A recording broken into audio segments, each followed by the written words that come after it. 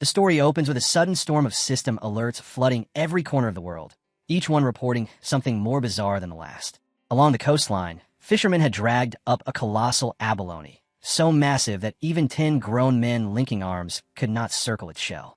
Specialists rushed to explain it away, blaming nuclear wastewater and environmental mutation, desperate to force logic onto something that clearly defied it. In a distant tourist region, an ancient tree went mad with growth, its roots tearing through stone and stretching for kilometers as if the earth itself were being ripped apart from within. The warnings did not stop there. Enormous vines were said to have dropped straight from the sky, as if fragments of legend were crashing into the real world.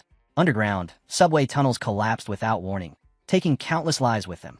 And yet, most people only glanced at the headlines before moving on. To them, it was just another wave of exaggerated news, no different from that ridiculous zombie bite scare years ago that everyone had mocked and forgotten. Outside a school gate, students gathered in noisy clusters, trading gossip that felt far more exciting than distant disasters. Their chatter abruptly shifted when a familiar figure walked toward them. Chu Qingli, the school's celebrated beauty, drew every gaze the moment she appeared. Whispers spread instantly. Was she finally breaking up with her boyfriend? Many had always believed their relationship was a mistake born of pity. She was already guaranteed a future at the elite Qingqing University, while her boyfriend had failed to even enter an ordinary one. In their eyes, the gap between their futures was already too wide to cross. Chu Qingli stopped in front of Fang Yi and called his name. He turned, meeting her eyes as she spoke in a voice that was calm yet distant. She said she had thought everything through. Their relationship was unrealistic. High school love, she explained, always collapsed once people woke up to reality. Building a life together required more than courage. It required compatibility, and they simply did not have it. For that reason, she wanted to end things. Deep down, she was convinced he had no way to win her back. No matter what he did, it would be meaningless. To her, the decision was final. Fang Yi said nothing. He did not protest. He did not plead. The surrounding students took his silence as proof that the blow had shattered him. After all, Chu Qingli was the most admired girl in school. Anyone else would have fallen to their knees, begging for another chance. In the crowd's eyes, the verdict was obvious. Fang Yi was nothing more than a toad daring to dream of a swan, completely unworthy of someone as radiant and wealthy as Chu Qingli. But instead of collapsing, he simply looked at her with calm, steady eyes and agreed to the breakup. His composure stunned everyone, Chu Qingli most of all. Without offering another word, Fang Yi turned his back and started to walk away. A flicker of panic crossed her face, and she suddenly called out to stop him. He turned slowly, his gaze sharp as he asked what she wanted.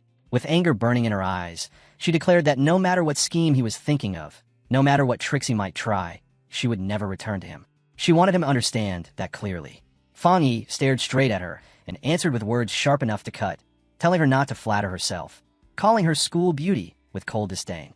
Her eyes flew wide, a faint blush creeping up as the meaning of his words hit her far harder than she expected. The students watching from the sides were stunned into silence. No one had imagined he would strike back like that. But Fang Yi was no longer paying her any attention, nor did he care about the whispers buzzing around him. He understood something none of them could. The so-called rules of this world, money, status, education, were already on a countdown to extinction. Everything they relied on was about to be wiped away. Chu Qingli and the others had no idea what was coming. He was no longer an ordinary student trapped in this era. He was someone who had crawled back from the ashes of a destroyed future and been reborn into this moment. To him, she was nothing more than a fading shadow from another lifetime.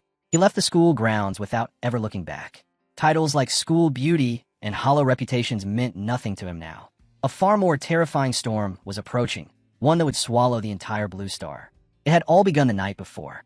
Fang Yi had jolted awake to see strange fractures spreading through the air before his eyes, each one showing fragments of a future yet to arrive. Then the system's voice descended, cold and absolute, announcing that aura recovery had begun. A countdown followed, 364 days, 11 hours, and 59 minutes until full activation. When that moment arrived, the world would be remade. At first, the revelation left him disoriented, but then silhouettes began to form in front of him, and the system calmly explained what they meant. The old society would collapse. A new era would rise. Wealth would no longer matter. Power would decide everything. The age of cultivators was coming. With a slow breath, Fang Yi raised his hand and asked what exactly stood before him. A strange light gathered, and a translucent system window appeared. The explanation flowed into his mind. It was a creation from the outermost reaches of the universe, built from supreme algorithms woven with cosmic secrets. Its purpose was singular: to automatically generate cultivation techniques from the spiritual materials its host encountered. At this moment, his list of techniques was empty. Fang Yi reached forward, and when his hand passed straight through the window, his pupil shrank. In that instant, a monstrous beast erupted into existence, releasing a roar that shook his very soul. His body stiffened as he stared into its open maw, where a mangled corpse lay crushed between jagged teeth. The system's voice rang out, declaring that this was his destined end if he remained an ordinary human, an end that awaited billions across Blue Star. His throat went dry as he swallowed, a freezing chill crawling through his chest. He pressed a hand against his heart, dread rising with every beat as memories from his past life came rushing back. In that ruined future, he had been nothing more than a powerless survivor, dragged along by catastrophe, fighting only to stay alive one more day. He had watched his nation fall, seen his people torn apart, and in the end, he too had been swallowed by mutated beasts. His final moments had burned with despair, rage, and an unrelenting hunger for revenge. Now, staring at the system hovering before him, Fang Yi's gaze hardened with unshakable resolve. So this was the reason he had been chosen, to be sent back one full year before the recovery of Aura, carrying a second chance no one else possessed. Slowly, he raised his hand again, this time without hesitation. The world outside remained blind to what was coming, but he was already standing at the edge of the storm. As his fingers touched the fragmented light of the system, he silently swore to seize every anomaly born from Aura's awakening and turn it into his own power. The system immediately began a new assessment. A sharp glow flashed through his eyes as the connection was confirmed. A new path unfolded before him. From this moment on, all of existence itself could become his resource. His purpose was no longer vague. Collect techniques, cultivate strength, and grow powerful enough to stand against the calamity that would soon engulf the world. At the same time, an announcement swept through the city, declaring that humanity was facing a crisis unlike anything in recorded history. The past offered no solutions. Only strength could lead them forward. Panic rippled through the population, but Fang Yi remained composed. When he checked his phone, it was overflowing with alerts. He understood instantly what it meant. The government was neither confirming nor denying the truth, only urging citizens to prepare. This was Xia Nation's quiet warning. In his previous life, reports like these would have been crushed before they could spread, dismissed as nonsense. Now, they were being allowed to go viral. Fang Yi's eyes softened with a trace of sorrow as old memories resurfaced. He knew this restrained method was Xia Nation's way of preserving order, slow and cautious, yet far more humane than the chaos and gunfire that had torn other countries apart. The system's words echoed in his mind. Anything could be used. That meant he had to go wherever anomalies appeared. His gaze dropped back to his phone, where the top trending headline caught his attention. Qingqing University had reported a UV index breaking all records, the highest in a century. Authorities had even issued a heat warning, advising incoming students to take precautions and apply sunscreen. Most people scoffed at it. To them, it sounded like nothing more than a cheap publicity stunt. Even elite universities, they believed, were now resorting to ridiculous marketing tricks. A heat that intense would kill people outright. There was no way it could be real. Fang Yi lifted his head and looked at the sky. Thick clouds covered everything above him. When he activated his UV meter, the reading showed 0. A frown crossed his face. Qingqing University was only 15 minutes away, so how could the difference be so extreme? Yet the images spreading online showed a blazing sun scorching the campus. Officials confirmed that student registration would continue, but warned everyone to avoid the North Gate, where UV levels were dangerously high. A faint smile curved Fang Yi's lips. He knew exactly what this meant. The first anomalies were always mistaken for stunts and hype. To the rest of the world, it was nonsense. To him, it was an opening. His eyes gleamed with anticipation. This was his moment. He changed his clothes and set out for Qingqing University. The streets surrounding the campus were packed with people hiding beneath umbrellas, their faces strained by the oppressive heat. Leaves had already withered and dropped from the trees, scorched dry by the air itself. Fang Yi walked straight toward the North Gate, the one place everyone else avoided. In his heart, he was already certain that something extraordinary was unfolding there. When he arrived, glowing ashes were drifting down from the sky, flickering like burning snowflakes. Students screamed and scattered, fleeing from the suffocating heat that rolled through the area. Fang Yi, however, did not retreat. His eyes fixed on the falling embers, and he calmly crouched, extending a hand to touch one. The instant his fingertip made contact, a blinding light exploded outward. The system's voice thundered in his mind, announcing that a powerful fluctuation of the Yang attribute had been detected and that its data template had been unlocked. In the next breath, a torrent of energy slammed into his body, tearing through his meridians with unbearable heat. The radiance pouring from him became so intense that everyone nearby was forced to shield their eyes, convinced they were witnessing some impossible illusion. His clothes began to smoke, then burn, as the raging energy devoured everything around him. Fang Yi clenched his teeth, gripping his head as his body convulsed in agony. The pain was so violent that his thoughts shattered. Had the system even finished compiling? His entire being felt as though it were about to be ripped apart. He knew he was standing on the brink of death. Then the system completed its process. Fang Yi obtained his very first Yang attribute technique, the Golden Sun breathing technique. Before long, the day of new student registration at Qingqing University arrived. Within the bustling crowd was Fang Yi's ex-girlfriend, Qingli.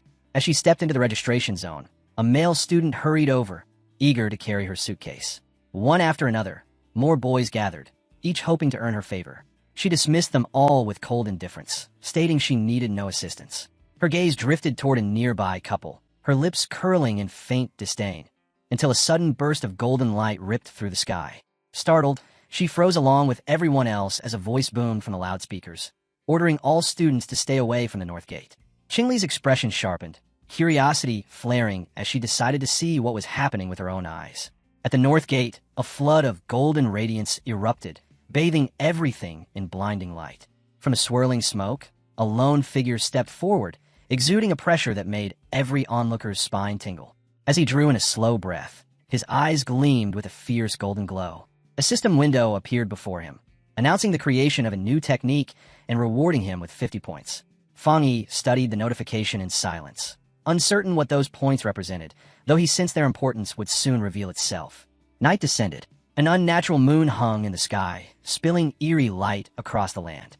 In the stillness, Fang Yi began to cultivate the Golden Sun breathing technique. When dawn arrived, a brilliant sun rose over Qingqing University, its rays carrying a strange new energy that rippled through the campus.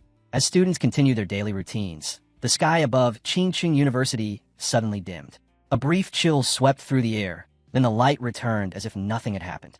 Unease spread instantly. Groups of students began rushing toward the North Gate, and within minutes a massive crowd had gathered, voices buzzing with fear and speculation. The university's dean soon arrived, his face dark with fury as he demanded to know why his warnings had been ignored. The crowd shifted as several people forced their way forward.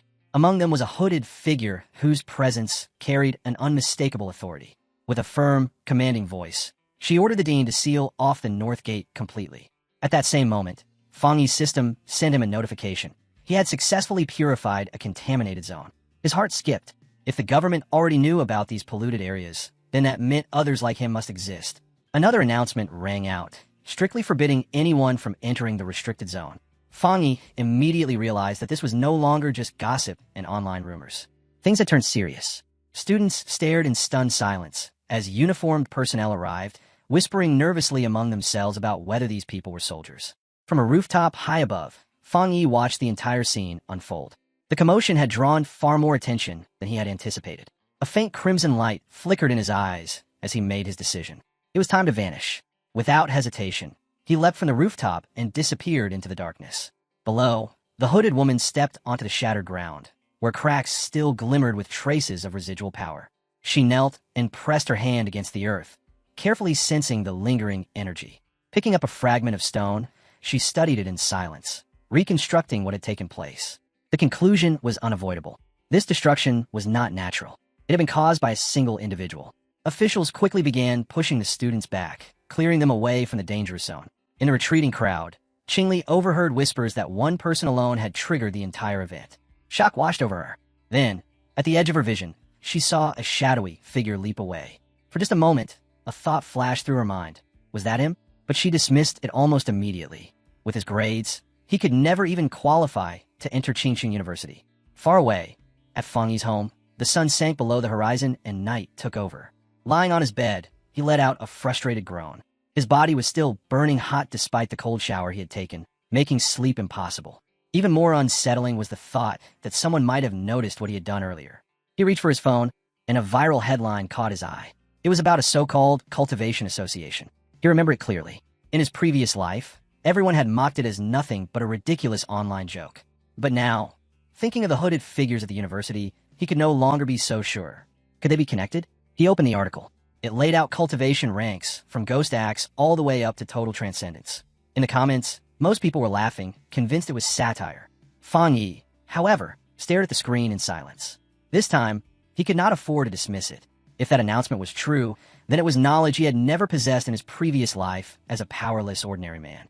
Fang Yi sat upright on his bed, fists clenched tight. The Cultivation Association, the hooded figures, none of this was a joke.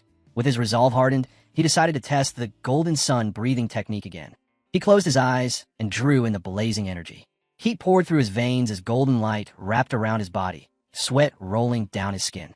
Slowly, his body lifted from the bed, suspended in midair and bathed in radiant brilliance. The system's voice resonated in his mind, declaring the first step, strengthening the body to endure the power of heaven and earth. Fang Yi forced the energy to bend to his will. He compressed it, refined it, until a shape began to take form in his hands. A divine axe of pure golden force emerged, its radiance lighting the room. His eyes burned as a faint smile tugged at his lips. This was true power. The system confirmed his breakthrough. He had reached the Dochi level and gained another 50 points. Remembering the points he had accumulated, Fang Yi summoned the system screen again. A new function had unlocked. The explanation was simple. These points could be used to embed compiled data into objects, so he could channel power into items. His gaze shifted to a plain mug on the table. With curiosity, he extended a hand, golden light shimmering at his fingertips. The system asked if he wished to spend 1 point to infuse the Yang attribute into the mug. Understanding dawned on him. This was enchantment, the ability to grant objects special properties. If he could do this, then weapons enhanced with such power would become his greatest allies against the monsters that were coming. The idea sent a surge of excitement through him. Strengthening weapons would be essential in the battles ahead. His eyes moved to a small decorative sword resting on a shelf. He decided to use it for a test. If it worked, he would buy a real weapon later and prepare himself properly. Just as he was about to act, a strange sound drifted in from outside, cutting off his thoughts. Something moved in the darkness beyond his walls. Unseen, a monstrous presence crouched nearby. Enormous claws scraped softly against concrete as glowing red eyes stared into the night. Rows of sharp fangs glinted as the creature revealed its form. A grotesque, demonic rabbit, huge and horrifying, poised to strike the building. Inside the apartment, Fang Yi had no idea that death was already at his door. Still restless from cultivation, he sat up, his own eyes faintly red from the energy surging within him. He frowned. The sound was still there, like a rat scurrying. It wasn't coming from inside the room or the pipes. Was it a neighbor's pet? He stepped into the living room, telling himself that his heightened senses could now pick up noises from nearby apartments. Even so, something about it felt wrong. The sound was off. Unease crept into his chest as he focused, pushing his hearing to sharpen even further. That was when realization struck. Something was terribly wrong. Fang Yi's muscles tightened as instinct screamed at him to be careful. He moved toward the front door, each step measured. The moment he pulled it open, his breath froze in his throat. There it was. In the dark hallway, the monstrous rabbit stood waiting, its red eyes glowing as they locked onto him. A thick, murderous aura poured from its massive body, claws flexing as if eager to tear him apart. The sight ripped open memories from his past life. Countless encounters with creatures like this, each one ending in helplessness and despair. At the same time, far above the city, a drone hummed softly through the night, recording everything below. It was proof that someone else already knew these horrors had returned. On the roof of a distant building, a young woman stood with a lollipop between her lips, speaking in an almost bored tone as she complained that the mutated rabbit which had eaten a rare fruit still hadn't been captured. Despite the danger, her expression was relaxed, even playful. She calmly ordered her team to keep updating her on the target's location. Without the slightest hesitation, she stepped off the edge of the rooftop and dropped. Her body sliced through the air at terrifying speed, weaving between towering buildings as if gravity meant nothing to her. A sudden pulse of energy washed over her. Her eyes flashed. She had found it. She landed on another rooftop with perfect control, barely slowing as she pivoted and ran straight down the side of the building. An urgent command sounded in her earpiece to pursue the target no matter what. She responded not with words, but with motion, launching herself forward in a smooth, deadly arc. Leaping from one building to the next, she warned her team that the creature had consumed a special fruit and was at risk of evolving. Somewhere below, a man working late glanced up and caught a blur streak past his window. It was so fast he doubted what he saw, only to be snapped back to reality by his boss shouting at him to get back to work. The huntress's shadow soon crossed the massive moon, her silhouette framed high above the 65th floor. Back inside the apartment, Fang Yi stood face to face with the beast. The mutated rabbit shrieked, red eyes blazing with savage intent. Fang Yi's own gaze answered it, glowing with golden fire. He could feel the difference in his body. He was no longer the powerless man he had once been. This time, he could stand against it. The monster lunged, claws ripping through the air, but Fang Yi slid aside with a speed he never possessed before. To him, the beast's movement slowed, every strike becoming clear and predictable under his sharpened senses. Golden energy surged in his palm as he prepared to strike. Why was a mutated beast appearing so early? The memories of his past life burned in his mind, turning into resolve. The creature wasn't fully evolved yet, but every second it fought brought it closer. If he failed now, everyone in the building would die. He charged forward, meeting the attack head-on. His energy-wreathed hand shot out and clamped onto the creature with crushing force. Without the slightest hesitation, Fang Yi lunged forward and sank his teeth into the beast, his face cold and merciless as he refused to release his grip. Golden light flickered in his eyes as he clung to it with relentless focus. With a sudden burst of strength, he spun the creature through the air and flung it aside. In that violent motion, he caught sight of its flaw, its tail. His fingers tightened instantly. This was the opening he needed. Grabbing the tail with everything he had, he prepared to finish it. With a savage heave, Fang Yi slammed the monster into the window. Glass exploded outward, scattering into the night as the creature was hurled back. His fist ignited with blazing golden radiance as he drew power into it. A beam of light tore from his hand and struck the airborne beast, bathing the dark corridor in brilliant gold. Yet instead of being erased, the creature clawed wildly through the glow, grabbing at the energy itself as if trying to pull it into its body. Fang Yi's eyes hardened. It was trying to steal his yang power. He pushed forward without retreat. The power of the sun is not something you can handle, he thought coldly. You're only killing yourself. The energy surged to its limit. In the next instant, a golden explosion erupted, engulfing the monster in a blinding blast. Next door, a startled couple jolted awake. The man groggily muttered about thunder and walked to the window. Outside, everything looked quiet and normal, as if nothing had happened. When the light finally faded, Fang Yi dropped heavily to the floor, golden remnants still fading from around his body. He drew slow breaths, replaying the battle in his mind. The beast had been like a starving ghost, desperate to devour his power. From the scattered remains, a single bloodshot eye rolled across the floor, leaking black smoke. Fang Yi's expression darkened. He crushed it under his foot without hesitation. Now he understood. The creature had been drawn to him by his yang attribute. If he had still been an ordinary man, it would have eaten him and slaughtered everyone in the building without resistance. The conclusion was unavoidable. He needed more techniques, more power. Only then could he survive what was coming. Under the pale moonlight, a girl raced through the air, her figure swift and lethal like a true hunter. She ran straight down the side of a towering building, every movement sharp and precise. When she reached the site, her eyes widened. The target was gone. Kneeling among the scattered traces, she examined what remained. The beast had been completely destroyed. Her objective now was to retrieve the night attribute it had carried. But the moment her hand touched the residue, a scorching heat surged into her palm, forcing her to pull back. Golden energy still lingered there. Recognition flashed through her mind. This was the same power she had sensed at Qingqing University's North Gate. It cannot be a coincidence. Her expression turned grave as she raised her communicator and spoke into it, voice steady. Target eliminated, but not by us. There's a new foreigner out there, one with a very special ability. A voice crackled through the hunter's communicator, asking whether the same individual who had purified the North Gate was also the one who had killed the rabbit. Another voice answered that there was no data on this mysterious figure, but made one thing clear. The association had to recruit him at all costs. The silver-haired girl agreed instantly. She carefully gathered the faint golden flame still lingering at the scene and sealed it inside a small container fixed to her uniform. Her superior's next order was direct and absolute. Drop all other missions and focus entirely on locating the new Forerunner. Unbothered, she unwrapped the lollipop in her hand, slipped it into her mouth, and calmly replied that she understood. Before moving out, she added almost casually that she needed to grab a cup of milk tea first to relax. On the other end of the line, someone muttered in wonder about who this powerful newcomer could be. The girl silently agreed. The president had been right. Whoever this person was, she had to meet him. Far from all of that, dawn broke over the city, and Fang Yi's new day began. He rose with the first rays of sunlight, stretched his body, and prepared himself. He knew that early morning was the best time to cultivate. Sitting down, he began circulating the golden sun breathing technique, drawing in the brilliance of the rising sun. Golden light flickered in his eyes as power flowed through him. The energy lifted him back into the Ghost Axe realm, its force surging through every part of his body. A sudden wave of strength made him pause, but he quickly stabilized, realizing his progress was accelerating. His muscles pulsed with power. When he clenched his fist, the golden axe formed again, feeling lighter and more responsive than before. He raised it high, pouring his energy into the weapon.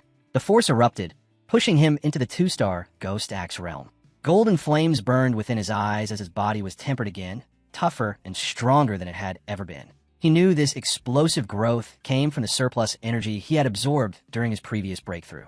Yet he also understood the danger. Power gained too fast was unstable. From now on, he had to advance carefully, one step at a time. Even so, his rising aura was already drawing attention.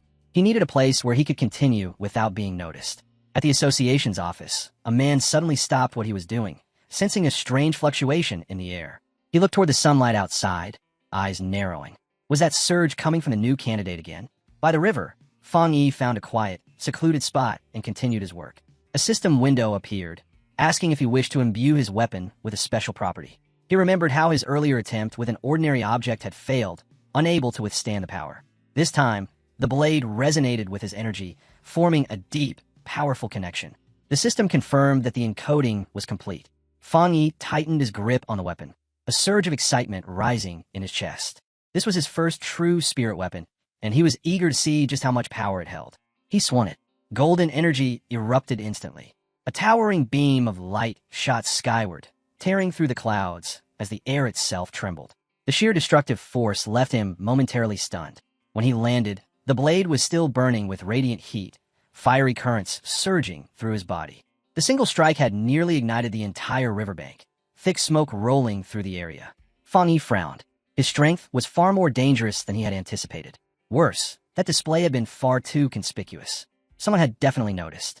It was time to go. Not far away, a girl raced toward the site of the explosion, irritation written across her face. She muttered that she had only stepped away for a moment and had already missed everything. But when she arrived, she froze in disbelief. The river was boiling, hovering above the scorched land. The agent surveyed the devastation. What in the world did that guy do here? She thought grimly. Ever since his appearance, everything had spiraled out of control, and she could already picture the scolding waiting for her. Then, at the edge of her vision, she sensed a flash of golden light far away. Her expression sharpened. What she felt was impossible. His cultivation had already advanced from 1 star to 2, and he had even forged a spirit weapon. Even the association possessed only 2 such weapons, and their creation method was still not fully understood. Doubt crept into her mind. How could one person reach this level alone? She shook her head, forcing the thought aside. For now, she had to deal with the aftermath he had left behind. Far from the disturbance, Fang Yi examined his new weapon. The yang attribute pulsed powerfully within it, but he was not satisfied. The system could encode anything. If he layered more attributes into it, the blade would become truly terrifying. Just then, his phone vibrated. A message appeared from an unfamiliar number. His heart sank. He had been careless. His trail was already being noticed. It was an invitation to join a pioneers group. The sender explained that only those who had reached the Ghost Axe realm or higher were eligible. Fang Yi continued reading. They were organizing a hunt in a newly discovered pollution zone and wanted him to participate. Attached was a file describing the target, the Lava Dragon of Shadow River, a place saturated with lava energy and rich in the yang attribute, the same power he wielded. The offer was too valuable to ignore. Fang Yi chose to accept. Elsewhere, in the Binmu district, a team had already assembled. They were waiting for an old acquaintance of Elder Li to arrive. One of them commented that the blonde girl's map had been so accurate it made the journey effortless. She thanked them all for coming, but made it clear that this mission would only succeed if everyone moved as one. Then she introduced herself as a member of the Cultivation Association. Her tone was polite, yet her eyes carried a trace of disappointment. The pioneers gathered here were far weaker than she had hoped. What none of them understood was that the association was no small organization. It was directly backed by the government itself. Getting into this team had not been easy. The blonde agent knew that better than anyone. Her family had called in favors just to secure her slot among the pioneers, and that made failure unacceptable.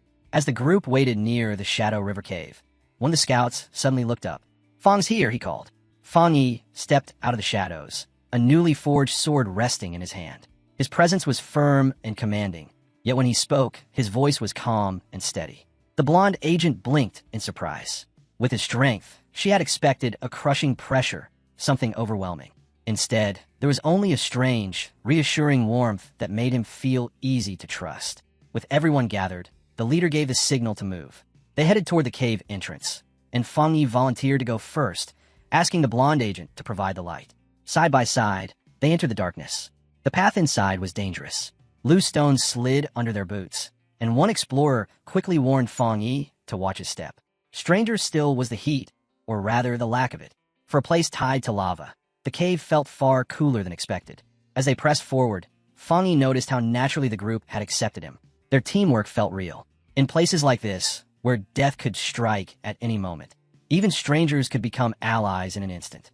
Then the stone beneath his feet began to darken. The change was subtle, but to him it was a clear warning. A few steps later, the tunnel opened into a vast chamber, and before them flowed a massive river of molten lava. Before anyone could react, Fang Yi moved. He sprinted straight toward the boiling current. "Don't be reckless," the blonde agent shouted, but he was already at the edge. To everyone's horror, Fang Yi drove his sword straight into the lava. The cavern erupted in panic. Shouts rang out as a violent blast of fire and heat tore through the chamber, hurling the explorers backward and shaking the ground beneath them. Amid the chaos, Fang Yi's system activated, rapidly analyzing what had just happened. Streams of data flooded his vision. A new attribute had formed: Inner Flame, a power with extreme internal heat and terrifying explosive force. Along with it came a technique: Scarlet Flame Sword, a style that would wrap his blade in both fire and lightning whenever it was drawn. Without hesitation, Fang Yi tightened his grip on his Tang sword. His eyes burned with a fierce glow, reflected perfectly by the flames racing along the edge of his weapon.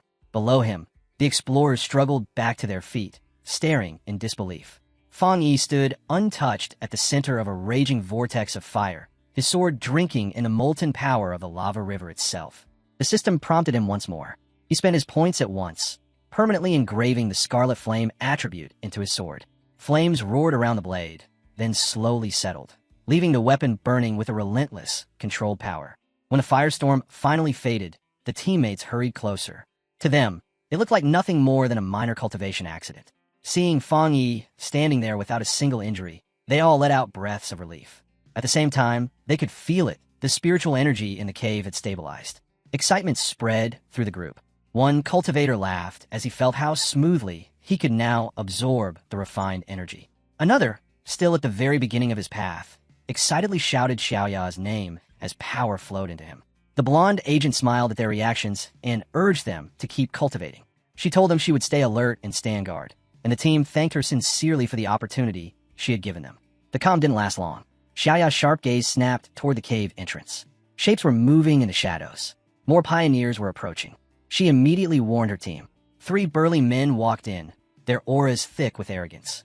Leading them was a man with an eye patch and faintly glowing red eyes. He smirked as he declared that this resource-filled territory now belonged to them.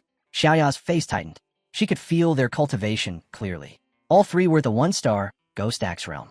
Her own group stood no chance in a direct fight. Still, she forced herself to speak calmly, pointing out that her team had arrived first and even offering to share the area. The response was nothing but mockery. The eye-patched leader sneered at her cultivation, calling her too weak to negotiate, and coldly ordered them to leave or pay the price. Xiaoya clenched her fists. In this new world, strength ruled everything. But as a member of Xia Nation's association, she could not simply step aside and allow such blatant bullying. Just as the tension reached its breaking point, Fang Yi stepped forward, placing himself between Xiaoya and the hostile leader. Golden flames flared along his Tang sword as he spoke in a calm, icy voice. "Do you really have nothing better to do than bully a young woman?" The leader froze, completely caught off guard, unable to answer. Fang Yi did not wait. He swung his sword. A single, overwhelming strike of fire and light erupted, blasting all 3 men backward. The cavern shook violently, and Xiaoya's teammates were jolted out of their meditation by the shockwave. Fang Yi's thoughts were steady. Memories of his past life surfaced, of a world where the strong trampled the weak and left only devastation behind. Against people like these, words meant nothing. Only power could stop them. To make it unmistakably clear, he drove his blazing blade into the ground before the rival leader. A golden aura surged outward, crushing the air and pressing down on everyone present. His voice carried no warmth at all. Scram. Pure terror filled the leader's eyes. Shaking, he called Fang Yi a monster and screamed at his men to retreat. The three of them fled, their earlier arrogance completely gone. Xiaoya's team rushed forward, their faces lit with shock and admiration at what they had just witnessed. Fang Yi merely gave a faint smile, waved it off, and told them it was time to keep moving.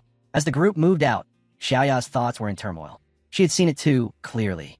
Fang Yi had not even been using his full strength. His control, his presence, the way his blade moved, this was not just a powerful cultivator. This was a top-tier pioneer, the kind of existence that could tilt the balance of an entire era. She knew what had to be done. This discovery had to be reported immediately. The scene cut to the Spiritual Energy Cultivation Association office. On the phone, a young woman repeated Xiaoya's report, her voice filled with disbelief. Another high-attribute pioneer had appeared. The room went silent. Only then did the young worker realize what she had just said out loud.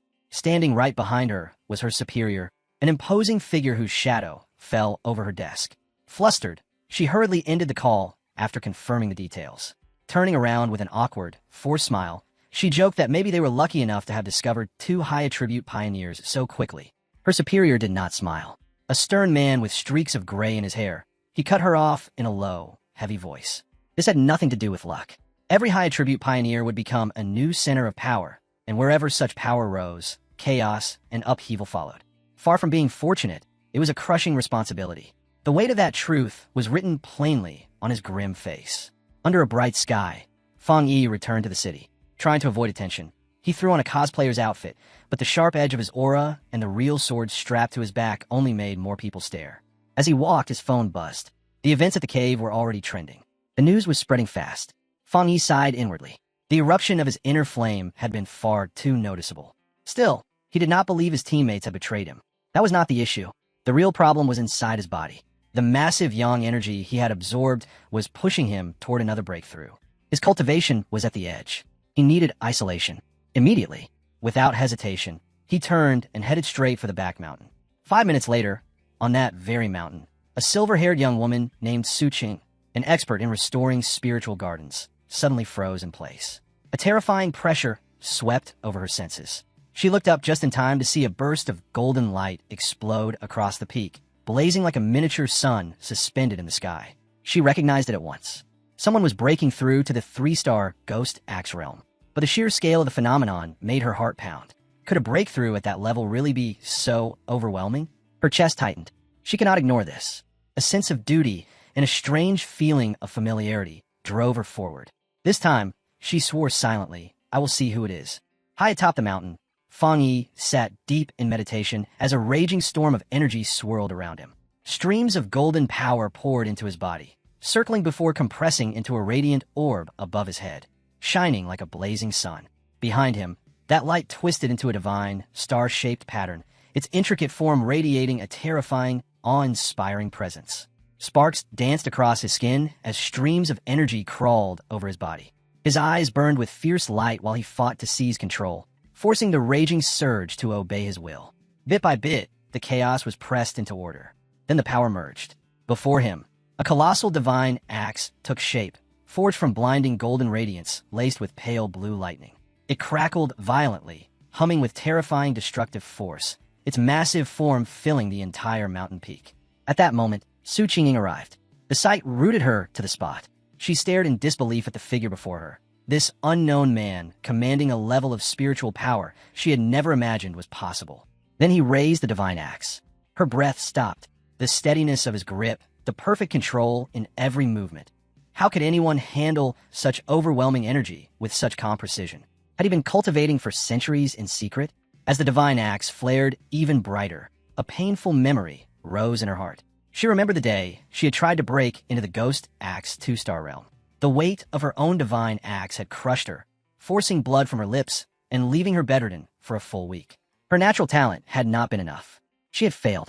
Yet now, this man stood before her, succeeding where she could not. His breakthrough was countless times more violent than hers had ever been, yet he endured it as if it were nothing. The closer she rushed, the more unreal it felt.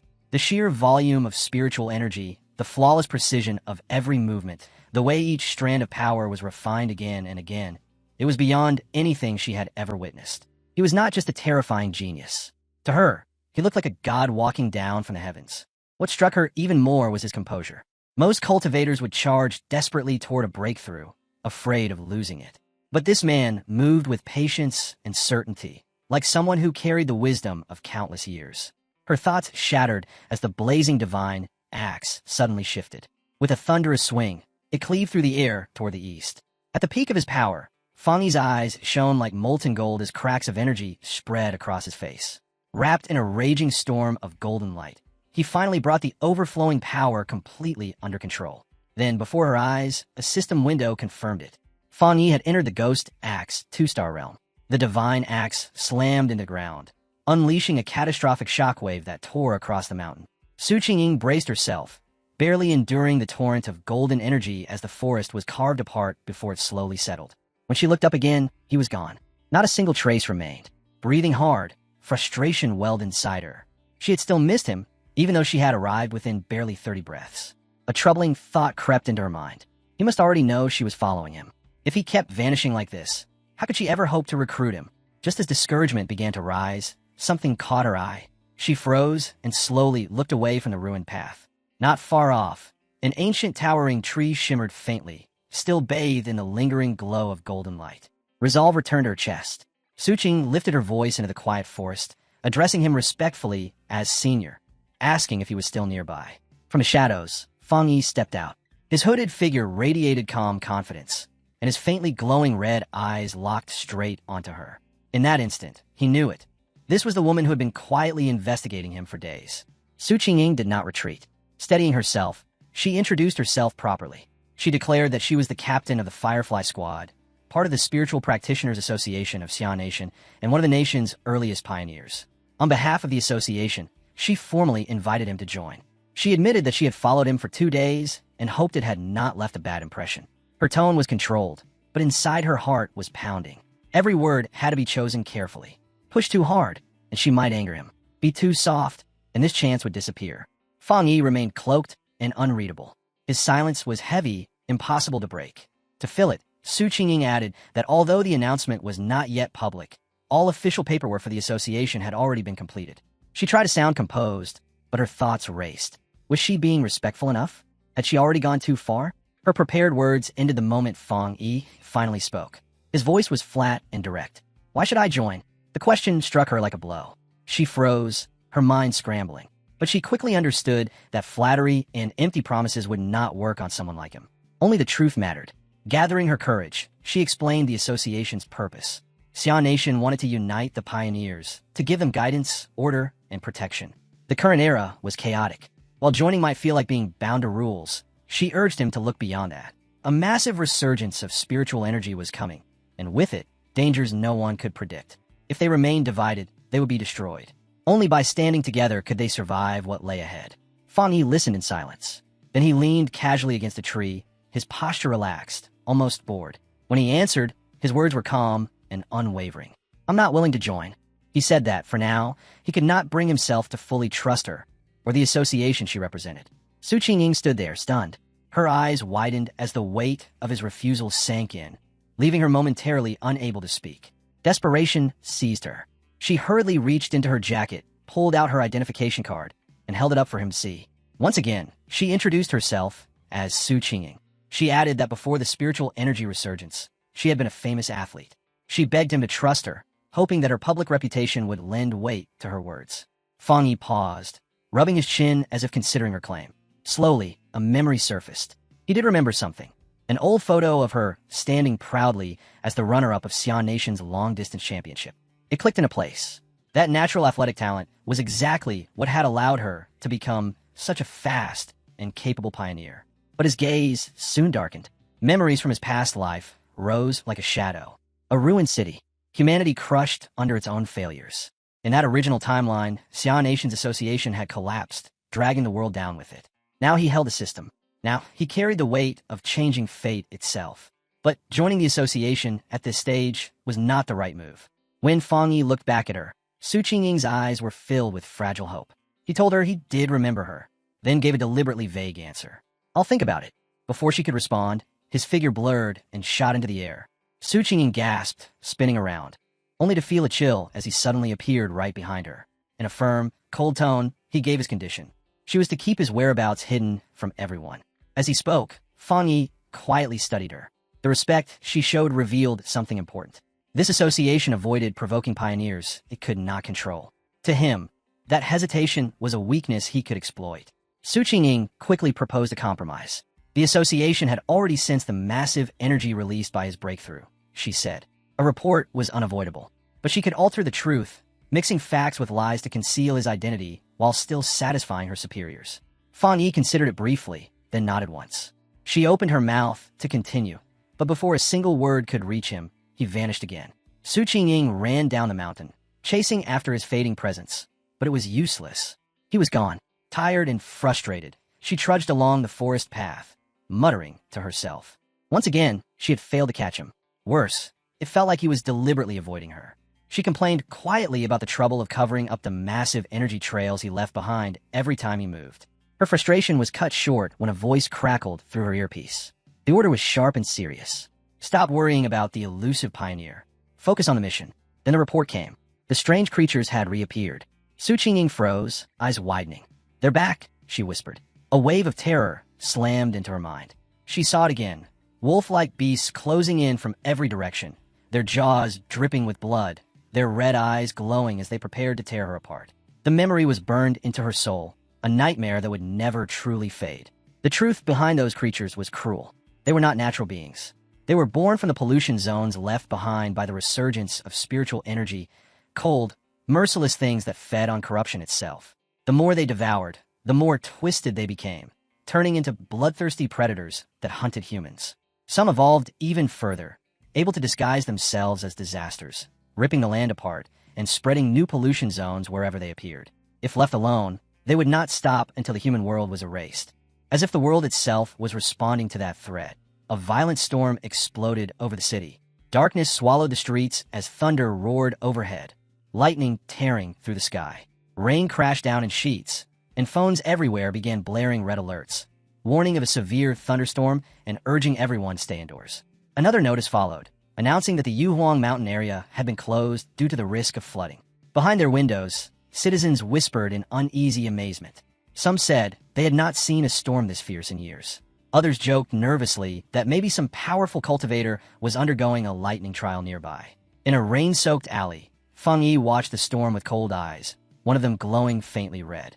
He could feel it, the violent energy saturating the air. This was not a normal storm. It was an anomaly. His senses reached out, locking onto the source, tracing that chaotic power to a single point in the distance. Through the rain and lightning, he fixed his gaze on a mountain peak, struck again and again by crashing bolts of blue thunder. That was the center. Without hesitation, Feng Yi shot into the storm, leaping across rooftops as he tore through the city, each bound carrying him closer to the raging mountain. When he reached the base of Yuhuang Mountain, his system confirmed it. A pollution zone detected. He looked up. The once majestic mountain now resembled a graveyard. Twisted trees clawed at the slopes, their roots tangled around countless bleached bones. Another warning flashed before him. Pollution level unknown. Feng Yi did not slow. He stepped into the storm-shrouded forest, his expression steady and unyielding. As he closed in on the storm's heart, a massive bolt of blue lightning slammed into the summit, lighting up the sky like a second sun. In that instant, he knew he had found his target. Inside the command center of the Spiritual Practitioners Association, tension hung thick in the air. A massive screen showed the swirling vortex of blue energy over the mountain peak. One official reported grimly that the danger level at Yuhuang Mountain was rising far too fast. They had no choice but to seal it off and classify it as a contamination zone. The association leader, his expression hard as stone, gave a sharp order. Su Qingying was to be pulled from her current mission. They want a live report from her. Su Qingying answered at once, her voice tense with urgency. She reported that climbing the mountain was no longer possible. The thunder energy had become wildly unstable and was on the verge of erupting. Because of that, the area had already been classified as an A-level contamination zone. Then she delivered even worse news. Judging from how fast the energy was growing, Yuhuang Mountain was approaching S-level, a status that would trigger their highest emergency protocol. She did not hide the truth. Based on all available data, no explorer could approach the mountain safely. Not even she could. A wave of shock rolled through the command center. The calculations backed her up. Sending anyone would be suicide, even for their strongest pioneers. Faced with that reality, a man in a security uniform gave a firm order. The base of Yuhuang Mountain was to be completely sealed, with round-the-clock patrols to stop anyone from attempting to climb it. The leader agreed without hesitation. They could not confront the storm. Their only option was to lock the area down and wait for the energy to dissipate. But while the association declared the mountain off limits, Fang Yi was already deep inside the danger zone. The storm raged around him, massive bolts of blue lightning crashing down again and again, yet he held his ground. A golden aura from his breathing technique wrapped around his body, anchoring him against the chaos. Even so, he knew it was not enough. If he wanted the purest thunder energy, he had to reach the heart of the storm, the very peak of the mountain. Memories of his past life burned in his mind. The monsters appearing now were only the beginning. Far more terrifying creatures would come later. His fire-based power, no matter how strong it seemed, would not be enough to face what lay ahead. He could not rely on his sword alone. He had to become stronger himself. Standing in the middle of the raging storm, Fang Yi understood the rare chance before him. This thunder was not just a deadly threat. It was a perfect tool to temper his own body. If he missed this opportunity, the disasters waiting in the future would surely kill him. His eyes shone with golden light as he drew his blazing sword. With a defiant roar, he thrust the blade straight into a crashing bolt of blue lightning.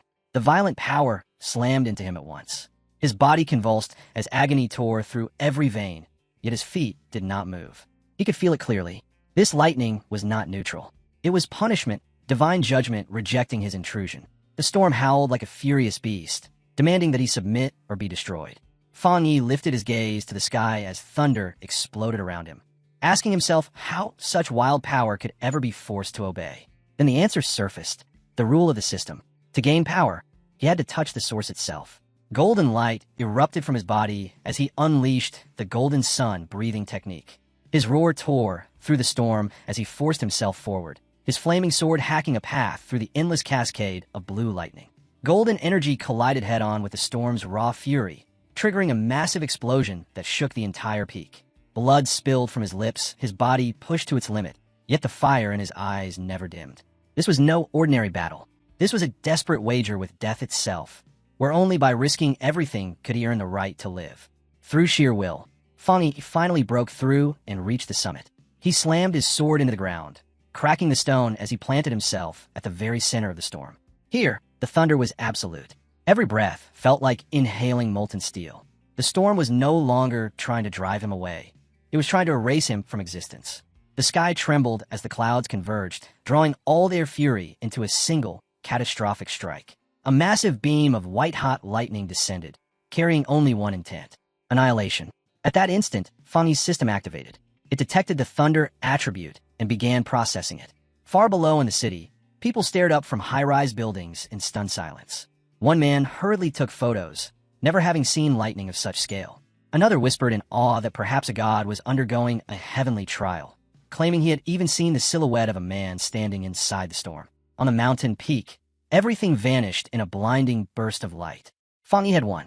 A system prompt appeared, confirming that he had obtained refined divine thunder power, granting him the ability to summon heavenly lightning and temper his body into something beyond mortal limits. As a bonus, 5 riding points were added to his account. Suspended in the storm's fading glow, Fang Yi floated as arcs of blue lightning wrapped around his golden aura. In that moment, he understood his new strength completely. The thunder attribute was unlike anything he had ever touched. It was supreme in both offense and defense. Where his sun power had focused on protection and stability, thunder was piercing, refining, and rebuilding. It was destruction, but also purification and rebirth. He could feel it flowing through his bones and muscles, reinforcing them without pain, reshaping his body into a vessel of living energy. The system then presented a new option: Punish Evil, an upgrade that doubled critical damage, purchasable with riding points. Fang Yi landed lightly on the scorched stone and considered his next move. His first instinct was to fuse the thunder into his Tang sword. The power would make it peerless, but he hesitated. The blade already carried the sun attribute. Forcing thunder into it risked damaging its balance. Worse, merging too many forces into a single vessel could cause it to collapse entirely. Then a better idea formed. Instead of forcing thunder into his weapon, why not wield it himself? He looked at his right hand, the plan becoming clear. The system responded at once, asking if he wished to embed the thunder attribute into the selected item. A confident smile curved across Fang Yi's face as he gave the order. At once, the raging storm answered his call. Every streak of blue lightning in the sky was drawn toward him, surging into his right hand as he seized the very essence of the thunder for himself. By the next day, Yu Huang's shattered summit lay silent, the storm's wrath nothing more than a fading memory. At the base of a cliff, Su Qingying stood beside Major Han Li of the army. Before them lay rows of body bags, lined up in grim silence. Su Qingying reported what had happened. The contamination zone's energy, which had peaked at an extreme level, had somehow dropped to a mild state in just 3 hours. A faint static still lingered in the air, but the overwhelming danger was gone. Major Han Li listened, his sharp eyes narrowing. Someone had interfered. A seeker, he said coldly. Someone who hunts these kinds of events on purpose. Su Qingying stared at him in disbelief. Another seeker, and one who could survive that storm? She knelt and searched the ground for any trace, but the heavy rain had washed everything away. No footprints, no lingering aura, nothing. Frustration tightened her chest as she pieced together the timeline. Whoever it was must have left the mountains safely around 8 the previous night. Major Han Li nodded in agreement. The phenomenon had started at 6 in the evening. By 7, the army had sealed the area. That meant the seeker had gone up before the lockdown. He added another detail. Their instruments had predicted the storm would reach S grade. Yet at exactly 8 o'clock, all the readings had collapsed, the energy dropping almost instantly. Standing where the lightning had struck the hardest, he spoke his conclusion. The mysterious seeker had not merely endured the storm. They had likely absorbed the thunder itself, turning catastrophe into personal gain. That sudden drop in energy was proof.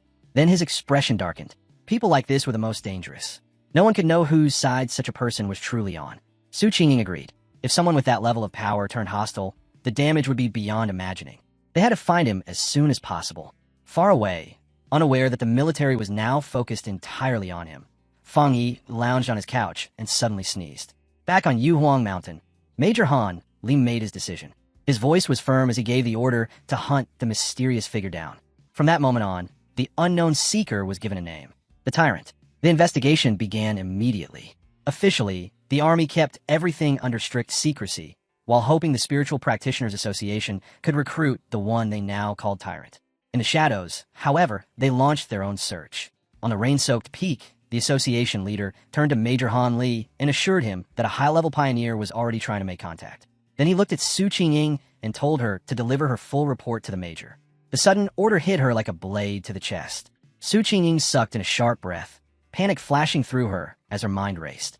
With no time to hesitate, she launched into a carefully woven report, one built from just enough truth to sound solid, while hiding everything that mattered. She connected the raging storm to the same mysterious pioneer who had once cleansed the university's polluted zone. Inside, her nerves shook violently, fear gnawing at her that a single misplaced word might expose the secret transaction she had made with Fang Yi. Keeping her voice steady, she explained how she had tried repeatedly to track him down, only for him to slip away every time.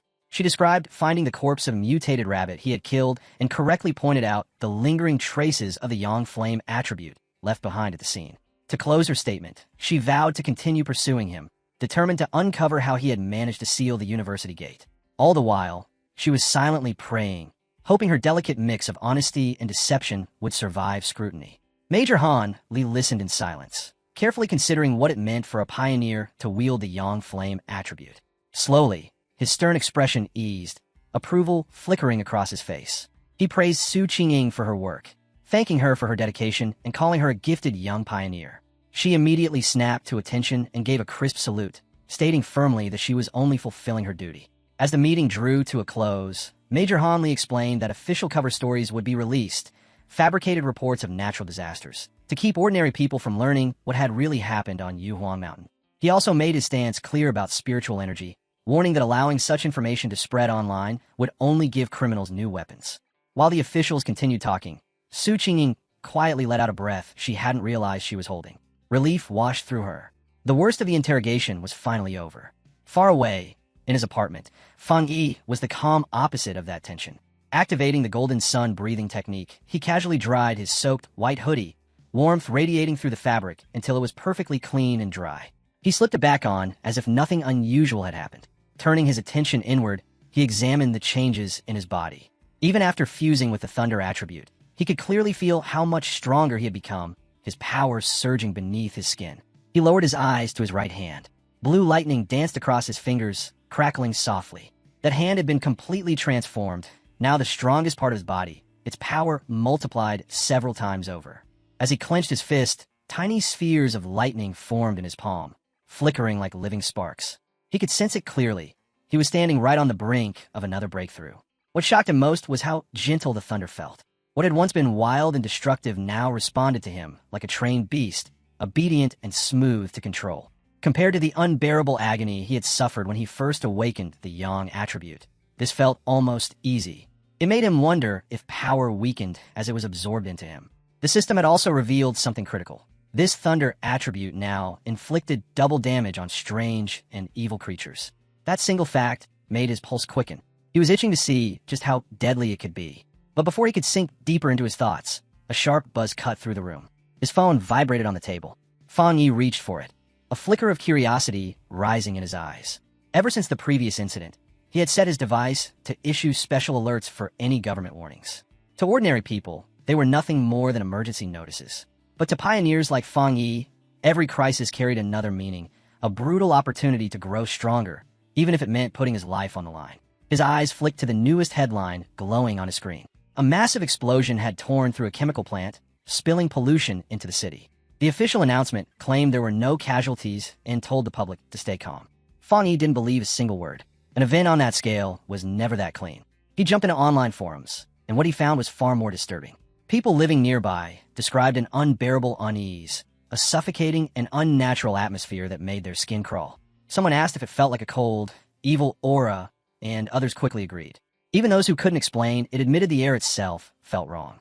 The words cold and evil aura struck Fang Yi like a hammer. A nightmare from his previous life surged back, hands drenched in blood, a towering presence radiating terror.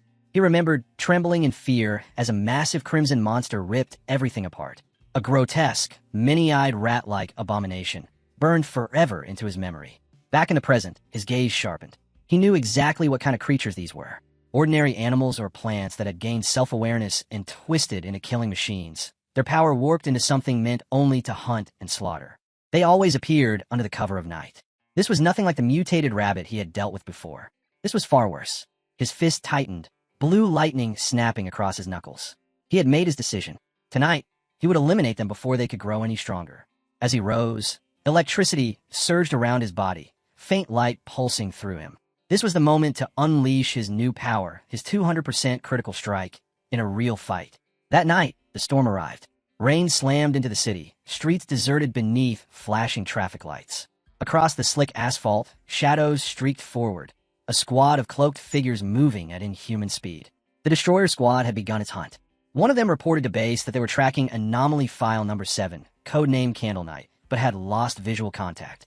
The creature could melt into the darkness itself, making it nearly impossible to follow. Even worse were the clues it left behind.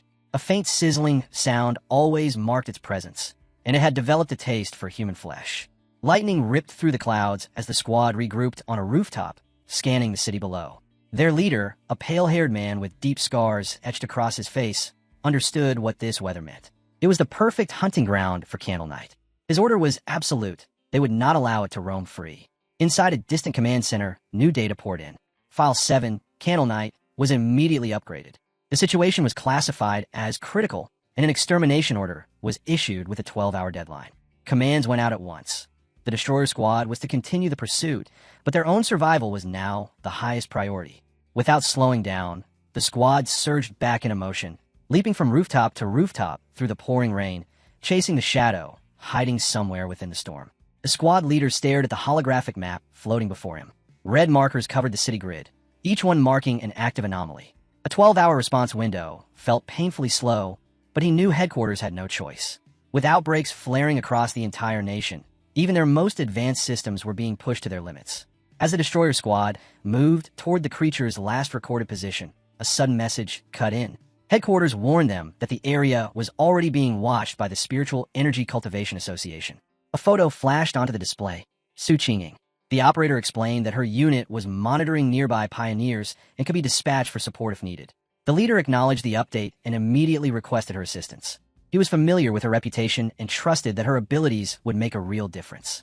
Elsewhere, Su Qingying was momentarily stunned by just how famous she had become. Soon after, in the pouring rain, she and her cloak team appeared on a rooftop overlooking the Destroyer Squad. With one hand resting on her hip, she glanced down and casually asked if they were the ones pulling her in for overtime. Her relaxed attitude irritated the squad leader. His reply came out sharp, reminding her this was no joke. Candle Knight fed on humans, and the mission was far more serious than a simple overtime call. One of Su Qingying's teammates fired back immediately, asking if that was any way to request help. Su Qingying, unfazed, turned her back and announced that since the Destroyer Squad seemed so confident, the Ying Squad would just leave. Her members whispered among themselves as they followed her, one worried about her bluntness, another arguing that their own missions were just as deadly anyway. The squad leader froze, dread rushing through him. He called out, telling her to stop. His voice shifted quickly as he apologized for his earlier tone. He urged her to stay, stressing how dangerous Candle Knight truly was. Without her famed tracking ability, his squad had little chance of success, and failure would mean countless innocent lives lost. In the end, both sides reached an agreement. Standing together on the rain-slick rooftop, the two teams prepared for battle. Su Qingying lifted her hand, and a sphere of brilliant blue energy formed in her palm, glowing vividly against the storm. She announced that she had located the target.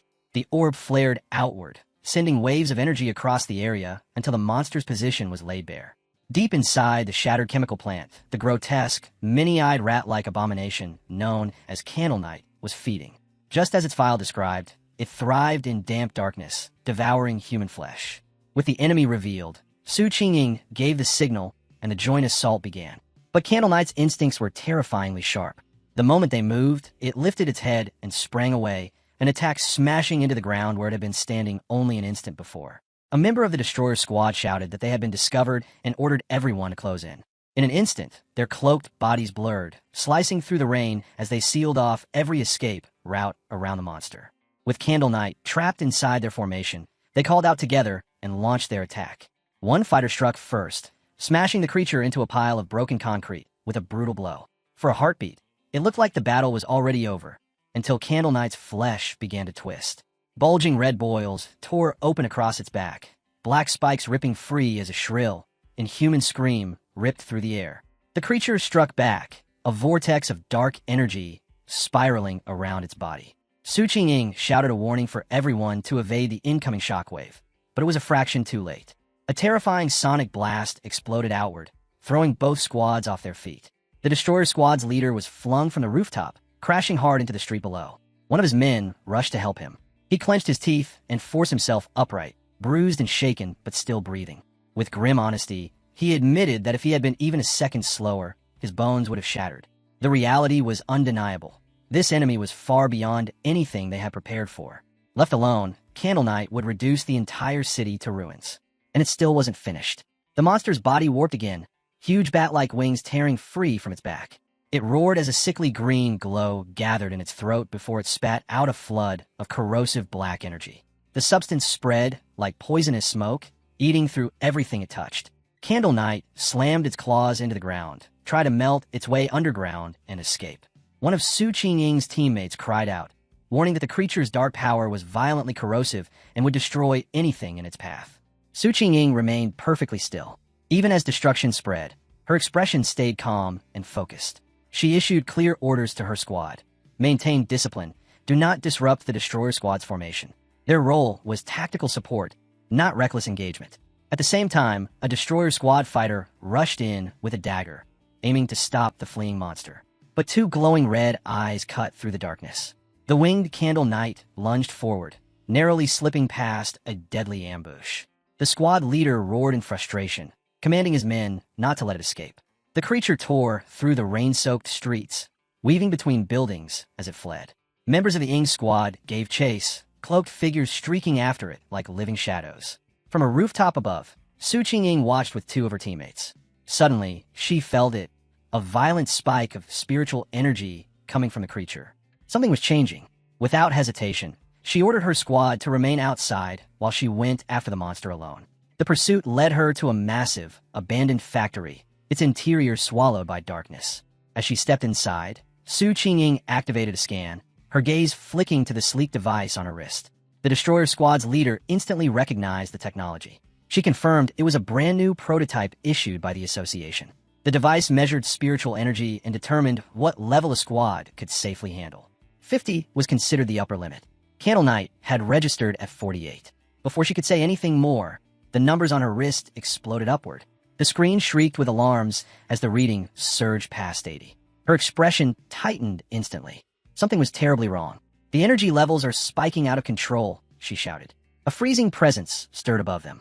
High in the rafters, a massive shadow shifted, twin green eyes burning through the darkness. They hadn't cornered Candle Knight at all. They had stepped straight into a trap. Su Qingying's heart plunged. Candle Knight wasn't alone. Another creature was here, and it was far more dangerous. The destroyer squad leader finally lost his composure and screamed for an immediate retreat. But Su Qingying seized control, barking orders for a tactical withdrawal toward the main entrance. Forcing the enemy into open ground was their only hope. She fired a blast of blue energy, ripping a path through the factory while yelling for everyone to move. Then everything went wrong. Pain ripped through her body without warning. Her legs gave out as invisible poison surged through her veins, cutting off her strength. She collapsed, her breath locked in her chest. Sickly green mist swallowed the space around her. The enormous factory seemed to stretch endlessly, yet pressed in on her like a cage. She called out to her squad, her voice echoing, but no one answered. She could sense them nearby, yet the toxin had severed their connection. Her thoughts raced. This wasn't a coincidence. Candle Knight had led them here on purpose. This place was the territory of something far worse. The faint presence she had felt earlier now revealed itself. A colossal serpent slid out of the shadows, its armored head lowering as green eyes glowed like lanterns through the haze. In that moment, Su Qingying understood the truth. Candle Knight's darkness was nothing compared to this thing. The black fog filling the factory wasn't shadow at all, it was poison. From the instant they had entered, they had been breathing it in. Silent and deadly, it crept into their bodies, paralyzing them and draining their spiritual energy with every breath. Struggling only made it worse. The more they resisted, the faster their power would burn away until nothing remained. She could already feel her strength leaking out, leaving her hollow and weak. Her knees gave out completely as she slumped onto the cold floor. As the last of her energy faded, despair closed in. This serpent wasn't just powerful, it was intelligent. It was playing with them, savoring their collapse. She closed her eyes, wondering if this was truly the end. Then a spark of light cut through the choking green fog. Her eyes snapped open. A single beam pierced the darkness, followed by a thunderous explosion as the factory ceiling shattered. Blinding light poured into the chamber as debris rained down. Through the falling rubble, a figure descended. Cloaked and hooded, Fang Yi landed with effortless control, his silhouette outlined against the blazing light pouring through the broken roof. He stepped forward, planting himself firmly between her and the serpent, his gaze locked onto the looming monster. One glance was enough for him to identify it. A dark attributed beast. The serpent wasted no time. Its armored head shot forward, jaws snapping wide as it tried to tear him apart. At the same instant, Candle Knight burst from the shadows, lunging from behind. Fang Yi slipped past the serpent's lethal strike and came face to face with the rat-like creature's gaping, dripping maw. In that heartbeat, everything became clear. The serpent's poison weakened its prey, draining them into helplessness, while Candle Knight moved in to finish them off. Together, they were a flawless killing machine. Then Fang Yi made a decision no one expected. He didn't dodge. He allowed Candle Knight's fangs to sink deep into his shoulder. Blood sprayed across the floor, yet his eyes burned with cold defiance. "So you love biting people?" He sneered at the creature, gnawing into him. "Then try this." Blue lightning exploded from his body like a raging storm. Electricity surged straight into the monster's jaws, ripping through its flesh from the inside. "Taste my thunder," Fang Yi roared. At the same time, his free hand flared with blazing golden light. A beam of searing solar energy blasted forward, smashing directly into the serpent's skull. Candle Knight shrieked as lightning wrapped around its body, convulsing in shock. Fang Yi tore himself free and turned back toward the towering serpent. Golden flames ignited around him, crackling alongside the roaring thunder. "Let's see how you handle fire," he said, unleashing a torrent of blazing gold that thundered across the battlefield. The serpent answered with a furious roar, lunging forward with its massive jaws stretched wide to devour him. Fang Yi moved like a streak of lightning, twisting through the air as the beast struck. His golden sword ignited with radiant brilliance, arcs of thunder dancing along its blade. He landed solidly and pointed the weapon straight at the monster. His voice was calm, almost taunting, as he told it to keep its eyes on his sword. The serpent hesitated, drawn to the glowing blade. Fang Yi took advantage instantly. He shot upward, slicing through the air and bringing his sword down in a crushing arc toward the serpent's head, thunder roaring violently along the edge. The impact sent shockwaves through the ground. But instead of the killing blow he expected, something horrifying happened. The serpent's skull split apart, cracking open like a shell. From inside, a second head emerged, and scathed as the outer layer peeled away and fell like discarded skin. Fang Yi landed, his eyes narrowing in disbelief. The creature's true form glowed with sinister vitality, green energy pulsing through its neck. This battle was far from over. Then the backlash struck. The remaining thunder energy he had driven into the beast erupted inside its body. The serpent screamed, thrashing wildly as lightning tore through its veins, overwhelming its dark aura. Watching it writhe in pain, Fang Yi let a thin, confident smile form. He had already sensed this serpent was far more dangerous than Candle Knight. That was why he had held back. That earlier strike was never just about the sword. It had been the conduit. The blade had driven the thunder straight into the creature's core. A trap inside a trap, and now the serpent was suffering for it. But the fight was not over. A sudden, searing pain tore through Fang Yi's shoulder, right where Candle Knight had bitten him earlier. His expression darkened as he looked down. Dark purple scales were spreading across his skin, crawling outward like a cursed brand. He understood at once. Just as he had suspected, this was no ordinary poison. It was a coordinated assault between the two monsters. One delivered the bite, the other flooded the air with venom, paralyzing their prey and silencing them before the kill. The agony was fierce, but Fang Yi's will burned even hotter. He activated the golden sun breathing technique, golden heat surging through his body. The yang flame immediately began burning through the corruption. His solar power was already breaking down the poison, repairing what had been damaged. And his thunder, pure and ruthless, would wipe out whatever traces remained. This serpent had chosen the wrong target. As his powers flowed together, Fang Yi felt how perfectly they complemented one another. The fusion of yang flame and thunder didn't just grant strength, it gave him awareness. Every trace of poison now screamed as pain, acting as a built-in warning. He knew how lucky he was.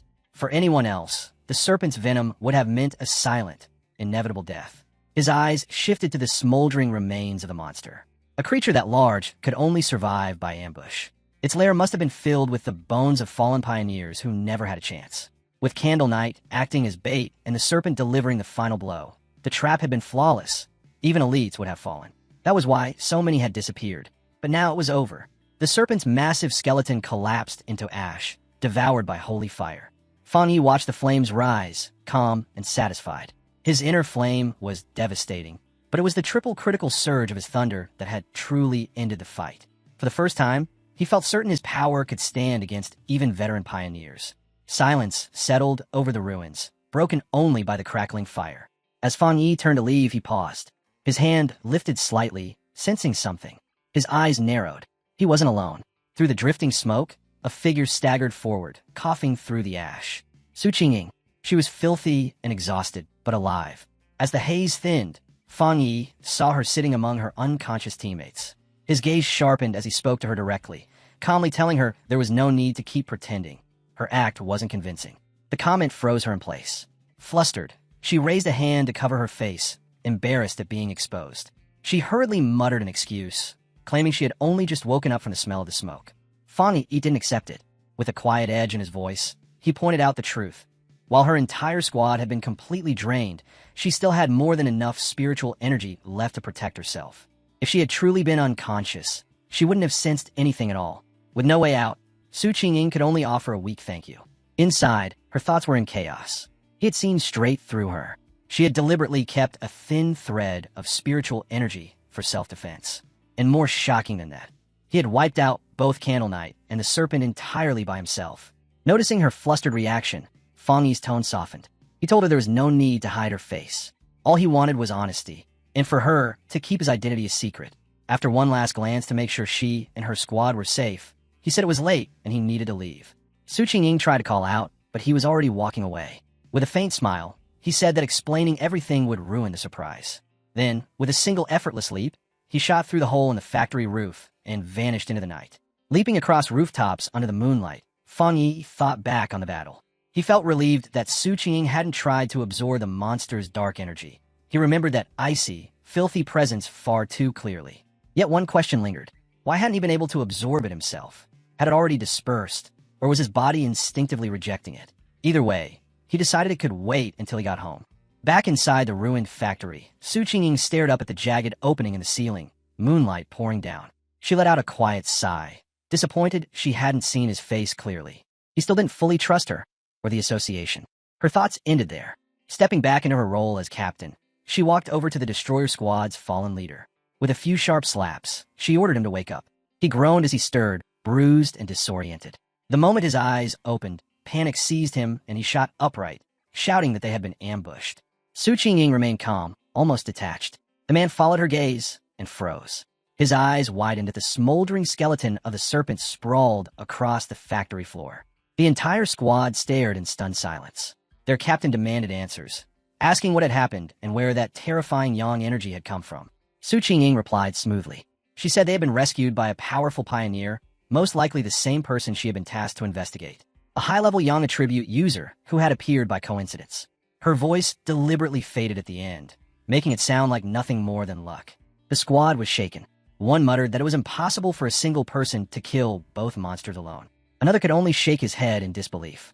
Su Qingying added one final detail. She hadn't been able to recruit him, and somehow he had even managed to follow her back. That alone made him even more mysterious. Soon, the destroyer squad returned to their duties. Their captain, still sore but steady, asked where Candle Knight's remains were. Using a green energy technique, the destroyer squad captain began purifying the battlefield, as the association required every trace to be collected. As the cleanup started, he formed a glowing green orb, pulling in the strange fragments scattered across the floor. But as he stepped forward, his boot came down on a piece of debris. It shattered instantly, erupting in a burst of brilliant blue lightning. The captain stumbled back with a sharp cry as the shock raced through his body. Su Qingying froze, eyes wide. The remains weren't just fading shadows. They were still alive with raw electrical force. This was no ordinary residue. It was Candle Knight's corpse, still crackling with thunder. The captain turned toward her, suspicion flashing in his gaze. She had reported that the mysterious pioneer wielded Yang Flame. Yet here was undeniable proof of overwhelming lightning power as well. They both knelt beside the remains, examining the charged fragments. The thunder energy pouring from them was terrifying, pure, violent, and far beyond anything they had seen before. There was no doubt it was high tier. The destroyer squad captain frowned, a new idea forming in his mind. Maybe there hadn't been just one rescuer. Perhaps two elite pioneers had crossed paths, one who killed the serpent and another who destroyed Candle Knight, before leaving together. But Su Qingying knew better. She couldn't bring herself to say it. In her mind, she still saw that lone figure, golden flames blazing in one hand, lightning raging in the other. Who would ever believe it? One high-tier attribute was enough to be called a prodigy. Two was almost unheard of. Yet the proof was right in front of them. The serpent's scorched skeleton carried the unmistakable mark of a Yang Flame walker, while Candle Knight's electrified remains screamed of a Thunder Tyrant's fury. And both traces pointed to a single man. The squads could only stare, shaken to their cores. What kind of monster was this hidden pioneer? At that moment, association reinforcements arrived. Su Qingying felt a wave of relief. She was glad she had left people outside. If she had gone silent for too long, she would have been declared missing. A cold thought crossed her mind. This rescue team had likely come expecting to retrieve their bodies. Her two subordinates, who had been knocked out by the serpent's poison, finally woke and hurried to her side, voices trembling with relief that she was still alive.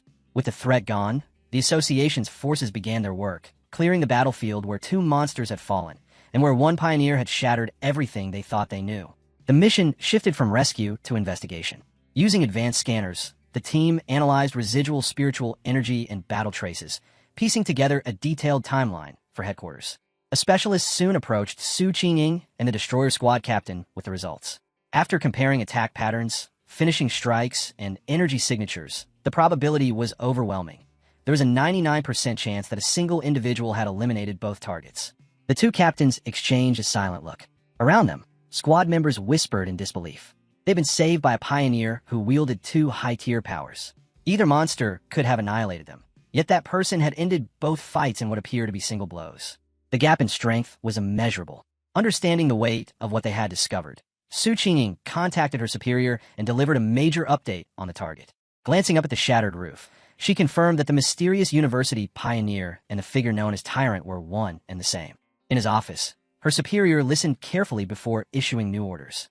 Xiao Su, suspend the mission for now. He saved your squad, eliminated the threats, and secured the site. That isn't how an enemy behaves. Old Han, Major Han Li, and I don't see eye to eye on this, but for your safety and to avoid provoking a potential ally, you are to cease all contact with Tyrant for the time being. Yes, sir, she replied, then added another detail. She shared a theory from when she had tracked Tyrant to the back mountain during his breakthrough. He told her to continue. She explained that the aura she felt back then had been terrifyingly strong. At the time, she had suspected a spiritual weapon, then dismissed the idea. But now, with confirmation of 2 high-tier attributes, that theory no longer seemed so far-fetched. A spiritual weapon? Her superior repeated. He paused, then shook his head.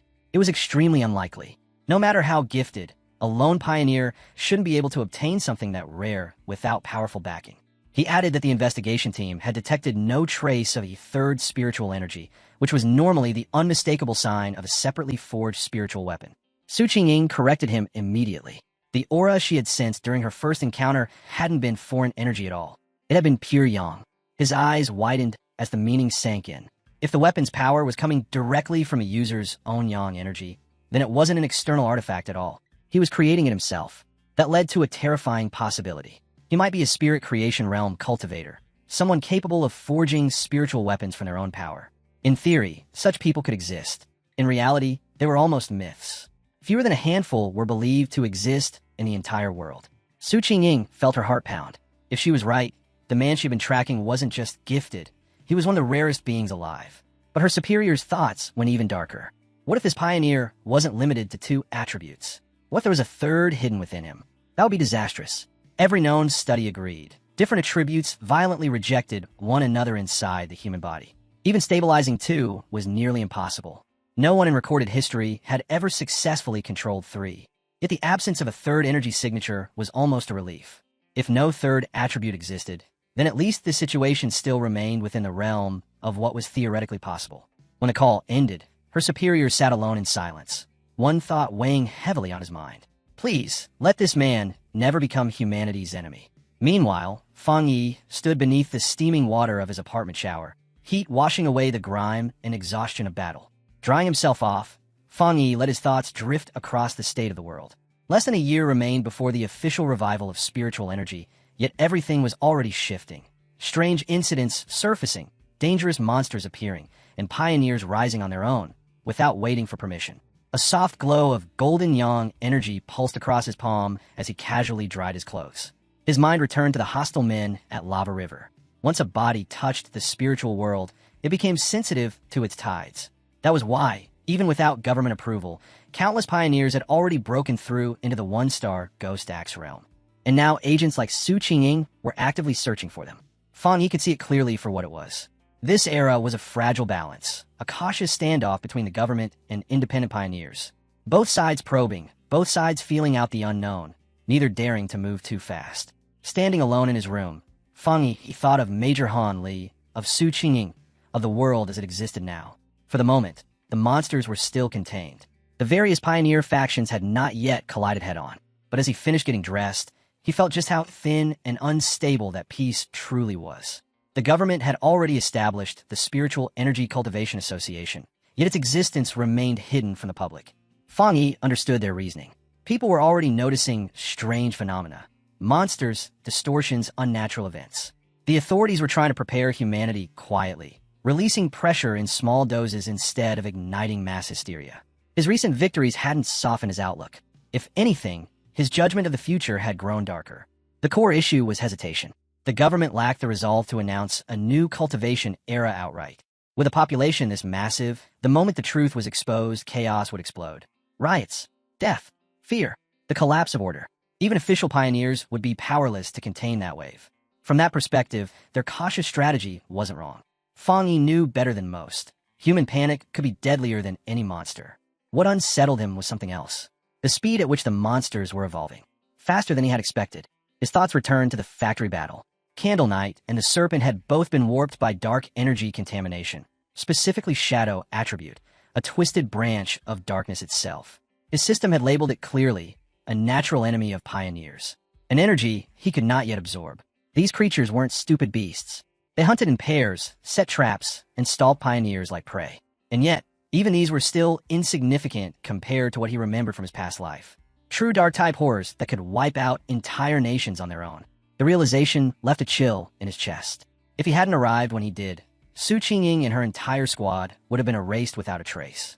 Still, hope remained. One line from his system echoed in his mind, temporarily unabsorbable. That meant there was a future where even shadow attributes could be turned into his weapon. That single possibility might decide whether humanity survived or fell. Turning inward, Fang Yi reviewed what he now possessed. The golden sun-breathing technique of the yang attribute, the divine thunder tempering of thunder, and the crimson flame blade technique. His arsenal kept expanding layer by layer. Armed with high-tier techniques and the raw force of a 3-star Ghost Axe Realm Pioneer, Fang Yi knew very few could stand against him now. Yet even as that power circulated through his body, one reality pressed down on him. This was still nowhere near enough. The ringing of his phone cut through his thoughts. When he glanced at the screen and saw his aunt's name, a flicker of surprise crossed his face. She asked about his health first, then revealed her real reason for calling. His cousin was coming to the city for school. Worried about her safety, she hoped Fang Yi would let the girl stay at his place instead of putting her in a hotel. He paused. His memory of this cousin was vague at best. A quiet top student who lived buried in textbooks, with little presence beyond that. He couldn't even recall her face. Still, he agreed, mentioning that he had a spare room. When he asked when she would arrive, his aunt said she would send over the girl's contact and let her come on her own. Far away, inside a dim room lit only by a computer screen, long, slender fingers moved swiftly across a keyboard. A hooded girl with exposed ears had just finished that same phone call. Her mother, Fang Yi's aunt, reminded her to go to her cousin's place by tomorrow afternoon and mention the snacks she had packed for the trip. The girl replied politely that it was no trouble and said she still had work to finish. The glow of the monitor reflected in her glasses as she switched back to a chat group titled Spiritual Energy Revival Martial Arts Vanguard Team. Using the name Feng Heju, she announced that she would be heading to the city and staying with her cousin for a while. She closed it and opened another page, an alert about a location now known as Death Town, tied to something called the Pork Beef Challenge. 3 more people had gone missing. A blood-stained, horrifying image filled the screen. Her eyes sharpened with interest as she read the town's name. Manhua. Before she could dig deeper, her mother knocked and entered, asking if she had finished packing. Lin Yi said she was ready, though she muttered that she would rather stay in a hotel than trouble her cousin. Her mother immediately refused. Staying with family was far safer than living alone, and she trusted Fang Yi completely. As she gently urged her daughter toward the door, she added one last reminder: don't cause trouble, and help out when possible. Lin Yi answered obediently, but once the door closed behind her, she let out a quiet sigh. This trip was just another obstacle. Adjusting her glasses, a glint of resolve appeared in her eyes. Whatever her cousin was like, he couldn't possibly be harder to deal with than a monster. The following day, beneath a clear blue sky, a young woman with long dark hair and glasses wheeled a suitcase toward an apartment building. She checked the map on her phone, confirmed the location, then looked up at the building. This should be it, she murmured. At that moment, Fang Yi stepped out of the building with a bag slung over his shoulder. A young woman standing nearby called out to him, asking if he was her cousin. He paused in surprise, looked her over, then asked if she was Lin Yi. Inside, he had to admit it. He didn't recognize her at all. An awkward silence settled between them, light but unmistakable. Back inside the apartment, they sat on the couch, exchanging stiff, polite words. Fang Yi asked if she had come to the city for a summer camp. She nodded, smoothly confirming the cover story. He told her to let him know if she needed anything, and she thanked him. After a few more empty pleasantries, he handed her the key to the room across from his before returning to his own. As she watched him disappear down the hallway, Lin Yi felt a wave of relief. Her cousin looked relaxed, harmless, unlikely to poke around in matters that weren't his. But Fang Yi had already noticed something. From the moment she stepped inside, a faint and unfamiliar spiritual aura had brushed against his senses. Was it a mistake, or was she simply inexperienced at hiding it? Either way, one thing was certain: Lin Yi wasn't here just for summer camp. She was a pioneer. Inside her room, her actions only confirmed it. Lin Yi picked up her phone and sent a message to her martial arts vanguard team, saying her cousin was easy to deal with and unlikely to interfere. The group quickly shifted to discussing the mysterious powerhouse who had appeared at Lava River. Lin Yi warned them not to act recklessly. Too many strong pioneers were still hiding in the shadows. After everyone agreed to wait for her signal, she logged off. Cultivating right now was too risky. If her cousin sensed anything, her cover would be blown. 3 days passed in a blink. For Fang Yi, living together was becoming a test of endurance. Every cultivation session risked being interrupted. Once she stepped out of the bathroom, wrapped in nothing but a towel, forcing him to cut off his meditation instantly. The blazing golden aura of his yang breathing technique was far too eye-catching to leave exposed. But what truly threw him off wasn't the danger of discovery. It was her constant kindness. One night, she served him a carefully prepared dinner with quiet pride. When he tried to wash the dishes, she waved him away with a gentle smile, saying it was the least she could do. Her politeness, her meticulous habits, her almost obsessive neatness. Something about it felt off. Still, Fang Yi went along with it. If she kept lowering her guard, he might uncover what she was really hiding. Just as they were eating, her phone buzzed on the table. The screen lit up. Both of them glanced at it, surprise flickering in their eyes. Fang Yi stood and excused himself, saying he would go back to his room so she could take the call. Lin Yi answered quietly, watching him leave before turning back to the device. Sitting on her bed, her tone shifted completely. Calm, focused, and serious. She began repeating the information coming through the line. The great change of heaven and earth would strike again, tomorrow, at 3 in the afternoon. Lin Yi confirmed she would be there. In his own room, Fang Yi heard everything clearly. The destination was the entrance to Yanghua Town. He knew it well, a place now trending online as Death Town, sitting just an hour outside the city. That was enough. His suspicions were confirmed. His cousin was a pioneer, with spiritual energy circulating in silence. Fang Yi observed her through the wall. She couldn't sense him. Her realm wasn't high enough. Even so, he felt a trace of admiration. She was still in middle school, yet she had already reached the 2-star Ghost Axe realm and was hovering on the edge of another breakthrough. He reevaluated Lin Yi. Her strange habits and distant nature suddenly made sense. Her talent had shaped her, and now the truth of her visit was clear. The summer camp was just a cover. She had come because she knew about the coming great change of heaven and earth, determined to witness it herself. Fang Yi knew what such events represented. Every great change with a rare opening, a chance to seize a new technique and leap forward in power. What would emerge this time? He didn't know. It didn't matter. With his resolve set, he decided that whatever appeared would belong to him.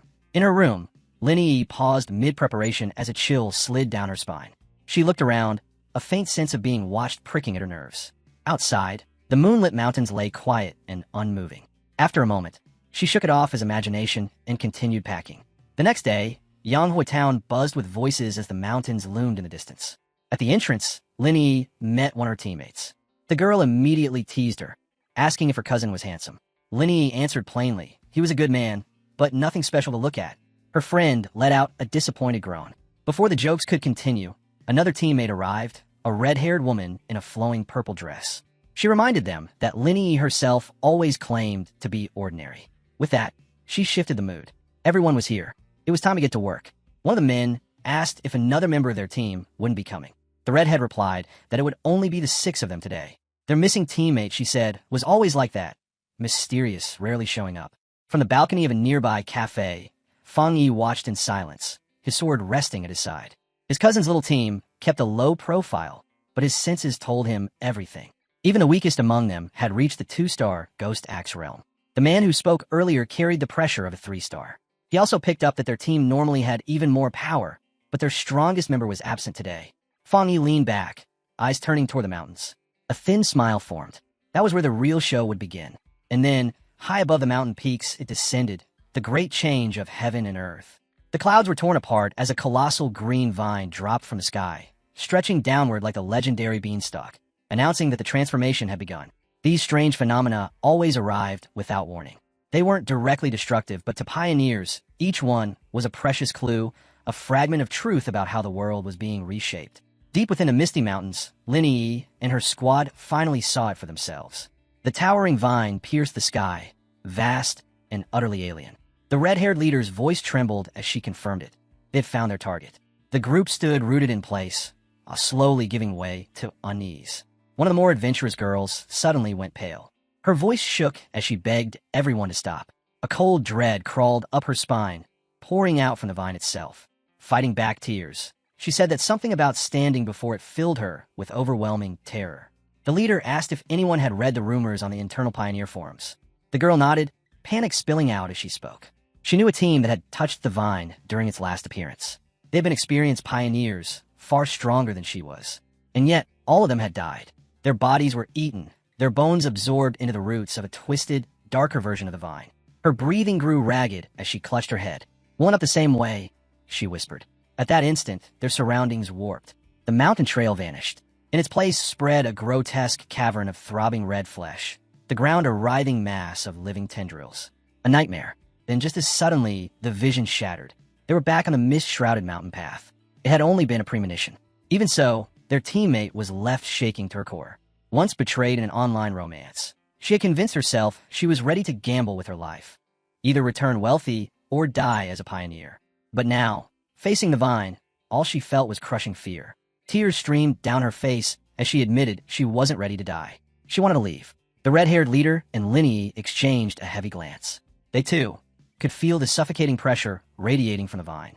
Linny spoke quietly, giving shape to what they all sensed. It wasn't just fear. It was emptiness, a hollow void within the wood-type vine, as if all life inside had been drained by time, leaving behind nothing but a dead, echoing shell. Linny laid out her conclusion. That hollow core was the reason their fear felt so crushing. The vine wasn't merely strange.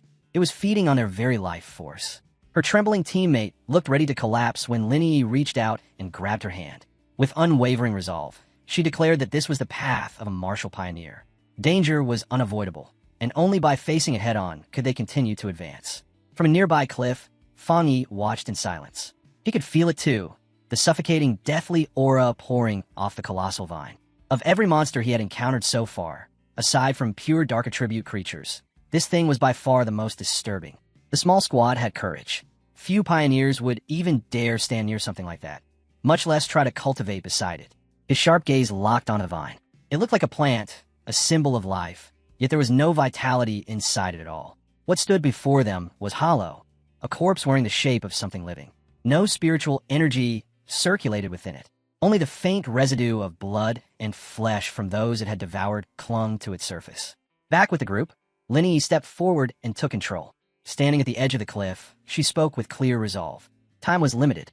They couldn't afford reckless moves. Her plan was straightforward. Sense the vine's energy from a distance, avoid direct contact, and still extract what they needed.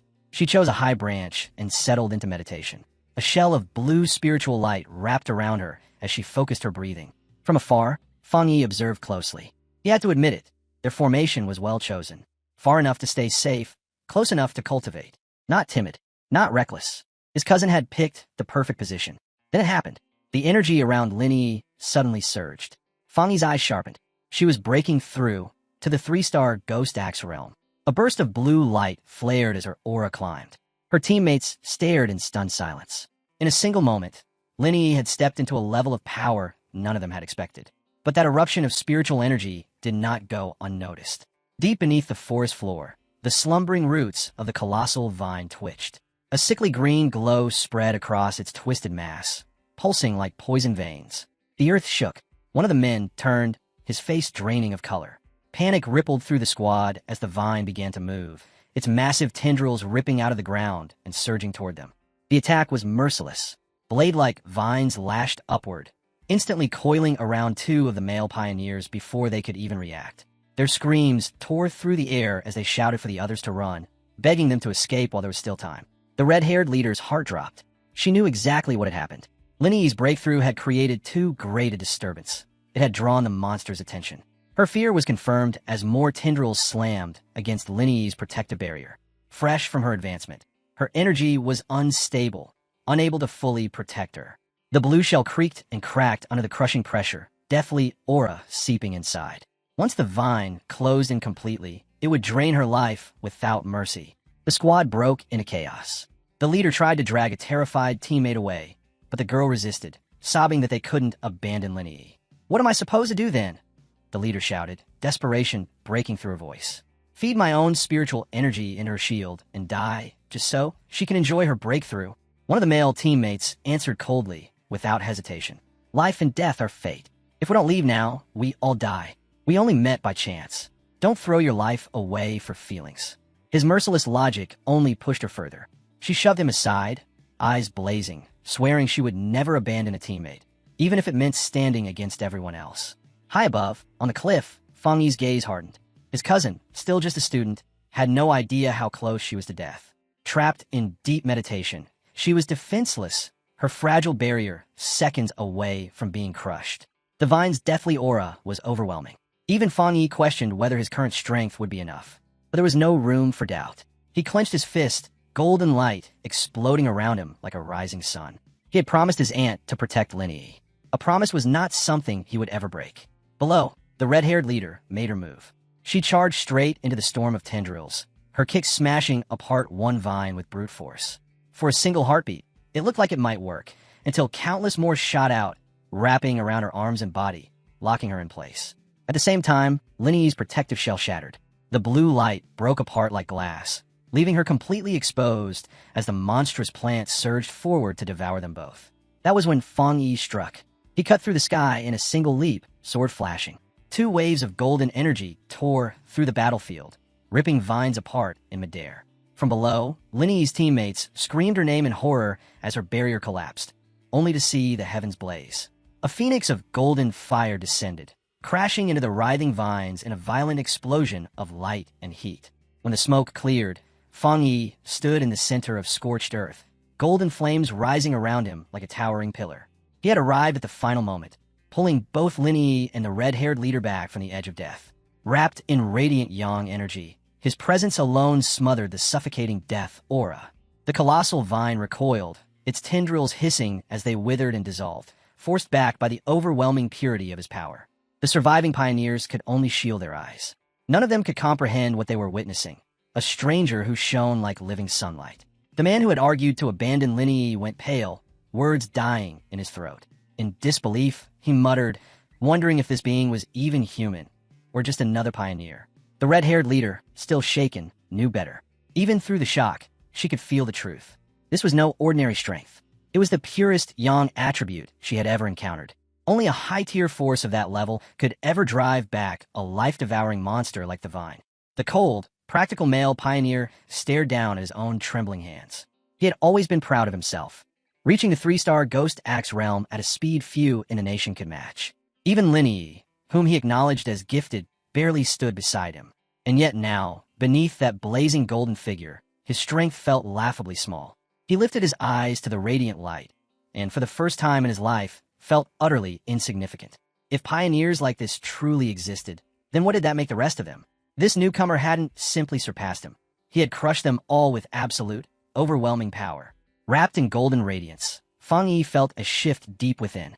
His system had activated. It locked onto the extreme wood-type energy of the vine and began auto-writing a new technique. In moments, the result appeared. Endless vitality, the ability to draw in surrounding life force and instantly restore any wound. Green energy surged around his body. Fang Yi sensed its boundless potential. As long as life existed nearby, he now possessed something close to an endless engine, an inexhaustible source of recovery. Then came the final message. The system had extracted the vine's true core. Extracted attribute, desolation. A power that released a withering aura, erasing all life within its domain. Standing amid the drained battlefield, Fang Yi calmly absorbed the last of the anomaly's strength. When his eyes opened again, they glimmered with the same eerie green as the vine's deadly power, a faint desolate aura lingering around him.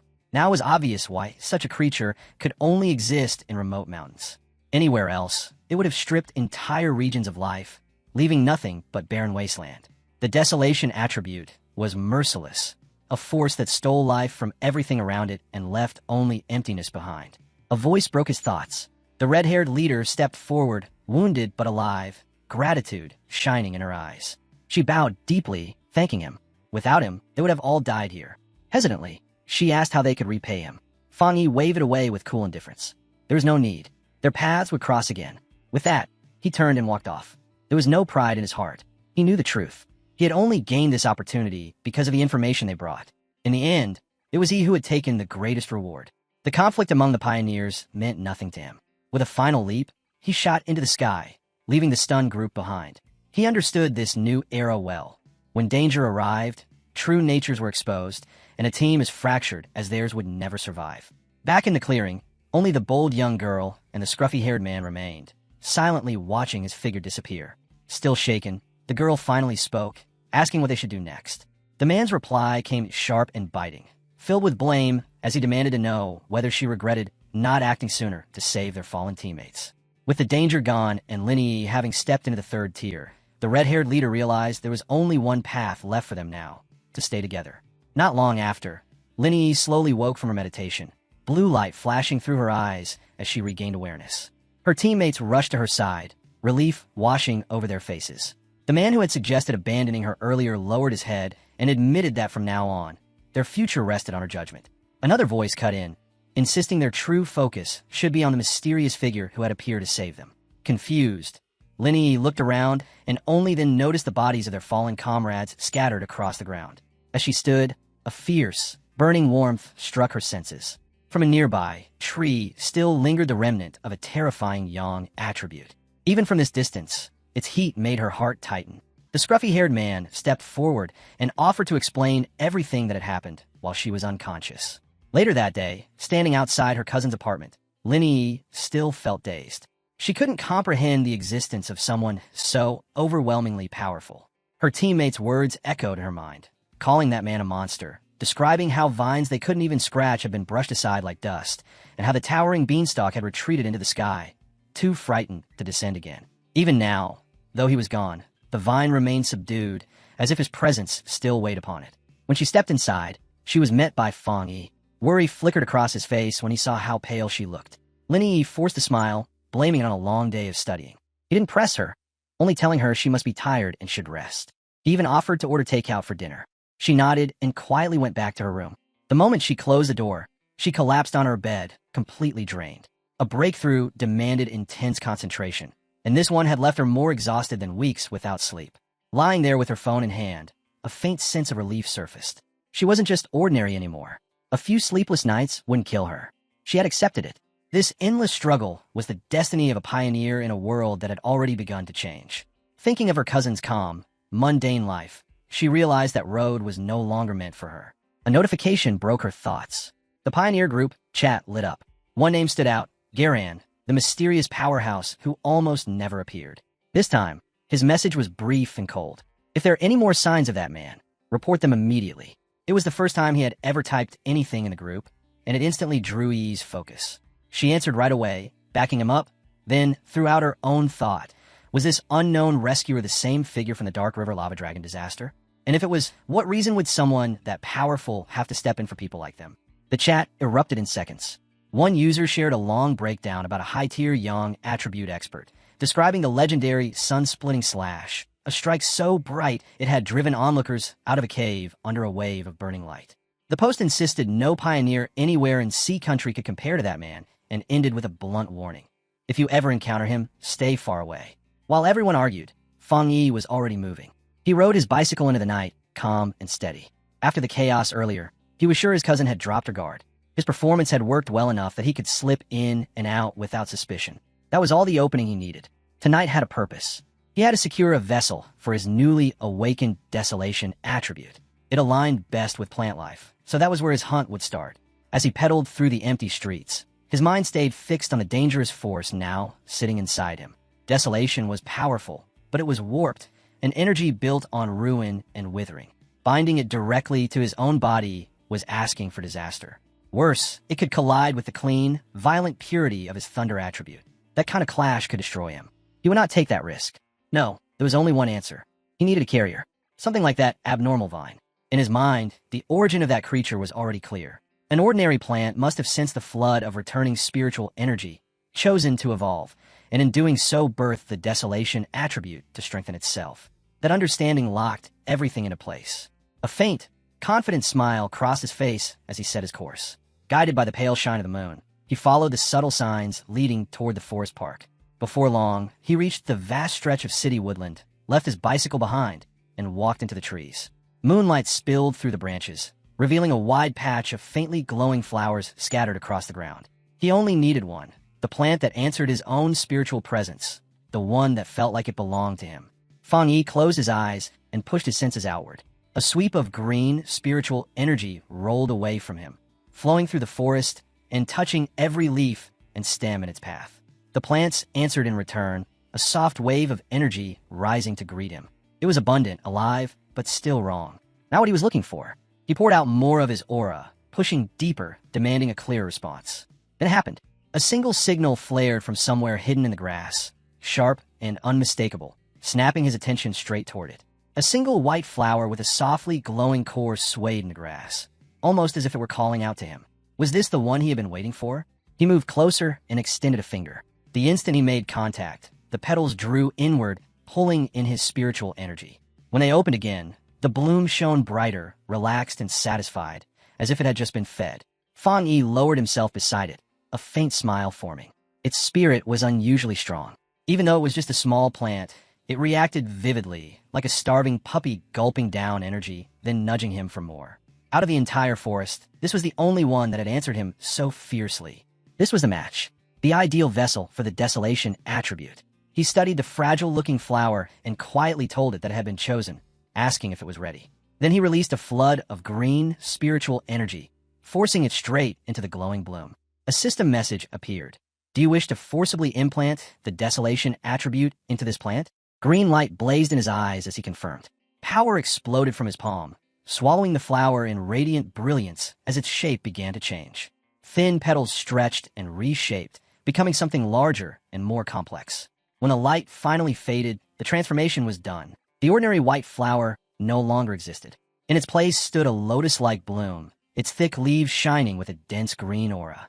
The sudden surge of power made Fang Yi tense in surprise, and the change went far beyond its looks. The new plant released a terrifying wave of desolation energy.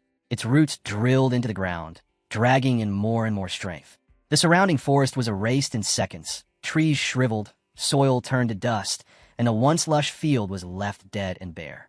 Fang Yi could only stare at the scale of the destruction.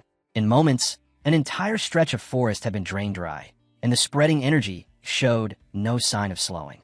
Then, just as abruptly, the glow weakened and the flower shrank down, settling into a smaller, stable form. Fang Yi immediately understood the danger. If it kept going, the Spiritual Energy Association would notice. He knelt and tore the glowing plant from the earth, roots included. This park had been a terrible place to experiment. Too close to the city, too heavily watched. Even when he arrived, he had noticed the cameras and the eerie lack of people. As he walked away holding his creation, something made him pause. The flower was still alive. More than alive, it was flourishing. Even without soil, it continued absorbing spiritual energy from the air, its light steady and strong. A slow grin crossed his face as he looked at it. Just minutes ago, it had been a wildflower. Now it carried power without losing a single trace of vitality. The truth hit him all at once. By merging the desolation attribute into that plant, he hadn't just strengthened it. He had ripped open its dormant limits and shoved it onto an evolutionary track no natural life form was meant to reach. Fang Yi was just about to leave the park when a piercing alarm tore through the night. Red warning lights flared between the trees as a cold, synthetic voice announced, abnormal value exceeded. His chest tightened. Even with all his care, the system had still been tripped. Gripping the desolation flower, he bolted from the area without looking back. Far away, inside the Spiritual Energy Revival Plant Research Department, the same alert thundered through a brightly lit control hall. Technicians ran between terminals as graphs and readings spiked wildly across their screens. The anomaly is off the charts, one shouted. What's going on out there? Another snapped. Orders came down instantly. All personnel were told to activate their protective bracelets, deploy to the park, and seal the perimeter. Nothing was allowed in or out. Not long after, a heavily geared response unit reached the section of forest Fang Yi had stripped dry. Where lush greenery had stood, only gray, dead trees, and fractured earth remained. One man glanced at the glowing data on his wrist and stiffened. It's 30, he muttered. His voice trembled. That can't be right. A heavy silence spread through the team. Everyone knew the numbers. The Qingxing University event had only reached 8 to 10. Even the Dark River Lava Dragon, a catastrophe that had shaken the entire region, had peaked at 25. Yet here, in a city park that never went past 10, the reading was 30. Another technician crouched to collect soil while his partner gave a tense report. Air pressure, moisture, sunlight, everything's normal. But the vegetation, it's like all the life was ripped out at once. The team leader's eyes hardened. Move toward the center. That's where it started. Before anyone could step forward, a sharp command rang through their comms. Stop. No one moves another inch. The senior researcher with glasses had cut in, and his authority froze everyone. His voice was calm, but heavy. The energy you're picking up is desolation. Do not make contact. Uneasy looks passed between the younger members. Then he asked quietly, do you know about the vine that fell from the sky not long ago? The group stiffened.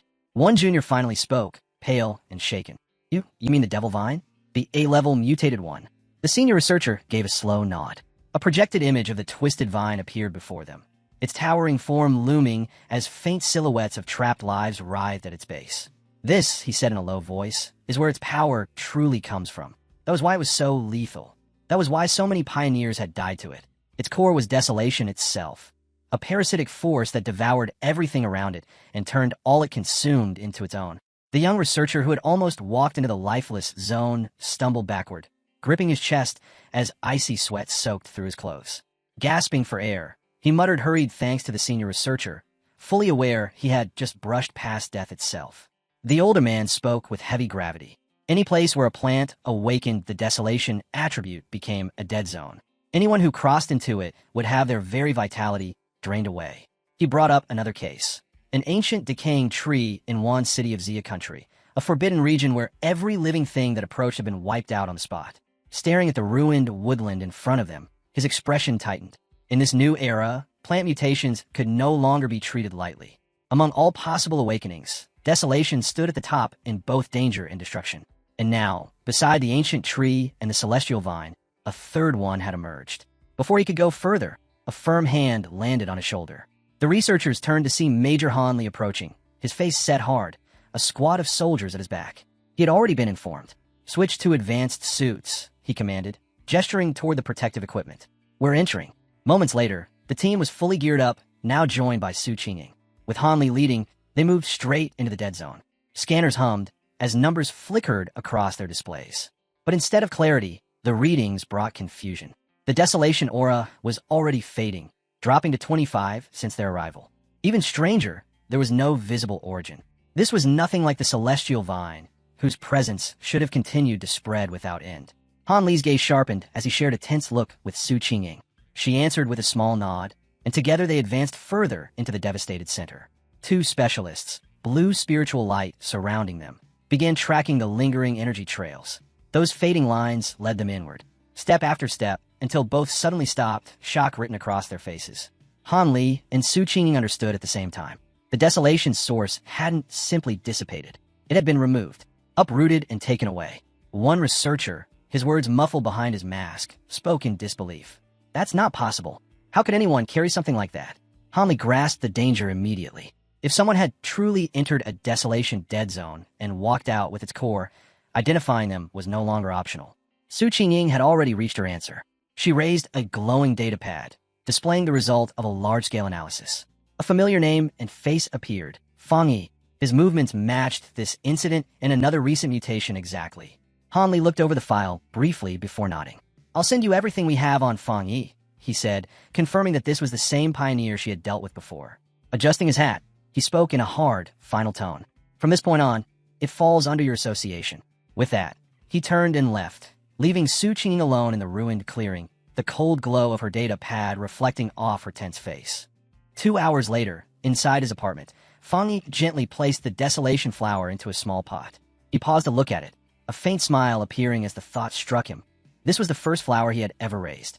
Letting out a quiet laugh, he gave it a name, the obedient little white flower. As if it could hear him, he spoke softly, telling it that now that desolation had merged with it, it would grow by itself and one day become a powerful helper. Its ability to drain life would make it lethal in combat, while its simple, harmless look would let it stay hidden right under his cousin's nose. His fingers brushed over a petal as another idea settled in his mind. In this brutal new world, brute force alone was never enough. The ones who survived were those who carried the most concealed weapons. The comm was broken by his phone vibrating. He checked the screen, his eyes widening. The caller was old Wang Liang, his childhood friend. They hadn't spoken since Fang Yi had left 3 years earlier to join the army. Old memories surfaced, the two of them inseparable back in school, until Wang Liang had suddenly announced his enlistment and disappeared from his life. He answered, and a familiar laugh came through. "You're back in town? Come have a drink at our old place," Wang Liang said brightly. Fang Yi paused, surprised by the sudden call. Wang laughed again. "I've got something big to tell you. Just don't freak out when you hear it." What sounded like a simple reunion was nothing of the sort. When the call ended, the truth became clear. Wang Liang was not alone. In a dim room, he sat reporting to a red-haired woman scarred by countless battles, her military uniform bearing the insignia of high rank. Su Qingying sat at the same table, her face unreadable. Wang Liang confirmed he had followed her orders. Then, hesitating, he asked if Fang Yi could be spared if he turned out not to be their target. The red-haired officer tapped her fingers against the table, eyes cold. She brushed his request aside. "Focus on your task. That's all." Then, in a flat, merciless tone, she added, "If he isn't who we're after, take it as the price he pays for being your friend." In a quiet bar, Fang Yi and Wang Liang clinked their beer bottles together. They drank and talked, filling in the missing 3 years. Fang Yi couldn't help noticing how different his friend looked now. Calmer, sharper. The military had clearly carved its mark into him. Wang talked about his years in uniform for a while, then shifted the focus back. What about you, Fang Yi? How have you been all these years? Fang Yi kept it simple, saying he was fine and that he had gone to college. As he drank, memories from his previous life drifted through his mind. Back then, he had never crossed paths with Wang again. His friend had likely died like so many other soldiers, lost in some forgotten battlefield. Maybe this time, he could change that ending. Then Wang's voice grew low. Tell me something, Fang. Have you noticed anything strange lately? Zombies, monsters, things straight out of movies. A chill ran through Fang Yi. A soldier knowing about spiritual energy was normal. Asking this so openly was not. This was a probe. He kept his expression steady. What are you trying to say? Wang let out a slow breath. I'm not here to reassure you. I'm here to warn you. The way the world is going, everything people care about now, grades, money, reputation, it's all about to become meaningless. The order we know is going to fall apart. Fang Yi looked into his glass, face unreadable. He knew how this worked. Ordinary soldiers were bound by strict secrecy. For Wang to hint this far meant the military already had its eyes on him. His old friend had been sent to test him. Wang mistook the silence. Relax. As long as you don't talk about it, nothing will happen. But Fang Yi understood the truth. No matter how much he pretended, Wang was doing everything he could to protect him, even risking military discipline. Wang Liang had tried to warn him about the storm coming. Their quiet moment was broken when Wang's phone vibrated violently on the table. He answered, and a sharp, angry voice snapped through the line. Return now. Target location, 10 minutes. Wang stood straight. Fang Yi watched him in silence. He got up quickly and apologized. Sorry, Yi. Emergency mission. I can't even walk you back. As Wang turned to go, Fang Yi dropped the act. Is this about the spiritual energy revival? He asked firmly. Take me with you. Wang halted and turned around, stunned. Before he could reply, Fang Yi stepped in and grabbed his collar. His voice was calm and unwavering. Take me to your superiors. I know why they sent you. I don't know exactly what they found, but I know you would never harm me. He loosened his grip, eyes sharp. I want to see what the army is really dealing with. If the association handles the monsters, then what is the military doing? Let me find out myself. Wang looked at him, caught between duty and friendship. After a moment, he gave a brief nod. The two of them soon arrived before a massive military base hidden deep within a mountain valley. The sign over the gates read, Military Base Number 19, Spiritual Forbidden Zone. Even before entering, Fang Yi felt the crushing pressure in the air. The concentration of spiritual energy here was terrifying, far beyond any ordinary polluted zone. At the checkpoint, soldiers stopped them, pulling Wang aside to rejoin his unit. After confirming Fang Yi's identity, they escorted him inside. He was led through rows of bright steel corridors, descending farther and farther underground, until they finally stepped into an enormous training arena carved into the rock. What greeted him was pure chaos. Dozens of soldiers were locked in a brutal fight, blue lightning bursting from their bodies as they struggled against a towering monster. Its body was black and jagged, and a single glowing red eye burned with savage fury. With a thunderous roar, it fired a beam of crimson energy that ripped straight through the formation, sending soldiers flying as screams rang through the cavern. Above them, on a raised platform, the red-haired officer Ji Lan watched with arms folded, her gaze sharp and merciless as she judged every movement. When Fang Yi was brought before her, he immediately sensed something off about the creature. Its presence was not natural. Two attributes were fused inside it. Ji Lan spoke coldly, confirming it. Dark and flame. A perfect combination. That's why it's so dangerous. She added that several soldiers had already been badly wounded. A display beside her showed her rank. Ji Lan, Ghost Axe Realm, 3-star officer. Her eyes cut toward Wang Liang. Wang Liang. He snapped to attention. Why did you bring an unauthorized civilian into a forbidden zone? She demanded. Before he could explain, she waved it off. Forget it. We don't have time. Get into position. Then she turned to Fang Yi. One glance was enough for her to judge him. His spiritual energy was weak, barely awakened. For a moment, she wondered if he could be the pioneer they were hunting, but the thought vanished just as quickly. He was irrelevant. Because you're Wang Liang's friend, I won't pursue this, she said flatly. But you're inside a restricted zone. From now on, your survival is your own responsibility. And what you see here never leaves this place. Fang Yi gave a small nod. Understood. Jilan immediately grabbed a massive energy cannon and called out 2 names. The selected soldiers rushed forward, blue power surging around their bodies as they charged the beast. She locked onto the target and fired. A violent blast exploded against the monster, shaking the entire cavern. But it didn't fall. The creature roared as dark energy pulsed through its frame, red light bursting from inside. Its jaws spread wider, fangs extending as its form warped even further. The attack had only driven it into a more violent stage of mutation. The monster swung wildly, its claws ripping through the air. "Move!" a soldier shouted. One of his comrades barely raised a defense before the impact blasted him away like a broken doll. "Stay focused. Don't let it keep mutating," Jilon shouted, forcing her unit to keep their spacing while pressing forward carefully. From the side, Fang Yi tracked their formation. Their coordination was flawless, built on discipline and shared trust. Every soldier covered another, each one reinforcing the whole. Together, they were far stronger than any single fighter could ever be. That thought shattered when Fang Yi sensed the truth. The creature's power was climbing at a horrifying rate. He yelled for them to fall back, warning that its current strength was beyond what they could handle. But his voice vanished into the roar of battle. A wave of dark purple energy exploded outward, throwing soldiers off their feet. Jilon didn't retreat. Her orders cut through the noise, raise the danger level, update the mutation classification. No one was allowed to withdraw, but the change was already complete. Before their eyes, the beast finished its evolution. Its twisted frame was now wrapped in raging black and red flames, its single eye glowing like a blood-red star filled with pure hatred. A soldier cried out, "The evil dog's mutation is finished. It's fully fused with the dark attribute." That burning eye snapped onto Wang Liang. He froze as the creature crouched, muscles coiling to strike. Fang Yi and Jilon both felt the same chill. It was about to kill him. The monster lunged. The shockwave sent another soldier slamming into the ground, blood spilling from his mouth. The targets reached full B level. Jilon roared. "Change formation, new combat protocol." The wounded man clutched Fang Yi as he coughed violently.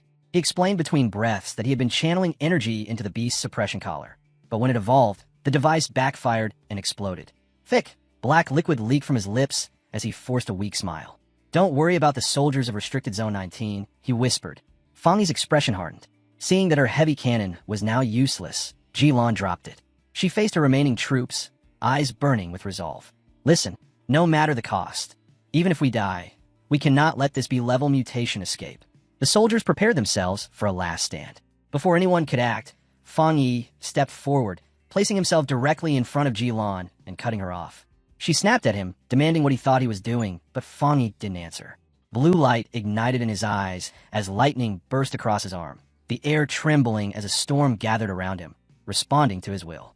Blue thunder coiled around Fang Yi, every spark sharper than a blade. Facing the monstrous creature, he let out a taunting laugh, his voice calm and fearless. "That's it. This is all you can do." Then he struck. His figure vanished in a flash, lightning bursting from each step as he surged forward like a bolt from the heavens. His fist, wrapped in blazing blue energy, smashed straight into the monster's skull. The collision erupted with a thunderclap that shook the cavern.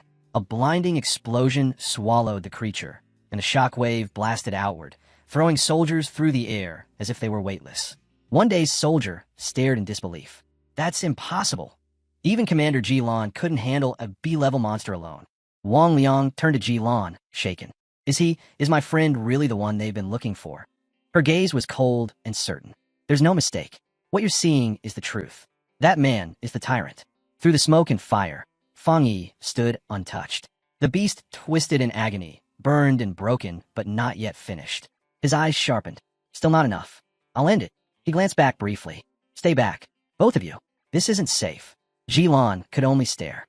Her entire unit needed tight formations just to survive against a B-level mutation. Yet this man was about to crush it alone. The sheer ferocity of his thunder attribute was beyond anything she had ever witnessed. Even now, he was already among the strongest pioneers in the nation. And as she watched him, a chill crept into her heart at how much more terrifying he could become as the revival advanced. Fang Yi lifted his hand. Lightning gathered, spinning wildly as a storm formed above him. Jilan's breath caught as the sky itself seemed to split. He stepped forward and brought his arm down. A massive column of blue lightning slammed into the monster, drowning it in divine fury. This was power worthy of his title, the Tyrant. When the thunder finally died out and the light faded, Fang Yi remained standing, stray arcs of lightning still flickering around him. His eyes were steady, filled with quiet resolve. The soldiers were frozen. One whispered to another, voice trembling. That dark power was already horrifying, but this thunder, it's on a completely different level. My legs are shaking just looking at it. As the dust cleared, Fang Yi casually raised his hand and flashed Wang Liang a thumbs up. "It's finished." Wang Liang ran over, letting out a relieved laugh. "You nearly gave me a heart attack." He punched Fang Yi lightly on the shoulder. I never imagined you'd become this powerful. Then his laughter slowly faded, and his smile weakened as he lowered his gaze. I'm sorry. I suspected you were a pioneer, but I still had to carry out my orders. Fang Yi waved it off with a light smile. Why talk like that after 3 years? I understand. Before they could say more, Jilan walked over, her gaze steady and composed. She stopped in front of Fang Yi and extended her hand. Thank you. You saved this base. Fang Yi smiled back and shook her hand. It was nothing. I just didn't want my friend to die. She straightened and formally introduced herself. Jilan, Warden of Forbidden Area 019. Her tone turned procedural. Since you intervened, I'll need to submit a report. Please leave your contact information. Sure, Fang Yi replied easily. Off to the side, Wang Liang watched in silence, stunned. His commander, someone who ruled hardened soldiers with absolute authority, was treating his childhood friend with open respect. Once the formalities ended, Jilan went straight to the point. Her voice was firm. Your strength exceeds that of many elite pioneers. I formally invite you to join the military. She paused briefly. However, I'm aware that an invitation from a single warden may not carry enough weight for you. Inside, Jilan was still unsettled. Fang Yi wasn't merely strong, he was terrifying. He had already reached the 3-star Ghost Axe realm, the same level as her, yet his combat power was on a completely different tier. He had shattered every assumption about what that realm could produce. He was, without question, a monster. Fang Yi looked at her calmly. So you're saying you don't think you're qualified to invite me? Jilan nodded without hesitation. That's the truth. The decision to involve you came directly from High Command. They'll contact you themselves soon enough. Fang Yi laughed softly. No need to be so stiff. He placed a hand over his chest. I respect soldiers like you.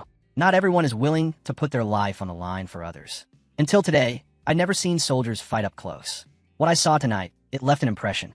For the first time, Jilan's stern expression eased. Thank you, she said quietly. Then Fang Yi spoke again. If you ever run into real danger, you can call for me. Just as you stand at the front to protect people like me, I'll return that trust. His voice sharpened slightly. But there's one condition. You don't interfere with my cultivation, and you don't restrict my freedom. Jilan was left briefly at a loss for words. As the silence settled, Fang Yi glanced toward the exit of the cavern. It's late. I should head back. Jilan nodded. Understood. Wang Liang, and I still need to deal with the remains of the mutation. I'll have someone escort you out. As Fang Yi walked away, the truth finally settled into place. The military was not just a group of pioneers throwing themselves into dangerous, energy-saturated zones for glory. They were the wall holding back the tide, the last line standing between the monsters and the ordinary world. Without them, everything people called normal life would have already collapsed. After he disappeared into the distance, Jilan slowly turned toward Wang Liang, her eyes deep with thought. Your friend can't be measured by something as shallow, as impressive. What we witnessed today was only the surface. For a pioneer to rise that far, that quickly, his comprehension has to be terrifying. Luck, courage, and talent combined like that. It's the seed of a true powerhouse. Wang Liang broke into a wide grin when he heard such rare praise from his commander. Then if you think you're not the right person to approach him, why not leave it to me? I mean, we grew up together. A sharp knock landed on his head before he could feel proud. Stop talking nonsense, Jilan snapped. Move. We still have a mess to clean. Rubbing his head with an awkward smile, Wang Liang had no choice but to follow as she dragged him back to work. That night, far away from all of it, Fang Yi sat cross-legged on the rooftop of his apartment, bathed in a blazing golden radiance that made the air around him tremble. His thoughts returned to the military encounter. Even though his identity had been exposed, he had only revealed his thunder attribute. Everything else he possessed was still hidden. From the way they treated him, with caution, respect, and even a hint of restraint, it was clear that this concealment had worked exactly as he intended. More importantly, he had understood something vital. Thunder was the natural enemy of the dark creatures the army fought. That single attribute already made him irreplaceable. They would never dare threaten him. They would want him on their side. And joining them meant something far more valuable than protection. Access to rapid growth paths, first-hand intelligence, and resources that ordinary pioneers could only dream about. Today had also revealed the structure of power in this new world. The nation's two great pioneer forces served completely different purposes. The military, led by people like Jilan, stood guard over the forbidden zones, acting as silent sentinels against disasters that could wipe out entire regions. The Spiritual Energy Cultivation Association, with agents like Su Qingying, protected the cities, hunting down whatever dangers slipped through and keeping civilians safe. Together, they formed a careful two-layer system. The most terrifying threats were sealed inside restricted areas, while information about the world's true danger was slowly, deliberately released. By controlling what the public knew, the government was buying time. time to prevent panic, time to prepare humanity for what was coming. As Fang Yi continued to meditate, the golden energy in his dantian began to throb. He had already absorbed an enormous amount of aura from the Forbidden Zone. Yet until now his body had remained strangely calm. That calm shattered. The golden light inside him suddenly surged like a raging tide. Power flooded every inch of his body, thin cracks of energy spreading across his skin as if he were made of glowing porcelain. Fang Yi opened his eyes. He knew this feeling. His body had reached its limit. Spiritual power was overflowing. A breakthrough was no longer optional. It was unavoidable. At the same moment, on the street below, Lin Yi was walking home with bags of groceries in her hands, her thoughts light and simple. If her cousin was home, maybe she could make him try her cooking tonight. Then her world froze. She slowly lifted her head, eyes wide, as a towering pillar of golden light erupted from the roof of her building, shooting straight into the night sky like a divine beacon. Her eyes widened as the blazing shape in the heavens sharpened, a divine axe forged entirely from raging energy. She recognized it at once, the unmistakable manifestation of a ghost axe realm breakthrough. But something was wrong. The scale was absurd. The pressure was suffocating. That burning axe hanging in the sky was far beyond anything a normal ghost axe pioneer could produce. It felt less like a cultivation phenomenon and more like a divine punishment descending from above. Her heart slammed against her ribs as she stood frozen, staring upward. This was no ordinary advancement. Whatever was happening overhead had already crossed into something far more terrifying. On the street below, Lin Yi remained rooted to the ground, her gaze locked on the sky. The crushing spiritual pressure made her chest feel tight. There was no doubt about it. This was Ghost Axe realm power. And yet, what she was witnessing went far beyond the limits of that realm. The clouds twisted as if reality itself were being bent. From within them, a massive divine hand made of pure golden energy slowly stretched across the heavens. Her breath caught. She knew that power. Everyone who studied cultivation did. Spirit creation realm. The realization struck her like a bolt of lightning. A being of unimaginable strength was cultivating right next to her. The building she called home was standing beside a walking natural disaster. Awe and fear crawled down her spine at the same time. The eruption did not stay unnoticed. Far away, inside a high-tech command center, crimson alarms howled as warning lights flashed across massive screens. Anomaly value, 99. Location, southeast sector.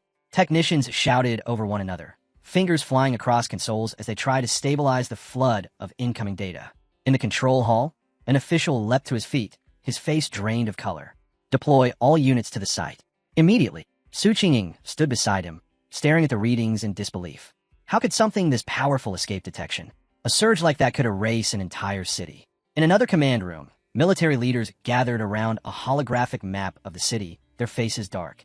There are only two explanations, one general said coldly. Either a spirit creation level pioneer has appeared, or a catastrophic event is unfolding. Another officer narrowed his eyes. It could be both. The senior official grabbed the comm device, hands trembling as he barked orders to headquarters, demanding every piece of advanced equipment be mobilized, everything short of strategic weapons. Before he could finish, the doors burst open. A subordinate rushed in, breathless and pale. "Cancel the alert," he shouted. "It's not a monster. It's a pioneer undergoing promotion." Back on the rooftop, the storm of golden radiance finally receded. The sky returned to its quiet darkness as Fang Yi slowly opened his eyes and released a steady breath. His breakthrough was complete. One-star spirit creation realm, he murmured, almost casually. His body felt lighter, sharper, and filled with a new level of control, even if the raw increase in power wasn't overwhelming. The vibration of his phone interrupted his thoughts. A message from Wang Liang appeared on the screen. The words were direct and urgent. A new anomaly has appeared. Location, Xincheng University Playground. Internal military reports confirm it's a pollution zone. Worse, it's the second occurrence. Fang Yi typed a quick reply. "I know. The last one was the heat anomaly." Wang Liang responded at once, confirming that it was the same abnormality surfacing again, then added a half-joking warning for Fang Yi not to reveal where the information came from. Fang Yi smirked at the screen and fired back a teasing reply, saying maybe he really would report him. But Wang Liang's tone shifted immediately, the joking vanishing. He told Fang Yi to be careful, admitting that he was honestly worried about him. Fang Yi set the phone down, his gaze turning quiet and distant. Wang's concern only confirmed what he already believed. This was exactly why he stayed cautious with both the military and the association. The brighter someone shone, the more danger they attracted. That was why his Yang Flame attribute and his Crimson Flame blade technique remained buried. Those were his trump cards, meant to stay hidden until the moment his life truly depended on them. He typed one last message, telling Wang Liang not to worry and hinting that he still had more than a few tricks left. The sound of the door opening pulled him back to the present. Lin Yi walked in, announcing she was home. When she spotted him on the couch, she asked if he had eaten and held out the takeout she had bought. Without lifting his eyes from the phone, Fang Yi told her to put it on the table and said he would eat later. Lin Yi watched him for a moment, a faint frown forming. Inside, she let out a tired sigh. In her eyes, her cousin was kind and gentle, but unbelievably lazy. He stayed home all day, glued to his phone, not even bothering to attend college. The contrast almost felt ridiculous. She and the other pioneers lived in constant tension, hiding who they were while chasing power and survival. Yet Fang Yi lived so freely, so carelessly, as if nothing in the world could touch him. Too exhausted to lecture him, she went to her room and fell onto her bed. As her eyes closed, her thoughts drifted back to the shocking news. A spirit creation realm pioneer had appeared in their district. Soon, the entire city would be talking about it. In the silence, she made a quiet promise to herself. No matter what happened, she would protect her cousin. Meanwhile, Fang Yi wasn't wasting time scrolling aimlessly. He was watching the footage Wang Liang had sent. The university playground was swallowed by towering flames, the scene looking more like a battlefield than a campus. The first anomaly had been extreme heat. Now there was fire. Fang Yi's eyes narrowed. The yang attribute kept showing itself in different forms. The video made one thing obvious. The flames had erupted far too fast, spreading with terrifying speed. The comments below were filled with shock and wild speculation. Many people were convinced that special forces must have been deployed. Otherwise, how could a normal fire burn like that? The report stated that every tree, every flower bed, and every blade of grass around the playground had been reduced to ashes. The entire area had been sealed off. Fang Yi replayed the short clip, noticing how abruptly it ended. Even so, the danger was obvious. This blaze was far worse than the previous anomaly. A deep crease formed between his brows. What made this yang manifestation so different? There was only one way to get the answer. He would have to see it himself. And to enter a restricted zone like that, he would need the help of his newest military connection, Jilan. The following morning, the university gates were surrounded by a sea of reporters, all blocked off by armed soldiers standing shoulder to shoulder. Is it true the fire can't be extinguished? Someone shouted. Why hasn't this been reported on the news? Another demanded. Questions crashed over the barricades like waves, but the soldiers didn't answer a single one. Then Jilan appeared, with Fang Yi walking calmly beside her. Cameras instantly swung toward them. The reporters whispered in confusion, trying to figure out who these two were. Before anyone could react, the soldiers guarding the entrance stepped aside without hesitation, opening a clear path straight through. The crowd was left staring in disbelief. They hadn't been allowed to move an inch, yet these two passed through as if the gates were made for them. Inside the sealed zone, thick smoke still lingered in the air. What had once been a lively playground was now nothing but scorched earth and twisted, blackened remains. Fang Yi swept his eyes over the devastation. So, this is Skyfire? He asked quietly. Jilan nodded. That's its official designation. It appears without warning, and nothing can put it out. All anyone can do is wait until it finishes burning, turning everything it chooses into ash. The name suits it, Fang Yi muttered. After surveying the area, Jilan straightened. I need to speak with the principal. Wait here. I will, Fang Yi replied. Left on his own, he walked along the edge of the burned ground, now wrapped in yellow warning tape. He crouched down and placed his palm against the soil. It was cold, completely dead. More than that, there wasn't even the faintest trace of lingering spiritual energy. His brows drew together. He had hoped to extract something from the Skyfire, but reality had crushed that idea instantly. A familiar voice suddenly cut through his thoughts. Fang Yi. He looked up. Standing on the steps was Chu Qingli, his ex-girlfriend, with a bespectacled girl beside her. Surprise flashed across Chu Qingli's face. What are you doing here? Her companion adjusted her glasses and leaned closer, whispering, Wait, this is him, the ex you told me about? The one who only made it into a vocational college. Chu Qingli gave a small nod. Yes, it's him. The girl smirked, patting Chu Qingli's shoulder in mock sympathy before turning to Fang Yi.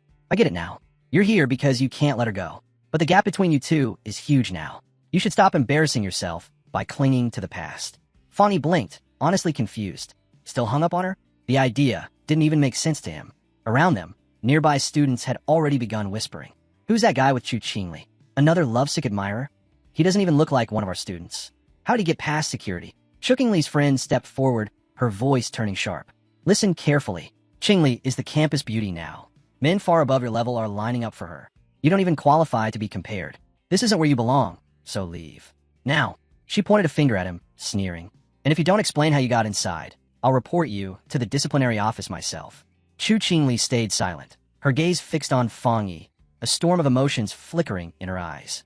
She remembered the day they broke up, how he had said he wouldn't regret it. Back then, she had believed him. But now, seeing him here, she convinced herself that his calm had only been an act, a way to save his pride. The tense air cracked apart as Jilan returned. Is this girl your friend? She asked flatly. Chu Qingli stiffened as the tall, red-haired officer stepped into view. Jilan's presence alone carried a crushing sense of authority, enough to make even seasoned soldiers straighten their backs. Fang Yi answered without hesitation, his tone indifferent. No, just a high school classmate. Jilan gave a brief nod. So just classmates. She slid on her dark sunglasses, and her already intimidating aura sharpened, pressing down on everyone nearby. Chu Qingli and her bespectacled friend froze, a chill running through them. Who was this woman? And how could someone like her be standing beside Fang Yi? Jilan turned back to him. I spoke with the principal. The Skyfire situation is more complicated than we first thought. He's on his way to take us to the exact ignition point. Since you're acting as a special military consultant, you're required to be present. Fang Yi nodded at once. Right then, the principal shows up with his men and, without a second of hesitation, orders the playground cleared on the spot, declaring the whole area off limits and warning that no one is permitted to get close to him. Chu Qingli freezes when she realizes she's seeing him with her own eyes, because the principal almost never appears on campus, and even the vice principal can barely secure a meeting with him. Rumor says he's never smiled even once, and as she watches him advance, she can't help wondering if he came because of that woman in Fang Yi. Beside her, a friend murmurs that the bearded, prince-like man must be here to arrest the two intruders, and Chu Qingli doesn't respond, only keeps her gaze fixed on what's about to happen. But instead of stirring up trouble, the principal walks straight past everyone and heads directly for their hero and the woman. And then, to the complete shock of the crowd, he extends his hand and actually shakes the young man's hand, greeting him with unmistakable respect as he says he must be Advisor Fang, the one Commander Ji introduced to him.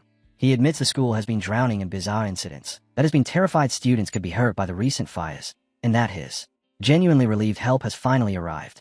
And then something even harder to believe happens. The principal bows. Their hero immediately reaches to stop him, but the principal won't have it, insisting on the bow and formally requesting that he take personal charge of the playground incident. And at once the guards move in, forming a defensive ring around them and ordering everyone to step back so the conversation can happen properly. The entire playground drops into a stunned, breathless silence as students simply stare, unable to process what they are seeing, because a man with the principal's age and standing is bowing to a young man.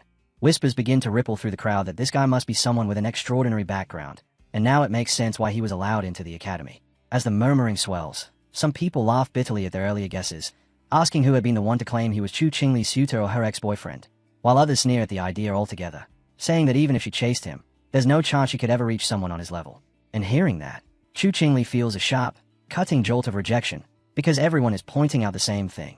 The entire time, the young man never once acknowledges Chu, the so-called school beauty. In Qingxing University's North District, the principal led Fang Yi and Jilan toward the heart of the anomaly. As they walked, he explained everything in a low, tense voice. It had all started with the Golden Sun incident, which he had hoped would be the end of their troubles. But only a few nights ago, flames had erupted on a playground, fires so fierce that even the fire department couldn't put out. By sheer luck, it had happened late at night when no students were present, giving the school just enough time to seal the area. His expression darkened as he continued. One fire could have been brushed off as an accident. But not long after, 2 more playgrounds had gone up in flames. He admitted that he had personally seen a crimson fire descend from the sky and hover in midair, leaving no doubt that this was something supernatural. While most of the fires had eventually burned out, one of them was still burning. As they neared the final site, a thick, choking smell of smoke filled the air. They stepped onto a basketball court where a single hoop was wrapped in an eternal blaze. The principal confirmed it. This was the origin point, the fire that refused to die. Jilan checked the device, strapped to her wrist. The display showed a reading of 11. She explained that it was a spiritual anomaly detector, and anything above 10 was already classified as a disaster-level event for ordinary people, the kind that required a full lockdown. Before she could finish, the device suddenly shrieked. Warning lights flashed as the number shot up to 60. Jilan's voice turned sharp with urgency. If the energy kept rising, it wouldn't just threaten the university. It could swallow the entire city. The only option was to dispatch an elite squad of pioneers to suppress it. Before any orders could be issued, Fang Yi moved. Without the slightest pause, Fang Yi vaulted over the chain-link fence, ignoring every warning sign as he charged straight toward the raging flames. In the next instant, fire swallowed his entire body, leaving Ji-lan and the principal staring in stunned disbelief. At the same moment, Ji-lan's detector shrieked again. The number surged wildly, blasting past its limit until it locked onto 110. Her face went pale as she shouted that the anomaly had just risen to S level. The principal's composure shattered. He turned to her in panic. What do we do now? Fang is inside. Ji-lan could only stare at the inferno, her voice tight with disbelief. Even the elite soldiers who fought inside the forbidden zones wouldn't dare walk alone into something like this. Yet within the roaring sea of flames, Fang Yi stood unmoving, completely unharmed. The fire raged around him, but not a single spark touched his body. He understood why. Just as his yang attribute had once shielded him from divine thunder, it was now protecting him from the skyfire. But in the next heartbeat, he realized the problem. That same aura that kept him safe also prevented him from touching the true source of the flames. Without direct contact, his system couldn't trigger and form a new technique. His greatest defense had become his greatest obstacle. To take control of this power, he had to reach the heart of the fire. The skyfire coiled around the basketball hoop like a colossal blazing dragon, its violent energy surging with every crackle. Fang Yi locked his gaze onto the core and made a decision that bordered on madness. As the flaming dragon lunged toward him, he shut down his golden sun aura, stripping away all protection in a single instant. The skyfire slammed into him. Searing energy tore through his body, agony exploding in every nerve, but Fang Yi didn't retreat. He forced himself forward, driving his hand straight into the source. The moment he made contact, the system responded. A notification appeared, confirming detection of an intense skyfire attribute fluctuation. Even as pain threatened to tear him apart, a fierce smile spread across Fang Yi's face. The skyfire's power was terrifying, until even stronger than the desolation attribute he had absorbed before. But Fang Yi didn't waver. No matter the cost, he would claim it. The system rapidly processed the data. A new window flashed into existence, announcing success. He had obtained the Skyfire attribute technique, the Nine-Dragon Skyfire Sealing Art, a fearsome power designed to destroy evil and imprison demons. The raging flames reacted instantly. Like a dragon forced into submission, the fire curled around his arm, no longer fighting him, but obeying. The system confirmed the technique was fully unlocked. With that, Fang Yi focused on the final step, extracting the Skyfire attribute itself. The raw essence poured into him, merging with his body. His eyes flared with a deep crimson glow, while burning patterns etched themselves across his face, marking him with living flame. Hands forming a seal, Fang Yi's eyes burned like twin embers as he prepared to unleash his newly claimed power. His voice rang through the inferno as he called out the name of the Nine Dragons' Skyfire Sealing Art. In the next instant, enormous chains of blazing crimson energy erupted from his back, surging outward like living serpents as they tore through the raging flames. Beyond the fence, Ji-lan and the principal stood rooted to the ground, stunned by what they were witnessing. Ji-lan recognized the aura immediately. It was sealing energy, the same type she had only ever seen once before when a top-tier military pioneer had sealed an entire forbidden land. Fang Yi's method was different, but the sheer weight of that power was identical. With a single command, Fang Yi ordered the chains to tighten. They pulled inward with crushing force, dragging every trace of the violent skyfire into a single, compact sphere. The raging inferno was compressed into a glowing orb bound tightly by the burning chains. Suspended in midair, Fang Yi floated with it, then slowly guided the sealed fire back down toward the basketball hoop. When it was set in place, the process was finished. He landed lightly and turned toward Ji-lan and the principal, explaining that the skyfire had been sealed for now. He warned them not to reopen the playground or allow any repairs nearby. At the very least, this would prevent the flames from spreading. The principal nodded quickly, promising that the area would remain sealed. With so many playgrounds on campus, losing one was hardly an issue. Ji-lan, however, remained silent, her sharp eyes fixed on Fang Yi, her thoughts impossible to read. Still impressed, the principal praised Fang Yi's ability and even offered him further assistance if needed. Ji-lan immediately cut in, saying she needed to speak with Fang Yi alone. The principal took the hint and left without hesitation. When they were finally alone, Ji-lan turned to him, her voice calm but heavy. She said that he had hidden his true strength far too well. Fang Yi waved it off, speaking casually as if it meant nothing, claiming the skyfire had simply been difficult to deal with. Ji-lan's eyes narrowed. She told him to stop pretending. She wasn't talking about the flames at all. She was talking about him. After a brief pause, her tone softened slightly. Every pioneer had their secrets, she admitted, especially someone like him. Fang Yi remained silent, his expression composed. Then her voice grew more serious. She said that while she had no right to demand anything from him, she still hoped he would listen. Jilan spoke of a future filled with chaos, a time when the world would be thrown into turmoil and the Xia nation would desperately need individuals at the very top. She made his value clear without hesitation. Once spiritual energy fully revived, a person of Fang Yi's strength would be the equivalent of a nuclear weapon in the modern world. Because of that, she warned him, every major faction would come for him. The military forces guarding the Forbidden Zones and the Spiritual Energy Cultivation Association would both fight to recruit him. Even high-ranking officials would appear in person, offering conditions that ordinary pioneers could never hope to receive. She admitted that her reasons weren't entirely selfless. If Fang Yi joined her unit, she would gain an irreplaceable ally, and he would gain a powerful connection. That was why she wanted him to think carefully now, to decide where he wanted to stand when the inevitable invitations arrived. Fang Yi was silent for a moment before voicing the doubt that had been lingering in his mind. Why did both she and Wang Liang seem hesitant to recruit him into their own forbidden zone? Almost as if they felt they weren't qualified to. Jilan didn't hesitate to answer. It wasn't hesitation at all. It was because of another military region, one so legendary that she was certain it would interest him far more than her own. A force whose strength dwarfed most others. A faint smile appeared on Fang Yi's lips as he asked if she was talking about one of the top-level units.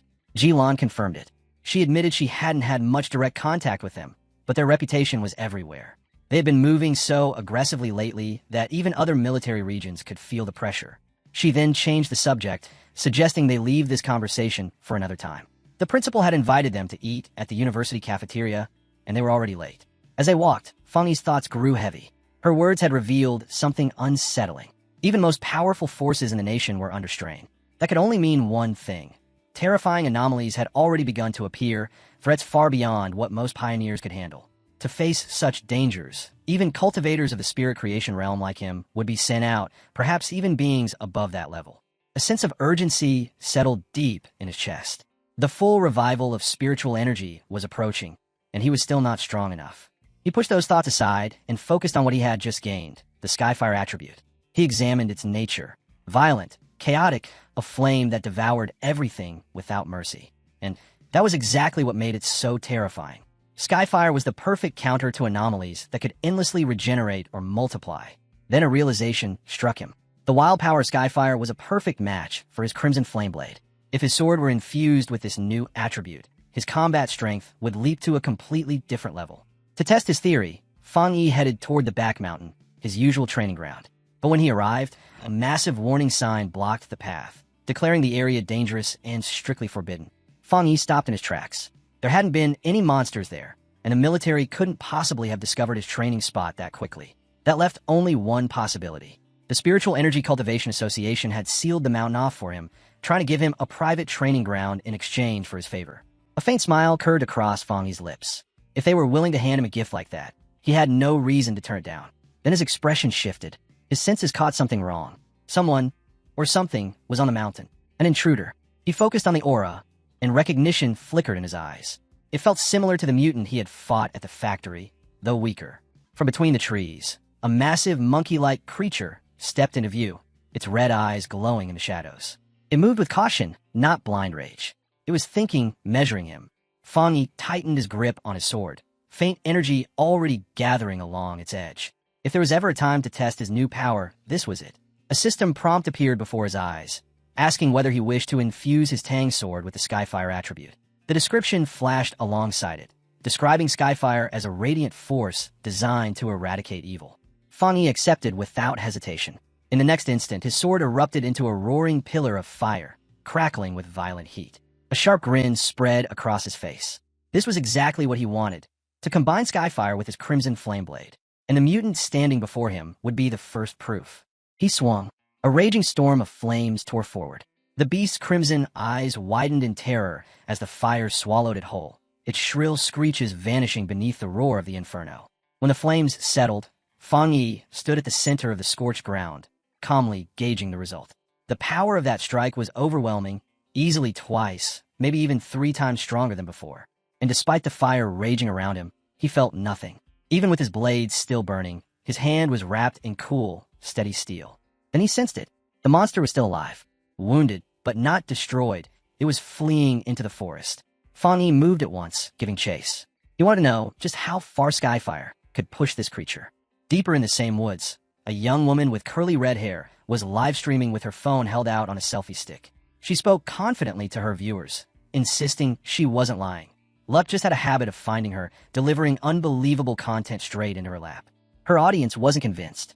Messages flooded the chat, daring her to prove it by going to Qingshan University to capture footage of the mysterious Skyfire that everyone was talking about.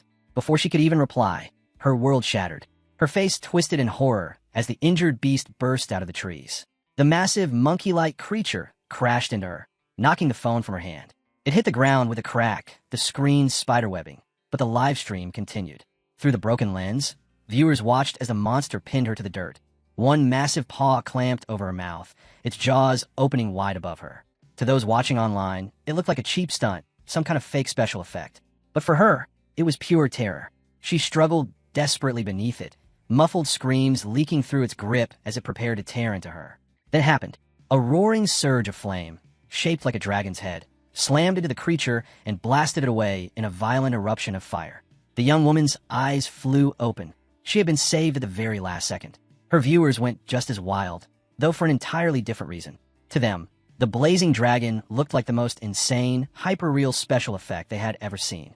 The shock of it sent the live stream into chaos, numbers spiking as viewers flooded in, rocketing past 13,000 in a matter of seconds. Hands still shaking, she scrambled to steady her phone. She swung the camera toward the raging inferno and shouted breathlessly that everything had been captured live. The audience watched as the lens focused on a single figure standing inside the flames. Fang Yi. His silhouette was sharp against the fire, his body untouched, as if the inferno itself bowed around him. The streamer could only stare. Fear and awe tangled together in her chest until they formed one clear thought. She had just been saved by a real immortal. Within hours, the video spread like a plague across the internet. Views exploded past 13.5 million as it dominated every platform. Headlines screamed his name, hailing him as the mysterious man of Skyfire, the king of flames, an immortal who descended to save the world. In an office, Chuking Li's friend dragged her over to a computer, practically vibrating with excitement. The viral Skyfire clip was playing on the screen. She gushed that this proved cultivators were real, that the flames at the university had never been fake. Chuking Li scoffed at first, dismissing it as actors and digital effects. But as her eyes stayed on the screen, her confidence cracked. Her face went pale, her gaze locking onto the figure standing in the fire. Her friend kept rambling, even teasing about how handsome the man looked, until she finally noticed Chuking Li's silence. Inside, Chuking Li's thoughts spiraled. She told herself it had to be fake. It only looked like Fang Yi. If it were truly him, that kind of fire would have burned him to nothing. Yet the more she tried to deny it, the colder her fear became. What if it really was him? What if Fang Yi had gained power like this? And if he had, would he come for her? Her fingers curled tight. Whatever the truth was, she swore she would never bow her head to him. Elsewhere, the same video was making its rounds. The red-haired captain of Lin Yi's pioneer squad held up her phone, replaying the clip. She asked Yi if the man looked familiar, hinting that he resembled the one who had saved them from the monstrous vine. Yi nodded slowly, then dropped a bombshell. Someone in her neighborhood had recently broken through to the spirit creation realm. A quiet thought crept in her mind. Could her normally unremarkable cousin, and this blazing figure in the flames, be one and the same?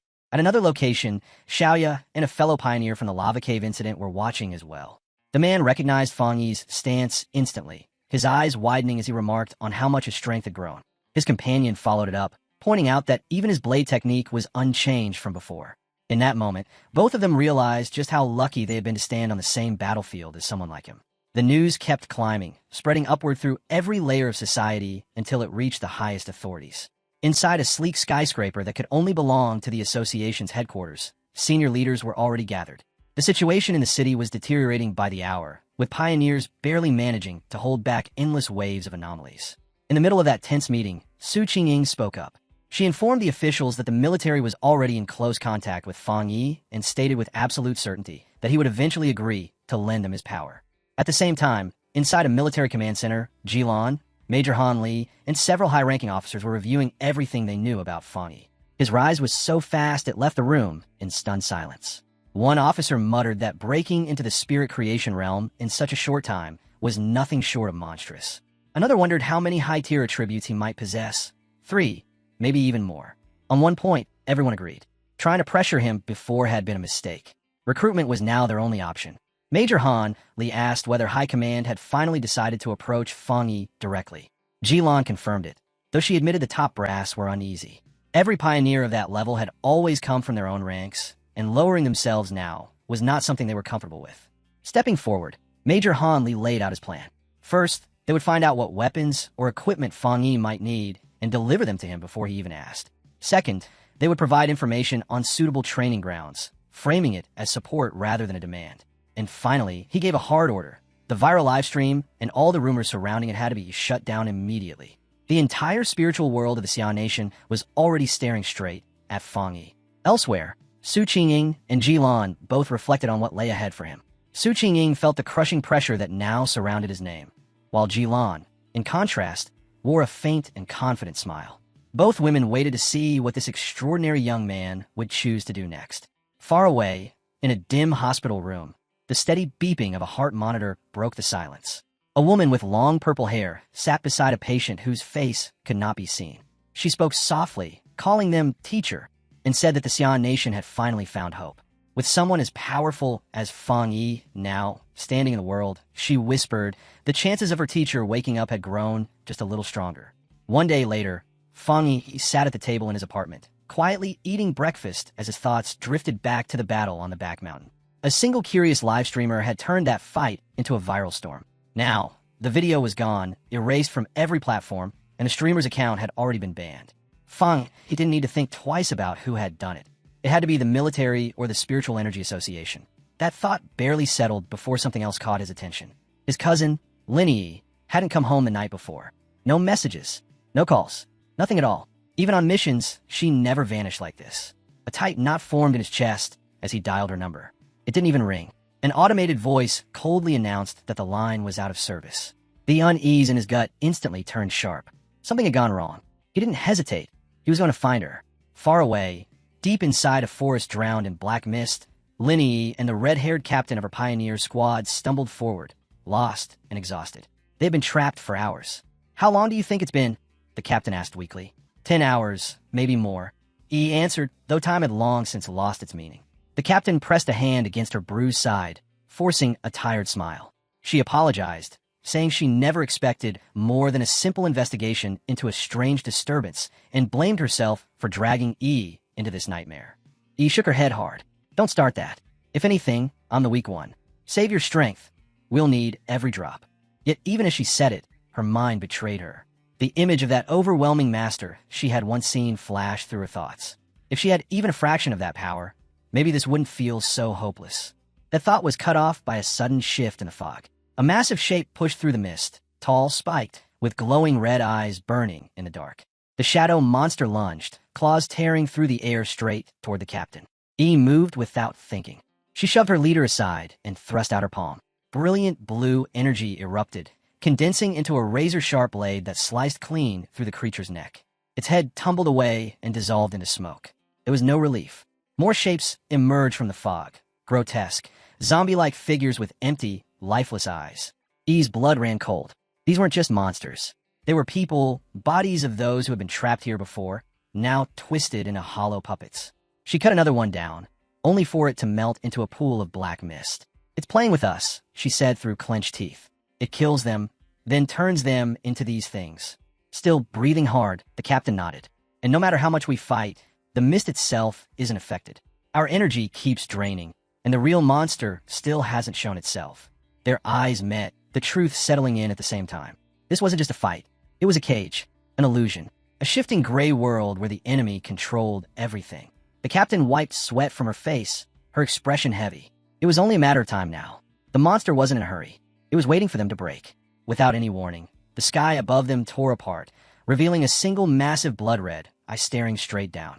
The red-haired captain screamed, panic ripping through her voice. The eye throbbed like diseased flesh, swelling and splitting as it multiplied into countless smaller, slick eyeballs that oozed out into the air. Driven by sheer desperation, the captain swung wildly, her blade flashing as she hacked through the grotesque orbs, shattering several of them in a frantic blur. But he felt it. Something had changed. The creature's aura shifted, heavy and impatient. Don't be careless, she shouted. The man I was done playing. A low, terrifying hum filled the space, and then a concentrated beam of crimson energy fired from the giant eye. Yi threw up a crystal barrier just in time, but the impact was overwhelming. The shield shattered, and the blast hurled her away like a rag doll. When she opened her eyes again, she was alone. Darkness closed in from every side. Dozens of glowing red eyes floated around her, circling like hungry predators. Her strength was fading. Her hope was bleeding out. Shadowy tendrils wrapped around her limbs and dragged her downward into the void. The captain's voice vanished, swallowed by the abyss. A hollow ache spread through Yi's chest as regret crushed her. She had been reckless, foolish to think they could face something like this alone. Her thoughts drifted as despair took hold. She would never see the world after the full spiritual energy revival. She would never witness the magnificent era that was supposed to come. Tears streamed down her face as she reached a trembling hand toward the endless red glow. She closed her eyes and gave in. Then light. A thunderous burst of radiant blue ripped through the darkness. A figure tore through the shadows, lightning exploding around his body. Fangyi, his eyes blazed as he muttered under his breath. I almost didn't make it. Yi's breath caught. Her tears hadn't even dried when she recognized him. Cousin. In the next instant, Fangyi unleashed a crushing wave of divine thunder. The storm annihilated the monstrous domain, tearing the illusion apart in a single unstoppable blast. The forest snapped back into focus. Fangyi landed lightly, arcs of electricity still dancing across his hand. Nearby, the captain lay unconscious, while Linyi stood frozen, saved at the very edge of death. She could only stare, her mind collapsing under the truth that her lazy, ordinary cousin was actually a terrifyingly powerful pioneer. But it wasn't over. From the shadows, the anomaly's true body crawled out, a grotesque mass of flesh covered in writhing eyes. Yi snapped back to herself and shouted, Cousin, behind you! Fangyi, he didn't even turn. Golden red skyfire flared in his hand, his smile calm and confident. To him, this was the perfect chance to test his new strength against something born of darkness. He charged forward, his blade ignited with the crimson flame technique, now fueled by the undying fury of skyfire. The slash exploded into a storm of divine fire, swallowing the abomination whole. Its shriek tore through the night, a cry of pure agony, before it was swallowed and erased by the raging blaze. When the fire finally died down, the red-haired captain slowly stirred. She blinked, dazed, and found herself and Yi sitting inside a ring of protective flames. Her face drained of color. Did we die? Is this hell? Yi, now steadier, shook her head. No, look around. We're still alive. The captain repeated her words under her breath, struggling to believe them. Then who saved us? Right on cue, Fangyi walked toward them as the fire around him faded away. His expression was relaxed, almost amused. It's taken care of, he said lightly. Then he glanced up at the sky. You two probably haven't eaten yet, right? The captain's eyes widened as everything clicked. She shot to her feet, pointing at him, hands trembling with excitement. It's you. You're the one who saved us in Yanghua Town. The one who killed the Death Vine. Fangyi lifted an eyebrow, clearly surprised she had recognized him so fast. Linyi froze, the truth crashing in her all over again. Wait, are you saying the fire tribute master who fought the vine was also my cousin? The captain turned to her in shock. Your cousin? You told me he was completely ordinary. How could a supermaster like him be related to you? Fangyi scratched the back of his head, smiling awkwardly, offering no explanation at all. Still buzzing, the captain grabbed Yi by the shoulders. Do you realize what this means? He's the same man who cut down the Desolation Vine with a single strike. Yi's mind spun. Her cousin, the man she had always thought of as ordinary, was that fire user. Yet she had just watched him wield thunder so terrifying it shattered the dark domain itself. Fire and thunder. Two high-tier attributes. That could only mean one thing. A genius beyond measure. Her heart pounded as another memory surfaced. The massive spiritual disturbance near her neighborhood. The one that had shaken the city. The sign of someone breaking into the spirit creation realm. Could that power have belonged to him? Before she could sink deeper into her thoughts, Fangyi cut in casually. Yes, it was me. His tone left no room for argument. Then he shifted the focus back to the mission. Tell me about the anomaly. You should have known something with a dark attribute like that wouldn't be simple. Why were only you two here? Where's the rest of your squad? The captain's excitement faded as she explained. One teammate was sick at home. Another had been sent out on a more dangerous assignment. Their squad wasn't always at full strength. Yi lowered her head, guilt creeping into her voice. This is on me.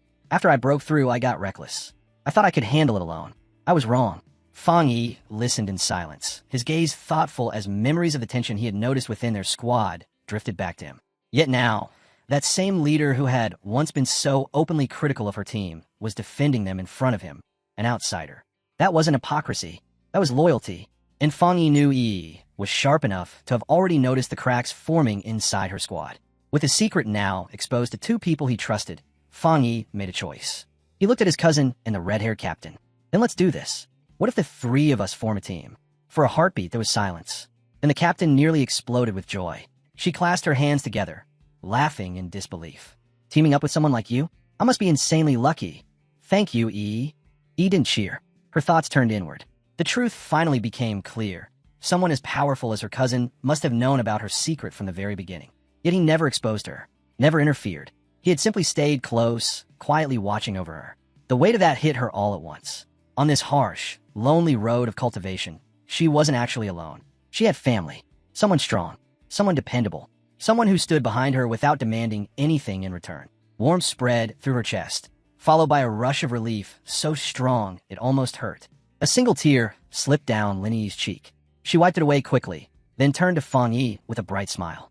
Throwing him a playful peace sign, she thanked him and promised to make him 2 extra eggs for dinner that night. Just then, her phone vibrated. She glanced at the screen and announced that Sister Jielon, the mysterious, elusive member of their pioneer group, had posted a new mission alert. Her eyes widened as she read it aloud. It was marked high risk, a collection mission inside the extreme dark zone. The notice made it clear the region was deeply tied to the dark attribute, and Jielon ended her message with a blunt warning. Think carefully before signing up. Fang Yi leaned closer. You know this place? Yi nodded, her voice serious. The extreme dark zone was a forbidden border region of the Xian nation, where dark attribute energy was so dense that even pioneers avoided it. Many of the anomalies attacking their city were nothing more than leaks spilling out from that place. Even the government had failed to explore it. Every expedition had ended in disaster. Fang Yi's interest sharpened. He said they should look into it themselves and told Yi to message Jielon for more details. Yi sighed. It won't help. Jielon never explains anything. She barely speaks a few words at a time. But Fang Yi was already thinking ahead. For Jielon to post a mission inside such a tightly restricted zone, she had to be either a reckless rogue who ignored authority or someone with high-level backing from the military or the Spiritual Energy Association. The second option felt far more likely. Despite her doubts, Yi logged in under her online handle, Fengheju, and sent Jielon a short message saying she wanted to join and asking for more details. What came back stunned both her and the red-haired captain. Jielon actually replied, and not with her usual cryptic one-liners, but with real information. The mission was to collect a rare item called a grace flower. She warned that although the rewards were far higher than normal, everything inside the extreme dark zone was tied to the dark attribute, making the danger far beyond anything they had faced before. Then came a single, unmistakable instruction. No pioneer was allowed to attempt this mission alone. Form a team. The two women exchanged shocked looks. Jielon being this thorough was almost unheard of. Something about this mission was clearly different. Another message arrived, even more direct. Jielon warned that an S-level anomaly could be involved, where the death rate was horrifyingly high. She told them to think carefully before committing. Her final line felt less like a warning and more like a signal. If you have a strong and reliable pioneer with you, it's not too late to sign up. Elsewhere, in a guarded hospital corridor, the purple-haired woman from before, Jielon herself, walked calmly while checking her phone. She knew she had already done everything she could. The choice now belonged to him. Back in the park, Fang Yi read the message and let out a quiet smirk. He saw straight through it. This wasn't just a caution, it was a challenge. A message that said, I know who you are. I know you'll be tempted. I'm inviting you to step forward. The entire mission had been designed with him in mind. He looked toward the imagined outline of the bleak, forbidden extreme dark zone and felt a flicker of excitement. He would go. Using the name Fengheju, Lin Yi sent the official reply to Jielon. Their team would participate, and it consisted of 3 people. The scene shifted to a hospital waiting area. Jielon walked forward with 2 female aides beside her. One of them voiced concern about the tiny team that had just signed up. Jielon didn't slow. If he is truly the kind of pioneer the Xian nation can rely on, he will come. Her aide hesitated, then asked what would happen to the others if he didn't. Jielon's answer was ice cold. If he doesn't come, then their fates were never meant to be saved. As they continued down the corridor, a faint smile curved her lips. She glanced at her aides. Do you really think sending people to collect the grace flower is meant to throw powerful pioneers away? Her eyes darkened. It's the opposite. A chilling image unfolded in her mind. The grace flower blooming inside a pool of corrupted darkness, fed by the bodies and souls of fallen pioneers. To harvest this flower, Jielon said softly, is to strengthen the nation. It's the only way to make sure more pioneers survive in the future. Her voice hardened. This mission exists not just to protect the rising generation, pioneers like Fang Yi and his team who are already on their way, but also to restore the top-tier fighting power we've already lost. The vision shifted, replaced by Fang Yi, Lin Yi, and their captain riding a subway, the route to the extreme dark zone already pulling them forward. They soon arrived at the hospital room of Jielon's teacher. The elderly man lay motionless, trapped in a deep coma. Jielon took his frail hand and spoke softly, yet with unshakable resolve. No matter the cost, they had to obtain more grace flowers. Then she revealed the truth. This man was the only pioneer in the entire Xia nation who had ever reached the legendary Diamond Realm, and the grace flower was the only thing that could bring him back. Her tone turned cold as she explained what that meant. After the full revival of spiritual energy, a Diamond Realm powerhouse would be the equivalent of a nuclear weapon in the modern world, an irreplaceable force in negotiations and in war. In her eyes, even the lives of entire pioneer squads were a small price to pay to restore him. One of her aides, worried, gently reminded her that her own health mattered too. The word struck something raw. Jielon's face darkened, her voice trembling. My health matters. In the next instant, her composure shattered. Rage and grief poured out of her. Yes, my life is important, but only because it was bought with the lives of my comrades. They died so I could stand here. She clutched her head as stabbing pain surged through her, the old trauma ripping back to the surface. After a long, shaky breath, she forced herself to calm down. Forgive me, she whispered. Her aide asked quietly if her headache had returned. Jielon waved it away, saying it wasn't time for her medicine yet. Turning aside, she murmured, it's all in the past. But the past refused to stay buried. A vision surged back, an empty, shattered battlefield deep inside the extreme dark zone. Screams echoed through the darkness as voices shouted for the sword-wielding squad to retreat. A younger Jielon knelt among the corpses of her comrades. Her captain lay beside her, bleeding out, pressing the mission into her hands. The grace flower, it's up to you now. She shook, broken by despair, torn between her teacher, her nation, and the unbearable loss before her. No, she cried, refusing to leave him behind. The captain reached out, his blood-soaked hand closing over hers. With his last strength, he poured his remaining spiritual energy into her. I hope this power helps you. Please alive. Make it back alive. Her scream tore through the void as he went still, leaving her alone in the merciless zone. Back in the present, Jielon stood quietly in the hospital room, the weight of that memory pressing down on her chest. She whispered the cruel truth, the bitter irony behind their sacrifice. They had poured their power into her, so she could finish the mission, but they never knew. A grace flower was useless if it was stained by blood, or if it wasn't harvested perfectly intact. No matter how many lives had been given to protect her, the mission had already failed. After a long journey, Fang Yi's newly formed team finally reached the desolate outskirts of the extreme dark zone. The red-haired captain groaned, rubbing her legs. All this walking, why don't we just fly? We're pioneers, aren't we? Yi shook her head. Flight drains massive amounts of spiritual energy. Until you reach a much higher realm, you can't sustain it for long. Fang Yi didn't respond. His glowing red eyes stayed locked on the land ahead. Soon, the terrain opened up to reveal a massive fortified checkpoint. Endless rows of fencing, tank traps, and barricades spread outward, all surrounding a colossal wall of shimmering blue energy. That's it, Fang Yi said quietly. The extreme dark zone. Even through all the defenses, he could feel it. The suffocating pressure of the dark attribute seeped through the air, cold and hostile, pressing down on his senses. Yi and the captain both shuddered. The captain swallowed hard. This feels 1,000 times worse than that monster we fought. Stay calm, Fang Yi replied evenly. He nodded toward the main gates, where a crowd had already gathered. Dozens of pioneers stood there, each armed in their own way, waiting for the mission to begin. We're not the only ones who answer the call, he said. He studied the scene and quickly understood. It's not just the reward. The dark attribute is naturally hostile to humans and extremely hard to deal with. With dark monsters appearing more and more in the cities, pioneers know they can't keep pretending it's not their problem. They have to attack the source. The captain nodded, but Fang Yi only gave a faint smile, impressed once again by his cousin's insight. The scene widened to show the other pioneers, some wild, some strange, all with unique weapons and fighting styles, standing in tense silence before the sealed gate. As the pressure in the air thickened, Fang Yi finally spoke about why he had chosen this mission. I've fought dark attribute creatures twice already. First was that mutated rabbit, more like a twisted rat beast. Then there was that serpent and its partner, Candle Knight. They were intelligent, coordinated, almost like tacticians. That encounter nearly wiped out an entire squad from the Spiritual Energy Association. He paused, his tone growing heavier. The key point, like E said, is that they aren't just wandering around. They're deliberately slipping past the military's border defenses. Somehow, they're getting into the cities again and again. His gaze turned toward the barrier. If we don't hit the source, the cities will fall. In his mind, the conclusion was clear. The extreme dark zone could no longer be ignored.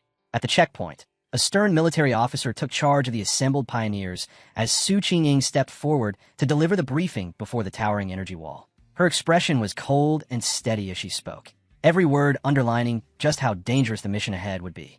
Then she saw them. Fang Yi, walking casually with Lin Yi and a red-haired captain. Su Qingying's composure cracked. Her eyes widened in shock. Beside her, the green-haired Xiaoyan noticed it too. "Captain," she gasped. Su Qingying froze, her hand flying to her mouth as panic surged through her. "Please don't see me," she begged in her heart. It was pointless. Fang Yi's gaze found her instantly, his eyes narrowing slightly. "Captain Su." With no way out, Su Qingying stepped forward with her squad, their cloaks shifting as they moved. She already knew Fang Yi's team was coming. The military had told her, but seeing him here in person still made her pulse race. The red-haired captain looked her over with a teasing grin. "So this is Yi's sister-in-law?" she said, deliberately letting the implication hang. Both Lin Yi and Su Qingying turned bright red. Su Qingying flailed her hands in protest. "No, that's a huge misunderstanding." Fang Yi cut in calmly. "She's Captain Su from the Spiritual Energy Association. She just helps me with a few small tasks sometimes." That only made Su Qingying even more flustered. Somehow, being described like that felt even worse. Before the awkward silence could grow, a loud, arrogant voice sliced through the air. An older pioneer in heavy crimson armor strode forward, two equally intimidating subordinates at his sides. His face twisted with contempt. How shameless. The new generation has no manners at all, standing around chatting like children in a place like this without even greeting their elders. He sneered. "Let's hope you can actually rely on each other once you're inside the extreme dark zone." The red-haired captain bristled, but he quickly grabbed her arm, urging her to stay calm. Fang Yi stepped forward instead, his calm presence quietly signaling his teammate to hold back. The captain ignored it anyway. She pointed straight at the armored man. "Mind your own business, old man. Once we're inside, we'll see who's the one trembling." The man's eyes darkened in fury. Before things could explode, the roar of an engine thundered across the checkpoint. The older pioneer smirked. "Looks like our ride's here." A massive armored transport rolled in, lights flashing over its thick plating. With a heavy clang, the rear door swung open. A figure stepped out. Jialan. The moment her feet touched the ground, the entire crowd stirred. Gasps spread through the pioneers, whispers rippling like waves. Everyone knew that name, Sister Jialan. Her reputation alone commanded silence. She walked forward with calm authority, two guards at her sides, as I followed her. The question hung unspoken in the air. Who was she to arrive like this? Fang Yi kept his eyes on her, silently assembling the truth piece by piece. Jialan had not come here to guide them, nor to protect anyone. She was here for a single purpose, to open the gate. Before the towering barrier of crackling blue light, Jialan slowly lifted her hand. Spiritual power surged around her palm, compressing tighter and tighter until a blazing symbol of energy formed, glowing like a seal of absolute authority. Without hesitation, she thrust it forward. The barrier convulsed as if struck by God. With a violent scream of tearing energy, it split apart, ripping open to reveal a deep, spiraling corridor of shadow beyond it. The gate to the extreme dark zone had been opened. The S-Class mission had officially begun. Red and black energy burst out of the portal like writhing tendrils of malice, corrupting the very air around it. Standing before the abyss, Jialan gave her final orders, her voice calm but merciless. The grace flowers must be taken intact. They must not be stained by human blood. If they are damaged, there will be no reward. Her cold gaze swept across the gathered pioneers, sharp and unyielding. That is the rule. Now go. With her command, the first teams stepped into the dark corridor, their figures swallowed by the twisting shadows. Among them, the arrogant elder in crimson armor muttered bitterly, "She sends us to die while she stands safely outside." One of his followers hurriedly silenced him. "Lower your voice. If we fall in there, the government will compensate our families." That was the deal. Fang Yi's group remained near the edge, watching team after team vanish into the abyss. Su Qingying quietly relayed her analysis beside him. "That arrogant one is a one-star spirit creation cultivator. Same realm as you. Several others are hiding their auras. I can't read them. The rest are strong pioneers, mostly 1 to 3 stars in the Ghost Axe realm. The lineup is evenly matched." Fang Yi's brow tightened. He hadn't sensed that man's strength at all earlier, so he had been suppressing his aura. That realization made his thoughts turn heavy. If this many elites had been mobilized, then whatever waited inside the extreme dark zone was far more terrifying than he had first assumed. Outside the portal, one of Jelon's aides reported the final data from a tablet. 37 Ghost Axe Pioneers, 7 one-star Pioneers, 3 Spirit Creation Cultivators. The mission zone contained threats ranging from B level all the way to S level. Jelon listened without the slightest change in expression. She simply ordered the monitoring systems to be prepared, stating that everything was ready. Inside the portal, the pioneers emerged into a bleak wasteland swallowed by fog and darkness. Dead trees twisted across the land like skeletal hands. The instant Fang Yi's group stepped inside, waves of black energy wrapped around them like living shadows. Fang Yi immediately warned everyone to stay close. The darkness was thick enough to swallow vision, and if anyone lost sight of the group, they would be separated and disappear in moments. Before he could say more, the red-haired leader suddenly dropped to her knees, her body trembling violently. She managed a weak apology before retching. Su Qingying walked over at once, unfazed. She explained that it was normal. The air in this place was filled with a nauseating stench, a horrifying mixture of decaying flesh and brain fluid strong enough to overwhelm even hardened pioneers.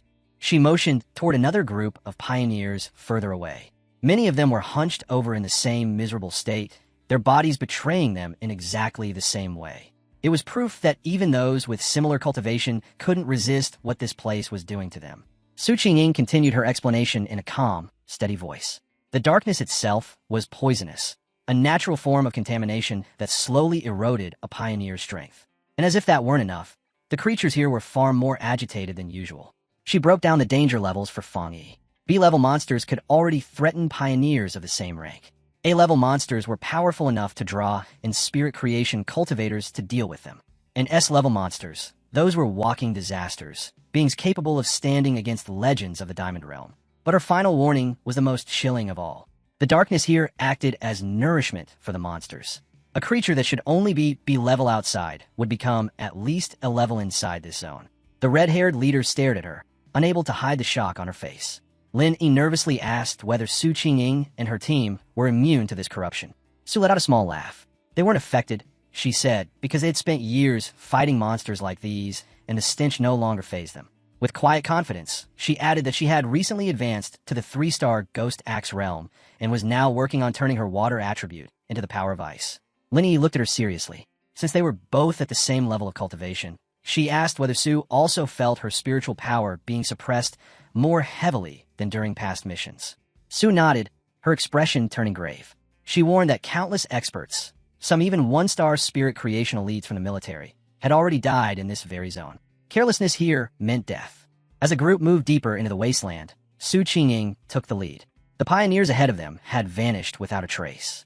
She urged everyone to speed up, then gave strict instructions. Speak as little as possible, conserve physical strength, and keep spiritual power tightly focused. If the dark mist sensed weakness, it would devour them.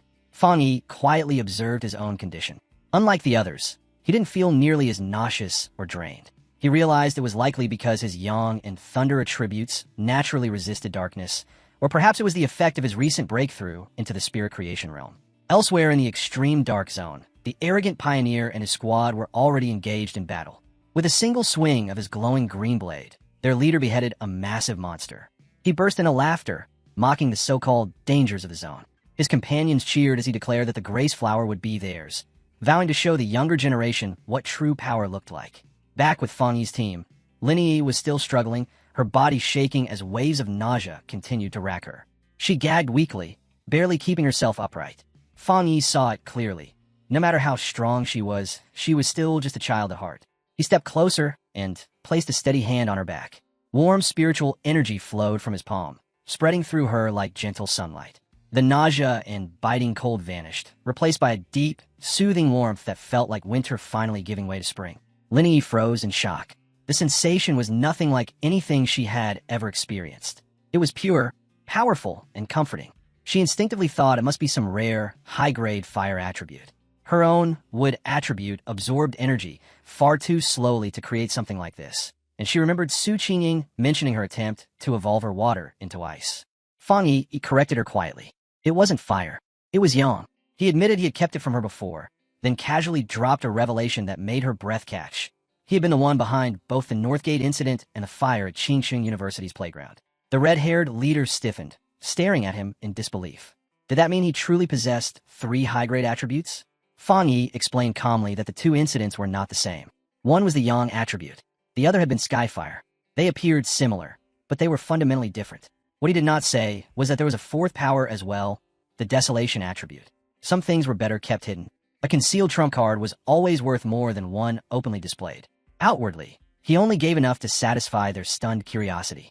Still shivering, the red-haired leader stepped closer.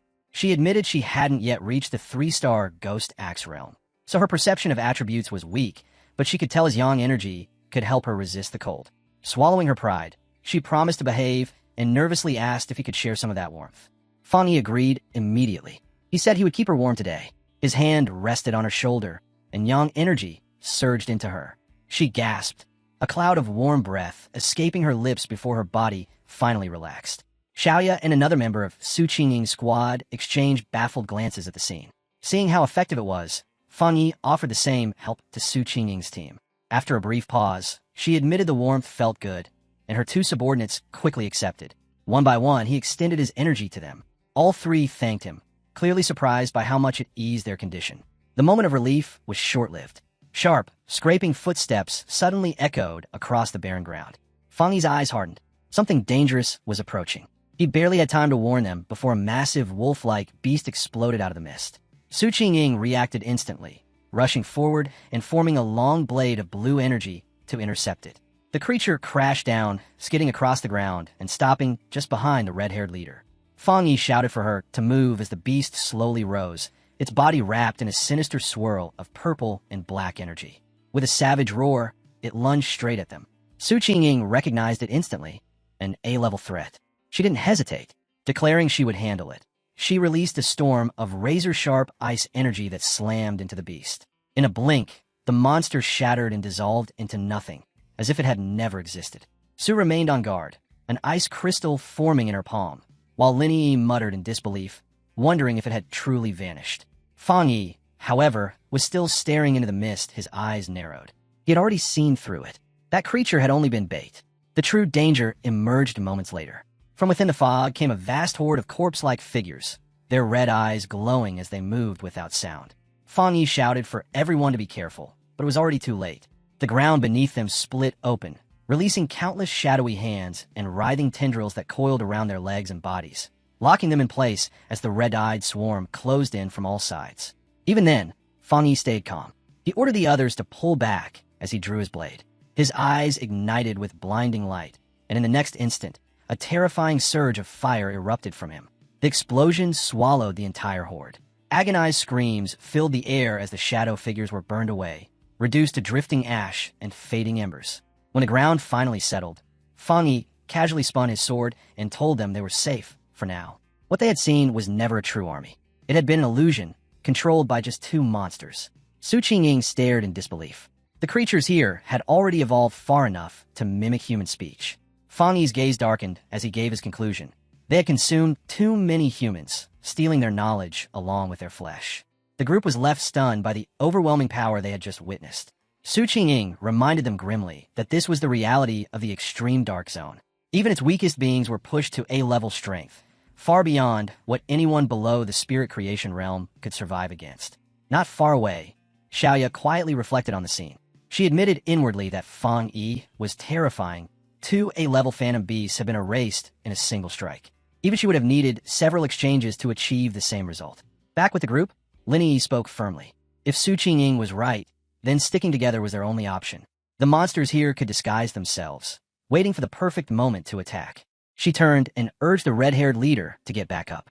But the red-haired leader was still shaken, not by the monsters but by Fang Yi. She complained about the crushing pressure of his aura, saying it was more suffocating than the undead swarm. To her, even brushing against his flames would have been enough to kill her. Then the ground began to tremble. A deep, thunderous rumble rolled across the wasteland. Lin Yi froze, then asked if the others could hear it too. The distant roar of waves crashing against a shore that did not exist. The ground suddenly convulsed, throwing everyone off balance. Far away, other pioneer squads were already in full retreat. One man screamed at his companion to stop fighting and run, his voice cracking as he shouted that what was coming was pure evil, that they were staring straight into ghosts. Fang Yi, Su Qingying, and Lin Yi watched with dark expressions as the battlefield descended into chaos. In the distance, a colossal vortex of pure darkness surged forward, filled with countless twisted shapes and endless glowing red eyes. Everything it touched was swallowed whole. The arrogant pioneer and his squad stood directly in its path. The name of the disaster spread instantly: the Dark Tide. As the tide rolled forward, devouring screaming pioneers by the dozens, the arrogant leader laughed in defiance. He sneered at their fear, declaring that just because ordinary troops couldn't withstand it didn't mean he couldn't. Raising his sword, he formed a massive green barrier around himself, claiming everything in this zone as his. Then, driven by pride and madness, he charged straight into the storm of red and black. The moment he crossed the boundary, his confidence shattered. The tide engulfed him in suffocating waves of darkness. Inside, he finally realized the truth. The monsters within were beyond anything he had ever known. Far stronger than A level. Far beyond even S level. Terror twisted his face as he understood there was no escape. His struggles were meaningless. He, his squad, and countless others were dragged into the darkness, their screams swallowed as they vanished. From afar, Fang Yi's group watched in stunned silence.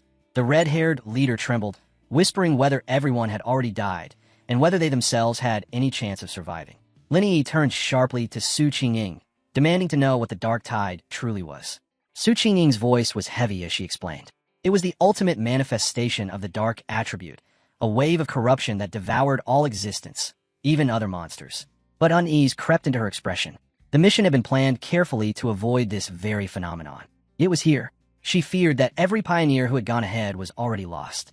Lin Yi remembered what she had read on the pioneer forums. The Dark Tide was said to be powerful enough to erase entire cities. Cold dread settled into her chest. She turned to Fang Yi, urging him desperately to retreat while they still could. Fang Yi alone remained steady. He told everyone to hold their ground as he summoned a massive shield of golden light threaded with blue lightning, enclosing the entire group. He explained that the barrier naturally countered the dark element and reminded them that if it came to it, they still had a way to endure. They could pool their strength to hold the barrier and withstand the wave. Su Qingying was stunned by the idea. She immediately challenged it, warning that the Dark Tide was not ordinary darkness, but an extreme concentration of the dark attribute itself. Even their combined power would be meaningless against it. She reminded him that a spirit creation pioneer had just been erased in seconds. Fang Yi did not waver. Golden flames erupted along his sword while blue lightning crackled around his other hand. With unwavering resolve, he declared that he would destroy the tide himself. Before anyone could stop him, he launched forward, his body turning into a streak of fire and thunder that shot straight toward the towering wall of darkness. The others stood frozen in shock. Su Qingying could only stare, unable to believe he was truly charging into the tide. The moment Fang Yi entered the storm, radiant light tore through the blackness. Deep within the Dark Tide, he hovered calmly inside a golden aura, completely untouched as violent currents of dark energy churn around him. His eyes locked on a faint, ember-like red glows hidden inside the storm. Seeing them, he gave a cold smile. His suspicion had been right. From every direction, grotesque abominations crawled out of the shadows, twisted, many-eyed monsters stitched together from countless bodies. Fang Yi understood at once. These were not ordinary A-level beasts being controlled by the tide. They were composite creatures, formed from endless lesser monsters that had been forcibly merged and evolved. The Dark Tide itself was a breeding ground, endlessly pushing B-level creatures into A-level, then into terrifying S-level existences. This was no mere catastrophe. It was an SSS-level disaster, something capable of devouring spirit creation pioneers as if they were nothing. One of the abominations lunged at him. Fang Yi's eyes blazed with golden fire. His blade flashed, releasing a wave of crimson flame that cleaved the creature apart in an instant. He felt the difference immediately. With his spirit creation realm power and skyfire reinforcing his sword, a monster that once would have been a deadly threat had been erased with a single strike. As he surveyed the depths of the storm, another presence caught his attention. The arrogant pioneer was still alive. Wrapped in the tide's corrupting darkness, the man struggled desperately as black energy gnawed at his body. Fang Yi saw that he was still conscious. His spiritual energy had not yet been completely drained. His foundation was weaker than Fang Yi's. But as a true spirit creation cultivator, he still had a narrow chance to survive. Fang Yi did not hesitate. He summoned the full might of his divine thunder. A surge of purifying lightning erupted from his hand and tore into the dark mass binding the man. The explosion ripped him free and hurled his body out of the tide. He slammed into the ground, unconscious but alive. Barely, standing over him, Fang Yi noted calmly that survival inside the dark tide was possible, but only by the thinnest of margins. The brief sense of relief shattered almost immediately. All around Fang Yi, the torn darkness began to writhe and knit itself back together. The monsters he had just destroyed reformed inside the tide, their grotesque bodies regenerating as if death meant nothing. A massive, many-eyed abomination rose once more from the shadows, its presence crushing. Fang Yi understood then with chilling clarity. The tide could endlessly recreate its minions. This had to be the true terror of creatures that had surpassed S level. Surrounded by an army that refused to stay dead, Fang Yi made a dangerous decision. A faint, defiant smile touched his lips as he deliberately let his protective aura fade, exposing himself to the crushing darkness. His system reacted instantly, detecting the overwhelming dark attribute, but the result was immediate failure. The power was too strange, too complex. It could not be absorbed. Fang Yi was not surprised. Even after stepping into the spirit creation realm, the dark attribute remained something fundamentally different from everything else. It could not be taken, nor destroyed in the usual way. If that was the case, then he would simply have to change his approach. His sword burned at his side as the endless monsters closed in, his smile steady. For a fleeting moment, he regretted not bringing the Desolation Flower. Its life-draining power would have been the perfect counter to this nightmare. But that thought sparked something else. His eyes suddenly lit up, clarity cutting through the chaos. The answer was already right in front of him. Outside the tide, his companions watched from behind the golden barrier, their gazes fixed on his lone figure inside the storm. The red-haired leader, still shaken, turned to Su Qingying and asked if she had ever seen anything like this. Su could only shake her head. This was beyond anything she knew. Then, without warning, the raging tide fell eerily silent, its pressure pressing harder against their shield. The stillness was far more terrifying than the noise. Lin Yi's hands trembled. She admitted that even when they fought the monstrous Desolation Vine, she had never felt fear like this. Worry for her cousin dragged her toward despair. Su Qingying grabbed her hands firmly, forcing her to focus. The shield was still holding, even if it was flickering. They needed to pour their strength into it together. Her words were harsh but real. If Fang Yi fell, none of it would matter anyway. She continued, reminding them that Fang Yi was not an ordinary cultivator. He had reached the spirit creation realm and wielded multiple attributes. His true power was far beyond what they had seen so far.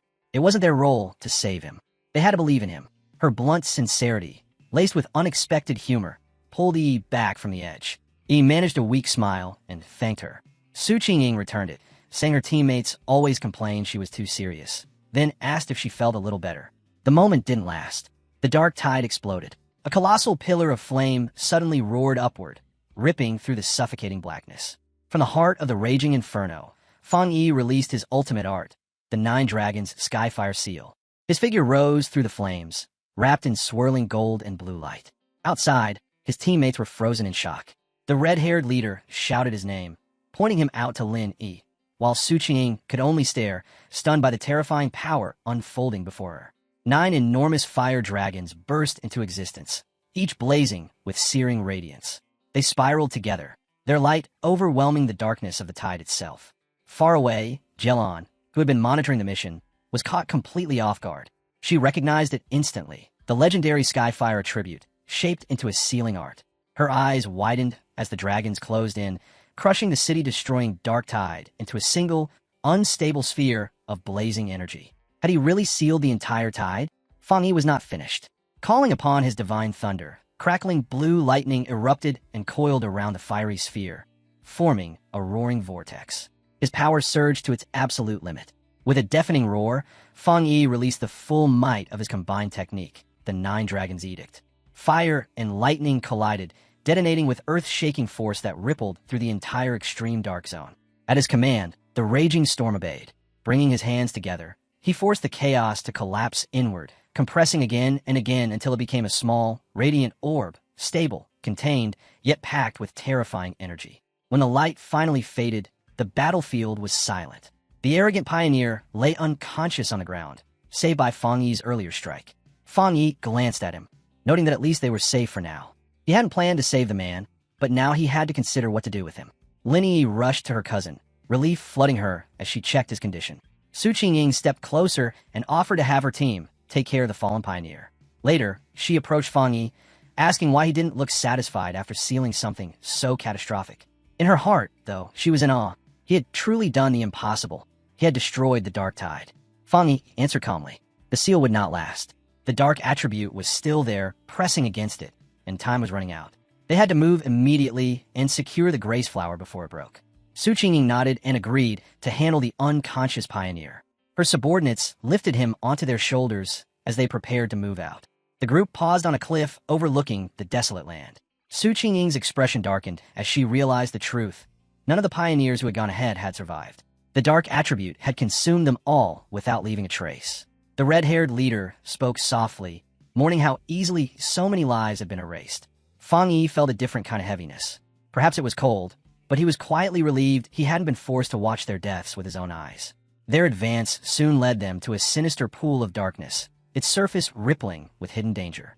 Fang Yi stepped forward at once and took command. He told Lin Yi and the others to move ahead with Su Qingying's team, saying the pool was far too dangerous and that he would stay behind to deal with it alone. Though reluctant, they had no choice but to comply, leaving him standing by himself on a jagged ledge above the black waters. At that instant, a system window flashed before his eyes. A powerful dark attribute fluctuation had been detected. The ground cracked apart as a violent vortex of purple and black energy burst upward, swallowing the entire area. The system's voice echoed, confirming the detection and announcing the activation of its ultimate computing power as it began creating a brand new technique. Fang Yi was lifted into the air, arms spread wide as towering pillars of dark energy roared around him. The system's voice rang again, declaring the process a success. His eyes snapped open, glowing with piercing purple light, the mark of the power he had just claimed. A new system window appeared, revealing his reward, the Dark Attribute Technique, Limitless Dark World. The description followed. Within this domain, Fang Yi could summon a space filled with thick, corrosive mist that would severely suppress spiritual energy. He immediately grasped its value. It was a battlefield under his absolute control. Anyone trapped inside would have their energy drained, their recovery slowed to a crawl. He imagined the effect clearly, seeing countless enemies struggling helplessly as he stood above them. Confidence surged through him. If he layered this suffocating domain with his other attributes, his strength would rise to terrifying heights. He reached a single conclusion. If the Dark Tide ever appeared again, he could crush it. As the last traces of purple aura faded, Su Qingying finally found her voice. Still shaken, she asked whether he could feel the dark mist returning. Her shock only deepened as the strange fluctuations continued. She stared at Fang Yi, wrapped in lingering energy, unable to understand how he could achieve such a breakthrough without any of the usual signs. No changes in heaven and earth, no celestial disturbances. Then realization struck her like a thunderbolt. He hadn't just sealed the S-Class Dark Tide. He had absorbed it. The thought made her tremble. Since the beginning of the spiritual revival, every pioneer knew the dark attribute was the most feared of all, born from the malice and negativity of countless living beings. Absorbing it was forbidden by law. A memory flashed through her mind. A government project had once tried to purify the dark attribute, and it had ended in disaster. Researchers had died, and the element was labeled a monster in its own right. Dark monsters range from D to S-Class, all terrifying beyond reason. Even the weakest preyed on early pioneers, while the Dark Tide itself could devour spirit creation elites as if they were nothing. Another memory surfaced, an infamous case from before the ban. A 3-star Ghost Axe pioneer had once dared to absorb energy from a low-tier sea monster. Madness claimed him. His flesh rotted, his mind collapsed, and now he lived sealed inside a hospital, a ruined thing that could never recover. Back in the present, the chaotic mist streamed back into Fang Yi's body. He let out a slow, steady breath. Then, without turning, his voice cut through the fog. He called out to the unseen watcher who had been observing everything from the shadows, ordering them to show themselves. Fang Yi's crimson eyes swept across the mist with cold precision. Jielon stepped forward. Her tone was calm as she spoke, saying that if her judgment was correct, Fang Yi had been the one who sealed the Dark Tide on his own. Su Qingying gasped when she saw her, blurting out Jielon's name in shock. Jielon descended slowly and stopped before Fang Yi. Her gaze locked onto him as she asked directly whether he had truly absorbed the dark attribute. Fang Yi answered without hesitation. He had. The words struck Su Qingying like a hammer, shaking her to the core. Before she could react, Jielon moved. In one smooth motion, she drew a pistol and aimed it straight at Fang Yi's head. Jielon, the red-haired leader, roared in fury. She and a trembling Lin Yi froze, but Su Qingying leapt forward, slapping the barrel aside and placing herself between them. Her voice was sharp as she reminded Jielon that Fang Yi was the military's highest priority recruit. Then she pushed harder, accusing her of hypocrisy. The association wanted him as well, yet the military had claimed him first. What was the meaning of pointing a gun at him now? Jielon did not answer. Her silence was colder than any reply. Fang Yi calmly placed a hand on Su Qingying's shoulder, telling her to stand down. He turned to Jielon, his voice level but cutting. Their mission, he reminded her, was to retrieve the Grace Flower. It was strange. She was obsessed with completing the mission, yet clearly displeased that they had survived. Jielon kept the gun raised, the metal glinting faintly in the mist, her expression unreadable. The red-haired leader finally exploded. She accused Jielon of betraying their trust, demanding to know why she had done nothing when the Dark Tide was about to wipe them out. Without Fang Yi, all of them would be dead. Lin Yi was still just a child. Instead of helping, Jielon had stood by and watched, only to now threaten the one who saved them. Jielon lowered the pistol. A faint smile touched her lips. She waved away the entire standoff like it had been nothing but a harmless joke, casually remarking that Fang Yi seemed far too popular with his own team. Then her gaze sharpened, her tone changing in a way that made the air subtly tighten. She congratulated him and calmly declared that he had passed. The words hit like a stone dropped into still water. Su Qingying froze. The red-haired leader stared at her in disbelief, confusion written openly across her face. But Fang Yi did not look surprised. He met Jielon's eyes steadily and asked if this had been her goal all along, to test him. Jielon did not deny it. She said that with someone of his talent and strength, she could not trust neat reports or hollow numbers. She needed to see his true character with her own eyes. Then she turned to the red-haired leader and addressed the accusations head-on. She admitted she had not intervened because pioneers lived by the ruthless laws of this new world. Here, fortune and death changed places in a single heartbeat. That was the reality they had to accept. Yet she pointed out something that made everyone pause. They were lucky to have Fang Yi with them. Since the Dark Tide descended, not a single monster had dared to draw near. The creatures, she explained, were terrified of the power he had unleashed. Fang Yi listened, his expression dark and thoughtful, and then nodded. Even the Dark Tide followed the same cruel rule, he said. It preyed on the weak and bowed before the strong. With the matter settled, Jielon shifted gears and said she would lead them to the Grace Flower, reminding them that no one knew this land better than she did. As they moved, Su Qingying quietly leaned closer to Fang Yi. In a low voice, she told him something about Jielon felt wrong. She revealed the truth she had uncovered. Jielon's former squad had once faced the Dark Tide, and she was the only one who had survived. The pieces slid into place for Fang Yi. Her rigid obedience to missions and rules, the cold shell she wore, it all came from that loss. Her team's deaths had carved a wound so deep that it left her half-broken, pushing her towards self-destruction. Yet within that emptiness was a fierce conviction, the only thing still driving her forward. When he sealed the Dark Tide, that inner resolve had cracked for just a moment, letting something human slip through. Understanding dawned, and a faint smile touched Fang Yi's lips. He told the others they should be kinder to Jielon, because beneath everything, she was badly hurt. The red-haired leader blinked in confusion and asked if Jielon was physically injured. Fang Yi said she was. He explained that her spiritual barrier was severely damaged. Though her cultivation stood at the level of a 2-star spirit creation realm, her protective aura had collapsed by at least 2 full tiers. A brief glimpse of her energy made it undeniable. Her aura wavered and splintered, fragments breaking away as if her very core had been shaken. Even her footsteps were slightly unsteady, betraying the strain her body was under. Jielon sensed their gazes and glanced back at them. Her voice was soft when she thanked them, yet she immediately brushed it off, insisting the injury was nothing worth mentioning. With Jielon in front, the group moved deeper into the lifeless fog. Dead trees rose around them like twisted bones, and the ground was scattered with the skeletal remains of beasts. They had entered the chaotic burial mounds. As they advanced, Fang Yi's instincts tightened. Something was wrong. His gaze swept the terrain, then locked onto a chilling sight, a half-buried skeleton of a fallen pioneer, its remains jutting from the earth as if trying to crawl back out. Finally, Jielon stopped. She announced they had arrived. In the center of a barren clearing, a single grace flower stood alone, glowing with a soft, dreamlike purple light.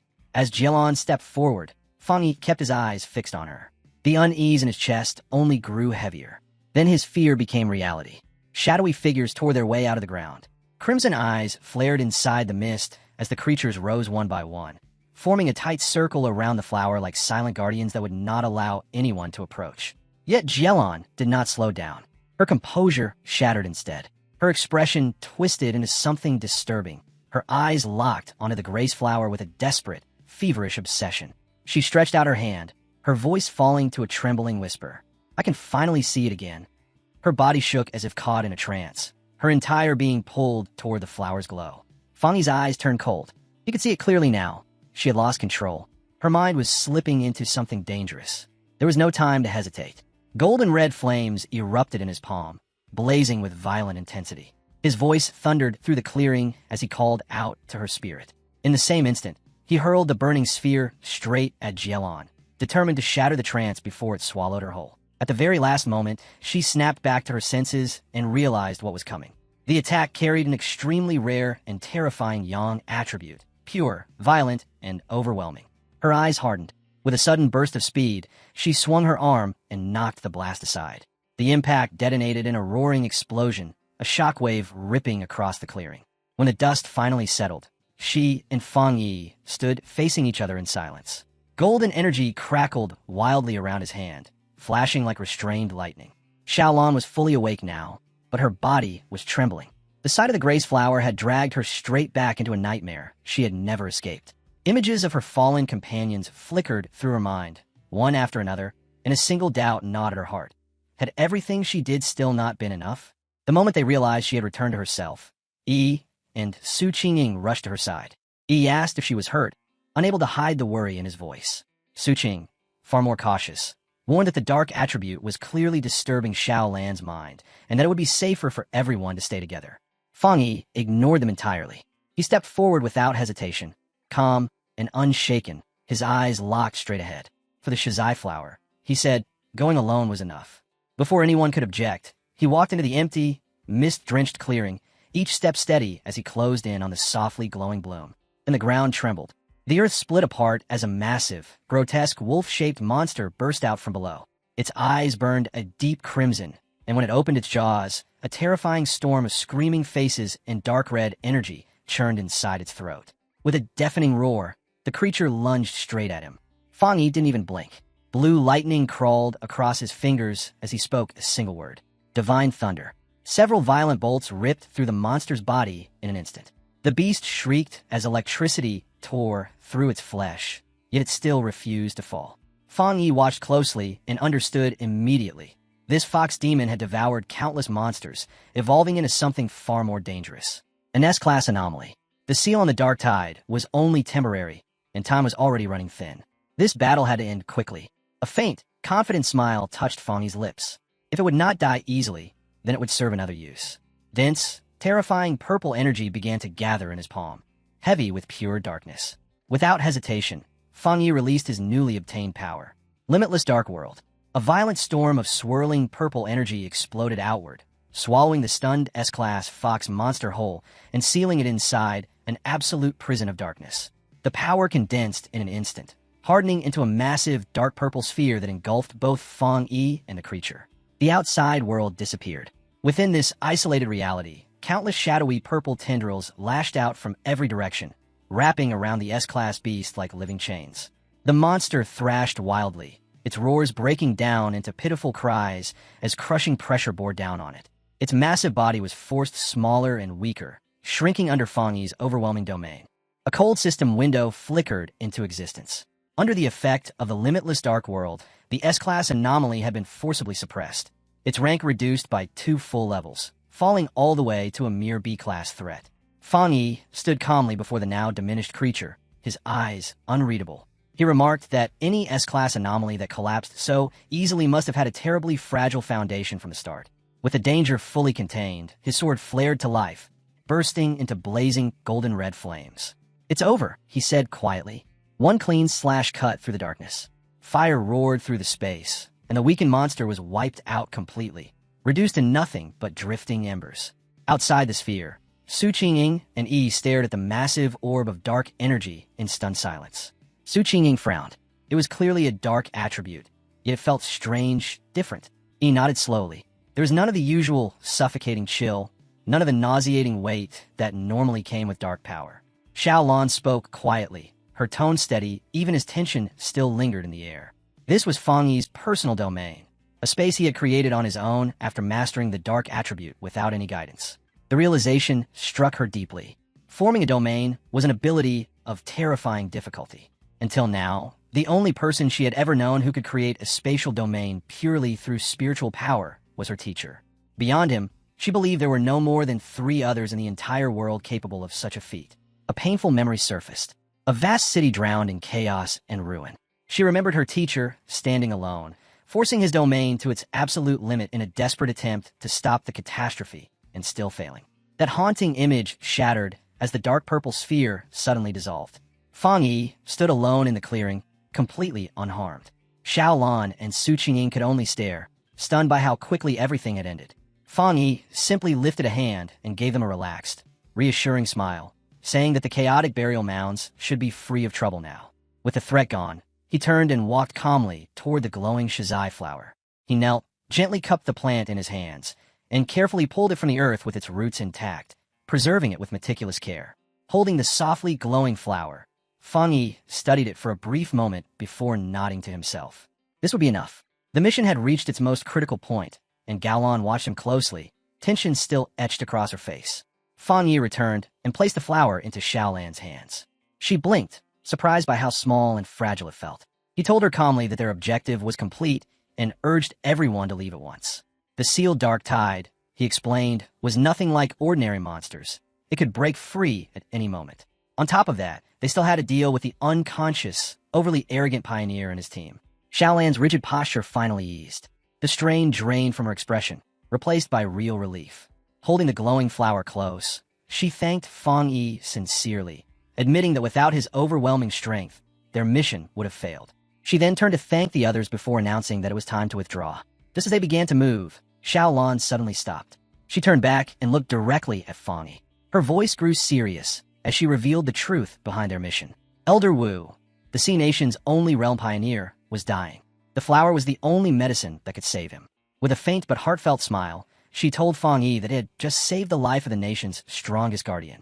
Fang Yi listened in silence, his expression thoughtful as the weight of her words settled over him. He softly repeated the name of the legendary Qingong realm to himself. When the group finally stepped through the dark portal of the extreme dark zone, a sky filled with swirling crimson clouds greeted them. The red-haired leader threw her fists into the air, shouting in pure relief that they could finally see the light again, and that they had survived. Yi felt the same, grateful just to stand beneath the open sky after everything they had endured. Their return instantly sparked a wave of cheers. Officials who had been waiting in tense anticipation rushed forward, celebrating the successful retrieval of the shizai flower. Many of them openly admitted they had never truly believed it was possible when Xiao Lan first reported the mission. As the team walked through the path cleared by the crowd, the red-haired leader stared around in disbelief at how many people had gathered. Somewhere among the voices, someone whispered, wondering who it was that had actually brought the flower back. That was when he slowed to a stop. Her eyes widened as she noticed something blocking their way. A massive, heavily armored military vehicle sat squarely in front of them. Dark steel plating covered its body, and elite soldiers stood on both sides in perfect formation. The red-haired leader froze. Her gaze locked onto the emblem stamped on the vehicle, the unmistakable symbol of the Star God War Zone, the most powerful and prestigious military force in all of the Xia Nation. The realization hit her instantly. Heat rushed to her face as embarrassment followed. So Gaolan was one of them. The memory of how she had shouted earlier made her wince.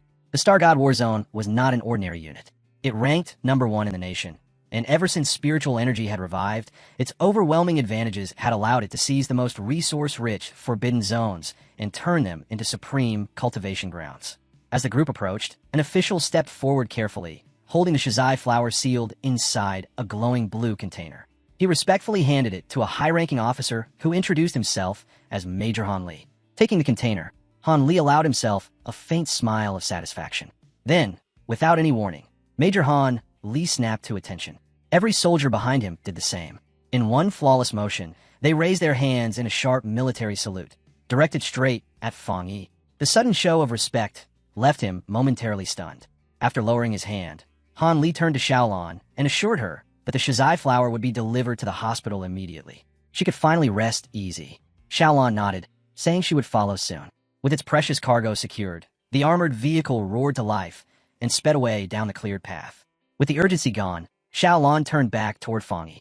She asked him directly whether he was connected to the Star God War Zone. When he answered, she revealed her own identity just as calmly. She added in an even tone that news of his overwhelming strength had already spread through the entire military district. With a confident, knowing look, she told him it was only a matter of time before his name became widely known and carried real weight. Then she spoke plainly. His individual combat power, she admitted, was already enough to suppress even the most elite squads within her own war zone. With that, she made her offer, formally and without hesitation. She acknowledged his terrifying potential and invited him to join the Star God War Zone, promising him access to the finest cultivation resources available. She also assured him that the rewards from this mission, for both his team and Su Qingying's squad, would be delivered soon. Fang Yi listened in silence, a faint smile resting on his lips as he considered her words. But her tones soon changed. The confidence faded, replaced by something heavier and more solemn. And as she continued, it became clear that the danger they faced was far from over. She told him that as the world changed at an unprecedented pace, the nation's greatest and most terrifying threat was the rise of dark attribute anomalies. As she spoke, a vision took shape in his mind. An entire city swallowed by a vast, ominous cloud of purple-black energy, buildings vanishing as if they had never existed. That image alone made everything clear. She warned him that the number of these anomalies was increasing at a frightening rate. The dark zones they created would keep spreading, growing like a malignant tumor, capable of triggering catastrophic disasters without warning. That was why forbidden zones had to be established, and why organizations like the Spiritual Energy Association were forced to guard them with absolute severity. After a brief pause, she clarified herself. She was not saying this to pressure him into joining the Star God War Zone. She was telling him because she believed a pioneer of his caliber, someone truly exceptional, had earned the right to know the truth about the world's condition. Fang Yi felt the sincerity in her words. A faint smile returned as he gave her his answer. He told her he understood, and that if he ever encountered dark attribute anomalies in the future, he would not look away. On that matter, she could rest easy. At those words, the stern exhaustion in Xiao Lan's expression finally eased. Genuine relief appeared on her face. She introduced herself properly at last, saying it was a pleasure to meet him, and then handed him a small, dark token. Fang Yi took it, revealing a black tablet engraved with a dragon and the characters of the Star God War Zone. Xiao Lan explained that the token granted him unrestricted access to any forbidden zone for cultivation, and that the gates of the Star God War Zone would always be open to him. Then she hesitated slightly before making one last request. She asked if he would be willing to go and see Elder Wu. Fang Yi raised a brow and asked if she meant the Qingyong Realm Pioneer. She nodded and said that Elder Wu was her teacher. Fang Yi should meet him, she explained, though she did not hide that it was also a personal wish. She wanted to be his friend. Fang Yi accepted both the token and her invitation, slipping it casually into his pocket. He agreed to go with her, saying it was always good to have more friends. Then, as if to seal that new bond, he extended his hand. Blue lightning crackled across his palm as he told her he had something to give her. Xiaolan looked at him in confusion. Fang Yi smiled and calmly explained that he believed he could completely cleanse the remaining dark attribute poison from her body. Before she could even respond, he released it. A surge of pure blue lightning burst forth, engulfing her in an instant. The shock locked her in place, breath caught in her throat as the thunder attribute surged through her body. Yet instead of pain, she felt something impossible. Healing. The cold, deep ache that had haunted her bones dissolved, replaced by a warm, tingling numbness. The discomfort she had carried for so long simply vanished. Inside her, the wounds left by the dark attribute began to close as the corrupt energy was torn apart and washed away, cleansed by the thunder from the inside out. It felt like being reborn. The rare, powerful lightning scoured her body clean, purging toxins she did not even realize were still there. When the glow finally faded, faint sparks still danced around her. Fang Yi looked at her and asked how she felt. Xiaolan exhaled slowly and nodded. She felt incredible, better than she had in years. The lingering dark energy was gone. Nearby, Su Qingying watched as paramedics rushed to the unconscious, once arrogant pioneer. She couldn't help wondering if someone that badly injured could even survive. When she turned back, she was startled to see Fang Yi and Xiao Lan still standing there. Yet something was different. Xiao Lan's aura had changed. Her injuries were gone. Xiao Lan explained simply that Fang Yi had used his rare, pure thunder attribute to completely cleanse the dark poison from her system. Su Qingying froze, staring at him in disbelief. So this was the true nature of his power. Not just destruction, but salvation. Without realizing it, she pointed at Fang Yi, eyes wide. He noticed and asked flatly what she was staring at. That was when inspiration struck her. She spun around and urgently waved the paramedics over, excitement flooding her voice. She turned back to Fang Yi and proposed a partnership. If his spiritual power could be combined with their advanced medical technology, they could save countless pioneers suffering from dark attribute corruption. To show her sincerity, she bowed deeply, lowering herself without hesitation, asking him to demonstrate his power just once more. Fang Yi did not answer right away. He fell silent, weighing her words. Then he raised his hand. A controlled burst of blue lightning flickered from his palm. Calm, precise. He asked if that was enough of a demonstration. One of the paramedics gasped as he examined the energy, his eyes shining. It was working. There was no doubt about it. Such a high-level thunder attribute could directly counter the dark attribute. Xiaolon added that when Fang Yi had treated her, the power had been sent straight into her body, destroying the corruption at its very source. Su Qingying nodded quickly, already piecing everything together. All they would need, she said, was for Fang Yi and the patient to hold hands. But one of the paramedics spoke up, his excitement tempered by caution. Not every cultivator, even those at the spirit creation realm, could endure energy this pure. He explained this calmly to Su Qingying, adding that while Xiaolan's injuries had been serious, they were nothing compared to the condition of the other patient. Healing that arrogant pioneer, he estimated, would require at least 10 times more spiritual energy. And even then, simply keeping him alive would already be a miracle. A full recovery, he admitted honestly, was nearly impossible. Fang Yi listened without interrupting. Then he agreed. He asked how to transfer his spiritual energy, and the paramedics guided him toward the ambulance. One of them pointed to a specialized device and instructed him to place his hand inside and release his power steadily. Fang Yi nodded and did exactly that, blue lightning flowing out in a controlled stream. From a distance, Yi watched in silence. She had never imagined Xiaolon was a high-ranking member of the elite Star God War Zone. Even more shocking was the fact that her cousin was so powerful that this legendary military force was actively trying to build a relationship with him. Her thoughts drifted back to Xiaolon, usually cold and distant, personally asking to be Fang Yi's friend and even giving him her own token. When the energy transfer finally ended, Fang Yi turned toward Yi and the red-haired leader to check on them. Yi smiled and said they were fine. Then she explained that she and the red-haired leader had decided to head out on their own for more training and missions. They couldn't keep relying on him forever. If they wanted to survive, they needed to grow stronger on their own. Fang Yi agreed immediately. He only told them to be careful. As they left, he watched their backs with a small, proud smile. Somewhere along the way, his cousin really had grown up. Su Qingying and her team prepared to depart as well. She waved goodbye, telling Fang Yi and Xiaolon that they would meet again on the next mission. Once they were alone, Xiaolon turned to Fang Yi and reminded him that it was time to visit Elder Wu. As the ambulance pulled away, Su Qingying couldn't hide her frustration. She complained loudly that the Star God War Zone had just snatched someone this powerful right out from under them. Her teammates hurried to calm her, but the irritation did not fade. Deep down, everyone knew the truth. The Spiritual Energy Association was a mess. Too many internal struggles, too much chaos, and its strongest squads refused to truly work together. By the time Fang Yi and Xiaolon arrived, they were standing before a massive, modern hospital, the highest security ward of the Star God War Zone's medical base. Fang Yi asked quietly if this was where Elder Wu was being treated. Inside the room, they stopped beside a bed buried in medical equipment. Tubes, monitors, and softly humming machines surrounded the unconscious figure lying there. Fang Yi took in the sight and couldn't help commenting on how strange it felt. The ultimate powerhouse of the Qingong realm, reduced to a withered old man. He stepped closer to examine him. Dark red veins spread across Elder Wu's face and neck, swollen and unnatural. A respirator rose and fell with each strained breath. Xiaolon told him it had been far worse before. Back then, her teacher had looked more like a corpse than a living person. Even after using the precious Shizai flower, he still had not woken up. Fang Yi frowned. What kind of catastrophe could leave someone this powerful in such a state? Xiaolon slowly let out a breath and began to explain.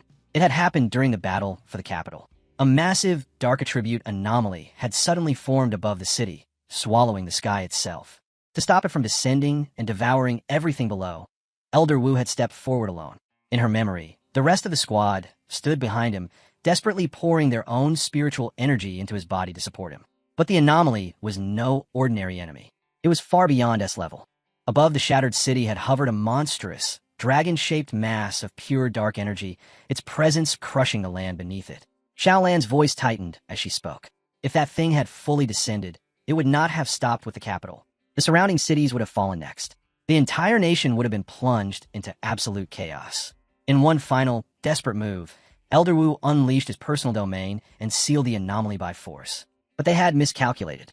The dark attribute was even stronger than anyone had predicted. The backlash tore through him, corrupting his body from the inside. Gaolon finished the story in a cold voice, saying that if Elder Wu had not been a master of the Qingong realm, he would have been turned to ashes on the spot. The room fell into silence. Back in the present, Fang Yi looked down at the unconscious hero with new eyes. To give up everything just to save a city, this man truly was a great pioneer. As Fang Yi studied Elder Wu's face, memories from his past life rose to the surface. Countless pioneers throwing themselves into hopeless battles. Countless sacrifices, also that he could become the last human left alive. A quiet sadness settled in his chest as he realized that in his original timeline, Elder Wu had probably already died by now. His gaze hardened.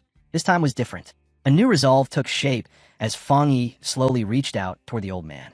Xiaolon jolted and demanded to know what he thought he was doing to her teacher. Fang Yi did not even turn his head. He told her calmly not to panic. The Shizai flower was already working, he explained, but there was still stubborn dark attribute residue inside Elder Wu's body. He was going to remove it. Before she could object, his hand pressed flat against the elder's chest. Pure blue lightning surged instantly, flooding into the old man's body. Fang Yi said evenly that this would help him wake faster. Xiaolon stiffened in shock, blurting out that the corruption he was touching came from an S-level disaster. That kind of power was not something anyone should deal with lightly. She hesitated. Then she clenched her fists and nodded. Go ahead. Try. Maybe, just maybe, he was the miracle they had been waiting for. The room filled with sharp crackling as Fang Yi poured more energy into Elder Wu. Xiaolon stepped closer, warning him seriously that the dark attribute inside her teacher was far more terrifying than the dark tide itself. Without the Shizai flower suppressing it, Elder Wu would never have survived this long. Fang Yi replied without looking back. He understood. His expression hardened as he felt it.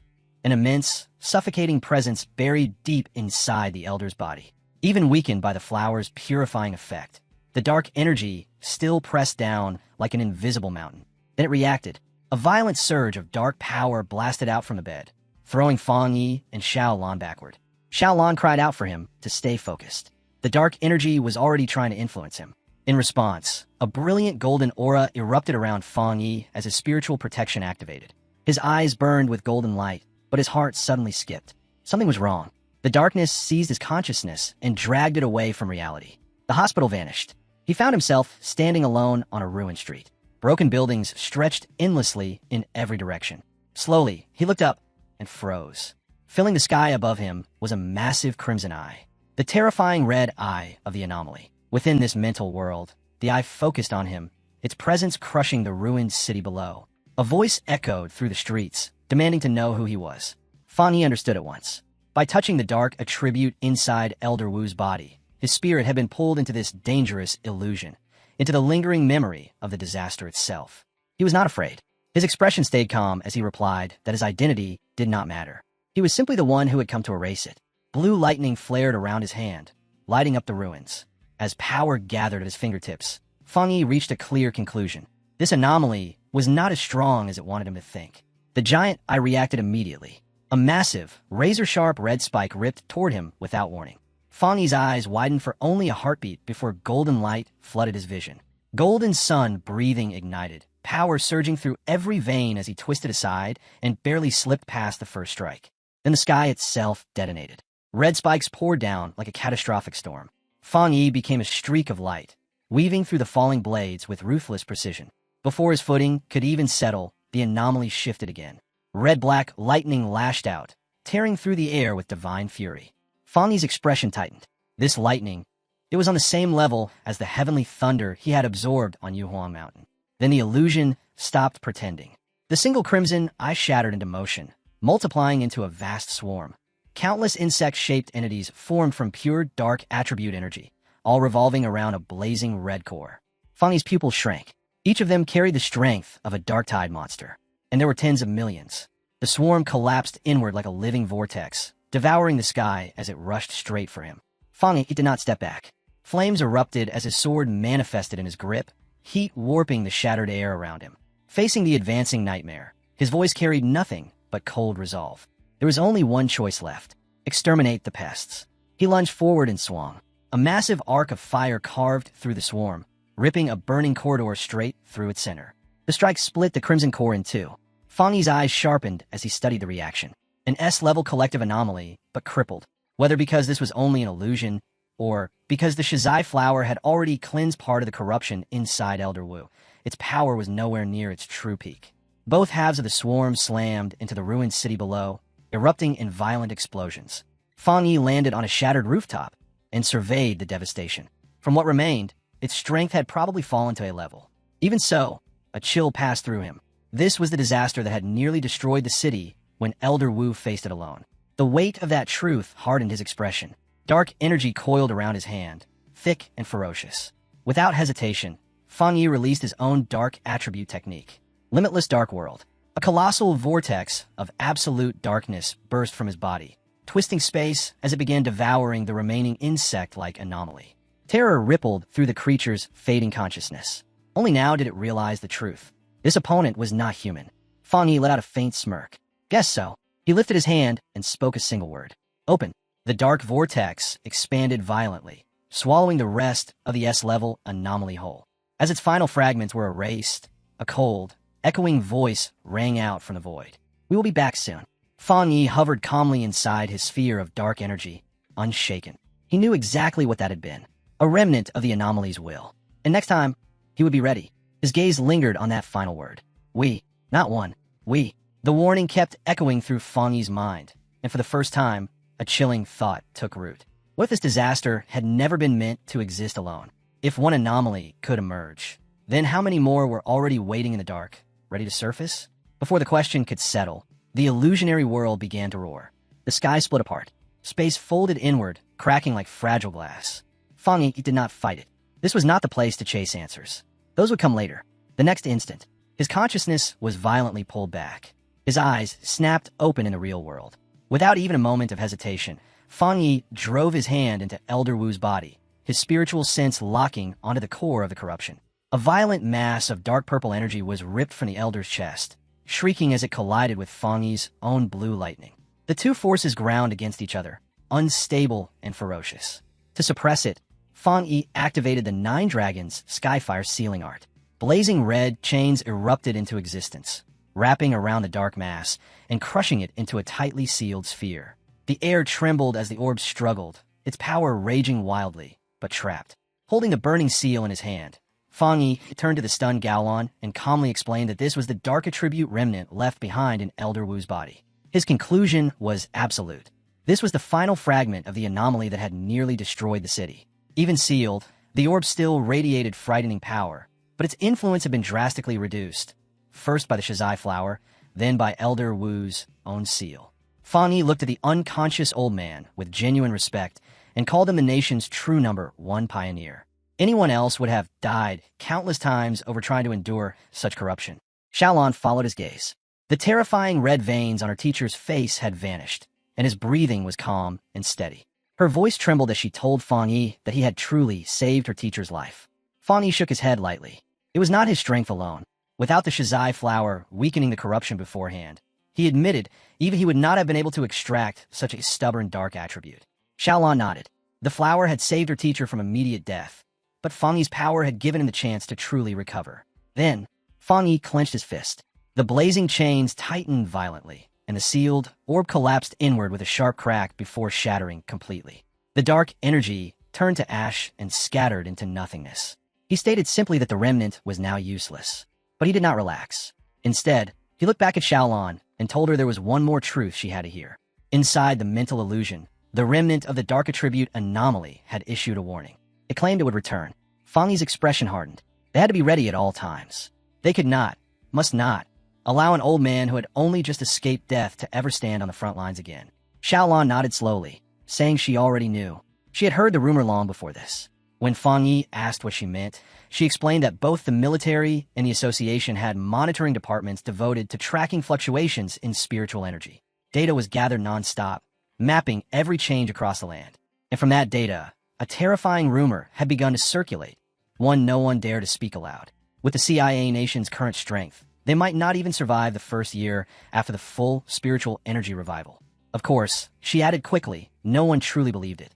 Most people dismissed it as fear born from cold numbers, exaggerations without real context. Fang Yi replied quietly, noting that monitoring spiritual energy changes sounded unusually formal and systematic. Then Xiaolan looked straight at him and asked if he thought the rumor could actually be true. A shadow crossed Fang Yi's face.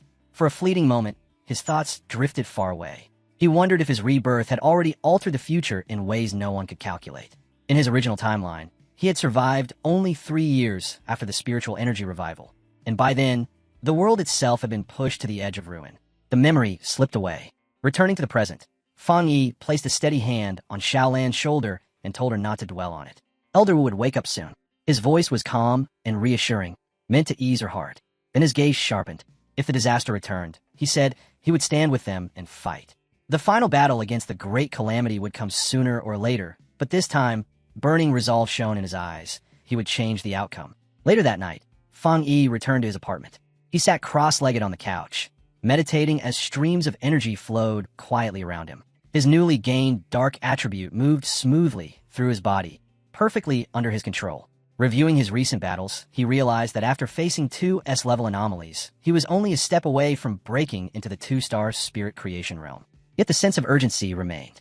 The full spiritual energy revival was approaching far too fast. Even with his new dark attribute, his current strength was nowhere near enough. His thoughts returned to the anomaly inside the mental illusion. Even weakened, its true power had been terrifying. That had only been a fragment, and it was already overwhelming. His gaze shifted to the potted plant resting on the table. The obedient little white flower. He spoke to it quietly, admitting that it was not easy to carry around, and that leaving it behind on his last mission had been his own mistake. A faint smile touched his lips as he picked it up. The small flower seemed to glow a little brighter, almost as if responding to his voice. He told it he regretted not giving it a chance to level up. Decision made, Fang Yi said he would take it out for a walk. He headed toward the back mountain, his private training ground. As he followed the quiet path beneath the moonlight, his thoughts drifted to the association's plant research department. To cultivate something like this, their skill had to be extraordinary. He noticed it almost immediately. In a short time since this place had last been devastated, the forest was already recovering. Fresh growth crept over shattered ground, roots stitching the soil back together. Nature's self-healing had clearly become far stronger in this new era. Going deeper into the woods, Fang Yi found a suitable clearing and knelt down. He carefully lifted the flower from its pot, feeling the rich earth between his fingers, and silently reminded himself to thank Su Qing and her team for securing this place for him. Before planting it, he paused. Holding the flower gently, he gave his new companion a calm warning. Take it slow. Absorb only a little at a time. If it became too greedy, not even every forest on the planet would be enough to satisfy it. The moment the flower touched the soil, it answered. Roots exploded outward, plunging deep into the earth. A massive vortex of green, life-draining energy erupted from the plant and swept through the forest. Trees withered in seconds. Leaves crumbled. Life was stripped away as the energy was devoured without mercy. Moments later, Fang Yi stood with his arms crossed, surrounded by a dead, hollowed stretch of woodland. He decided the flower had taken enough for now. With a satisfied smile, he gently pulled the brightly glowing plant from the ground, roots and all, and told it that it was time to find a new place to feed. The flower shone even brighter in his hand, overflowing with newly absorbed energy. As he walked, Fang Yi considered where it might rank among evolved plant-type spirits. With its terrifying desolation attribute, it had to be at least an A-level threat. Moving along a dark ridge, he sensed the forest's unnatural silence. No insects, no birds, no movement. The animals that once lived here had clearly fled in terror from the flower's presence. Then a savage howl tore through the night. Fang Yi's expression hardened at once. He recognized the sound. A wolf. On a nearby cliff, silhouetted against a blood-red moon, a pack of monstrous wolves gathered. Their glowing red eyes burned as their bodies twisted, expanded, and warped in grotesque ways. Fang Yi's heart sank as he realized what he was seeing. They were evolving. His gaze locked onto the massive figure standing at the highest point of the cliff, the Wolf King. Its transformation was almost complete. With a thunderous howl that shook the mountains, the Wolf King finished evolving. Its enormous body surged with power, now wrapped in a menacing green glow as even the night seemed to recoil. Still holding the potted flower, Fang Yi felt at the instant the beast stabilized. An overwhelming wave of spiritual power blasted outward, heavy enough to make the very air tremble. His eyes sharpened as realization struck. This thing was about to cross the threshold and become an A-level anomaly. Before he could even shift position, the newly evolved wolf pack moved. They spread out with terrifying coordination, encircling him from every direction and sealing off every possible escape. Fang Yi's gaze swept across them once, instantly understanding what had happened. The Wolf King had not only grown stronger, it had changed. Its original wood attribute had mutated, giving birth to a deadly poison attribute, most likely from absorbing the residual dark energy saturating the area. A dangerous evolution. Yet Fang Yi remained completely calm. In the end, it was still only a difference in level. He reached down and lifted the obedient little white flower from its pot, speaking to it softly, like a trusted companion. It was time to resolve this. Kneeling, he planted it firmly into the ground. In his mind, he weighed the situation. The anomaly itself was not the greatest threat. It was the number of wolves. And more importantly, the city lay just beyond a mountain. If even one of them broke through, the consequences would be catastrophic. As the Wolf King suddenly lunged forward, Fang Yi issued a single command. Begin. Brilliant green energy poured from the flower in response. Fang Yi watched carefully, deliberately testing its strength. He wanted to see just how much destruction it could unleash on its own. The answer came immediately. A colossal beam of green, life-draining energy erupted into the sky, tearing through the darkness and lighting up the entire mountain range. It was so intense that it could be seen far below, where another group of pioneers had frozen in place, staring upward in shock. Within that squad, one man swallowed hard and muttered that the Wolf King had successfully evolved, and that its power was horrifying. He urgently asked for the contamination level. A cloaked figure checked the readings and answered in a low voice. 90%. The number struck like a hammer. Faces turned pale. That level was far beyond their expectations. The blonde-haired leader clenched his fists, tension pouring from him as he realized the danger was still rising. The Wolf King's wood attribute alone was at least at the 3-star Ghost Axe realm, possibly even brushing the Spirit Creation realm. And the rest of the pack, none of them were weak. His voice tightened as he admitted the truth. They did not have enough manpower. Even himself had only just broken through to the 3-star Ghost Axe realm. Then his eyes widened. He finally noticed the massive green beam and the unmistakable presence woven within it. Dark attribute energy. Everything fell into place. Now he understood why the contamination level was so absurdly high. His heart dropped as he shouted a warning to the team, telling them the Wolf King had evolved dual attributes. And he knew exactly how terrifying that was. Dual attribute anomalies were extremely rare, and when they appeared, they never brought anything but catastrophe. The contamination reading on the squad leader's watch slammed straight to 100. His jaw tightened at once. If they failed to stop the wolf pack's evolution now, everything below the mountain would be wiped out. These beasts were already savage. Once their new power fully stabilized, they would become something far worse. Without hesitation, he reached to contact the Spiritual Energy Association for immediate backup. But before the signal could even complete, the ground lurched violently. One of his men staggered and shouted, asking if it was an earthquake. The leader's eyes darkened. No, a normal evolution could never cause tremors like this. A chill crept up his spine. Another anomaly. His watch confirmed it a second later. The contamination reading exploded upward to 1,000. Impossible. The pioneers froze in horror as a massive eruption of green desolation energy blasted from the mountaintop, tearing through the night like a living disaster. The green-haired pioneer's breath caught. He recognized that power instantly. Desolation, but why here? As the life-draining wave rushed toward them, panic spread through the squad. One man screamed, asking if this was the giant vine from the sky, the one that had vanished without a trace. There had been no warning, no signal, nothing at all. The squad leader didn't hesitate. Retreat. Evacuate everyone below the mountain. Immediately, but just as suddenly as it appeared, the wave stopped. A stunned voice called out, saying the energy was no longer advancing. The entire squad watched in disbelief as the massive vortex of green power folded inward, reversing direction and sinking back into the mountain like a restrained beast. Silence fell. Did it end? One man asked if they should still submit the report. Another wondered if they should go up the mountain to investigate. None of them knew that at the mountaintop, the ground had become something else entirely. Where Fang Yi had planted the flower, thick green roots now covered the earth, weaving together into a living network. From those roots, dozens of glowing white flowers bloomed at once.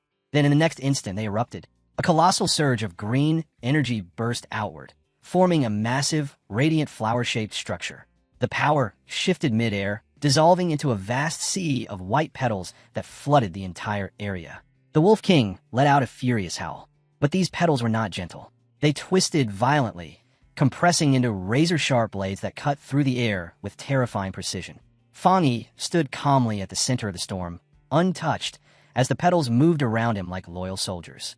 He stated it simply: this was the flower's true power. The sea of spiritual blossoms would regenerate endlessly. They would multiply without limit, absorbing, eroding, and purifying the enemy again and again, until nothing remained. Fang Yi stood atop the massive root network as the wolf pack collapsed one by one beneath the overwhelming force. His gaze fixed on the Wolf King, cold and sharp. Then he asked quietly how its pack could survive, without the same spiritual protection he possessed. The smaller wolves never even had time to struggle. Vines wrapped in white flowers snapped around them, and their bodies withered away in seconds. Their life energy was stripped away so completely that only pale skeletons were left behind, collapsing into dust as if they had never existed. As the final traces of vitality were absorbed, the flower began to change. Its petals darkened, shifting into a deep, ominous red, heavy with terrifying power. Driven into a corner, the Wolf King let out a desperate roar and gathered everything it had left. A violent blast of green energy erupted from its jaws, ripping through the air toward the sea of flowers. But the crimson bloom barely reacted. A barrier formed effortlessly, swallowing the attack whole, without leaving even a ripple. From within the storm of red petals and twisting vines, Fang Yi's voice reached the beast, calm, almost amused. He told it the attack was pointless. The desolation attribute had already taken root deep inside the mountain. This sea of flowers drew its strength from the mountain, he explained, and then returned that power back to the mountain in an endless cycle. Power feeding power. The Wolf King, now far more aware after its evolution, seemed to understand. Despair flickered in its eyes, but it refused to surrender. Locking onto the central red flower, sensing it as the true source, it charged forward in a final gamble. Fang Yi watched with a faint smile and casually asked his little flower what it planned to do now that it had been discovered. The answer came instantly. The central red flower swelled to an enormous size and surged forward. Its massive petals opened wide, then slammed shut around the Wolf King, trapping it completely.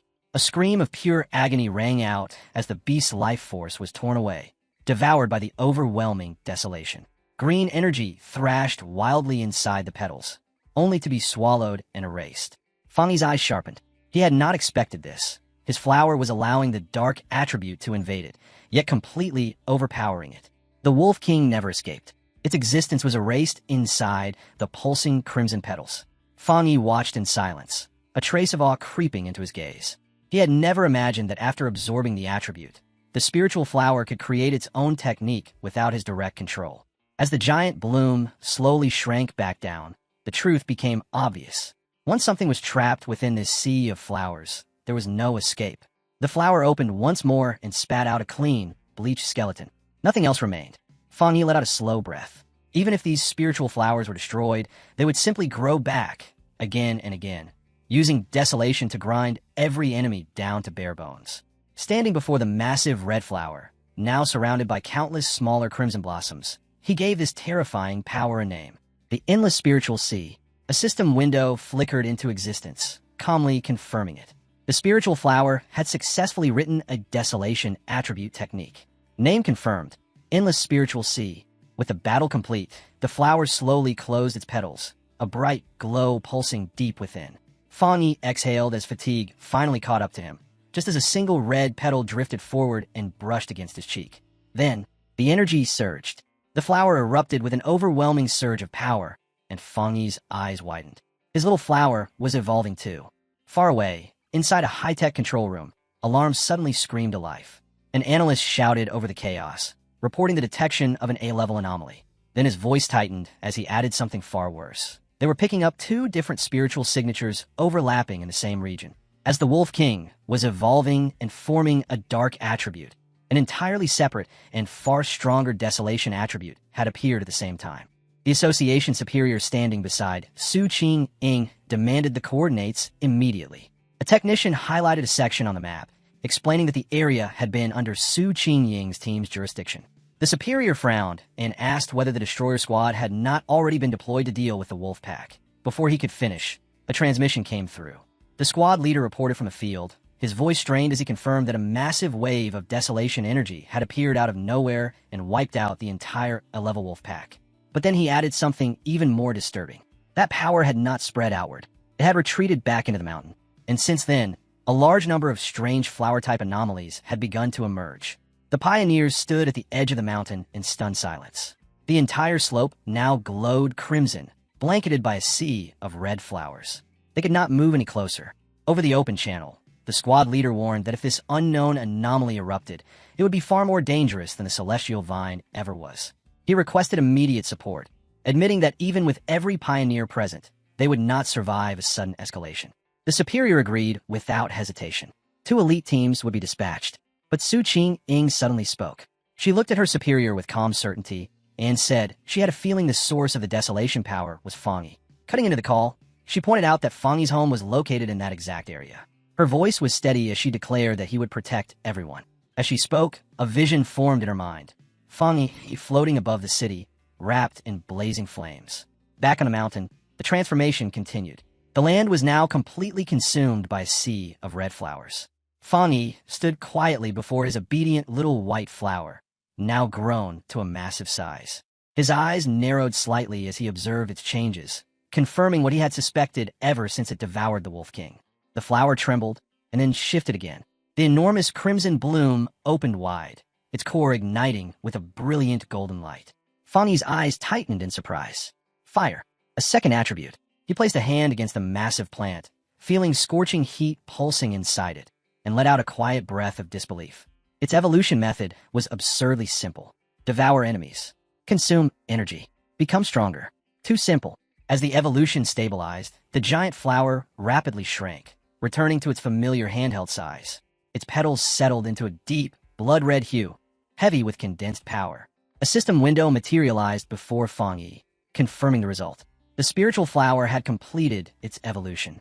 Classification: a level anomaly. Name: Desolate Fire Spirit Flower. Attributes confirmed: desolation and fire. Another line followed. The flower possessed an intense desire to devour spiritual energy and could be placed within the limitless dark world for nurturing. Fangyi frowned. Limitless dark world? The words lingered for only a heartbeat before realization struck. His gaze sharpened as a new thought formed. His personal dark domain was filled with dark attribute anomalies, unstable, plentiful, and perfect for growth. If the flower fed there, it might not stop at 2 attributes. A third dark attribute was not impossible. Just as he closed his hand around the orb linked to his domain, the sky above began to churn. Clouds spiraled violently as a massive storm gathered overhead. Fangyi looked up, golden light igniting in his eyes. He knew immediately what this meant. Another breakthrough. This time, to the 2-star spirit creation realm. He sat down without hesitation. The heavens answered. A towering pillar of golden divine energy crashed from the sky, completely engulfing him. As he cultivated, everything became clearer, smoother. Power flowed without resistance. The world's spiritual energy merged with him so naturally, it felt like an extension of his own body. Far away in the mountains, a muscular man with wild, spiky hair froze mid-step. His head snapped upward as he sensed the eruption of power. Excitement flared across his face as he followed the glow, racing toward its source. When he arrived, his breath caught. Legendary aura. Heavenly flames. A 2-star spirit creation cultivator. Watching footage of Fangyi's earlier battle, fire coiled around the man's body as his grin widened. A fire attribute pioneer. Perfect. He declared aloud that he would crush this newcomer and prove that he stood at the very top. Back at the cultivation site, Fangyi's eyes snapped open. His senses flared as he detected a foreign presence rapidly closing in. He rose and called out sharply, demanding to know who was there.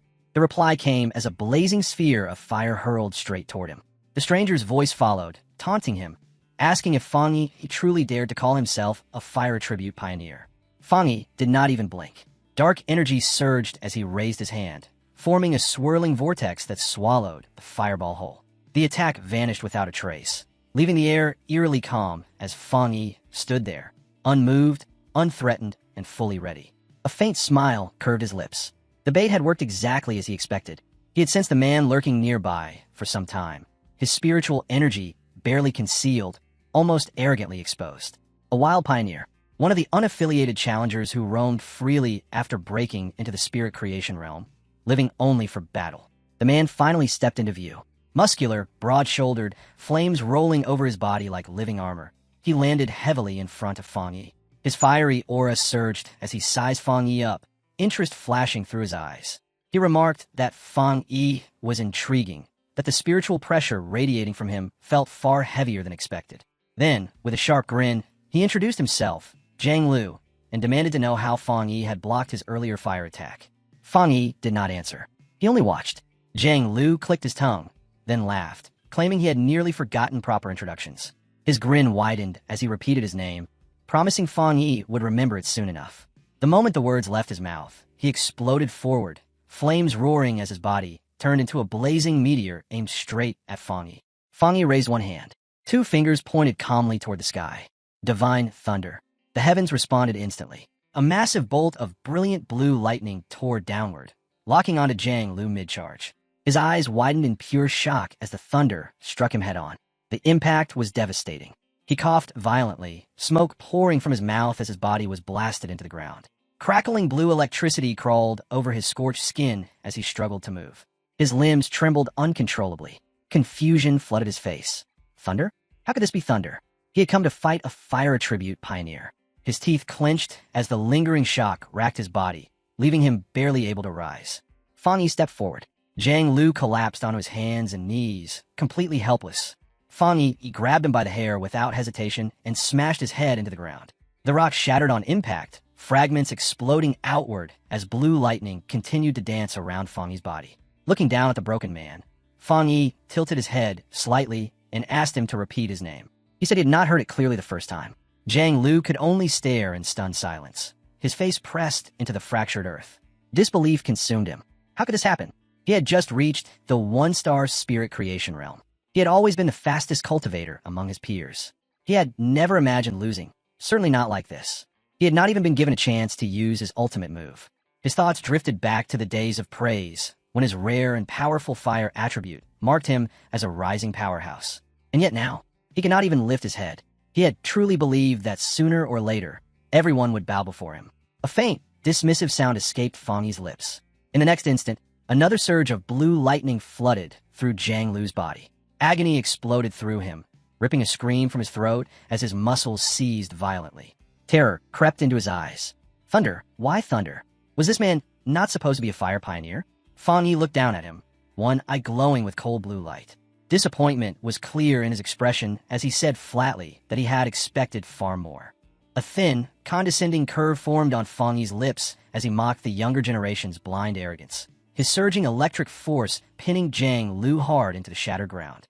Zhang Lu clenched his teeth as his body trembled uncontrollably, his thoughts spiraling as the truth finally became clear.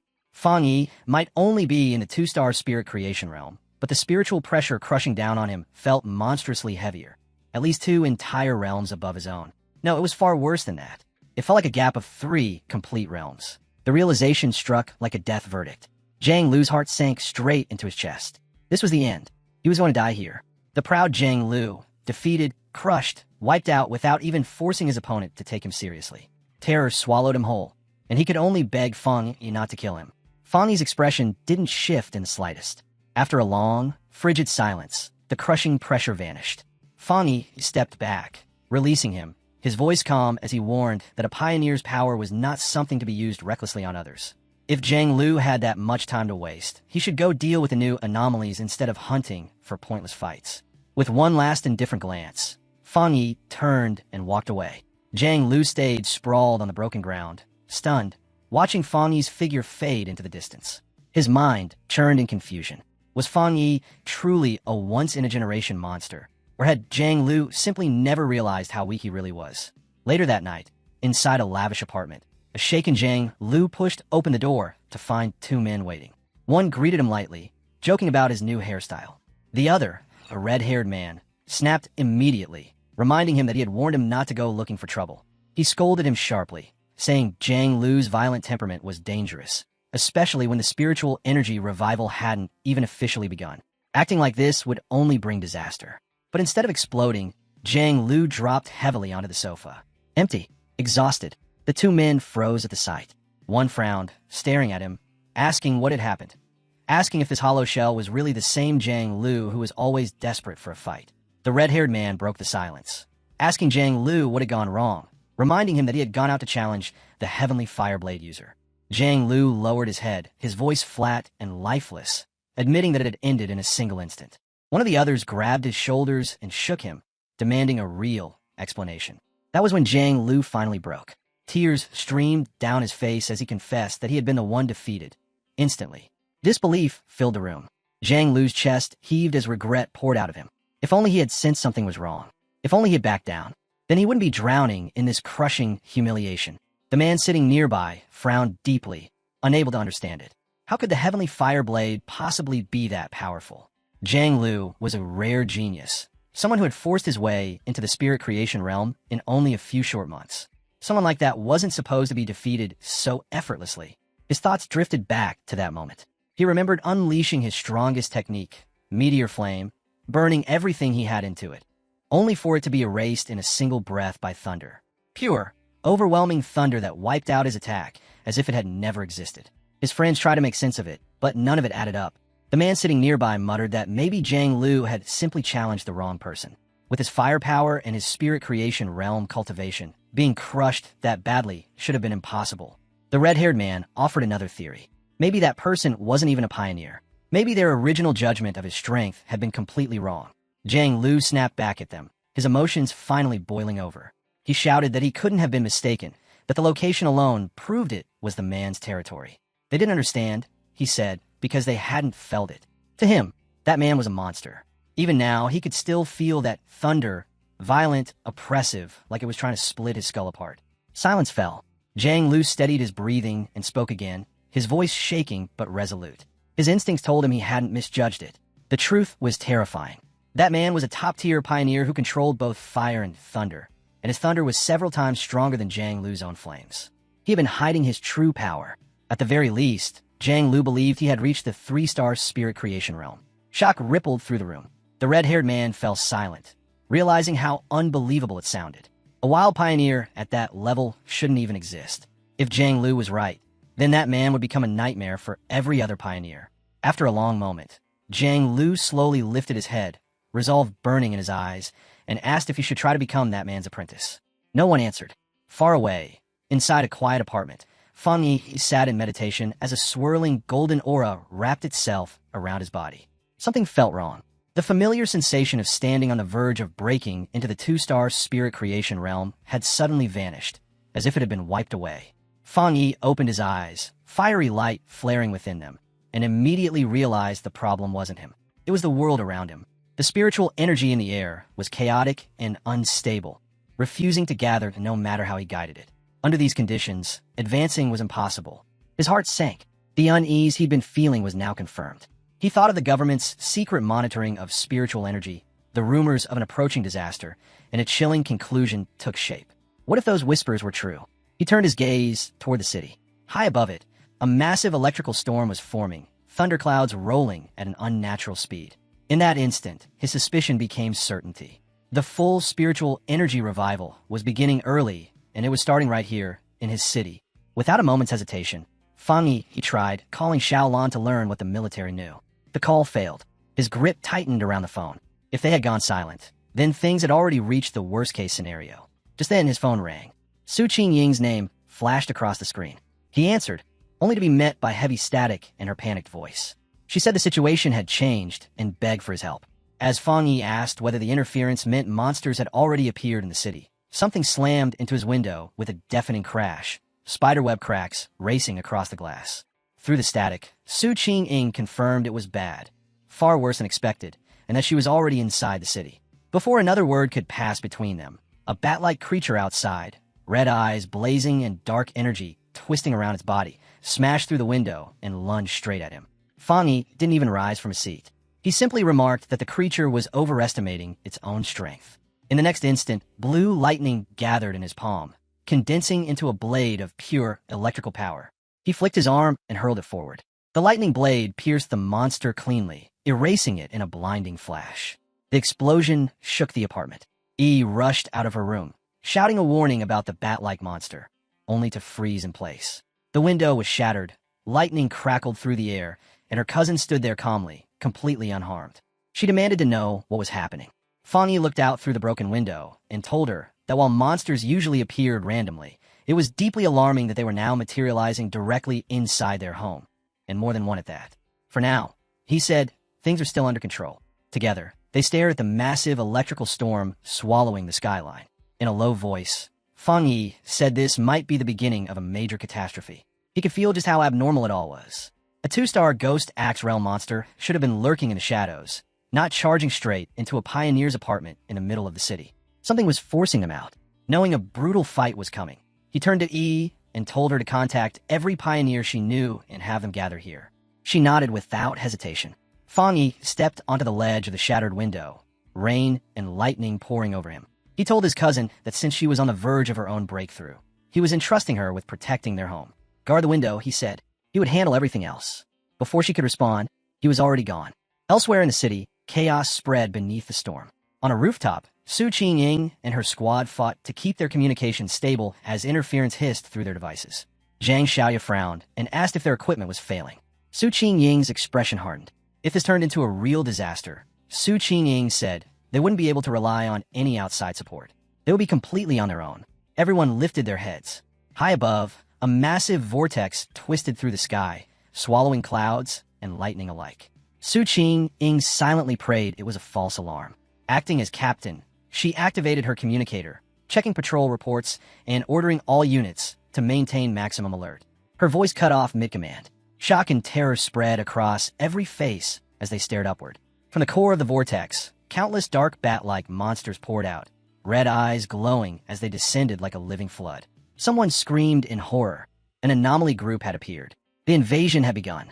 Across the city, a red alert blared from every screen and speaker, announcing the heaviest rainstorm in 50 years and ordering all citizens to stay indoors. Fear rippled through the streets as people stared at the blackened sky, whispering in panic, wondering if this was the end. Through the drenched roads, Zhang Lu and his red-haired companion tore forward on their motorcycles. Rain lashed against them as the red-haired man shouted that something felt wrong, asking whether they should turn back or keep pushing. Zhang Lu didn't reply. His expression was grim, his jaw clenched tight. Without warning, a massive bat-like creature wrapped in dark red energy plunged straight down from the sky. Zhang Lu roared, shouting that the thing was courting death. Flames erupted as he formed a blazing fireball and hurled it upward. The explosion swallowed the monster whole, fire ripping through the rain. His friends stared in disbelief, muttering that these creatures usually avoided pioneers as strong as Zhang Lu. Then the flames split apart. With a shrill screech, the monster burst out, its body unharmed, its eyes burning even brighter. Zhang Lu's blood ran cold. In that instant, he understood. It wasn't that the creature had resisted the attack. It had revived instantly, crushed by the sheer strength of the monsters flooding the city. Zhang Lu finally made the decision. They couldn't stay out here any longer. They had to get home now. Time seemed to roll backward. Several hours earlier, inside the cold blue light of a high-tech control room at the Spiritual Energy Association, Su Qingying stood in a tense meeting with her superior. An official spoke cautiously, suggesting that if the situation escalated, they would need their strongest operatives to make contact with Fang Yi. The superior had just turned toward Su Qingying to respond when a piercing alarm sliced through the room. Every screen flared to life. A crimson warning filled the main display. An A-level anomaly was predicted to reach the city center within 24 hours, while large numbers of bat-type anomalies were already converging on the surrounding suburbs. The room fell silent. The superior frowned deeply, questioning whether the assessment could really be accurate. An A-level threat was no small matter. Su Qingying didn't hesitate. Worry flashed across her face as Su Qingying insisted they deploy a team immediately, and that she would be going with them. The present slammed back into place. On a rain-drenched battlefield, the leader of the destroyer squad stared up in frozen terror. A colossal version of the bat-like monster descended from the storm clouds, its massive form dwarfing everything beneath it. He screamed into his communicator, his voice cracking as he corrected the report. This wasn't A-level. It was S-level. The creature's shadow swallowed the ground, its enormous red eyes glowing with merciless intent as it prepared to erase everything below. Elsewhere, the scene shifted to a military district locked in eerie silence. Inside, sleek futuristic corridors lay empty and untouched. Outside, hell had erupted. A dense swarm of glowing red bat-like anomalies slammed into a military warship hovering over the district. The vessel fired back, unleashing a devastating energy beam that ripped straight through the swarm. At the center of the chaos, Xiaolan fought like a living storm. Her body moved in ruthless rhythm as purple energy whips snapped from her hands, shredding wave after wave of dark creatures. Bat bodies burst apart midair, yet still they kept coming. She paused for a single breath, eyes following the endless tide pouring from the sky. Her unique ability allowed her to reshape and reinforce her spiritual power at will. Yet even she could feel the strain mounting. The number of dark attribute bats wasn't just huge, it was growing. Deliberately, as if they were trying to keep her trapped here, preventing her forces from interfering with something far more important. Lightning split the air. A young blonde man wrapped in yellow electricity landed beside her, boots skidding across the scorched ground. He flashed her a casual smile, praising her strength, before his tone darkened as he explained how dire the situation had become. Only a few high-level officers were still holding the entire military district together. He asked for her orders. Xiaolan's expression turned cold. She told him their communications were completely jammed. There was no way to reach the outside world. If this was happening here, then the other military districts were likely facing the same nightmare. She lifted her gaze to the sky. It was going black. The swarm stretched without end, swallowing even the storm clouds. In that moment, Xiaolan made her decision. Her voice rang across the battlefield as she issued her command. 2 squads would stay behind and defend the restricted zone at all costs. Everyone else would follow her. They would smash through the enemy lines, break out of the blockade, and reconnect with the rest of the military, no matter what stood in their way. With her orders given, she didn't hesitate. Xiaolan surged forward, the blonde lightning user and the remaining soldiers charging after her, all of them throwing themselves into the fight with everything they had. This was no longer about protocol. It was about breaking free. As they forced their way through the air toward the city, rain and blood-red shadows crashing around them, a terrifying realization struck her. Xiaolan looked ahead, and her heart sank. The city was gone. It had been completely swallowed by the Crimson Swarm. In that instant, the truth became clear. The military zone had never been the real target. It was nothing more than a diversion. The anomaly's true objective was the entire city. Below, chaos ruled. Beneath the pounding rain, citizens screamed and scattered in every direction, desperately scrambling for cover. At a deserted bus stop, a live streamer named Malala stood with a man, her phone held high as rain poured around them. Unlike everyone else, she was smiling, excited. She told him this strange, heavy downpour was perfect for views, the kind of moment that could make a stream explode overnight. With a determined grin, she said sometimes you had to take risks to capture something incredible. Her smile vanished in the next heartbeat. From the darkness above, a bat-like shadow dove down and swallowed the man whole. Blood sprayed. Malala's scream cut through the rain as the street erupted into panic. Cries rang out from every direction as countless monsters descended, their shrill screeches mixing with desperate shouts that the bats were drinking people's blood. Malala ran. Her lungs burned as she fled through the chaos, feet splashing through water and blood. Something shrieked behind her. A shadow closed in. One of the creatures lunged, claws reaching for her back. She screamed, certain it was over. A flash of blue tore through the storm. A blade of pure blue energy cut through the monster midair, erasing it in an instant. Thunder cracked as a figure descended and landed behind her with effortless calm. Blue electricity coiled around the woman's body as she straightened. It was Su Qing. 2 cloaked squad members appeared at her sides. Su Qing reached out to the shaking Malala and told her not to be afraid. Her teammates would take her home safely. As the 2 soldiers hurried the girl away, one of them spoke urgently, warning that the number of sea-level bat anomalies was rising, and worse, they were evolving. Su Qing's eyes burned with cold fury. If these creatures grew stronger by feeding on humans, then every second was precious.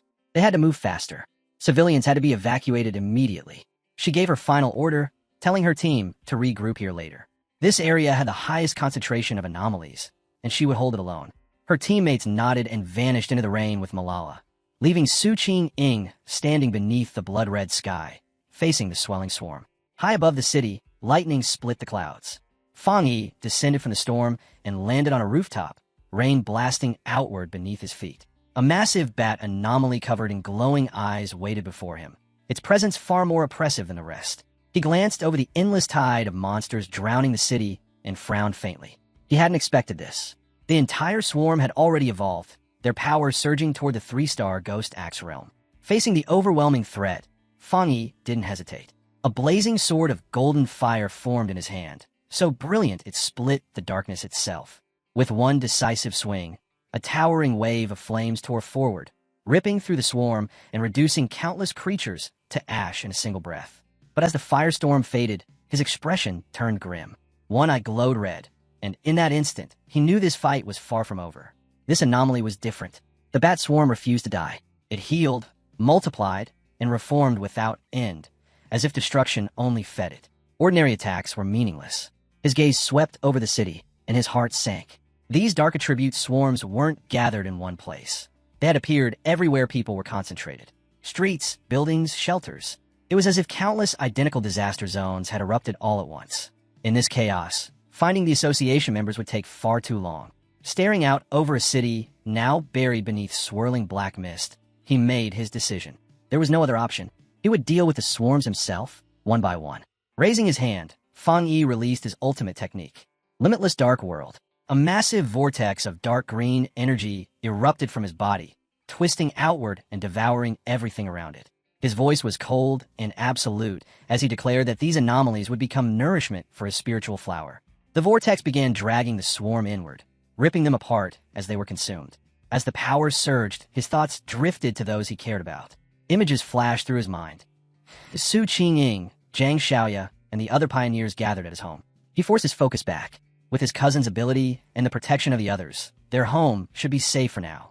But he knew the truth. If this disaster kept escalating, the nightmare would become real, and survival would turn nearly impossible for everyone.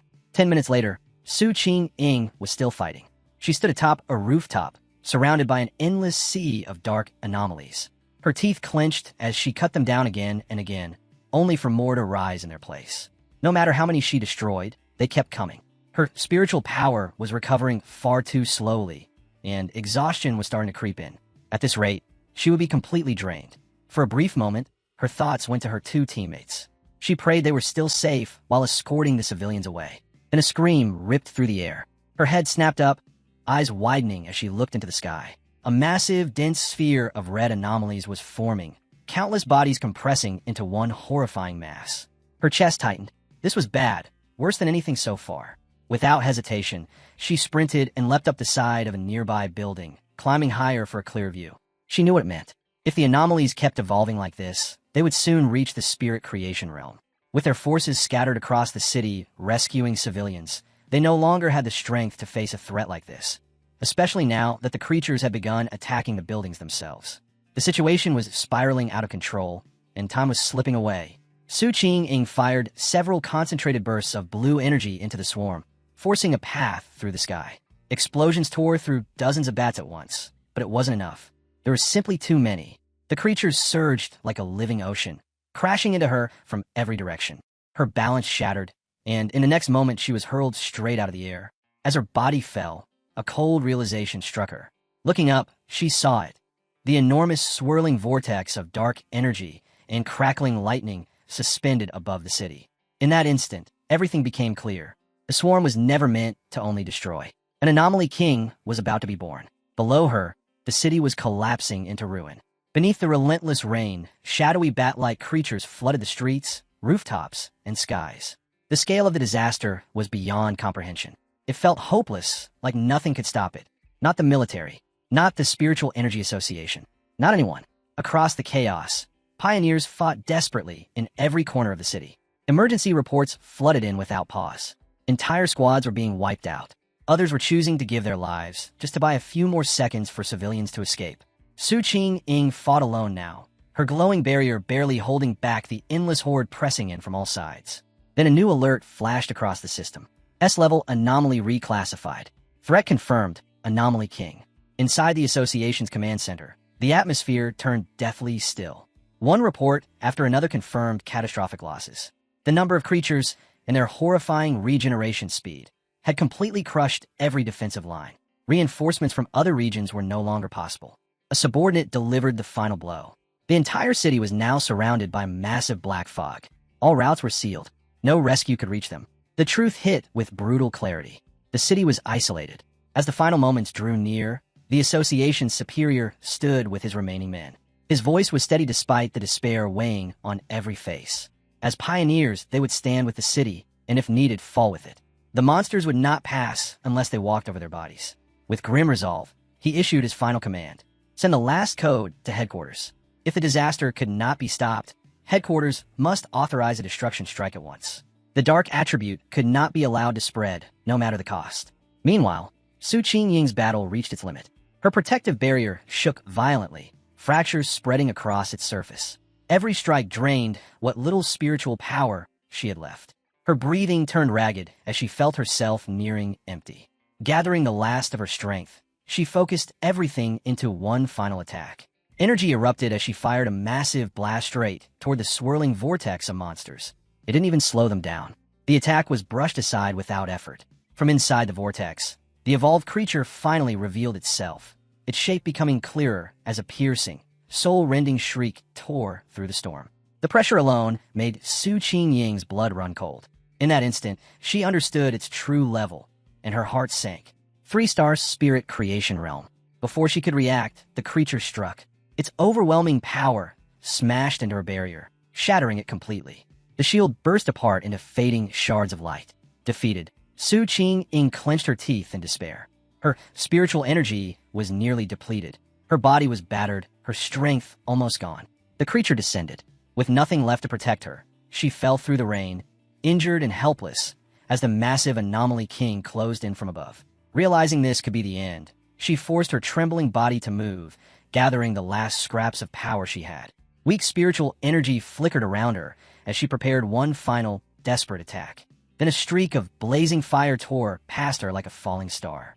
The explosion ripped through the air, forcing the monster back and halting its advance.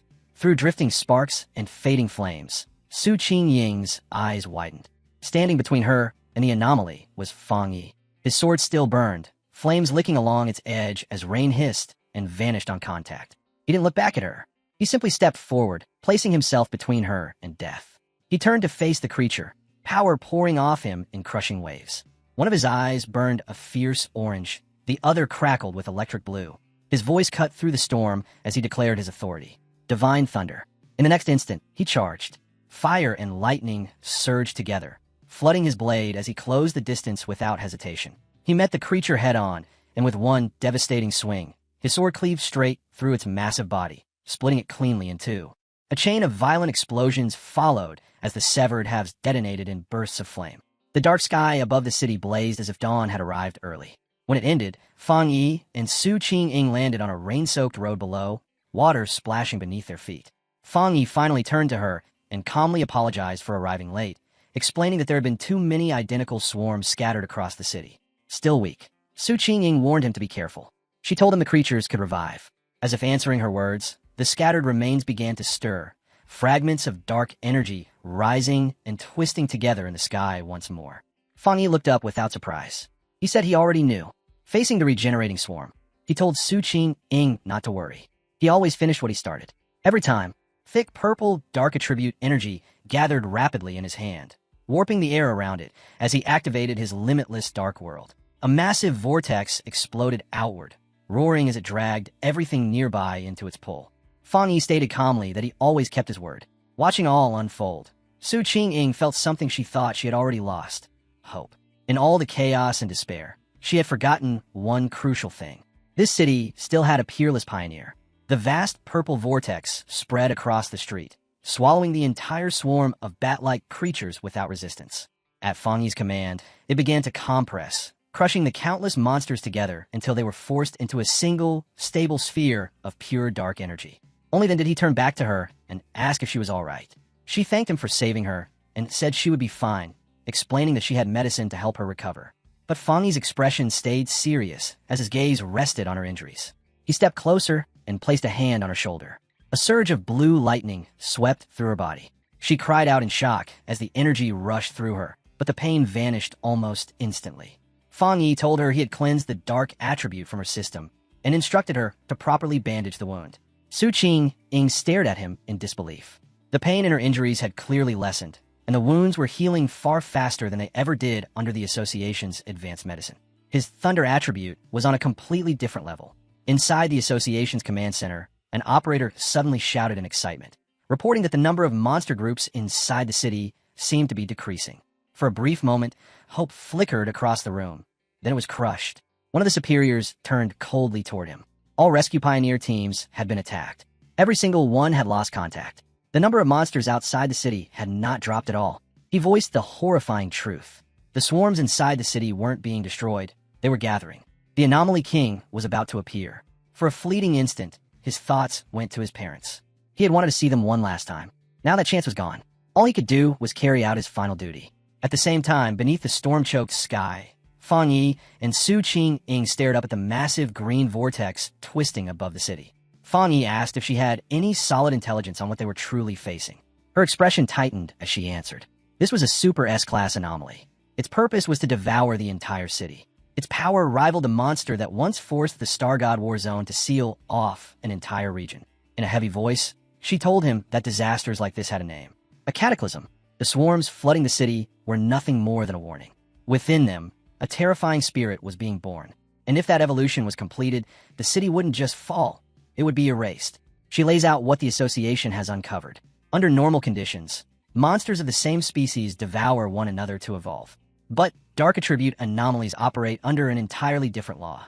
The moment a fully evolved existence appears, an anomaly king, it gains absolute authority.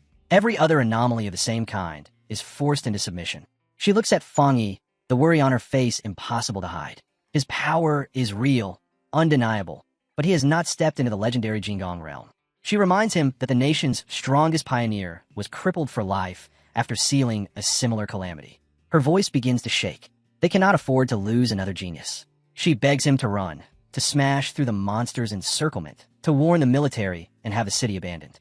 Before she can continue, Fang Yi reaches out and lightly taps her on the head. He asks, almost casually, if she has forgotten what she learned back in school. Then his demeanor changes completely. This city is his home, and no matter the cost, he will protect it. Su Qing freezes, her plea cut short, the rest of her words dying silently in her throat. Fang Yi doesn't look back. He turns away and leaps onto a nearby rooftop, standing alone beneath the raging storm, directly facing the colossal green vortex where the anomaly king is being born.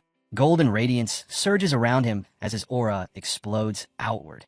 Fixing his gaze on the vortex, he remarks coldly that it looks like the entire city is being offered up as a sacrifice for the king's arrival. The golden light intensifies as he activates his golden sun power.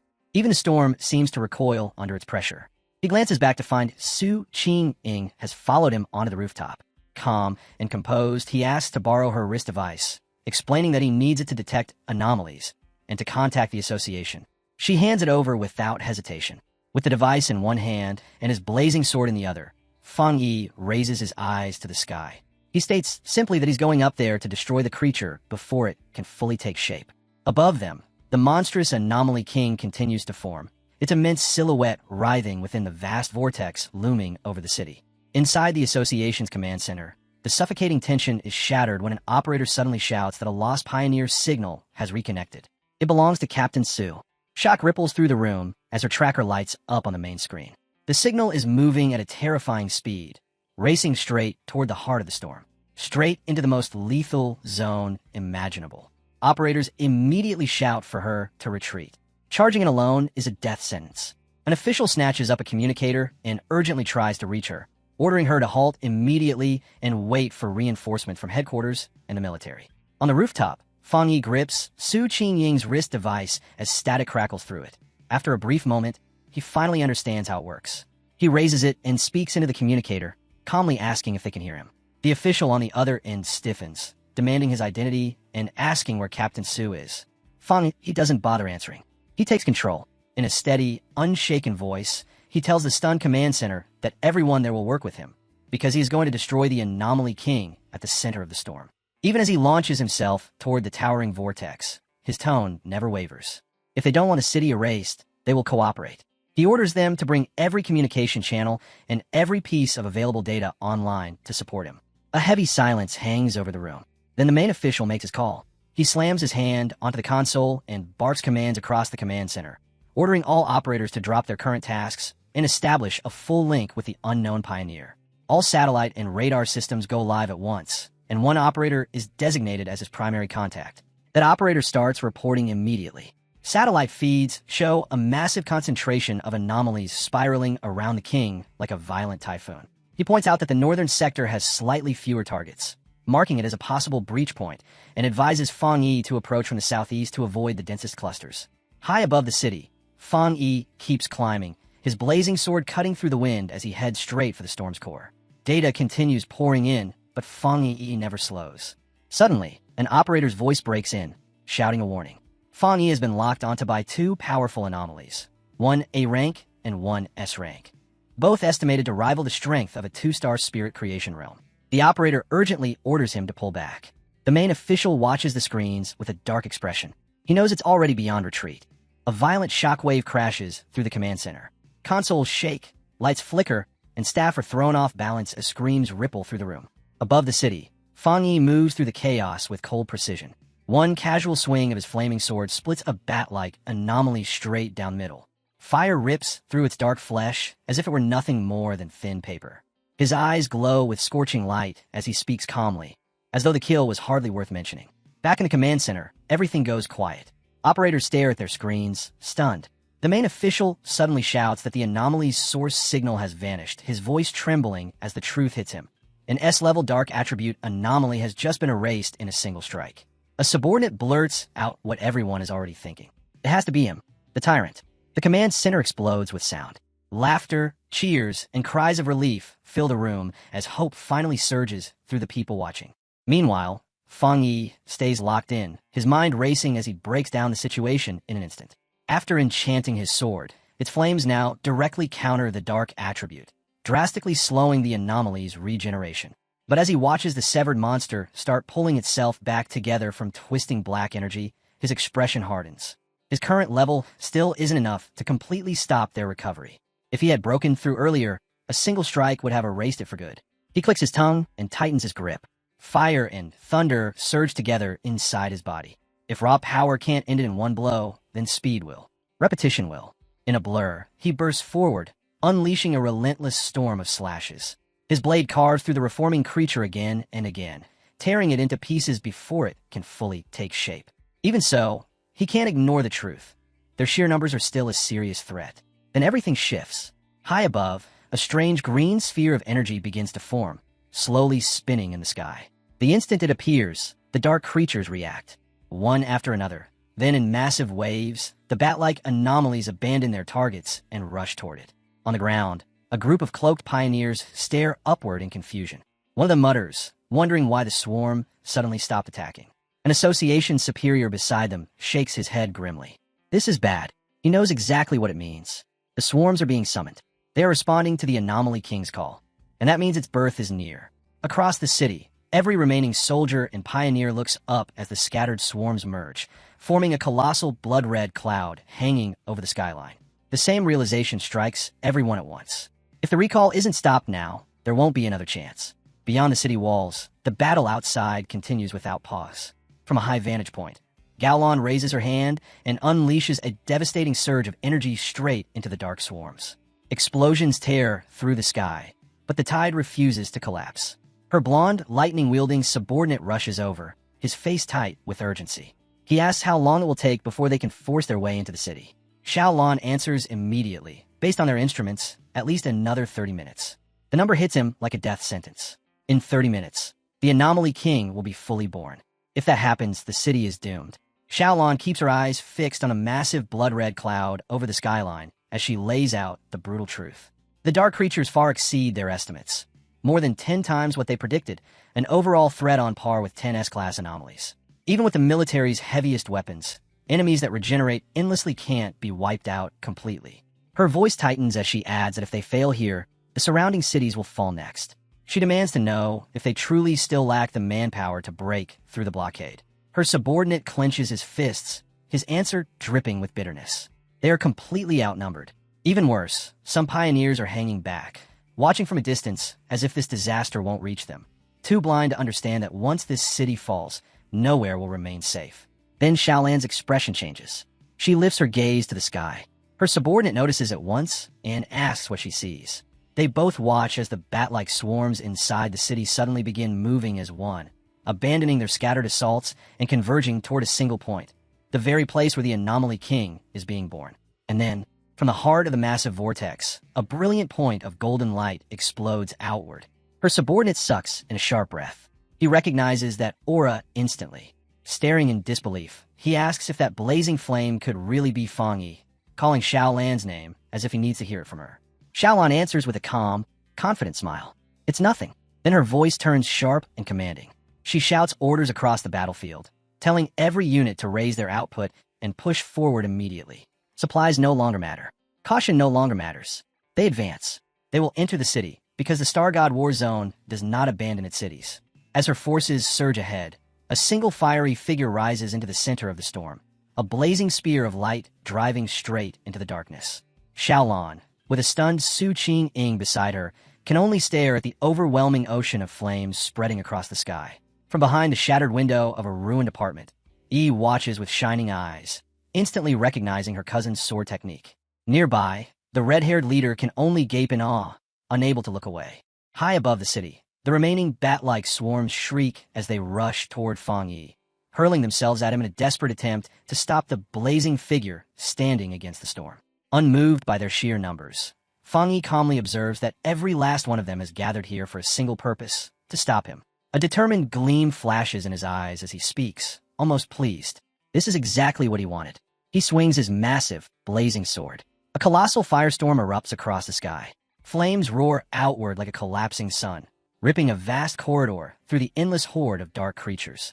The heavens themselves seem to tear apart as bodies vanish inside the inferno.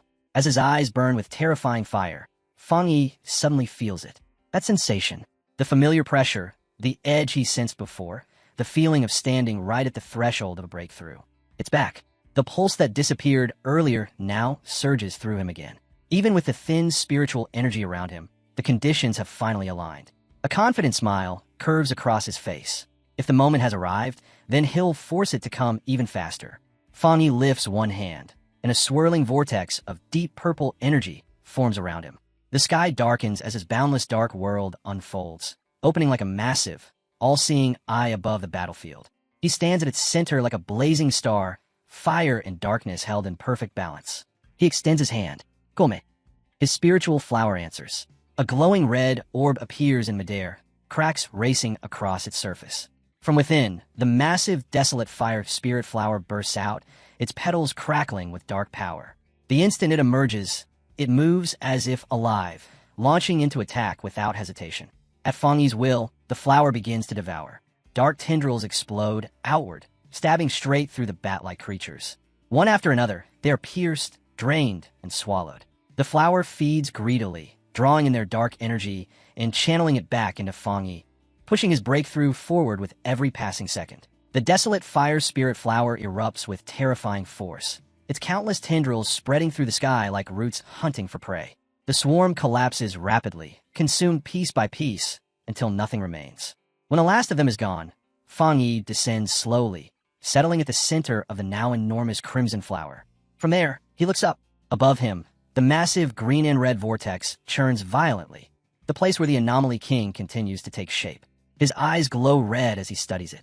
The gigantic silhouette is clearly there, yet it feels unreal, like a distorted reflection wavering on the surface of water.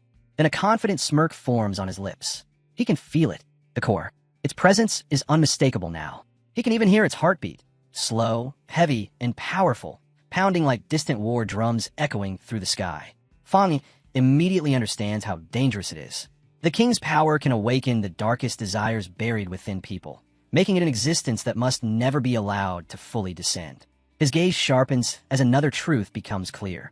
The king is holding back. It's hiding itself, likely because its evolution is still incomplete. Standing atop the massive flower, Fang Yi calmly asks if the Anomaly King's exact position has been located. The flower responds at once. The coordinates are transmitted straight to the device on Fang Yi's wrist. The screen flashes red, and a sharp beam of light shoots into the sky, piercing the swirling vortex and marking the Anomaly King's core. With the target exposed, Fang Yi's eyes ignite with brilliant golden light. He activates the golden sun breathing technique at full output. In the next instant, a massive surge of pure golden energy erupts from his body. The power rises like a newborn sun, blasting toward the heavens with unstoppable force, carrying the intent to erase every trace of darkness. Far below, within the shattered city, Zhang Lu and his companions stare up in complete disbelief. None of them can comprehend what kind of power could create such overwhelming brilliance. At first glance, it seems like fire, but the thought is dismissed almost immediately.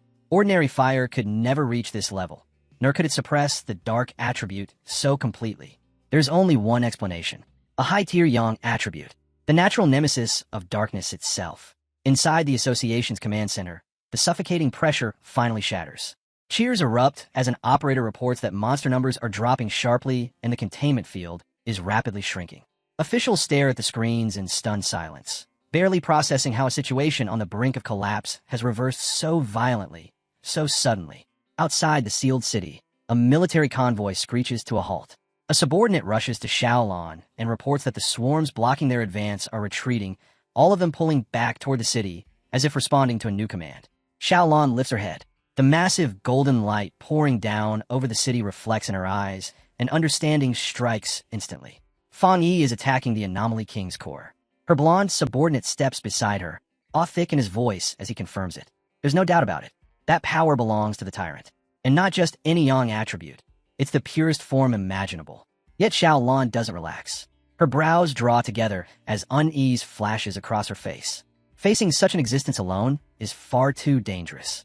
Her subordinate feels the same urgency and insists they must enter the city immediately to support him. Shaolan suddenly raises her hand, stopping him cold. Her gaze never leaves the sky as she sharply tells him to look. Her expression drains of color. Within the massive vortex, something new is emerging. A spiked green sphere, grotesque and pulsating, like a living virus forcing itself into the world. Shaolan's heart sinks. The Anomaly King is hatching early. Down in the ruined streets, other pioneers witness the same horrifying sight. One man stares at the throbbing green mass and recognizes it instantly, the source of all evil. Rage and grief surge through him as memories of fallen comrades crash into his mind. He clenches his fists. So do the others. No matter the cost, they will wipe out every last monster. Inside a damaged building, Yi watches the crisis unfold beside the red-haired leader and another pioneer. Smoke drifts through shattered windows as the distant roar of battle shakes the air. Yi tightens her fists, refusing to stay silent. They can't just sit here and wait to be erased. If they do nothing, the city will become the sacrifice for the Anomaly King's birth. They have to act, if not for themselves, then for her cousin. Elsewhere in the ruins, Su Qing kneels beside a fallen pioneer, her power flowing steadily as she struggles to heal his shattered body. Across the city, desperate battles ignite one after another, each clash more brutal than the last. Back inside the building, Yi turns to the other pioneers and raises her voice, pulling them together. She reminds them that the creatures filling the sky are the same ones that slaughtered their friends, burned their homes, and ripped their families apart. As she speaks, a sudden realization slams into her. Her thoughts jump to the massive flower her cousin summoned, the one devouring the bat-like swarms without mercy. That power feels familiar. Too familiar. Her mind flashes back to the ghost vine they faced before, the horrifying plant infused with the desolation attribute. Her eyes widen. That flower, it's the same. Which means her cousin also controls the power of desolation. The shock hits her like a lightning strike, and a bold plan forms in an instant. Yi doesn't hesitate. She tells everyone to pour every ounce of their spiritual power into the network of vines created by her cousin's flower. If the flower feeds on energy, then they will give it everything they have. They will make it strong enough to confront the Anomaly King. No one argues. Without a second thought, the pioneers raise their hands. Streams of spiritual energy burst from their bodies, shooting straight up into the sky. On the ground, the Association's superior notices the blue streaks of light rising above the city. At first he frowns, thinking they might be launching a direct assault. He quickly dismisses it. They aren't strong enough to strike something that far away. Then he realizes the truth. They aren't attacking the monster. They're empowering Fang Yi's summon plant. A fierce light flashes in his eyes. Moved by their resolve, he straightens his back and declares that he won't stand aside either. A powerful wave of blue energy erupts from him, surging toward the heavens. Across the city, the remaining pioneers follow his lead. One by one, they focus their will and unleash their strength. Countless streams of energy merge together, forming a massive tide that races upward to join the battle in the sky. Su Qing feels it while tending to the wounded pioneer. Her expression shifts as the air around her begins to tremble. She looks up and sees it, the spiritual flower above the city now blazing, glowing with the combined power of every pioneer still standing. She understands at once. This is humanity's final stand. Gritting her teeth, Su Qing gathers what little strength she has left. Without hesitation, she releases it, sending her remaining power into the flow. The energy surges upward, fusing with the others and supercharging the flower, readying it for one final, decisive strike against the Anomaly King's core. The monster releases a final, agonized scream as the attack lands. Fang Yi moves without hesitation. A A clean, ruthless slash follows, cutting straight through its body and ending it completely. When the dust clears, he floats in midair, calmly wiping the blood from his face as if the battle had been nothing more than a minor nuisance. Suddenly, his communicator crackles to life. An urgent voice breaks through, warning that every bat swarm outside the city is now converging on his position. The numbers are staggering. Tens of thousands of B and A-level monsters, mixed with even S-class threats, a red and black tide flooding in without end. Fang Yi doesn't flinch. He lifts his eyes to the pulsating green cocoon hanging in the sky and states coldly that it doesn't matter how many servants it sends. He will destroy them all. Then he taunts it, asking if it hatched early because it's afraid of him. That is enough. The Anomaly King finally answers. A massive shadow green claw tears through the cocoon, ripping it apart as its true form begins to emerge. Golden flames coat Fang Yi's hand as his expression turns sharp. This is it, his real enemy. The fully formed Anomaly King reveals itself, a nightmarish being dominated by a single, menacing green eye. A horrific scream rips across the heavens, announcing the beginning of the final battle. Dark green energy and shadow spiral wildly around its colossal body, forming a massive vortex with a glowing core at its center. The pressure alone shakes the entire city. The ground below fractures as a violent quake tears through the streets. Buildings groan, roads split, and the remaining pioneers run in panic, cries of despair filling the air as the truth hits them all. This thing could destroy everything simply by existing. Outside the city, Xiaolan and her subordinate watch in grim silence.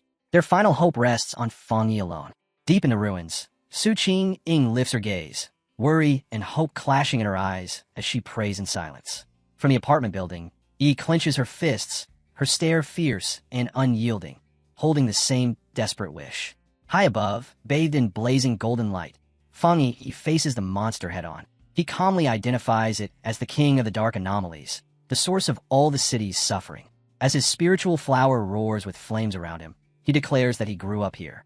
This city is his home. His life is here. That is why he will fight. The Anomaly King answers with a furious scream that shakes the heavens. With an unyielding fire burning in his red eyes, Fang Yi delivers his verdict. For the sake of his home, the monster must die. In the next instant, their powers crash together. Red, green, and golden light explode in a catastrophic collision, the fate of the entire city balanced on that single clash.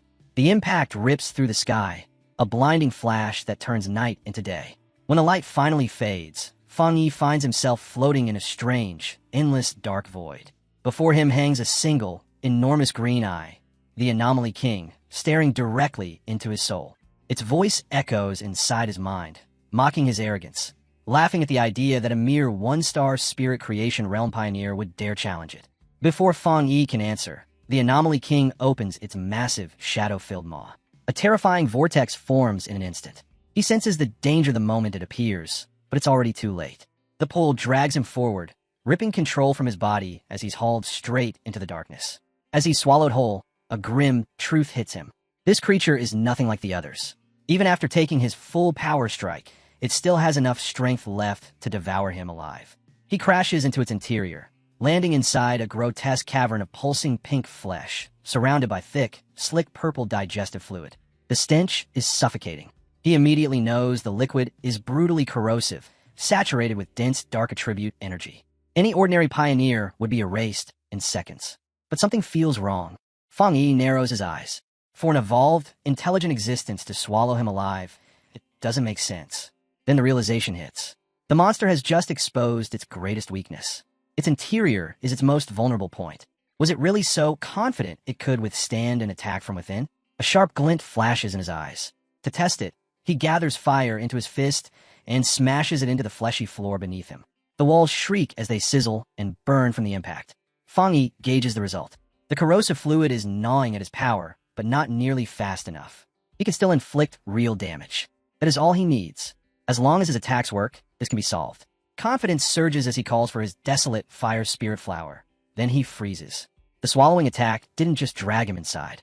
It pulled his spiritual flower in as well. And inside this oppressive, dark environment, the flower isn't weakened. It's amplified. After absorbing the dark swarms and the power of every pioneer in the city, the crimson flower in his grasp should be overflowing with energy. Yet as he grips it, he feels something strange. The flower is hesitating.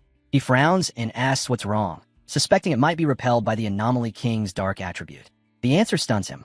This desolation flower, something that normally devours dark energy without limit, is being suppressed. The Anomaly King's power is different, too pure, too absolute. That changes everything.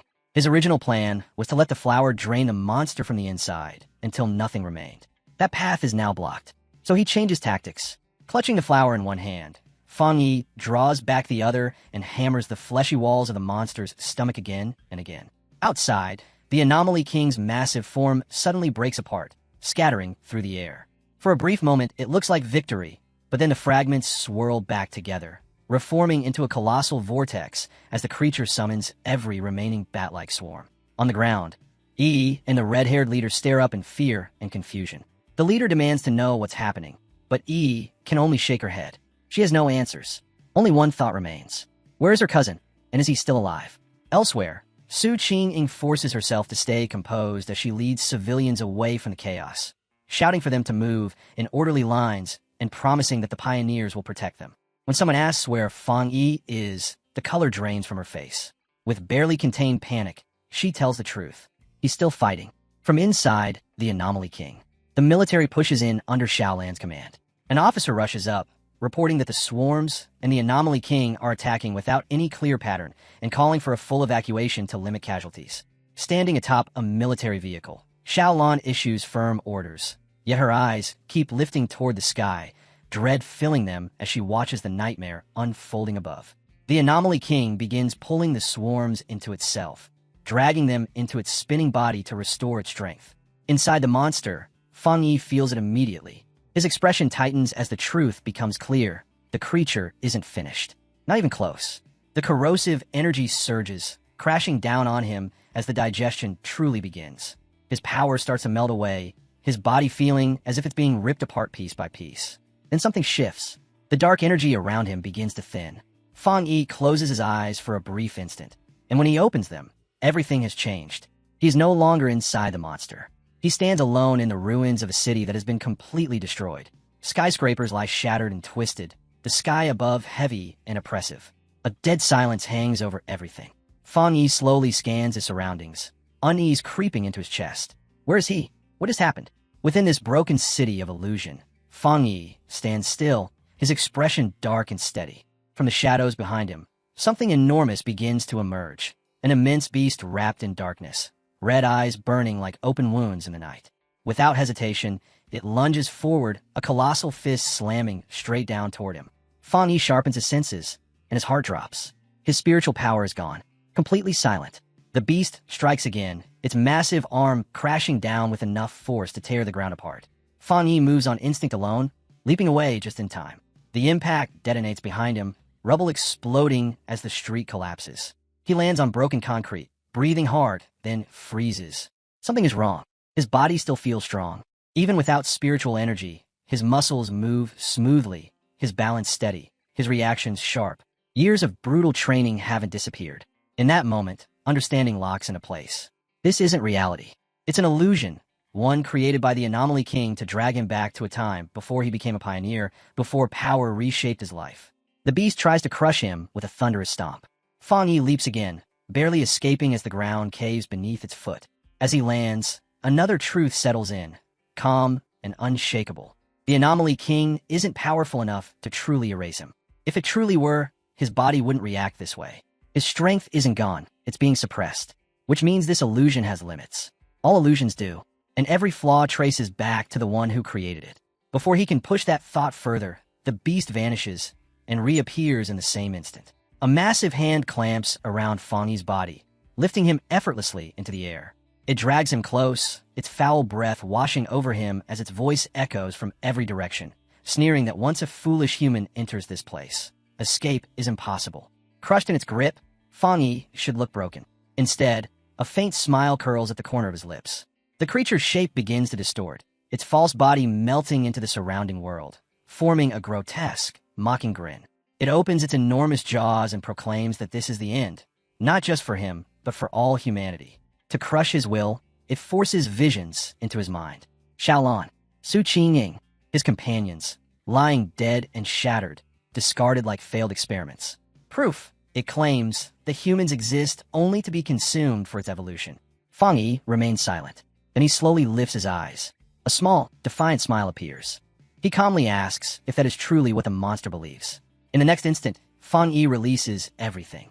His body erupts in a blinding surge of golden light as he coldly declares that the thing before him is nothing more than a puppet. He tells it that it doesn't even understand the truth of who he is. One by one, golden silhouettes rise behind him, countless figures shimmering into existence as he reveals that his rebirth had only one purpose: to protect his home and everyone he cherishes. The overwhelming golden radiance floods the illusion, swallowing the shadowy beast whole. A violent blast rips through the mental world, cracking it apart from within. A wave of pure, scorching fire surges through the collapsing space, its reflection burning inside a single blazing eye before everything shatters. When Fang Yi opens his eyes again, he stands in the real world, and he is no longer the same. His hair burns like living flame, his body wrapped in crackling blue lightning as he calls out to his system without hesitation. High in the storm-filled sky, a massive hand-shaped construct of pure golden energy forms behind him, solid and absolute, ready to end the battle. A system window flashes before his eyes, confirming that all conditions have been met. It asks if he wishes to advance. Power roars through his veins as Fang Yi accepts without hesitation, stepping into the two-star spirit creation realm. Golden energy detonates outward as he declares himself the king of anomalies and charges forward like a falling star. At that moment, Fang Yi understands it clearly. Because of the Anomaly King, he has reached a deeper understanding of himself. Channeling his newly awakened power, he unleashes a devastating slash, golden flame-like hair blazing as blue lightning tears wildly through the sky. He declares that his rebirth exists to overturn the fate of this world, that everything he endured led to this moment, and that he alone stands as the chosen avenger. The Anomaly King's laughter rolls across the sky, deep and cruel, ridiculing him as nothing more than a pitiful two-star cultivator. Fang Yi doesn't even flinch. In a flash, he vanishes from where he stood, narrowly evading a crushing strike as the towering shadow of the giant monster slams down, its enormous body swallowing the heavens in darkness. The creature snarls that escape is impossible, that Fang Yi is nothing but its next meal. Its face twists. Something is wrong. A flicker of confusion crosses its distorted features, while Fang Yi's lips curl into a quiet, knowing smile. The trap is already closed. Without warning, blue thunder detonates from inside the Anomaly King's own body, ripping through its core. The monster lets out a shrill, tortured howl, writhing as it screams at the stinking human, unable to comprehend what this strange body of his has just done to it. Standing at the absolute peak of his strength, Fang Yi raises his blazing sword and gathers everything he has left. His voice cuts through the chaos with iron certainty as he declares that this nightmare ends here, but the monster will be sealed forever. He invokes his ultimate technique, the Nine-Dragon Skyfire, swearing to cleanse all evil from this world. Flames erupt around him, and from that inferno 9 colossal fire dragons are born, their burning bodies twisting through the sky as they charge straight toward the Anomaly King's core. The monster's roar turns into pure terror. Only now does it realize that this power is far beyond what any one-star cultivator should ever possess. When the dragons collide with its core, a catastrophic blast of light detonates, drowning the entire sky in blinding brilliance. On the ground below, pioneers and soldiers can only stare, frozen in awe, as Fang Yi completely annihilates the anomaly. The Anomaly King releases one final, agonized scream before its existence is torn apart by overwhelming force. In an instant, the blood-red darkness dissolves, giving way to a clear, tranquil blue sky. High above the city, a massive vortex of lingering purple energy, the last remnant of the dark attribute, twists violently before being pulled inward and erased. Fang Yi's form returns to normal, yet his blazing sword remains in his grasp as the remaining purple energy condenses into a single sphere before him. His expression stays calm and unshaken, red light glowing faintly in his eyes as he opens his boundless dark world. A vast vortex appears, swallowing every last trace of chaotic power left behind by the battle. Down in the streets, the surviving pioneers and soldiers slowly lift their heads, staring at the peaceful sky in disbelief. One whispers that the nightmare might finally be over. Another confirms it. The battle has truly ended. Standing atop a military vehicle, Xiaolan is met with thunderous cheers from those who lived. The city has been saved. They survived. As dawn breaks, her blonde subordinate asks whether she plans to go find Fang Yi. Xiaolan looks toward the rising sun. a gentle smile resting on her face, and replies that everyone has their own duty now. Their role is to help the people rebuild, to bring the city back to life. Below them, under the warm morning light, survivors embrace, cry, and cheer, welcoming a future that still exists. Miles away, the staff of the Spiritual Energy Association erupt in celebration, relief crashing over them like a wave as the news spreads that the Anomaly King has been defeated. It feels like waking from a nightmare that refused to end. Standing by the windows, they look out over the city, shaken by how close everything came to total collapse. They all know the truth. Without Fang Yi, the fall of the city would have been a stain they could never wash away. Elsewhere, Su Qing stands beside an association superior, watching as paramedics carry the wounded pioneers to safety. Her voice trembles as she asks if they are still alive. The superior rests a steady hand on her shoulder, telling her that the medical centers are still operating and the injured can be saved. Su Qing understands better than anyone what that really means. Without Fang Yi, none of this would even be possible. As she watches the scene, her thoughts drift back to him, to the terrifying power he commands, to the way he always achieves what everyone else believes is impossible. The superior nods, sharing her unspoken thoughts. What they just witnessed leaves no room for doubt. Fang Yi has already stepped into the two-star spirit creation realm. Headquarters will move immediately, he says, and someone will surely try to reach Fang Yi before anyone else does. Hearing this, Su Qing's heart tightens. She remembers when she once thought she could compete with him, stand beside him as an equal. Now that belief feels laughably distant. He has long since left her behind. In her heart, she admits what she can no longer deny. He is a top-tier genius of the entire Xia nation. The superior's mind returns to the golden light that tore open the heavens, to the 9 fire dragons that sealed the anomaly before countless witnesses. An event of that magnitude will shake the whole country and ignite endless discussion. They cannot afford to hesitate. When Su Qing asks what he means, he gives a calm answer and a new name. Fang Yi the Sealer, a title befitting what the world has just seen. After the battle, Yi and the red-haired leader race through the shattered streets, debris crunching beneath their feet.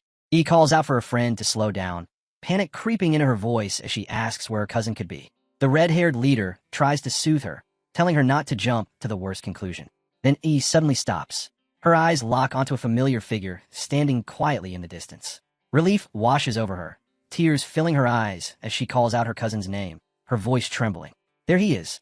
Fang Yi stands calmly amid the ruins, sword still in his hand, as though the devastation around him barely exists. He asks why they came looking for him. Yi runs straight to him, grabbing him as she asks if he's all right after everything that happened, saying she knew he would need them. Fang Yi pauses, the weight of exhaustion finally showing on his face. Then he answers softly that he's fine, and tells her she did well. Without another word, he leans forward and slips his arms around both his cousin and the red-haired leader, using their shoulders just to remain upright. Inside, Fang Yi quietly reviews the battle. It had been far more brutal than he let on. Every ounce of power he gained from his recent breakthrough had been burned away in that final strike, leaving him completely drained. A faint trace of embarrassment passes through him when he realizes how worried they are. Then Yi suddenly stiffens. Something clicks in her mind. She pulls back and stares at him, eyes wide, asking if he truly broke into the two-star spirit creation realm. Shock and awe spill into her voice as she marvels at his monstrous growth and terrifying talent. Even the red-haired leader is left speechless, unable to fully accept that the already untouchable man before her has broken through yet again. At the same time, news of the battle spreads like wildfire. Online forums explode as people obsess over the man who saved the city, the pioneer now called the Sealer. Arguments rage over who he really is, how someone could defeat the Anomaly King when even the association and the military failed. Some claim he must be a god walking among mortals. Others insist he belongs to some hidden force, a secret weapon of the Xia nation. One truth stands unshaken. His name has already turned into legend. Elsewhere, Jiang Lu's red-haired friend points excitedly at a computer screen, convinced the man in the footage is the same one who once defeated Jiang Lu. Jiang Lu watches the video, his eyes blazing not with resentment, but with excitement. He laughs loudly, declaring that losing to someone that powerful is an honor. In one swift motion, he jumps to his feet, announcing that he's going to find this man and beg him to take him as a disciple. His friend immediately pours cold water on the idea, warning that half the nation is probably hunting for that person right now. The scene shifts to the grand capital of Xia, deep underground, within a hidden chamber sealed away from the world. Shadowed figures sit around a glowing table.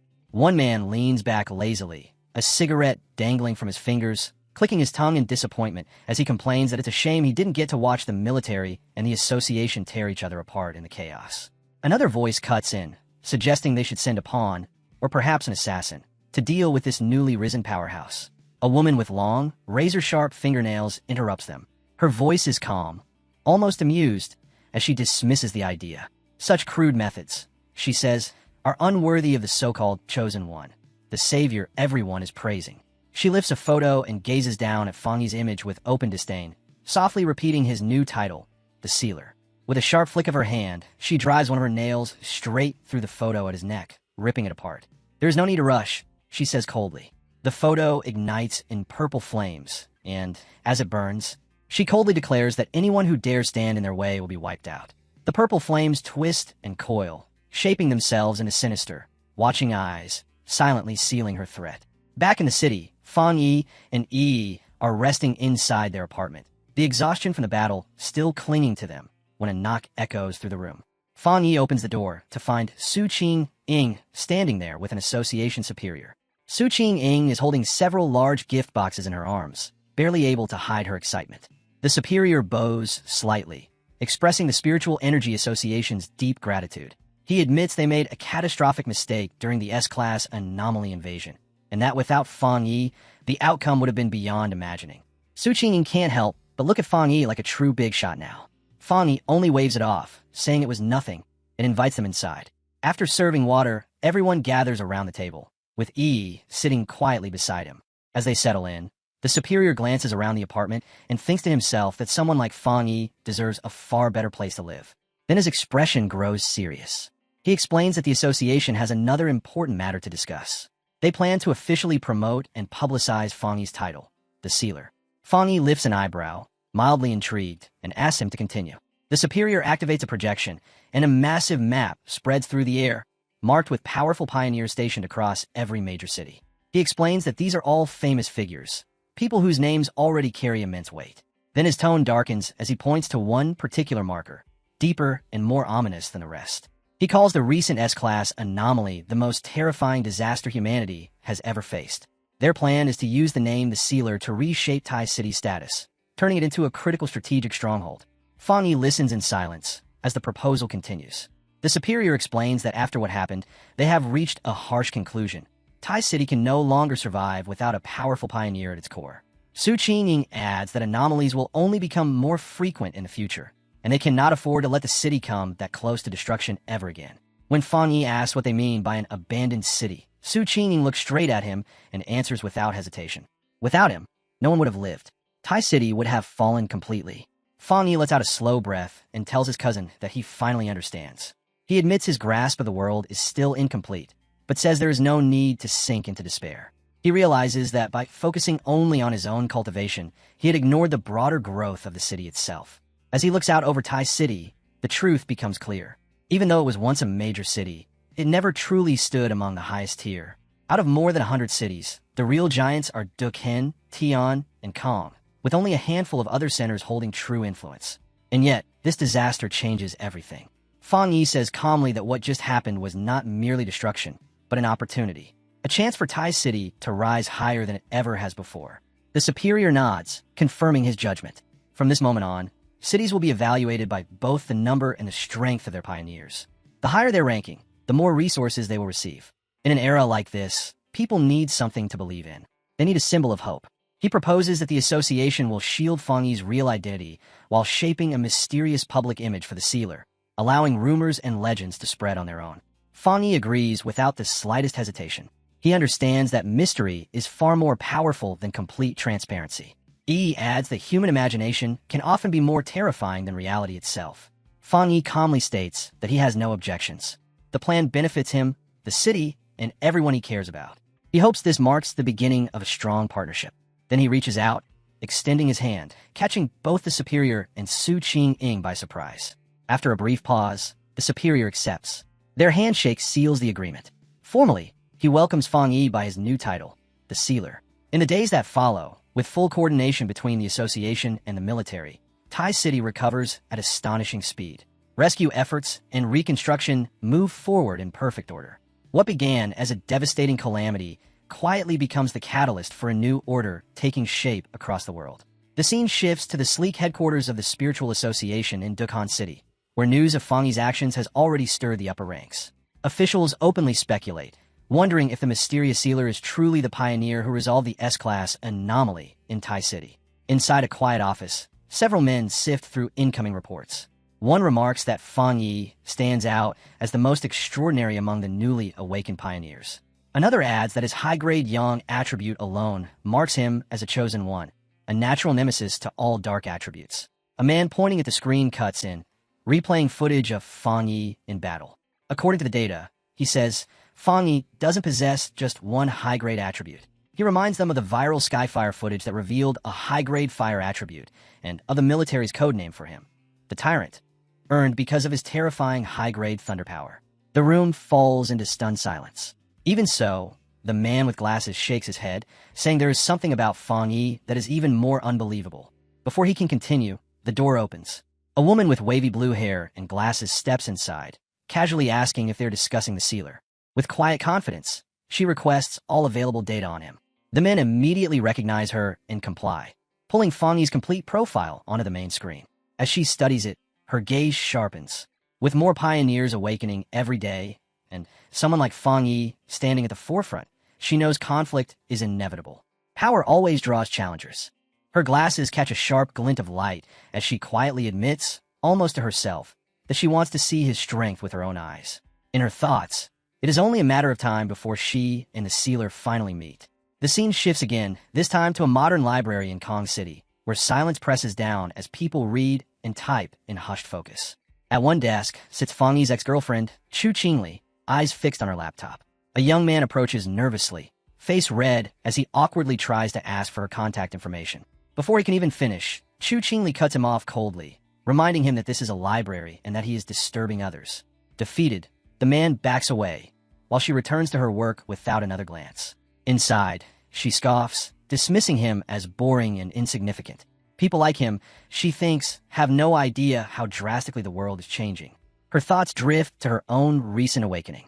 After an ordinary exam, she unexpectedly gained spiritual power and stepped into the ranks of pioneers as a one-star Ghost Realm cultivator. She knows how rare that is. She is one of the chosen few. A faint smile forms on her lips as she concludes that this power is the very reason she survived the disaster that nearly wiped Tai City off the map. She sneers at the idea of ordinary people standing against anomalies.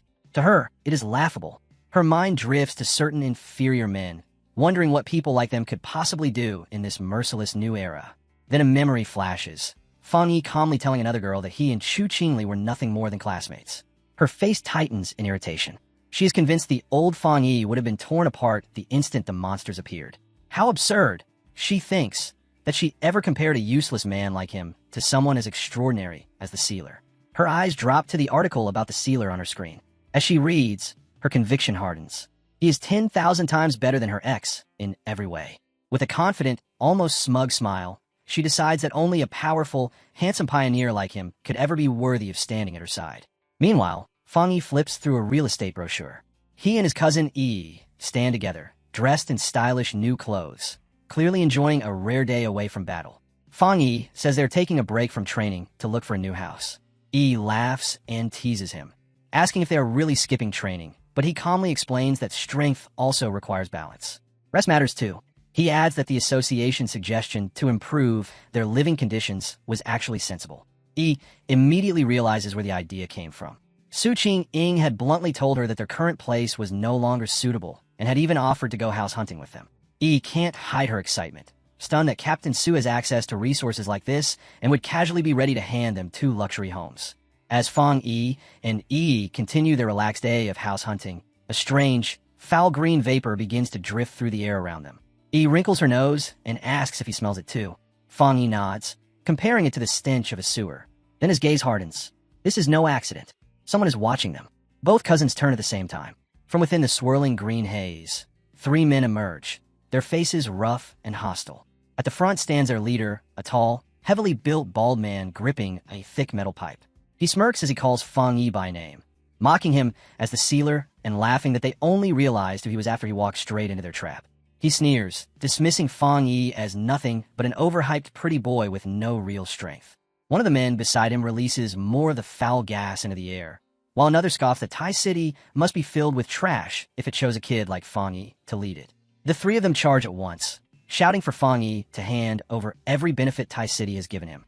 Yi reacts instantly, stepping forward as blue energy blasts from her palms.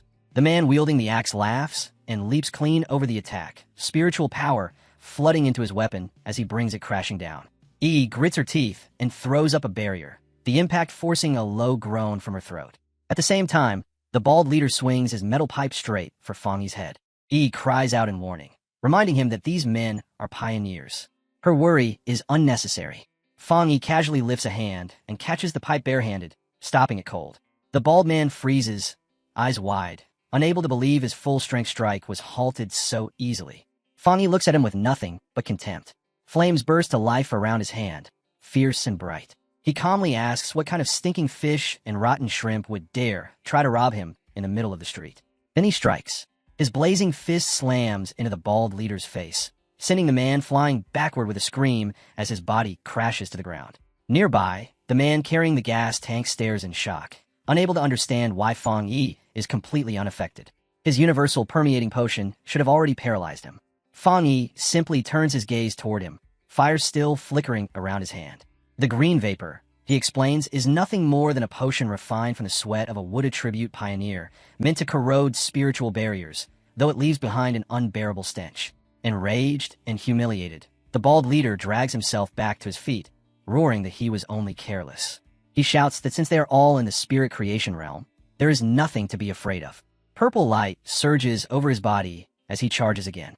Fang Yi instantly sees through them, recognizing the mutated earth and what attributes hidden behind their power. He remarks that such filthy tricks suit people as twisted as they are, confident that while these methods might work on ordinary pioneers, they mean nothing against him. At the same time, the axe-wielding man leaps toward Yi, trying to crush her with brute force. She reacts in a flash, twisting her body and driving her foot straight into his groin. A horrible scream follows as he drops to the ground in agony. As Yi lands lightly, Fang Yi watches the exchange with a darkened gaze. He has no desire to draw attention, but having his peaceful day ruined like this is genuinely irritating. He lifts a hand and removes his sunglasses. His expression turns cold and focused, and beneath the sunlight his red eyes begin to glow. Telling his cousin to step back, Fang Yi finally releases his true power. A terrifying wave of radiant golden energy erupts from his body, blasting the attackers away. He stands at its center like a living sun, as blinding light floods the street and freezes his enemies in place. The holy energy keeps expanding, forming a blazing domain that traps all three men inside, their bodies instantly swallowed by searing golden flames. Their screams rip through the air as they thrash in agony, unable to understand what kind of terrifying fire is burning them. Only now do they truly grasp the meaning of the sealer's power. In desperation, they beg for the pain to stop. Just as Fang Yi is about to unleash even more, a familiar voice breaks through the chaos. Captain Su rushes in, shouting for him to stop and not kill them. The interruption catches Fang Yi by surprise. Looking at the three broken men writhing on the ground, Captain Su exhales in relief and explains that they're already key targets under the Association's watch. Fang Yi calmly asks if she plans to take them in. Captain Su nods, saying the Association has begun formally registering all pioneers, especially unstable troublemakers like these. Standing over them, Fang Yi coldly tells the men that they are lucky. He warns that he despises being disturbed, and if they ever cross him again, things will not end so easily. His words earn him an annoyed glare from Captain Su. As paramedics arrive and load the injured men onto stretchers, Captain Su scolds them harshly. She says that if this had happened 2 days earlier, the Association would not have stepped in and they would have deserved death. She makes it clear that the sealers spared them only for the Association's sake, and that far harsher punishment awaits. When the ambulance finally pulls away, Captain Su stands with her arms crossed, muttering about idiots bold enough to challenge the #1 pioneer. Yi hesitantly asks what kind of punishment they will face. Captain Su explains that since all three already have criminal records, they will be sentenced to life imprisonment, even though they are in the spirit creation realm. Their freedom and rights will be stripped away, and they will be forced to serve as pioneers inside prison walls. Hearing this, Fang Yi remarks calmly that it is not a bad system. Captain Su turns on him with an exasperated look, calling him the Association's precious treasure and the future of the Xia Nation. She complains that despite everything they have done to build his public image, there are still idiots bold enough to provoke him, making her wonder if their publicity has been too subtle. She adds that it is the association's duty to recruit powerful pioneers like him and make sure they grow strong enough to protect the future. She shows no hesitation at all. Those fools are not allowed to damage the fragile, but priceless relationship the association has just formed with Fang Yi. With that settled, Captain Su instantly switches gears, her stern face breaking into an excited smile. Clapping her hands, she announces that she will personally take Fang Yi and Yi to choose a new home, and a new car as well. Before long, they're standing in front of a towering, sleek apartment complex that radiates modern luxury. Captain Su glances back at them and says flatly that an example must be made. If they do not scare off troublemakers now, more will come later. Then she presents their options without hesitation.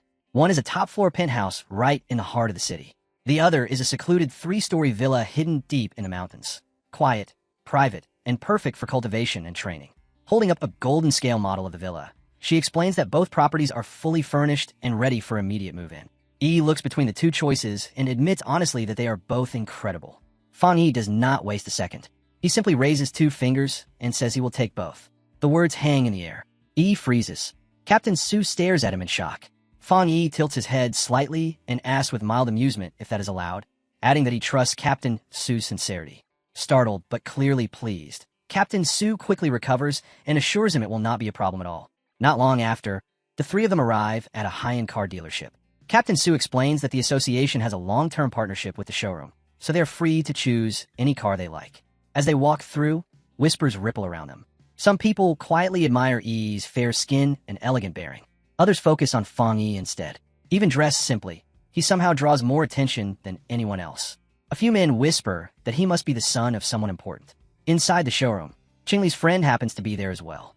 People nearby assume Fang Yi is buying a car for his girlfriend. The moment she gets a clear look at him, her expression shifts. She recognizes him immediately. He is Qingli's ex-boyfriend, the same man the university principal once personally welcomed.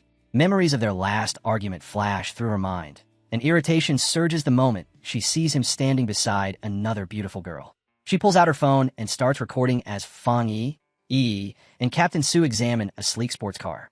A moment later, her phone vibrates. She sends a photo to Qingli, eagerly typing that she has just spotted her ex at a VIP dealership, buying a car for a stunning girl. The reply comes back almost instantly. So what? The words are cold and forced. Sitting in a lecture hall, Qingli stares at her screen, clearly distracted.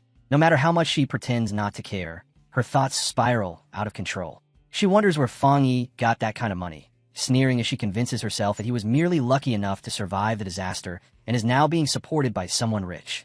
A cold smile curls on her lips as she walks, convinced the gap between them is already impossible to cross. Moving confidently through the lecture hall, she tells herself that once she truly reaches the peak of the pioneer world, people like him will be nothing more than background noise. By then, such things will be beneath her. In her mind, Fang Yi is reduced to nothing more than a vulgar fool. Meanwhile, after finalizing their new residence, Fang Yi and Yi arrive at the modern villa. The instant Yi steps inside, her composure completely collapses. She rushes upstairs, her voice echoing as she shouts in disbelief that they actually own a real villa. Standing in a luxurious living room, she spins around, eyes wide, taking everything in as though it might disappear if she blinks. Fang Yi walks in behind her, bag slung over his shoulder, and lets out a soft chuckle. He casually tells her to wipe the drool off her face, reminding her that this is only one of their homes and that a penthouse in the city is still waiting for them. That only makes her more excited. She announces she is going to inspect the upstairs and races up the grand staircase without waiting for an answer. Fang Yi watches her go, a faint, fond smile touching his face. To him, she looks almost absurdly childlike. But as her footsteps fade, his expression slowly shifts. A heavier thought settles in. He realizes she is finally acting her age. His mind drifts back to his past life. A hazy memory surfaces, an image of a fallen pioneer. Before his rebirth, he never saw his cousin again. At the time, he must have assumed she became a trusted pioneer and died somewhere on the battlefield. The thought tightens his chest. This time, he swears silently it will be different. No matter what, he will not let her die again. His phone rings, pulling him out his thoughts. The caller ID shows Xiaolon. He answers, and her voice comes through at once, congratulating him on his promotion to Captain Fong. With a teasing tone, she mentions hearing that the association recently gifted him not just one, but 2 houses. Lounging comfortably on the sofa, Fang Yi answers with a faint smirk, saying it sounds like a good habit and that they should keep it up. Xiaolon scoffs softly, telling him not to flatter her. She knows someone with his level of power does not truly care about things like that. Even so, she admits that when it comes to improving living conditions, there's no better reward right now. She adds that once the first batch of spirit fruits from the spiritual energy revival matures, she will make sure some are sent to him. As she speaks, her thoughts remain sharp. She understands the new order of this world clearly. There's an enormous gap between ordinary people and pioneers, a gap defined purely by power. And beyond that lies an even more frightening difference between normal pioneers and someone standing at the very top, like Fang Yi. Finally, turning to the real purpose of her call, she places a hand on a top-secret folder beside her. Her tone grows serious as she tells Fang Yi there is an internal mission she wants him to take. Fang Yi does not hesitate. He already knows what that means. Calmly, he tells her to continue. Xiaolon asks if he is familiar with the Tianbao building in Kong City. Fang Yi replies at once, remembering that it is the largest shopping mall in the entire city. Xiaolon confirms it, but her voice turns heavy as she explains that the building was recently sealed after a monster invasion killed countless people, igniting public outrage. Since then, the place has become a true ghost structure. Kong City soon becomes the focus of everyone's attention. The massive Tianbao building still looms over the district, but everything around it has changed. Once the city's busiest landmark, it is now a place of dread. Strange tremors and unnatural phenomena keep occurring, while a dark mixture of red and purple energy coils around the structure like a curse. The danger grows so severe that the Kong City Spiritual Association is forced to seal the entire area. Not long after, Fang Yi arrives in Kong City to take part in the mission. At the designated meeting point, he raises a hand and greets the small group waiting there, calmly stating that he is the one who accepted the task. There are 4 others with him. Remembering Xiaolan's warning not to reveal his true identity or power, Fang Yi keeps a deliberately low profile. As they assemble, Fang Yi quietly studies his temporary teammates. The group is an unusual mix. From their clothing, he could tell 2 of them belong to the military. The other 2, a stern gray-haired man and a woman with short purple hair, step forward and introduce themselves as members of the Kong City Spiritual Association. They explain that Officer Golan has already briefed them and that they will be working together on this operation. Soon everyone crams into the armored vehicle, its heavy doors slamming shut as it pushes through the pounding rain toward the sealed building. Water lashes against the metal shell while silence presses down inside like a physical weight. The brown-haired man grips the steering wheel, eyes fixed forward, while the blonde woman in the passenger seat shifts restlessly, her unease written all over her face. Finally, unable to endure the tension any longer, she breaks the silence, suggesting that since none of them truly know each other's abilities, they should at least promise to watch each other's backs once they enter the danger zone. The back seat is even worse. Fang Yi sits loosely between the stern gray-haired man and the short-haired woman, both of them stiff, arms crossed, faces locked in guarded expressions. Fang Yi props his chin on his hand, calmly sizing them up. In his eyes, the team is a mess. For what he can tell, the overall level of the Kong City Association members is painfully underwhelming. The serious man finally snaps, throwing Fang Yi a sharp, suspicious glare. He leans closer to the short-haired woman and lowers his voice, asking if this skinny kid is really the powerful expert sister Xiaolan claimed she was sending. The doubt in his tone is obvious. Fang Yi looks like an ordinary student, far too thin, far too plain. There's no official device on him, and not a single thread of spiritual pressure can be felt. His power is completely concealed. To the serious man, none of it makes sense. The short-haired woman, however, reacts in the opposite way. Her eyes lock on a Fang Yi, shock flickering through them as her thoughts spiral. Old rumors flash through her mind, tales of a figure wreathed in blazing flames, a godlike existence who once stopped a natural disaster alone.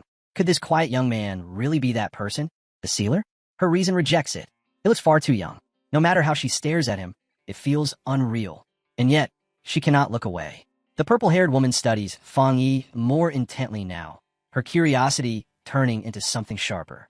One detail after another clicks into place. A young man. 3 terrifyingly rare high-level abilities. The one who sealed the king of anomalies. Her breathing slows as the truth settles in. This student matches every description. By this point, she is nearly certain. The sealer is sitting right beside her. Far away, inside the Star God Warzone office, a phone suddenly rings, slicing through the air. Gaolan answers, and her face darkens immediately. The report is brutal. The Tianbao building has fallen completely. All contact with the personnel inside has been severed. The anomaly level has skyrocketed to 12,000. 53 deaths are already confirmed. Xiaolan's expression tightens, stress cutting across her features. The disaster is spiraling far beyond what anyone predicted. Even so, her voice remains steady as she declares that the person she sent, Fang Yi, will not fail. She ends the call without allowing any argument, coldly stating that the mission has already been handed over and no further discussion is necessary. Back in Kong City, the Tianbao building looms like a living nightmare. A raging storm of red and purple energy twists endlessly around it, as if the world itself is rejecting whatever horror waits inside. The armored vehicle finally grinds to a halt, and the team steps out into a heavy, unnatural rain that looks less like water and more like blood falling from the sky. It soaks their clothes and skin with a sickening chill as if the air itself is contaminated. Fang Yi sweeps his gaze across the surroundings, his expression tightening. The situation is terrible, far worse than he had expected. The presence lurking inside the building feels monstrously powerful, stronger than anything he has faced before. Everyone lifts their heads toward the towering skyscraper, and only then do they notice the dark stains streaking across its surface. Fang Yi raises a hand and points. That is when the truth hits them. Nearly the entire side of the Tianbao building is smeared with thick, massive trails of dried blood, running down the walls like a grotesque mural. The short-haired woman swallows and forces herself to explain that the Tianbao building has 40 floors and is the tallest structure in the entire city. Even though many people were evacuated, the cramped interior caused chaos when the lockdown began. Fang Yi immediately understands what that implies. Some people must have resisted. Some must have been left behind. Civilians are still trapped inside. In a calm, steady voice, he asks if there is any way to contact them. The brown-haired driver slowly shakes his head. It is impossible. Since the anomaly erupted, not a single message has come out. In a low voice, he adds that he was involved on the second day of the lockdown, and that was the last time anyone had any contact with those inside. The man swallows hard as memories resurface. When he first saw the building, it already felt like a dead zone, as if time itself had begun to rot.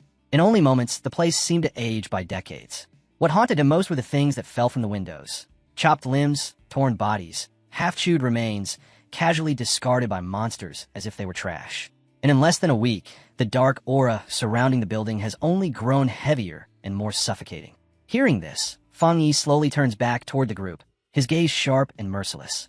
He cuts straight through the excuses.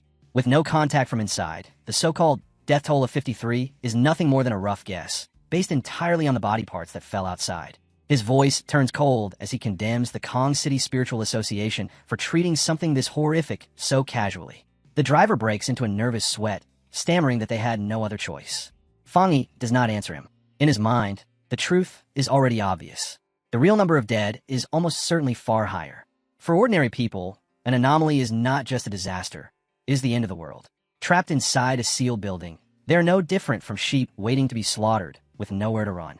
He makes his decision. There's no time left. Fang Yi orders everyone to move into the building at once. He explains that certain anomalies grow stronger by feeding on humans.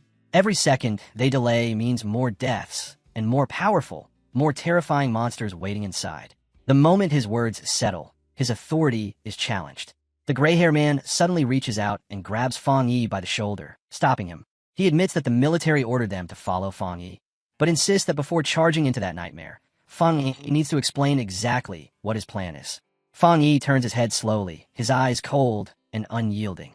He asks what kind of plan there even is to discuss when they are completely blind to what is happening inside. Without first-hand information, there is only one real choice: to go in and find out. The gray-haired man refuses to back down. He argues that everyone here has experience handling anomalies, and that, as the one in charge, Fang Yi should at least understand what each person can do. His voice grows sharper as he points out that Fang Yi is not even part of the official organization and lacks any formal training. Before the clash can spiral any further, the short-haired, purple-haired woman steps forward, her anger flaring. She pushes between them and snaps at the gray-haired man to shut his mouth. Time is running out. She reminds him. Fang Yi took this mission because Officer Xiao Lan personally chose him. Doubting Fang Yi is the same as doubting a high-ranking officer herself. Fang Yi observes the exchange without a word. One thought stands out clearly in his mind. Arguing like this before entering a place of death is the worst possible mistake. So he turns away. Without saying anything else, he walks straight toward the dark entrance of the building. His voice remains calm and cold as he leaves them with a single line over his shoulder. If they do not want to go in, they are free to stay behind. No one does. Even those who hesitate clench their teeth and follow him inside. The moment the group steps into the Tianbao building, a shiver runs through them. The interior is utterly wrecked. Cars lie crushed like toys, trash is strewn everywhere, and the walls look as if something with claws and fangs tore through them. Yet what unsettles them the most is not the destruction, it is the silence. There is no echo, no wind, no distant sound at all. The blonde woman frowns, feeling something deeply wrong. Then it happens. A dark shadow drops from the ceiling. The serious gray-haired man senses it first. His instincts scream as he looks up, just in time to see a monster with glowing green eyes plunge out of the darkness, shrieking as it launches its ambush. Before anyone can even shout, Fang Yi moves. In a blink, a sword forms in his hand, bursting into roaring flames the instant it appears. His eyes sharpen, cold and focused. With a single fierce swing, he sends a blazing wave of fire straight into the falling creature. There is no struggle, no resistance. A flash of light tears through the air as sword beams rip the monster apart before it can touch the floor. The next moment, Fang Yi lands lightly, his stance steady, the flaming blade held behind him. The creature is already gone, reduced to burning fragments that fade into smoke. The gray-haired man and the short purple-haired woman stand frozen, their minds still trying to catch up. The battle ended before it even truly began. The woman stares at the massive blade of fire in Fang Yi's hand, her breath caught in her chest, unable to comprehend what kind of power could be unleashed so casually. Ignoring their shock, Fang Yi crouches beside what remains of the creature. He reaches down and lifts a chunk of the scorched flesh, studying it with a calm, focused gaze. When he straightens up, his expression has darkened. He points out the warped shape of the monster, a grotesque blend of bird and gecko, twisted far beyond anything that should exist in nature. From the level of mutation alone, he states flatly that it must have already devoured a large number of humans. The purple-haired woman steps closer, and the color drains from her face as the truth hits her. In a trembling voice, she identifies it as an A+ grade anomaly. Fear ripples through the team. A creature that would normally require a full squad of elite pioneers to deal with was erased by Fang Yi in a single strike. As the last of the smoke fades, reality finally sinks in. The purple-haired woman realizes that Fang Yi's strength is nowhere near the so-called one-star spirit creation realm. It is far beyond that. The gray-haired man breaks into a cold sweat, suddenly understanding that if Fang Yi had wanted him dead, he would not have survived even a heartbeat. The brown-haired man finally finds his voice, disbelief weighing every word. He admits that he was wrong. He never imagined the legendary sealer would be someone so young. In his mind, the sealer had always been some ancient, terrifying monster of a man who never put his sword down. Fang Yi turns his back to them, his blade still roaring with flames. Without any drama, he explains that after his breakthrough, he fused his spiritual power directly with his sword, turning it into a true spirit weapon, one he can summon, shape, and control at will. He adds calmly that this kind of thing is not unique to him. Yet the last traces of doubt vanish from the team's eyes, replaced by a mix of trust and restrained fear. Fang Yi orders them to move faster. The purple-haired woman lets out a breath, quietly admitting she is relieved he's on their side as they press deeper into the building's darkness. To light the way, Fang Yi forms a ball of fire in his palm, holding it like a torch as he leads them through a narrow, suffocating hallway. They soon reach a staircase, and every step is soaked in blood. The sight makes Fang Yi's gaze turn grim. From the sheer amount of it, he knows the truth is far worse than the official numbers. Not 53, at least 500. Then his expression tightens. His eyes glow red as a sense of danger crawls over him. They enter what appears to be a supermarket area. The brown-haired man and the purple-haired woman scan their surroundings, nerves stretched thin. Blood and garbage carpet the floor, but there is not a single body in sight. The woman wonders aloud if the monsters devour the victims so completely that nothing remains. They never see the shadow. A massive, terrifying shape with glowing green eyes coils within the darkness, ready to strike. Fang Yi feels it instantly. He shouts for everyone to guard themselves. The purple-haired woman whirls around, screaming as she sees the monster leaping straight toward them. In the same heartbeat, Fang Yi moves. His flaming sword leaves his hand like a blazing comet, tearing through the air past his teammates.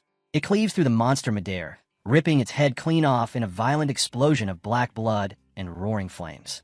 The burning corpse slams into the floor, twitching once before going still.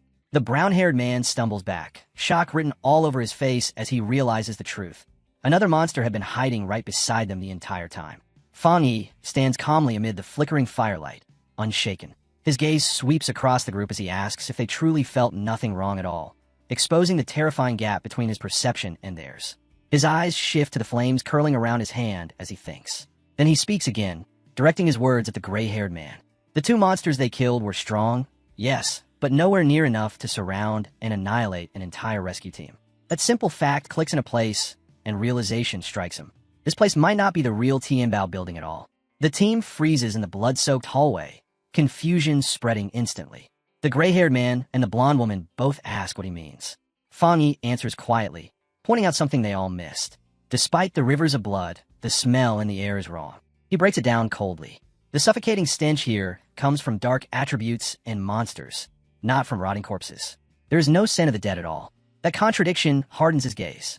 At that moment, he decides to test his suspicion. The purple-haired woman watches nervously as Fang Yi begins gathering power. She admits his reasoning makes sense. This place feels wrong. Too empty, too clean in the wrong ways, as if no living thing ever truly existed here. Fang Yi voices the conclusion they are all beginning to fear. This is not the real building. It is nothing more than a hollow replica, a shell constructed by the anomaly itself. He extends his hand. A terrifying surge of purple energy erupts outward. If his guess is right, then this space has already been completely hollowed out. A massive sphere of black-purple energy rapidly expands, unfolding into his limitless dark world. The team staggers back in shock, instantly recognizing the unmistakable aura of the dark attribute.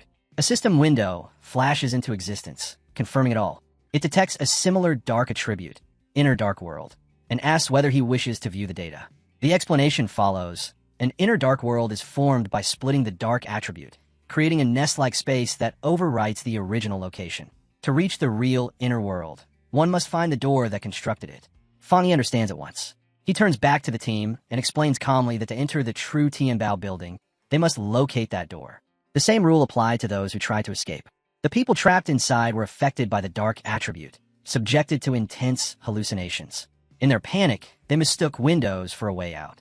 As Fang Yi controls the swirling dark energy around him, he states the truth without softening it. That is why those who tried to flee through the windows died. The purple-haired woman's face drains completely of color. She realizes the victims were deceived until their final moments, tricked by the dark attribute itself. Her voice trembles as she asks if their next step is to search for the door. Before Fang Yi can answer, everything collapses into chaos. A sharp warning explodes inside his mind. The system reacts instantly. The hostile Inner Dark World has responded to his presence and fully manifested. Fang Yi's eyes widen as an overwhelming blast of purple energy crashes down from above, slamming into the team like a falling mountain. The brown-haired association member and the blonde woman crumple to the ground on the spot, clutching their heads as their spiritual defenses fracture under the pressure. They scream that they can't hold on. Fang Yi reacts without hesitation. One eye burns red, the other flares gold.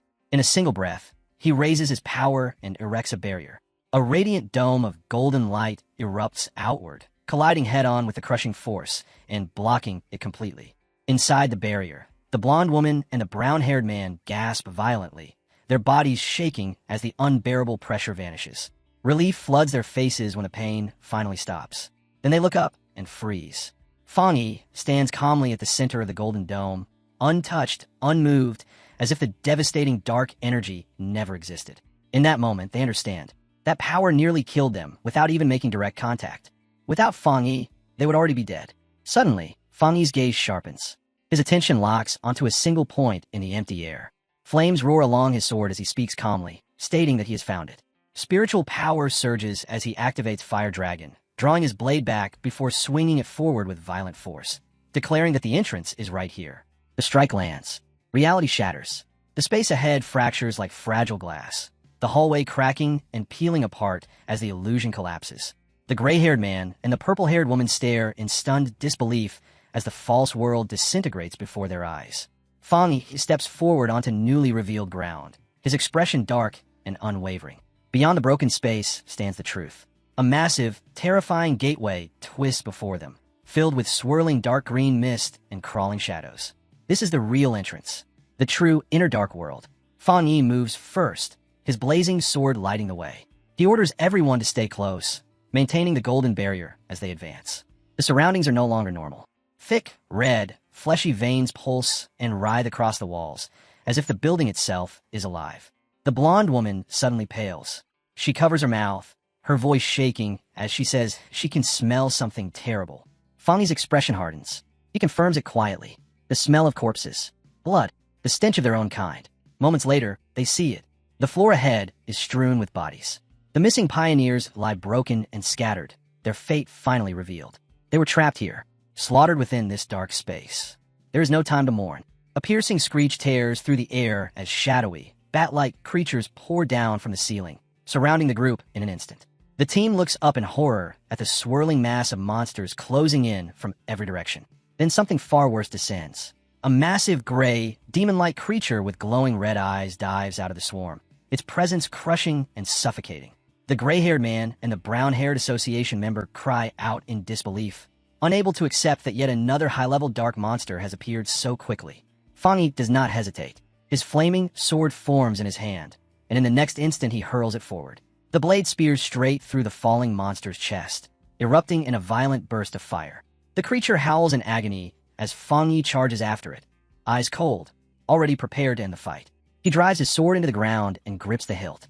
In the blink of an eye, his body blurs. A storm of impossibly fast strikes explodes outward, every swing unleashing waves of fire that tear through the swarm and smash into the massive demon. Fang Yi lands lightly, and the final impact triggers a roaring explosion of holy flames that engulfs the area. Dark creatures shriek as they are erased, their bodies melting the moment they touch his fire. The blonde woman and the purple-haired woman shield their faces, stunned by the heat. They can only stare as monsters that should have been living nightmares are reduced to nothing in seconds. A bitter realization settles over them. Since entering this place, they have done nothing at all. Fang Yi has handled everything by himself. He walks through the scorched ruins, his sword glowing like molten metal. When he reaches the place where the fallen pioneers lie, his expression softens. He raises a hand, and gentle, controlled flames rise. One by one, he cremates the bodies, giving the innocent victims a final dignity instead of leaving them to decay in darkness. The brown-haired association member and the blonde woman watch in silence, a clear in their eyes. They finally understand that the title of sealer is not an exaggeration. It is something Fang Yi truly earned. Turning back to the group, Fang Yi issues his orders. Since they are already inside, no one will be standing idle. He instructs them to search the first floor for any possible survivors while he goes up to deal with whatever remains above. The gray-haired man and the purple-haired woman straighten immediately, ready to move. Any lingering doubt is gone, replaced by absolute respect. Fang Yi advances alone, clearing the building floor by floor. On the 10th level, a swarm of flying shadow creatures rushes toward him. He swings his flaming sword in wide arcs, forcing them back as he studies them. They have reached at least the 1-star spirit creation realm, but nothing more. Their abilities have not truly evolved. He cuts them down effortlessly, slicing their bodies apart in midair. Not long after, he leads the team up to the 15th floor, his sword leaving burning trails behind him. The air grows heavier with every step. The blonde woman groans, saying the cold, dark power is starting to seep through her barrier. Ahead, the corridor is packed with corpses. The gray-haired man suddenly stiffens. Something is wrong. The bodies are not still. Something is moving inside them. He urgently warns everyone that the corpses are corrosive and tells them not to breathe in the spores drifting through the air. Before anyone can react, a drop of liquid splashes into a puddle. A massive shadow spike erupts behind Fang Yi and the brown-haired association member. The monster finally reveals itself, a grotesque, multi-eyed horror towering over them. It lets out a deafening roar and unleashes a storm of dark energy spikes. Instead of retreating, Fang Yi smiles. For the first time in a long while, his voice carries genuine excitement as he says that things have finally become interesting. He spins his sword in a blur. Flames explode outward, forming a rotating wall of fire that smashes the incoming spikes one after another. Seeing its ranged attacks fail, the monster dives straight in. Fang Yi is already waiting. In that instant, he understands its plan. It is stalling, buying time to push its evolution even further. His eyes narrow. With a sharp motion, he hurls his flaming sword forward with overwhelming force. The impact detonates in a violent explosion, fire engulfing the creature completely. When the flames fade, Fang Yi extends his hand, disappointment clear in his voice. He tells the shattered remains that he expected more, at least a fight worthy of a 3-star spirit creation realm opponent. This was not even close. A faint sound suddenly echoes nearby. The gray-haired man stiffens and whirls around, instincts screaming, while Fang Yi calmly asks who is there. He steps closer, peering into the shadows, his tone steady as he asks if anyone is still alive. A young man slowly peeks out from behind a door, shaking uncontrollably, his voice cracking as he asks if they're the forerunners sent to save them. Inside, they discover 5 survivors crammed into a hidden storage room of what was once a luxury brand store. They are huddled together in the darkness, faces pale with terror. Fang Yi immediately understands. They hid here during the initial slaughter. Seeing their fear, his expression softens, and he offers them a gentle smile. He tells them it is over now, that they are safe, and that help has finally arrived.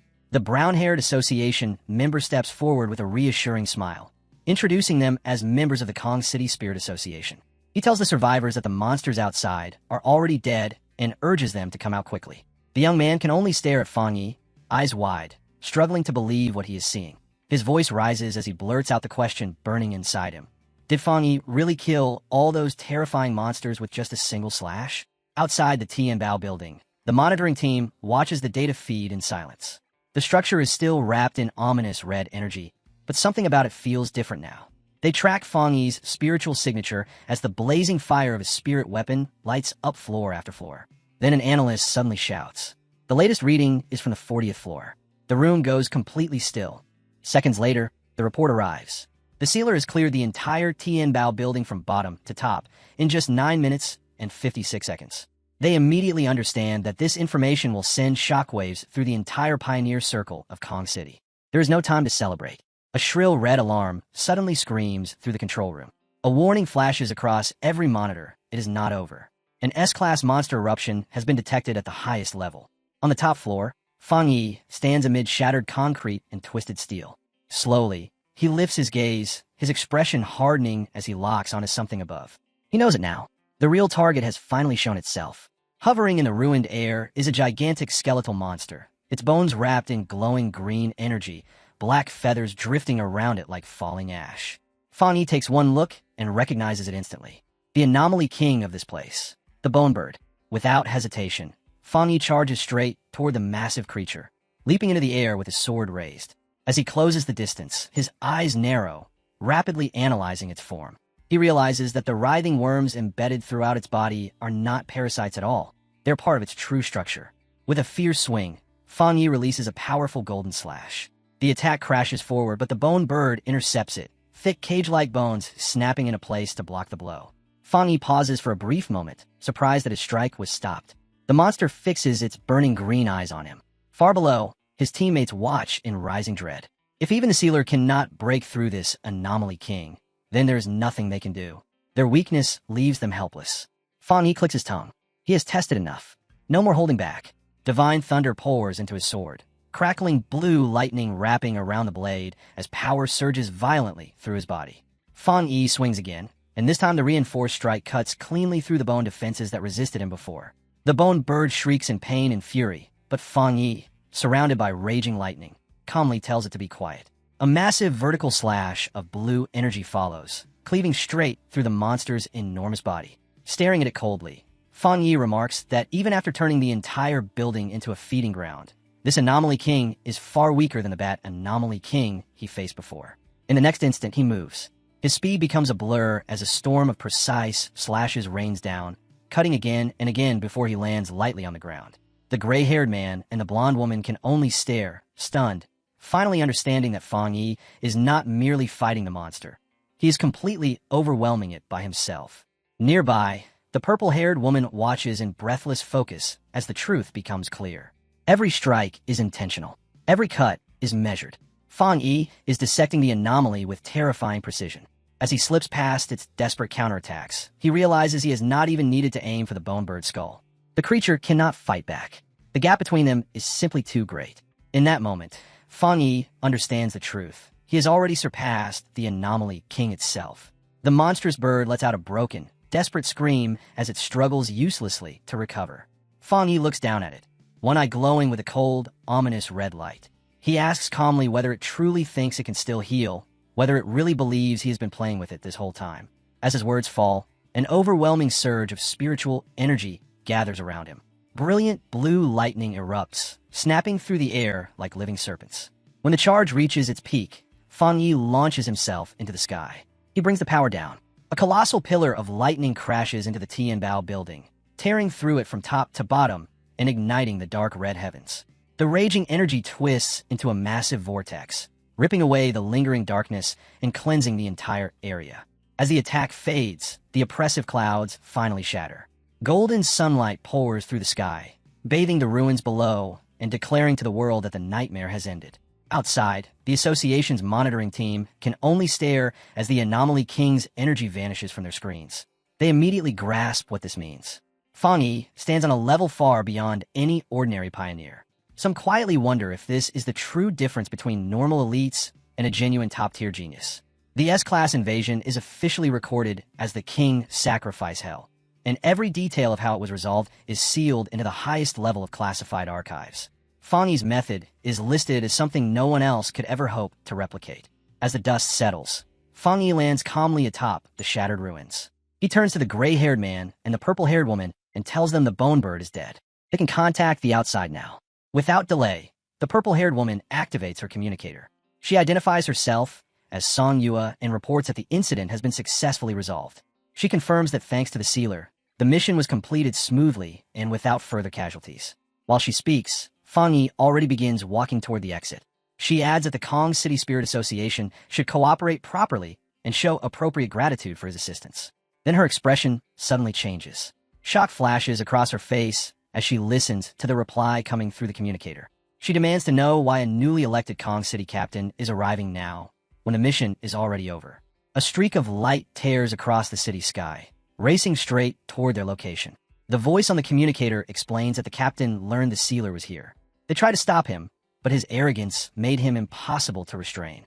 Enraged, Song Yue snaps back that this mission belongs to the military zone and that it is their responsibility to control that captain. She turns toward Fang Yi, tension clear in her eyes, declaring that they must send him away immediately. To her, the captain's sudden arrival is not help. It is a provocation. As Fang Yi walks down the staircase, the purple-haired woman speaks firmly, declaring that the sealer is the most important captain recommended by their zone. She warns that anyone foolish enough to challenge him will have to bear the consequences. Fang Yi keeps moving, clearly ready to leave now that everything is over. He steps out of the Tianbao building, takes only a few strides, and then stops. His brows knit together as he senses something tearing through the air from above. A figure crashes down like a meteor, slamming into the ground in front of him with a violent shockwave.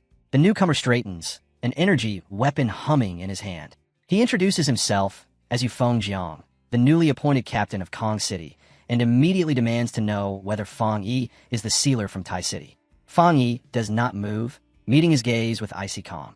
Yufeng Jiang steps closer, invading his space as his eyes narrow, studying him. He assumes Fang Yi is a wind attribute pioneer, then frowns, sensing something off.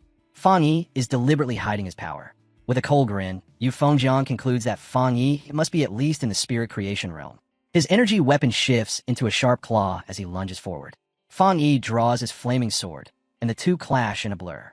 The exchange is fast and brutal. Yufeng Jiang leaps into the air and brings his weapon down in a crushing strike. Fang Yi slips aside at the last moment as the captain smashes into the street, cracking the ground beneath him. Looking down, Yufeng Jiang scoffs, dismissing Fang Yi as nothing more than a brat. To him, this is the perfect chance to build his reputation and display his family's power. He laughs loudly, arrogance dripping from every word. He thanks Fang Yi for handling the crisis, then instantly turns sharp, accusing him of overstepping his authority. He lectures about rules, hierarchy, and seniority, as though delivering a sermon. Fang Yi listens without the slightest interest. When Yufeng Jiang finishes, he replies calmly that he only came because the military requested his help, and that there was no captain here when he arrived. His voice turns cold as he asks what this newly appointed captain actually wants. Yufeng Jiang smirks, claiming he is a man of culture with no hostile intentions. Then the truth slips out. He wants to borrow Fang Yi's sword. Dark energy begins to pool around him, purple and white aura surging across his body. With a threatening smile, he tells Fang Yi that if he refuses, he will never leave Kong City alive. Fang Yi does not even flinch. Instead, a faint smile forms, as if he just heard something ridiculous. Yufeng Jiang's expression twists with excitement, clearly savoring the tension. That is when Fang Yi decides the talking is over. He releases his full power. As Fang Yi draws his blade, fire detonates around him in a savage ring, waves of heat slamming outward as if the air itself is being crushed. Yufeng Jiang's pupils contract when Fang Yi's presence explodes, that overwhelming aura crashing down on him like a collapsing mountain. Fang Yi's eyes burn with light as he stares straight at the captain, answering his request with a cold, mocking smile. If Yufeng Jiang wants to borrow something, Fang Yi says, then he will take his entire family instead, a clear promise that he is about to grind him into the dirt. Fang Yi launches first, a brutal arc of blazing fire tearing through the air toward Yufengjiang. The captain twists away at the last instant, slipping past it with unbelievable speed, and instead of panic, a feral grin spreads across his face. He bursts into laughter, declaring that the battle has finally become worth his time. Not far away, Song Yue stiffens as she realizes the violent clash has cut their signal again. She immediately orders her people to move, telling them to report to the military and higher command while evacuating the survivors to safety. Wrapped in roaring flames, Fang Yi turns his head just slightly and delivers a quiet, deadly warning. They have 10 minutes to leave. If they linger, he says flatly, they may end up witnessing a captain's death. The brown-haired association member starts to protest, but Song Yue slaps a hand over his mouth and yanks him away, shouting that she understands. As they retreat, she vents her fury, cursing Yufengjiang for stirring up chaos the moment he became captain. The others grumble along with her, even admitting that watching the sealer beat their arrogant leader bloody might not be such a bad thing after all. When they disappear, the atmosphere turns heavy and lethal. Fang Yi locks eyes with Yufengjiang and slowly raises his hand. Thunder detonates as a colossal bolt of lightning crashes down, ripping through the street toward the captain. Yufengjiang blocks it with his weapon, but the impact sends a violent tremor through his body. Gritting his teeth, he shouts that if Fang Yi truly intends to kill him, he should stop holding back and unleash everything he has. Fang Yi does not bother replying. He steps forward and drops his blade in a crushing strike. The air detonates, shockwaves tearing outward as an explosion erupts behind Yufengjiang, flattening the buildings in its wake. The captain is thrown backward, skidding across the ground before barely managing to steady himself. His heart pounds like a drum.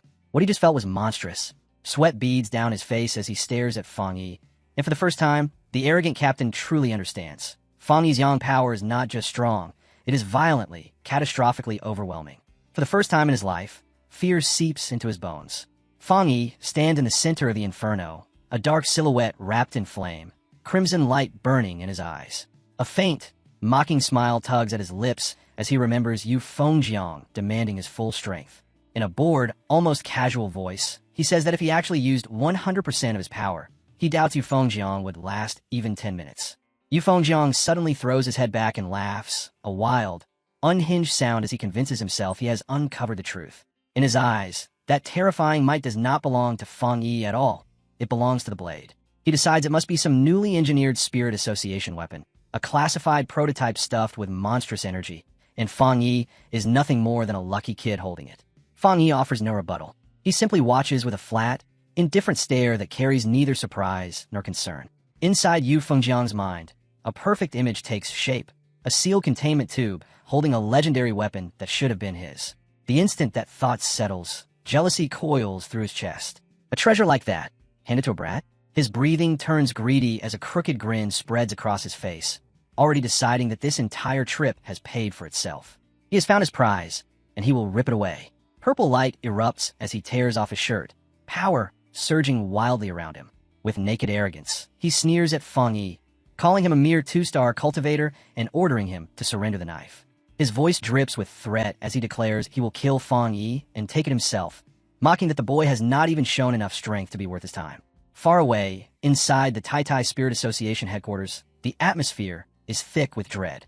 The superior slams both palms onto the table, rage blazing in his eyes as he learns that the Kong City captain has directly challenged their own captain, Feng. Su Jingming watches nervously, catching the sweat sliding down his forehead.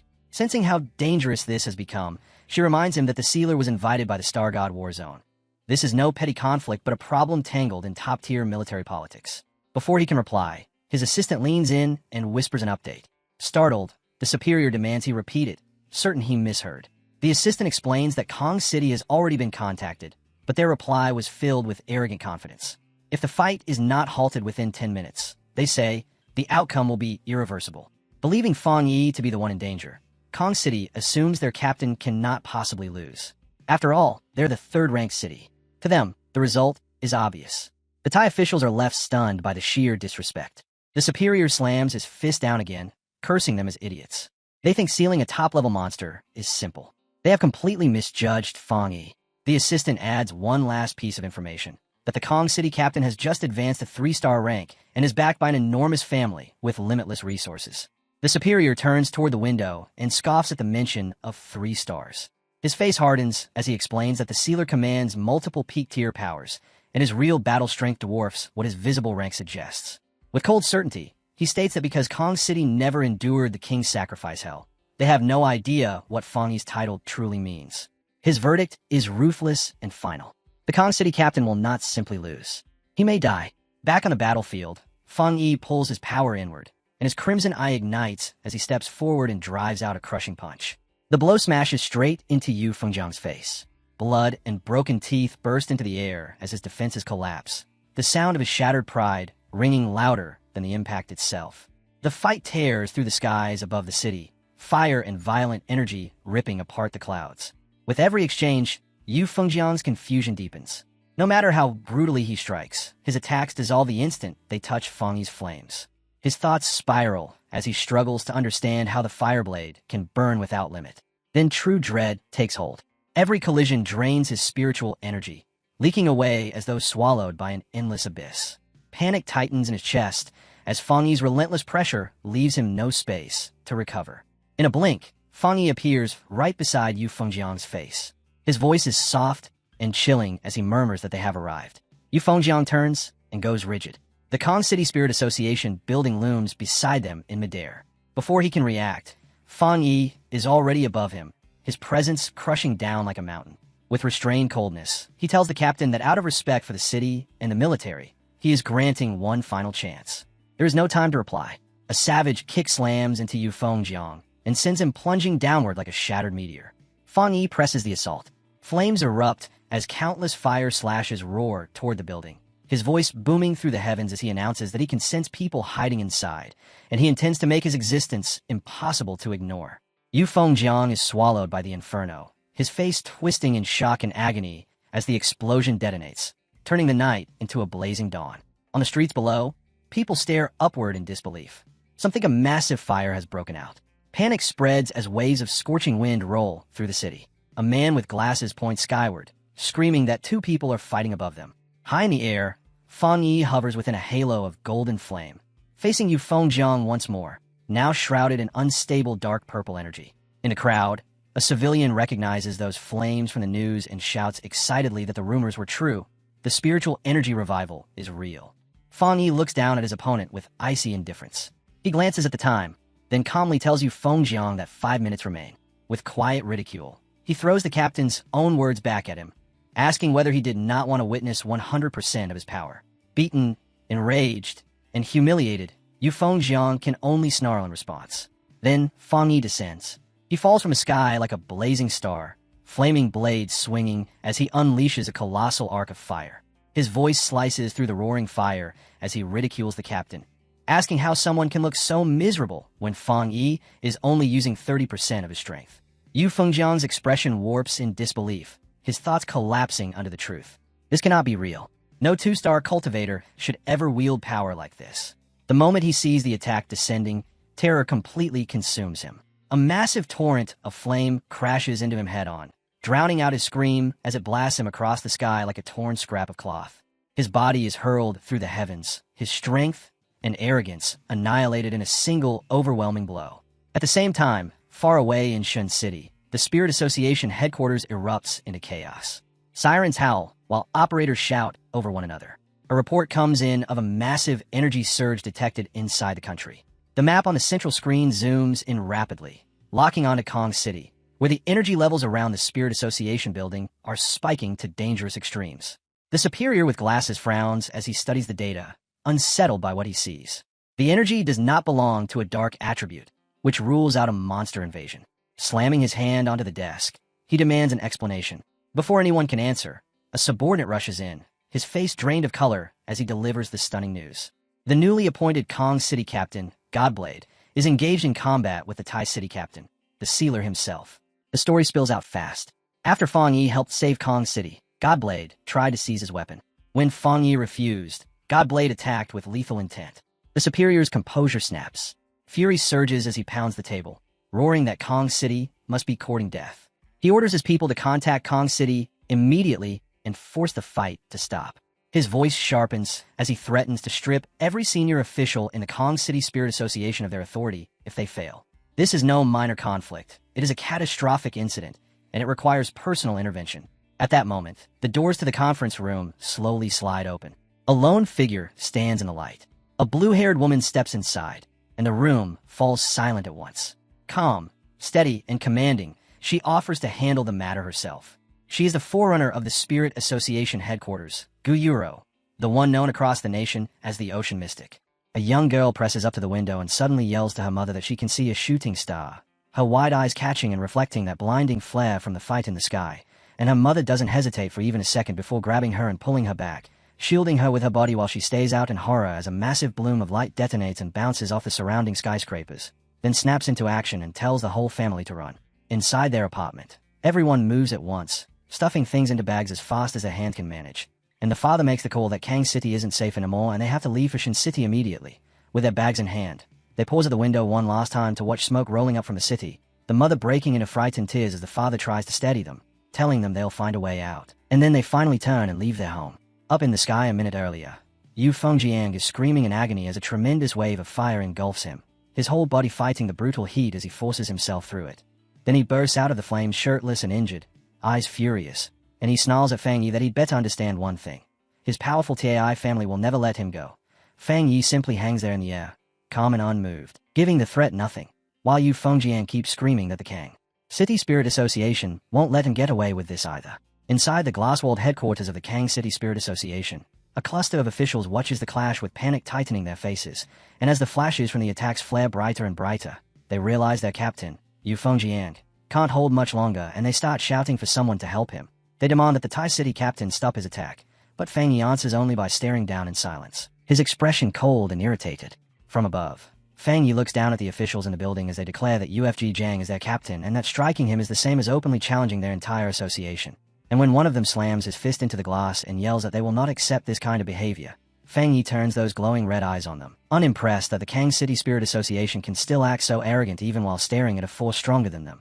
A massive spiral of fire whirls into existence around him as he mocks their stance, suggesting they must not have cared about the other captains because they believe their own captain was stronger, or maybe they just didn't want to get involved at all. Then, deciding they need to be taught what their threats are worth, Fang Yi swings out a colossal fire slash aimed straight at the Spirit Association building, and the officials inside can only duck and cower as holy flames smash through the windows, set the office ablaze, and make it painfully clear their words mean nothing to him.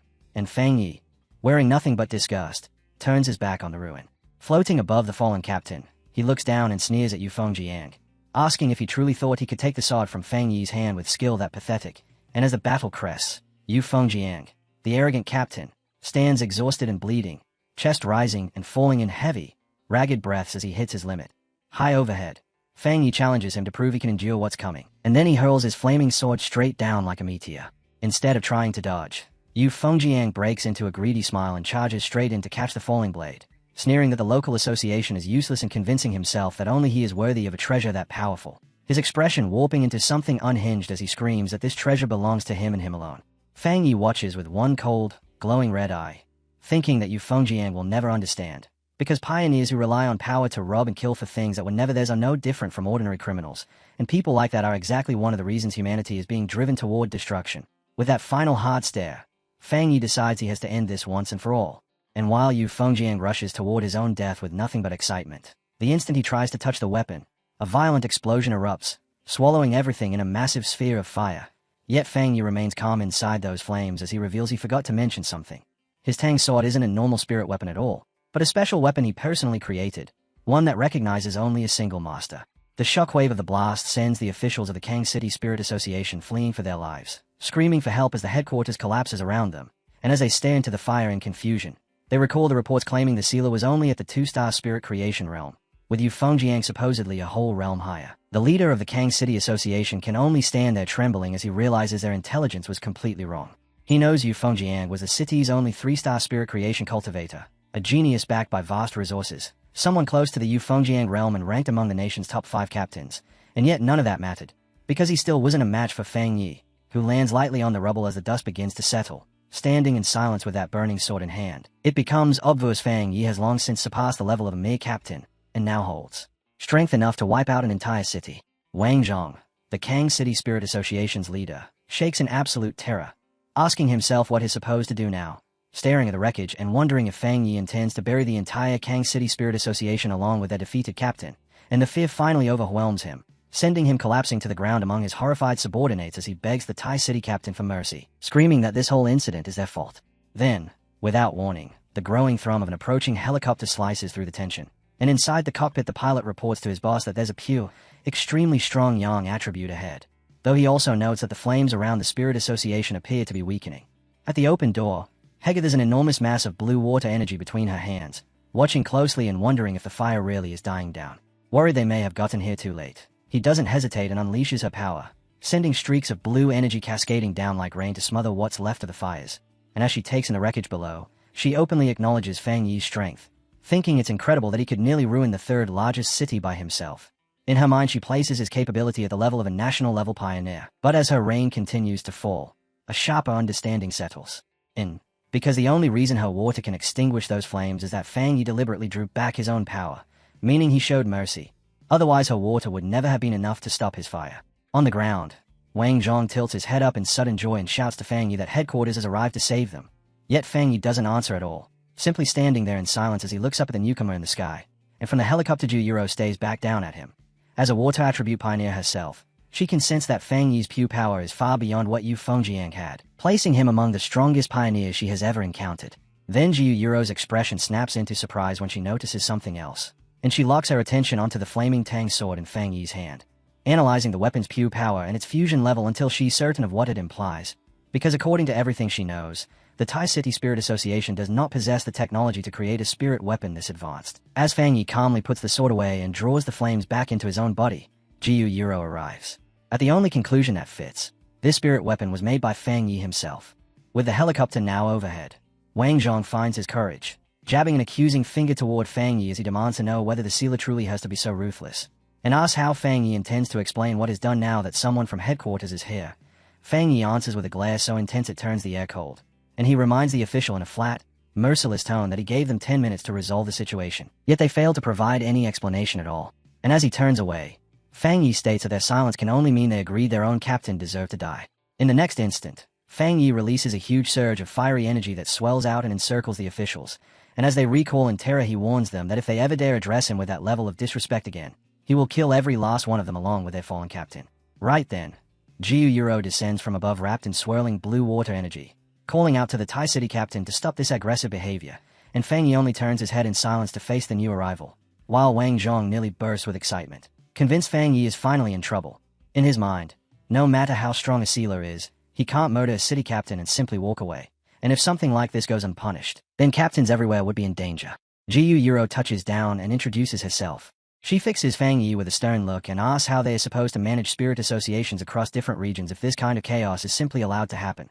And Wang Zhong immediately lets a wicked smile creep across his face as he convinces himself she's taken his side, practically itching for her to punish Fang Yi for leveling their headquarters. Yet to everyone's shock, Jiu Yuro doesn't attack at all. Instead, she steps forward with respect, acknowledges that this entire incident was a dereliction of duty by the Spirit Association, and then lowers her head in apology, promising Fang Yi that headquarters will provide a proper explanation for what happened. At that, Fang Yi's expression loosens into a faint smile, and he only gives a quiet hum of agreement, accepting her apology, while Wang Zhong stands completely rigid, his face locked in stunned disbelief as it finally hits him that headquarters has chosen Fang Yi over him. Trembling, he can't make sense of it, watching Jiu Yuro bow to Fang Yi and understanding that this is the respectful way headquarters deals with the sealer, and she makes it plain that their objective is to support and reward him so they can prevent further conflict. Wang Zhong's fear deepens as he wonders if that's really all there is to it, his mind flashing to how his captain was burned alive while he can't believe headquarters isn't treating it as a major issue or placing the blame on Fang Yi. Yet Fang Yi remains composed, thinking the local association's opinion is irrelevant, and reflecting that the Kang City captain, Yu Fengjiang, tried to kill him for his weapon and showed no gratitude for his help, so a death like that was fully deserved. Jiu Yuro then walks over to the officials huddled in fear, and in a cold voice she demands to know why they didn't stop the fighting, calling them arrogant fools, before asking who's in charge of the Kang City Spirit Association. Wang Zhong hesitantly raises his hand, forcing a nervous smile as Jiu Yuro begins issuing orders, telling them they have 3 days to calm the public in Kang City and craft a believable excuse to bury news of the battle. And then her expression turns icy as she delivers their punishment. After those 3 days, every one of them will be fired, and headquarters will dispatch replacements to take over Kang City. The officials can only gape in shock as Jiu Yuro gives them one last warning that if they fail, They'll face the full consequences, and from a short distance away Fang Yi watches it unfold, genuinely surprised as he admits he didn't expect Spirit Association headquarters to dismiss the entire Kang City staff just to appease him. After that, Jiu comes back to Fang Yi and explains that headquarters has to make its stance unmistakable, declaring that anyone who challenges the sealer again will meet the same fate as the Kang City Spirit Association and Yufengjiang, and she asks Fang Yi whether he's satisfied with how they handled the situation, promising it will never happen again. Fang Yi, relaxed, tells her that anyone who challenges him is also challenging headquarters, then adds that he doesn't care about those officials, because what actually interests him is how she intends to control public opinion around the supernatural events, and Jiu immediately understands what is asking. She speaks directly to the lingering doubt of whether news about the revival of spiritual energy can still be kept under wraps in major cities, explaining that supernatural incidents are happening more and more often now, and that disasters triggered by anomalies keep appearing. And while she admits plenty of people have already pieced together the truth, the government still can't announce it publicly yet because the timing isn't right. She cautions that if they revealed it now, the world would transform overnight, chaos would erupt inside society, and the order they're desperately trying to preserve would collapse. And in the same breath she hints at just how delicate the balance is by noting that if Fang Yi hadn't been there to save Tai City, the consequences would have been disastrous for the entire world. Fang Yi turns inward and weighs what his recent battles have meant, realizing the era of spiritual energy recovery may have truly begun the moment the Anomaly King was destroyed, and he considers that if not for the sacrifice of powerful figures like Elder Wu, this new age would have arrived even sooner, catching humanity completely unprepared. With that, the government's approach finally clicks for him. Limited chaos among a small circle of pioneers is preferable to worldwide chaos swallowing everyone, and as he imagines the dominant leaders of this emerging world, names like Ji Royan, Galen, and Chu Qingli rise in his mind, making him understand that to maintain the illusion of peace for ordinary citizens, the nation needs these top-tier pioneers standing at the front to confront the crisis. Fang Yi lets his eyes travel over the ruined landscape and understands why the Xia nation is so strict about controlling public opinion. Because by controlling information they keep weaker pioneers from stirring up trouble and prevent panic from spreading, buying time for normal people to gradually adjust to the new era. Yet he also knows this strategy only works if the truly powerful pioneers cooperate, and with a faint smirk he recognizes how urgent everything is becoming. As he prepares to leave, he admits to himself that even though his current strength was enough to resolve the disaster in Tai City, it won't be enough for what's coming next. Jiu breaks into his thoughts and, with respectful calm, tells him a special plane has already been arranged to take him back to Tai City, but asks for a moment to make a personal request. With a smile, she adjusts her glasses and speaks with genuine admiration, saying she envies Tai City for having a talent so young, yet possessing both the power to destroy a city and the character to bear it responsibly. And Fang Yi looks at her with interest and tells her not to be so formal. Jiu then reaches out her hand to him in a warm, open gesture and asks whether, as Jiu herself and not as the sea mystic, she can be friends with him, and Fang Yi is caught off guard by how humble and sincere the request is. At the Star God War Zone headquarters, Sister Lan listens as her blonde subordinate reports the details of what happened in Kang City, and Sister Lan's patience snaps as she slams her hand down on her desk, shouting that the whole situation is ridiculous and calling the Kang City Spirit Association a pack of fools. She turns her attention to a chart displaying the strategic rankings of cities, points out that Kang City, currently sitting in third, is already slipping, and predicts that if the trend keeps going, Kang City will drop out of the rankings entirely. So she concludes that Spirit Association headquarters has to seize control of Kang City immediately. Galen's blonde subordinate comments that headquarters is dependable, especially Sea Mystic, who may be working to pull Fang Yi onto their side, and Galen agrees, saying their reward for the sealer has to surpass what the associations can offer. With that decision made, she orders the original reward for his assistance in Kang City to be doubled. The subordinate then admits is impressed by Fang Yi's strength, saying the way he balances ruthlessness with control makes him suited to be a city leader, and he proposes a particular reward that he believes fits Fang Yi better than anything else, setting a folder on the desk stamped Top Secret Restricted Area. Sister Lan falls silent at once, grasping how weighty that proposal is, and comments that if she didn't already know he admired Fang Yi, she'd suspect he was deliberately trying to make things difficult for him. The subordinate only smiles and insists that crisis and opportunity always come together, and that only Fang Yi is worthy of going there to cultivate, adding that another genius from their war zone is already training inside. Looking ahead, he warns that in the future threats even more terrifying than the king's sacrifice hell will emerge, and they need Fang Yi to become stronger as quickly as possible to face the unknown. And Sister Lan agrees as she draws out the documents, thinking that maybe their restricted area will be too simple for him. Before she can say more, a staff member suddenly bursts into the room and shouts for Sister Lan, and she delivers the news that leaves Galen and her subordinate stunned. Elder Wu has awakened, and he wants to speak with her. Several hours later, back in Tai City, sunlight washes over Fang Yi's new luxury villa, and is sitting on the couch scrolling his phone when a bank notification pops up for 10 million yen, which is likely the reward Galen promised. Lin Yi comes in to welcome her cousin home, saying she saw everything about the Kang City events on the forums, and Fang Yi reassures her not to worry. But Lin Yi can't hide her anxiety because the internet is full of rumors claiming he brutally killed Kang cities. Captain, Godblade. Fang Yi tells her the rumors are blown out of proportion, then flicks her forehead and tells her to stop reading forums and concentrate on training instead. And as Fang Yi rises and says he's going to cultivate and try for a breakthrough, Lin Yi stares at him in shock and asks, almost disbelieving, whether he's moving too fast. He just advanced, yet is already aiming for the 3-star spirit creation realm. Fang Yi only laughs and says it's not certain yet. And once he's gone, Lin Yi is left, alone clasping her hands with a worried expression, feeling like her cousin is carrying something heavy. Upstairs, Fang Yi sits on his bed with dark energy swirling around him. Sitting there in cultivation, he raises a ball of golden energy in his hand, a sphere that contains the purest dark attribute he extracted from the bone bird, the anomaly king he defeated, and he decides that instead of letting it sit unused, he'll fuse it into his limitless dark world to push that domain to an even higher level. The moment he activates the energy, the bone bird spirit manifests before him, and a system window appears to ask whether he wants to embed the dark attribute. So he agrees, and a golden orb of power instantly wraps around him as the embedding begins. As the process moves forward, the system confirms the fusion has succeeded and announces that his limitless dark world has been upgraded. And now, whenever enemies are dragged into his dark domain, the bone bird and the other anomalies sealed within it will attack them. Fang Yi continues floating in meditation, his body shining with rising power, and inside his mind he can see the outlines of the countless monsters he has absorbed, making him wonder if this means they can now fight for him on their own. And as the thought takes shape, he realizes that just like the Anomaly King, he can command these anomalies. With that realization, Fang Yi releases his full power, and a colossal golden avatar forged from fire appears in the sky, a towering multi-armed figure looming over the rolling dark energy. And right on its heels a golden system notification flashes into being, detecting that he has met the requirements for another advancement and asking whether he wants to break through to the 3-star spirit creation realm. The energy surging from Fang Yi's cultivation doesn't stay contained, but physically manifests above the city, forming a gigantic golden image of a fiery god in the heavens. And the people below lift their heads in stunned awe. Among them, a photographer points excitedly into the sky, recognizing the figure as the immortal who saved them from the bat monsters, convinced their savior has descended once again. Back inside the villa, that power finally becomes too immense to hold, and a blinding eruption of golden light detonates outward from Fang Yi's bed, flooding the room in brilliance. While at the same time, within Fang Yi's spiritual world, the scene shifts into a dark purple void where the spirits of the formidable monsters he has slain and absorbed, among them the massive bone bird and the giant serpent, rise up from the darkness, their forms towering over him.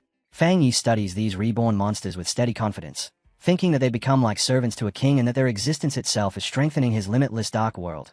And then he appears seated on a throne formed from dark energy, gazing down as that dreadful army of monster spirits lowers itself and bows, accepting him as their ruler. A system window confirms his progress, declaring that the limitless dark world has been upgraded and that he has gained a new ability. And the system names the skill Anomaly Warfare, explaining that once Fang Yi pulls enemies into his dark world, he can summon these monsters to strike them down. Though it also warns that the stronger the enemy is, the more spiritual power it will consume to maintain the summons. And as the dark energy swirls, Fang Yi holds a churning sphere of darkness containing the bone bird's essence, smirking as he welcomes the newcomer into his limitless dark world. He praises the bird spirit for being unbelievably pure, noting that it's going to give his own strength a huge boost. And then he addresses the gathered spirits and tells them to work hard for him, promising that if they do, he'll treat them well. As he surveys this newly formed army, it hits him that to truly unleash this new ability at full power, he'll have to raise his spiritual energy even further. Out in the real world, the accumulating energy finally crests, and a colossal pillar of golden light erupts from the city, spearing straight through the clouds and illuminating the sky, announcing his success to everyone who can see it.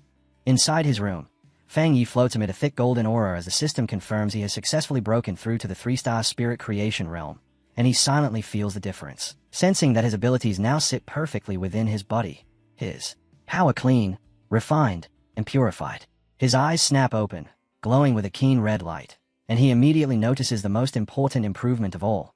The sick, uncomfortable sensation he used to suffer whenever he used the dark attribute has vanished completely. Fang Yi steps down from the bed with his feet still shining with residual golden energy, and standing there in the room, he confidently summons flame into his palm, deciding that the only way to fully understand the rest of these new powers is to test them in real combat. Later, at the headquarters of the Star God War Zone, Elder Wu, now fully recovered, stands beside a massive window with Galen as they look out over the city, and their conversation turns to Fang Yi's astonishing progress, both of them acknowledging that he has risen in rank again at an absurd pace. Elder Wu asks how much time has passed since Fang Yi obtained the Shirai flower that saved his life, and Sister Lan confirms it's only been half a month, while Sister Lan thinks to herself that in just a little over 10 days, Fang Yi has accomplished feats that would count as a once-in-a-lifetime achievement for any other pioneer. The elder admits that Fang Yi didn't merely save him, but also strengthened the entire future of the Xia Nation's pioneers, and with unexpected humility he adds that even he, someone in the Vajra realm, can't completely control the dark attribute the way Fang Yi can.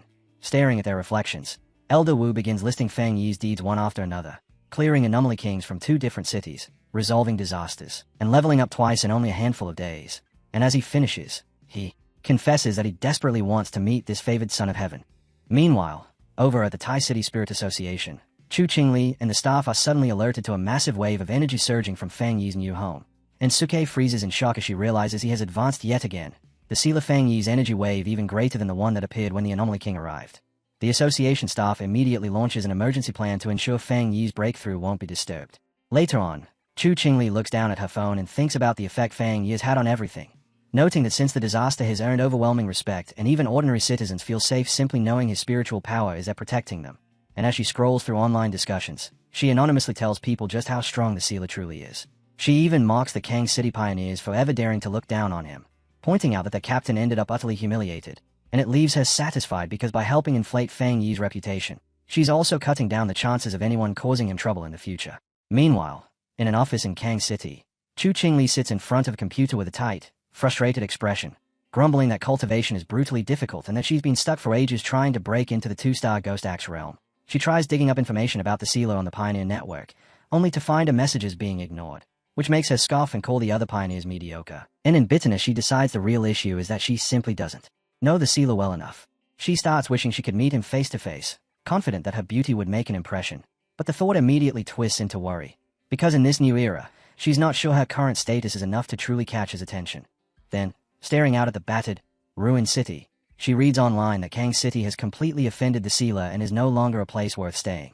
So she decides she has to return to Tai City at once. And with determination hardening her face, Chu Qingli stands up and walks out, resolved to seize her future and whatever opportunity she can find. Sunlight spills over the modern home as Lin Yi asks her cousin whether he's finished his advancement, and inside, the two of them sit down at a large table to eat. Lin Yi asks if he feels any different, and Feng Yi answers casually that it's just okay. Aside from his spiritual energy flowing more smoothly and his efficiency doubling, nothing else feels dramatically changed yet. Though privately, in his own thoughts, Fang Yi suspects the real transformation won't fully show itself until he reaches the legendary Vajra realm. Lin Yi then holds out her phone to show him a message, explaining that Sister Lan asked whether she wants to go to the Tianhai Forest because it seems New World anomalies have surfaced there, and Feng Yi says he received the invitation too, guessing the Star God War Zone is trying to make up for the chaos in Kang City. Since they've both been invited, he decides they should go together, and Lin Yi immediately cheers at that. Not long after, they arrive at their destination, Tianhai Forest, a stretch of woodland on the border of the Star God War Zone's territory, marked with clear signs forbidding entry. It used to be an ordinary forest, but over the past 5 years it has grown at a wild pace, the spiritual energy inside soaring so high that plants and animals mutate at an extreme rate, making it both a perfect training ground and a place filled with unknown terrors. And that's why it remains firmly under military control. Within the sunlit forest, Feng Yi and Lin Yi are met by a familiar face, the purple-haired woman from the Kang City mission, who waves as she welcomes the Tai City captain, asks whether he still remembers her, and explains that she's currently stationed here. She adds that Officer Galen told her to meet them and brief them on the current situation, and says that right before they arrived, something troublesome changed inside the forest. A mutated fire has appeared, an unlike dark attribute. Flames. This one is extremely gloomy and cannot be extinguished. Fang Yi immediately guesses it's a new, unknown fire attribute, and the purple-haired woman confirms that's exactly what it is, then offers to accompany them for safety. Fang Yi doesn't accept the offer right away, but turns to Lin Yi and asks what she thinks, hinting that they don't actually need a guide, and Lin Yi answers with easy confidence that she agrees.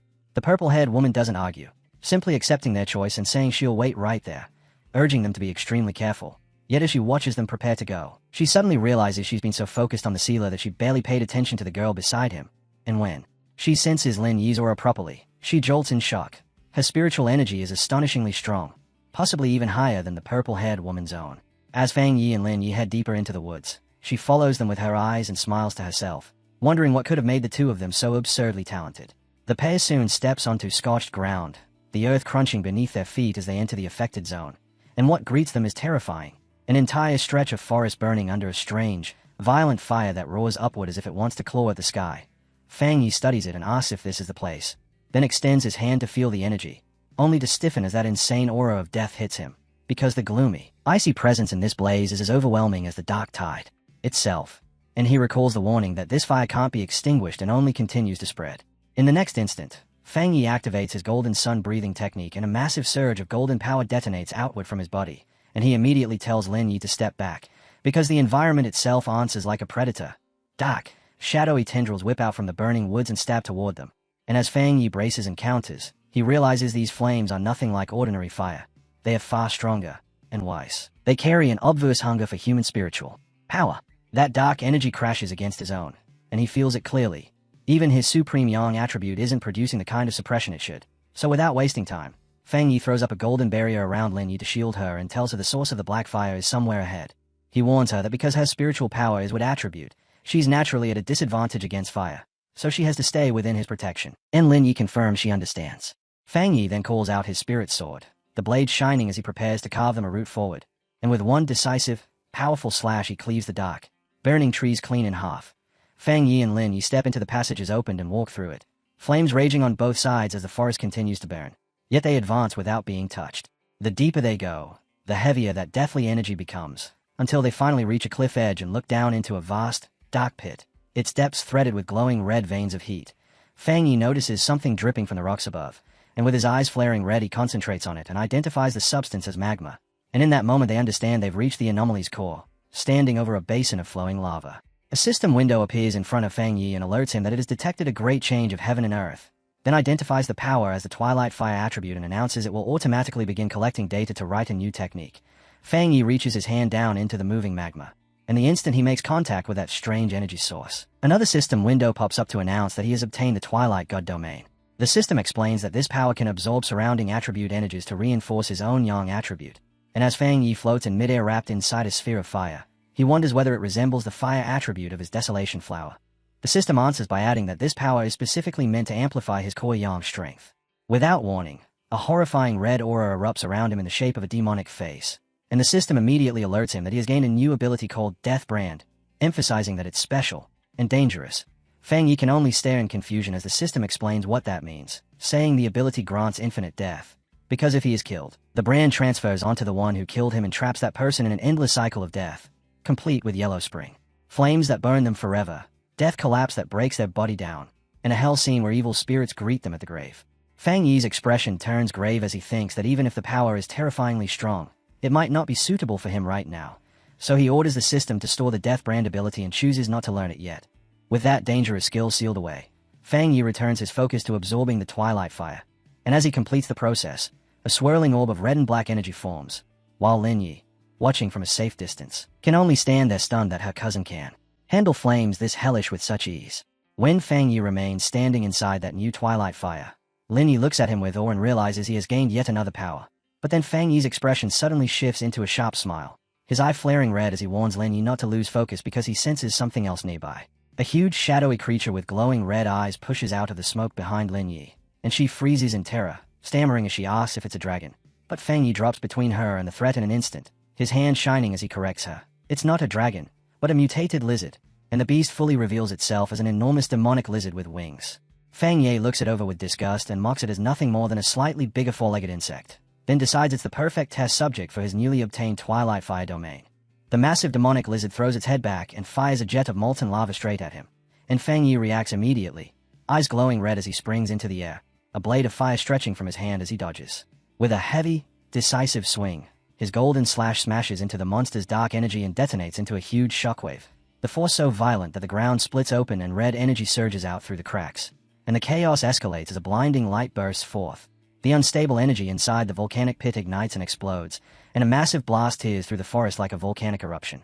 At the forest's edge, the purple-haired woman, Sung Yi, and Fang Yi's friend Wang Zhong are all thrown backward by the impact, and Wang Zhong yells in panic that they have to request backup immediately. While elsewhere at a monitoring station, a red warning screen flashes to alert the staff that a new mutated life form has been detected in the Tianhai forest. The incoming data shows the region's spiritual energy has spiked by a full 1000%, and the system classifies the danger level as SLE. At Star God War's own headquarters, Sister Lan and Elder Wu receive the alert, and Sister Lan immediately finds it odd that the forest's energy, previously stable, would suddenly spiral out of control right after the sealer entered to train. Elder Wu, already in his combat armor, says that even though he trusts Fang Yi's strength, they should still go confirm the situation for safety. So without a second wasted, Elder Wu and Sister Lan launch into the air and tear across the sky at terrifying speed. And as they near the danger zone, Wang Zhong and Song Tai are already sprinting away from it. They glance up and catch sight of two streaks of light slicing toward them, recognize the arrivals instantly, and shout in a rush of excitement and relief that it's Officer Galen and Elder Wu. Elder Wu drops in like a meteor and slams into the ground with such overwhelming impact that the earth fractures and shatters beneath him. And when the dust clears, Elder Wu is standing upright, wreathed in a yellow aura, poised to confront an S-level threat. Song Yu runs forward, stunned by the speed and presence of the man before her, and wonders if this is what the true power of a Vajra realm pioneer looks like, even comparing him to Fang Yi. Thinking that while the sealer's power tends to produce huge, dazzling displays, Elder Wu is the opposite, terrifyingly strong yet tightly restrained. In only a few seconds, they reach the exact spot, and Galen lands smoothly and confirms the target is right there. While Elder Wu steps ahead with a grave expression, he reaches his armored hand out toward the solid rock barrier blocking their path, and with a casual swing he releases a frightening force that pulverizes the wall instantly, clearing the way at once. And with the entrance open, Elder Wu orders the team to move in, with Sister Lan, Chu Qingli, and the rest of the soldiers following behind him. Deep within the pit, Lin Yi throws an arm up to shield herself from the lingering violent energy and calls out to her cousin to make sure he's alright. And as the dust finally settles, Fang Yi is revealed standing there unshaken, his flaming sword in hand, with the enormous corpse of the mutated lizard sprawled behind him. He tells Lin Yi is fine, but adds that it looks like someone has come looking for them. And then Fang Yi turns a glowing red eye toward the entrance, sensing the powerful figures closing in as he quickly conceals some of his strength, the dark energy around him fading away. Elder Wu steps out from the tunnel as his yellow aura dims, and he and Fang Yi stop and face one another, two generations of top-tier powerhouses meeting for the first time. Elder Wu breaks the silence, recognizing Fang Yi as the one who saved him and addressing him as the sealer, while Chu Qingli and the others rush in behind, their faces tight with shock and worry.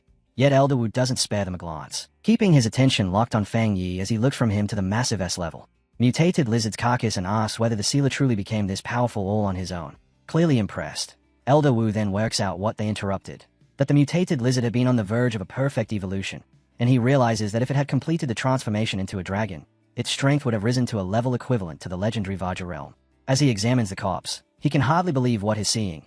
Fang Yi just erased a creature that terrifying with a single slash, and when he reaches out with his senses, he catches that twilight fire aura clinging to Fang Yi's body, eerily reminiscent of the half-dragon's power yet far cleaner, far purer, to the point that a sudden thought strikes him. What if the warning signal they received wasn't truly reacting to the monsters at all, but to Fang Yi's power itself? Sister Lan steps up next, staring at the dead beast like her mind refuses to accept it, then turns on him and asks if he's solved the problem again, still shaken that he would simply kill it outright instead of waiting for backup. And as her shock settles into cold realization, she points out that if the half-dragon had actually managed to break through, it would have awakened Jing realm abilities, because they hadn't detected it before, and the idea makes her shudder at what might have happened if the sealer hadn't been there. Fang Yi, though, just greets Elder Wu with an easy smile, telling him how glad he is to see the senior hero recovered, and Elder Wu answers with a laugh, saying that with a successor this strong, he can finally retire. But the mood shifts when Elder Wu immediately follows by asking Fang Yi to keep the true nature of this creature hidden from everyone outside Tianhai Forest, even from the Spirit Association, and Fang Yi only smiles again, understanding at once. As Fang Yi turns it over in his mind, he finds himself thinking about what Tianhai Forest truly is, realizing it was never merely a training ground but a hotspot of spiritual change where anything might surface. And with that comes an unsettling guess, that whatever appeared here could be even more dangerous than the dark anomalies in the extreme dark zone. So he grasps the weight pressing down on the Star God War Zone, and he agrees with their approach. And while he walks away, his attention slides inward as he dissects this newly gained Twilight Fire power, recognizing that its core leans heavily toward devouring, a trait that instantly reminds him of the legendary beast Tauti, and that resemblance leads him to wonder whether the real secret of Tianhai Forest is that a Tauti once existed here. Elder Wu reaches a hand toward Fang Yi, thanking him, and adds that it seems Fang Yi already understood why this must remain secret. And when the group comes together again, Elder Wu says they shouldn't be wishing for the birth of high anomalies and there's no reason to place needless pressure on the people, to which Fang Yi agrees. Then, without warning, a powerful gust of wind tears through the forest, and Fang Yi's expression tightens the instant he catches a distinct aura riding on it, the wave of presence rolling over the group as it passes. Lin Yi closes her eyes and smiles, murmuring, "It feels incredibly refreshing." But Galen reacts the opposite way, her eyes snapping wide as she recognizes the spiritual power and cries out at how intense it is. High above, deeper among the canopy, a figure streaks through the trees at absurd speed, and Sister Lan, staring up in disbelief, asks if that monster, meaning a top genius, has already broken through to the Vajra realm. Until the rushing presence finally halts, the figure stops, and when he reveals himself, It's a strikingly handsome young man with long blue hair, piercing blue eyes, and a confident smirk curling across his face. High above the bamboo forest, Baisu, the wood attribute pioneer and the star god War Zone's ace, glides down with effortless grace, even planting a foot on a falling leaf in mid-air as if it was solid ground. And below, the gathered pioneers lift their faces with open excitement, feeling that overwhelming aura and immediately whispering guesses that he must have crossed into the legendary Vajra realm, convinced that War Zone has finally gained a supreme expert. Fang Yi, however, watches with a cool, dissecting stare, his eye burning with a red glow as he analyzes what he's sensing, and he realizes the spiritual power around this man isn't what everyone else thinks it is. Baisu touches down and speaks to Elder Wu and Galen, stating that he has completed his training. Then he sweeps his glowing blue eyes across the group, pauses when he notices Fang Yi among them, and asks who this stranger is. Elder Wu introduces Baisu as their zone's ace, explaining that he has been in seclusion to push into the next level, and Baisu offers a greeting, yet immediately corrects the assumption hanging in the air by saying he's only at the half-step Vajra stage and has not truly broken through. Fang Yi answers with an easy, confident smile as he introduces himself as the captain of Tai City in the Sealer, and while he speaks, he continues observing the green energy flowing from Baisu, noting that unlike most people's power, Baisu's feels clean and comfortable, so similar to his own that Fang Yi quietly confirms just how difficult it is to truly step into the Jing realm. Baisu's expression turns doubtful at Fang Yi's claimed title, but Elder Wu cuts in at once to correct him, stating bluntly that Fang Yi saved his life and resolved the Tai City disaster, making him a crucial partner, and he follows that with a stern command for Baisu to show respect. Baisu is left visibly startled by how much has happened while he was shut away, and Elder Wu then explains to Fang Yi that Baisu is a prodigy who awakened early and was raised on the nation's best resources, advancing at a pace that matches Fang Yi's own terrifying rate of improvement, which is why he has lived in isolation and knows almost nothing about the outside world. From there, Elder Wu lays out the brutal truth of this new era, saying that human cultivation runs against the natural order, and because of that, humans evolve more slowly than the creatures they are forced to battle, and even though pioneers seem numerous, genuine strength is incredibly scarce. At present, only 5 people on the entire planet have reached the peak 3-star spirit creation level known as the Vajra realm. Fang Yi listens as the elder admits that hidden talents may exist, people like him, but the wall separating them from the next level is enormous, and Elder Wu describes the Yu Fengjiang realm as a sheer cliff that most pioneers will never scale, with countless dying just attempting the climb. Yet he also explains that the moment someone truly breaks through, their body undergoes a complete transformation, becoming almost like the immortals spoken of in legend. Elder Wu finally turns back toward Baisu with a proud smile, praising him for reaching the half-step Jing stage and emphasizing how calm and pure his energy is, calling it a remarkable achievement, while Fang Yi says nothing and simply watches the exchange, until Baisu suddenly steps closer to Fang Yi, closing the distance and fixing him with a hard stare as if daring him to blink first. Baisu makes it clear that during his seclusion, he felt the shockwave from Fang Yi's breakthrough, and he explains that the surge of energy from that wave is what pushed him up to his current level. So because of that strange connection, he's been itching to measure himself against Fang Yi and see what the source of that power can really do. The moment the intent is spoken aloud, the 2 top-tier pioneers square off and release their auras, Fang Yi wreathed in the image of a golden fire dragon while Baisu answers with a green dragon of nature, and Baisu remarks that even though their attributes differ, he can tell they are the same kind of people. Fang Yi meets it with a confident laugh, golden energy flooding over his body as he accepts the fight without hesitation, and with a clash clearly seconds away, Elder Wu immediately steps between the sides as referee, ordering everyone else to retreat to a safe distance while warning both fighters to stop before they truly injure each other. Fang Yi and Baisu hold each other's gaze, eyes burning with power as they call to strike, and in the next heartbeat their forces slam together, detonating into a massive explosion that rips through the forest. Chu Qingli stays in stunned disbelief, unable to look away from a battle between 2 monsters of this level, while Galen watches without a word, and Elder Wu keeps his eyes fixed on the collision, silently weighing the question of who will prevail, the rising star of Tai City, or the Star God War Zone's longtime ace. As the duel properly begins, Baisu brings his hands together and gathers his energy for his signature technique, and as a wood attribute pioneer who can command nature itself, he makes the earth tremble until enormous green vines burst upward in a surging ring, rolling toward Fang Yi like a living wave that wants to swallow him whole. Fang Yi answers instantly, condensing blue spiritual energy into his hands. Then moving with such speed he seems to weave through the chaos, he slices the onrushing vines apart with sharp energy blasts while noting to himself that Baisu can treat the entire forest like an extension of his weapon. More vines lash out from the shadows to snare him. But Fang Yi only grins and says that all this wood is perfect kindling for him. He calls his sword, flames flaring along his hand, and with one heavy swing he sends out a massive arc of fire that cleaves into the giant roots, fully expecting the blaze to catch and consume them. Yet instead the severed vines flare with green light and the wounds knit shut in an instant, repairing themselves before the fire can even spread. Fang Yi's expression tightens as he realizes his fire isn't taking effect, and facing that towering wall of vines, He asks if Baisu's plants are somehow immune to fire, pointing out that wood should be weak to it. Baisu places a hand on the thick trunk and answers with calm confidence that while that's normally true, his plant army is different now, and it can no longer be suppressed by the fire attribute. Fang Yi glazed back, his red eyes shining brighter. Then the ground beneath him erupts again, the vine shooting up so suddenly he has no time to react, and massive roots surge over him from every angle, binding his body and locking him away inside a huge spherical cage of wood. With Fang Yi sealed inside, Baisu stands outside the prison as if nothing could be more natural, asking how he likes that move and adding that if there were genuine enemies, this wooden cage would have been impossible to escape. While in the vine-darkened interior, Fang Yi stays composed, his red eye glowing steadily as he evaluates the situation. Fang Yi reaches out and presses his palm to the inner wall of the cage, his hand flaring with energy as he tests it, and immediately he notices just how pure the wood energy is in here. Yet the instant he makes contact, a corrosive poison bites into his skin. Outside the sphere, Baisu watches with calm confidence and warns him not to keep touching the wood for too long, explaining that the giant tree carries toxins naturally, and now that his spiritual power has saturated it, the poison has become even more lethal. Fang Yi doesn't flinch. Instead, he smiles, his eyes igniting with golden light as he challenges that warning, deciding he wants to see for himself exactly how strong this poison really is.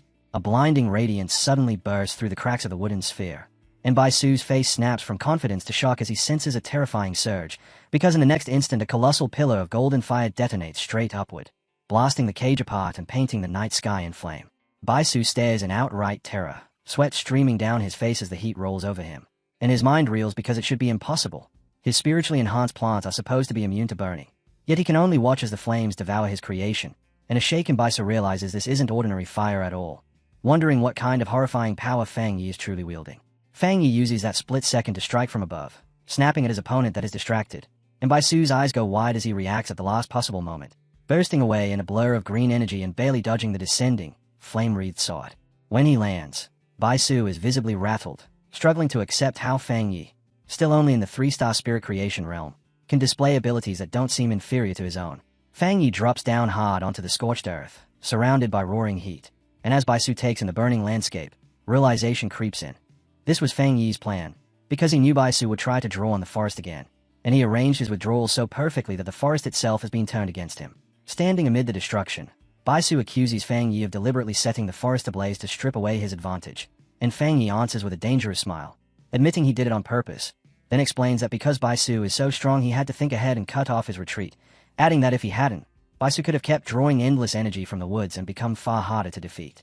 Baisu lowers his gaze, his whole body trembling with rage as he thinks of his reputation as a genius and the humiliation of being forced into a corner on his own ground. But that anger twists into something wilder, his expression shifting into a crazed determination as he refuses to accept that he could lose, telling himself that as a half-step Jing, he cannot be defeated. He throws his head back and laughs madly, challenging Fang Yi to survive what comes next, then slams both hands into the earth, and the ground answers with violence as enormous jagged roots spew upward in a brutal eruption that shatters the soil. Fang Yi watches with a grave, focused stare, sensing the danger in this reckless release of power, and seeing how far Baisu is pushing things. Elder Wu and Sister Lan surge forward in panic. They are yelling at Baisu, demanding to know if he has a death wish, warning him that trying to rebuild the entire forest with nothing but his own body will suck him dry of spiritual energy. But Baisu doesn't listen to his senior at all. Instead, he forces his power higher and higher until it hits the absolute limit. And in that instant massive roots explode out of the cliffside, his face contorting under the strain as he screams, his eyes burning with a harsh green glow. Elder Wu and Galen watch in outright panic, the elder shouting Baisu's name as if he can stop what's coming, terrified of what will happen next. And then Baisu finally releases the technique, recreating heaven and earth, until a colossal vine-made avatar takes shape and a roaring gust throws Fang Yi backward. Yet even as his push away, Fang Yi stays locked in, pulling together a fireball while calmly remarking on how dense the wood energy is. Rather than retreating, Fang Yi charges straight into the oncoming tide of vines, calling out to the anxious spectators that the match isn't finished and that he'll take care of it, and Elder Wu can only stare in rigid silence, unable to step in even if he wants to. Then, without warning, Fang Yi's eye lights up with a golden flame, a clear sign his power has shifted, and with that change he starts carving through the thick plants in sweeping waves of fire. From high above, Fang Yi gathers energy into the shape of an enormous sword, and Baisu snaps his head up, startled as he realizes he's left himself exposed. Fang Yi brings that gigantic blade down in a thunderous crashing slash, and Baisu only barely avoids it, the strike cleaving through the vines behind him as it passes. That's when the strain finally hits Baisu all at once. He clamps a hand over his mouth and coughs up blood, punished for pushing his power too far. But even wounded he refuses to accept defeat, and with a wild, unsteady glare, he clasps his hands together again, screaming that he can still fight and that he'll recreate the entire forest one more time. Fang Yi looks down at him with a faint, almost contemptuous smile and asks if this is truly all the strength he has, then doesn't even wait for a reply, flashing in to close the gap and springing into the air for a heavy punch. Baisu panics and throws his arms across his body, desperately summoning a green energy barrier to block, and when the blow lands it detonates into a huge explosion that makes the ground tremble. Chu Qingli is left stunned by the sheer force, shocked that Baisu has been driven this far. Yet right beside her, Lin Yi is smiling with quiet confidence as she watches her cousin drift down out of the smoke, thinking to herself that Fang Yi still hasn't even shown his full strength, or used his other elements yet, and she openly mocks the so-called genius for collapsing this easily. Elder Wu and Sister Lan keep watching with grim, heavy faces. Elder Wu admitting that Baisu's mind has snapped under the pressure and that the difference between him and the sealer is simply too vast, while Sister Lan adds that Baisu is the kind of pure battle addict who's never tasted a defeat like this in his life. Fang Yi assumes it's finished when Baisu drops to his knees in the dust, blood trailing from Baisu's mouth as he lowers his voice and murmurs a quiet thank you, like he's accepted the lesson at last. But then Baisu suddenly screams that he can still go on, green energy surging up around him as he refuses to yield, shouting that his spiritual power isn't gone yet. Fang Yi stands there without a hint of panic, lets out a quiet sigh, and decides it's time to finish this, while Baisu brings his hands together again with razor-sharp focus and orders all living things to heed him, and at his command multiple glowing green avatars of himself manifest in mid-D, lining up as if for one last, desperate strike. Fang Yi reads the situation in a single glance, admitting to himself that Baisu being able to create clones is proof as a top-tier pioneer and the strongest opponent he's faced so far, because it's forced Fang Yi to burn through a huge amount of energy. Yet even as those green duplicates dive down to attack, Fang Yi doesn't retreat an inch. With terrifying speed, he erupts into a barrage, a storm of fire slashes, each cut splitting a clone cleanly in half and wiping it out instantly, and the flames swell into a vast blaze that consumes the illusions until nothing is left. Baisu stays, confused, suddenly unable to locate his opponent, and only realizes the truth a beat too late. Fang Yi is already right beside him, and the sealer strikes without warning, a surprise blow that catches the wood pioneer completely off guard. In the next instant Baisu is sealed inside a vortex of golden fire, his face locked in shock as if his body has been frozen in place, unable to move at all, and sweating hard in disbelief he forces himself to look up and finally sees the real gap between their powers. Fang Yi is standing atop a gigantic dragon head formed from golden fire, sword leveled and pointed at Baisu, and with the same calm tone as ever he asks if they can finally end the match. Elder Wu watches the spectacle and knows Baisu's defeat is already decided, leaving him with nothing to do but marvel again at how the sealer keeps overturning his expectations, while Galen remarks that she did expect Baisu to lose, just not to lose this completely. Behind her, Lin Yi only smiles and says she knew it would turn out like this. Chu Qingli and Wang Zhong agree as well, saying the result isn't surprising at all, because Fang Yi is the man who handled two anomaly disasters by himself. The duel closes with Fang Yi landing smoothly, flames settling, while Baisu remains across from him drawing heavy breaths, and Baisu keeps staring at the man who beat him, muttering in disbelief as he wonders whether Fang Yi is a half-step Vaja or simply a monster. Bitterness and disappointment wash over Baisu's face as he admits that compared to Fang Yi, his own strength was nothing more than this. And finally humbled, Baisu clasps his hands and bows deeply toward Fang Yi, thanking the sealer for the lesson, only to abruptly add an apology, saying he has urgent business and must leave. Before anyone can stop him, Baisu explodes into a streak of green light and shoots away, and Sister Lan shouts after him. But Baisu's voice carries back on the wind, saying he's returning to seclusion to train. Sister Lan spins on Elder Wu in frustration, complaining that the war zone still needs Baisu. Yet Elder Wu watches with understanding and says this is the first time that proud genius has ever been driven into such frustration, so they should let him go. Then Elder Wu shifts his gaze to Fang Yi, who is extinguishing the lingering flames in his hand, and as the last embers fade the Elder walks up to him and makes a serious offer. Elder Wu asks Fang Yi whether he'd consider remaining in the Star God War Zone, saying he could take a position under them while still keeping his role as captain of Tai City, and with a grave expression he finally reveals what he's really after. He wants Fang Yi to become his successor. Fang Yi is visibly stunned by how direct the offer is. But Elder Wu keeps going, explaining that the Star God War Zone holds the second best resources in the entire Xia nation, then shifting into a description of the true center of power, Shin City, the largest city in the nation, where the people who control everything are the absolute peak pioneers. He promises that if Fang Yi accepts, he'll eventually be brought into that higher circle. Even so, Fang Yi turns him down with courteous restraint, his red eyes glowing as he thanks Elder Wu and says plainly that he has no such plan, adding that he isn't even formally part of the Spirit Association and only accepted the captain title to protect his hometown, and he states without wavering that he doesn't want to belong to any specific group. Chu Qingli and Wang Zhong are stunned when they hear it, unable to imagine someone refusing an offer like that.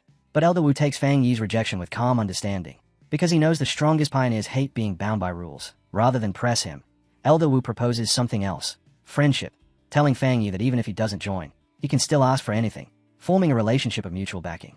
Fang Yi then says that he and Galen will remain in the forest to continue training on their own, and right as those words land, the sky suddenly dims as storm clouds roll in. Elder Wu tilts his head up and notes that the forest is packed with elemental energy and that a thunderstorm is about to break. And he realizes the ferocity of the battle has churned the natural energy so violently that the thunder attribute is about to become terrifyingly strong. He remembers in that same breath that Fang Yi never even used his thunder power during the match, and with a laugh Elder Wu praises Fang Yi's potential, then immediately orders everyone to withdraw from the forest and leave the entire area to Fang Yi so no one interrupts his cultivation, watching him with the thought that as long as Fang Yi remains a pioneer of the Xia nation, it's the greatest blessing their country could have. Fang Yi smiles, understanding that Elder Wu has seen exactly what he intends, and as he springs up into the air he reflects that the Star God War Zone won't dare pressure him because his strength is already too great, realizing that this power is what grants him true freedom.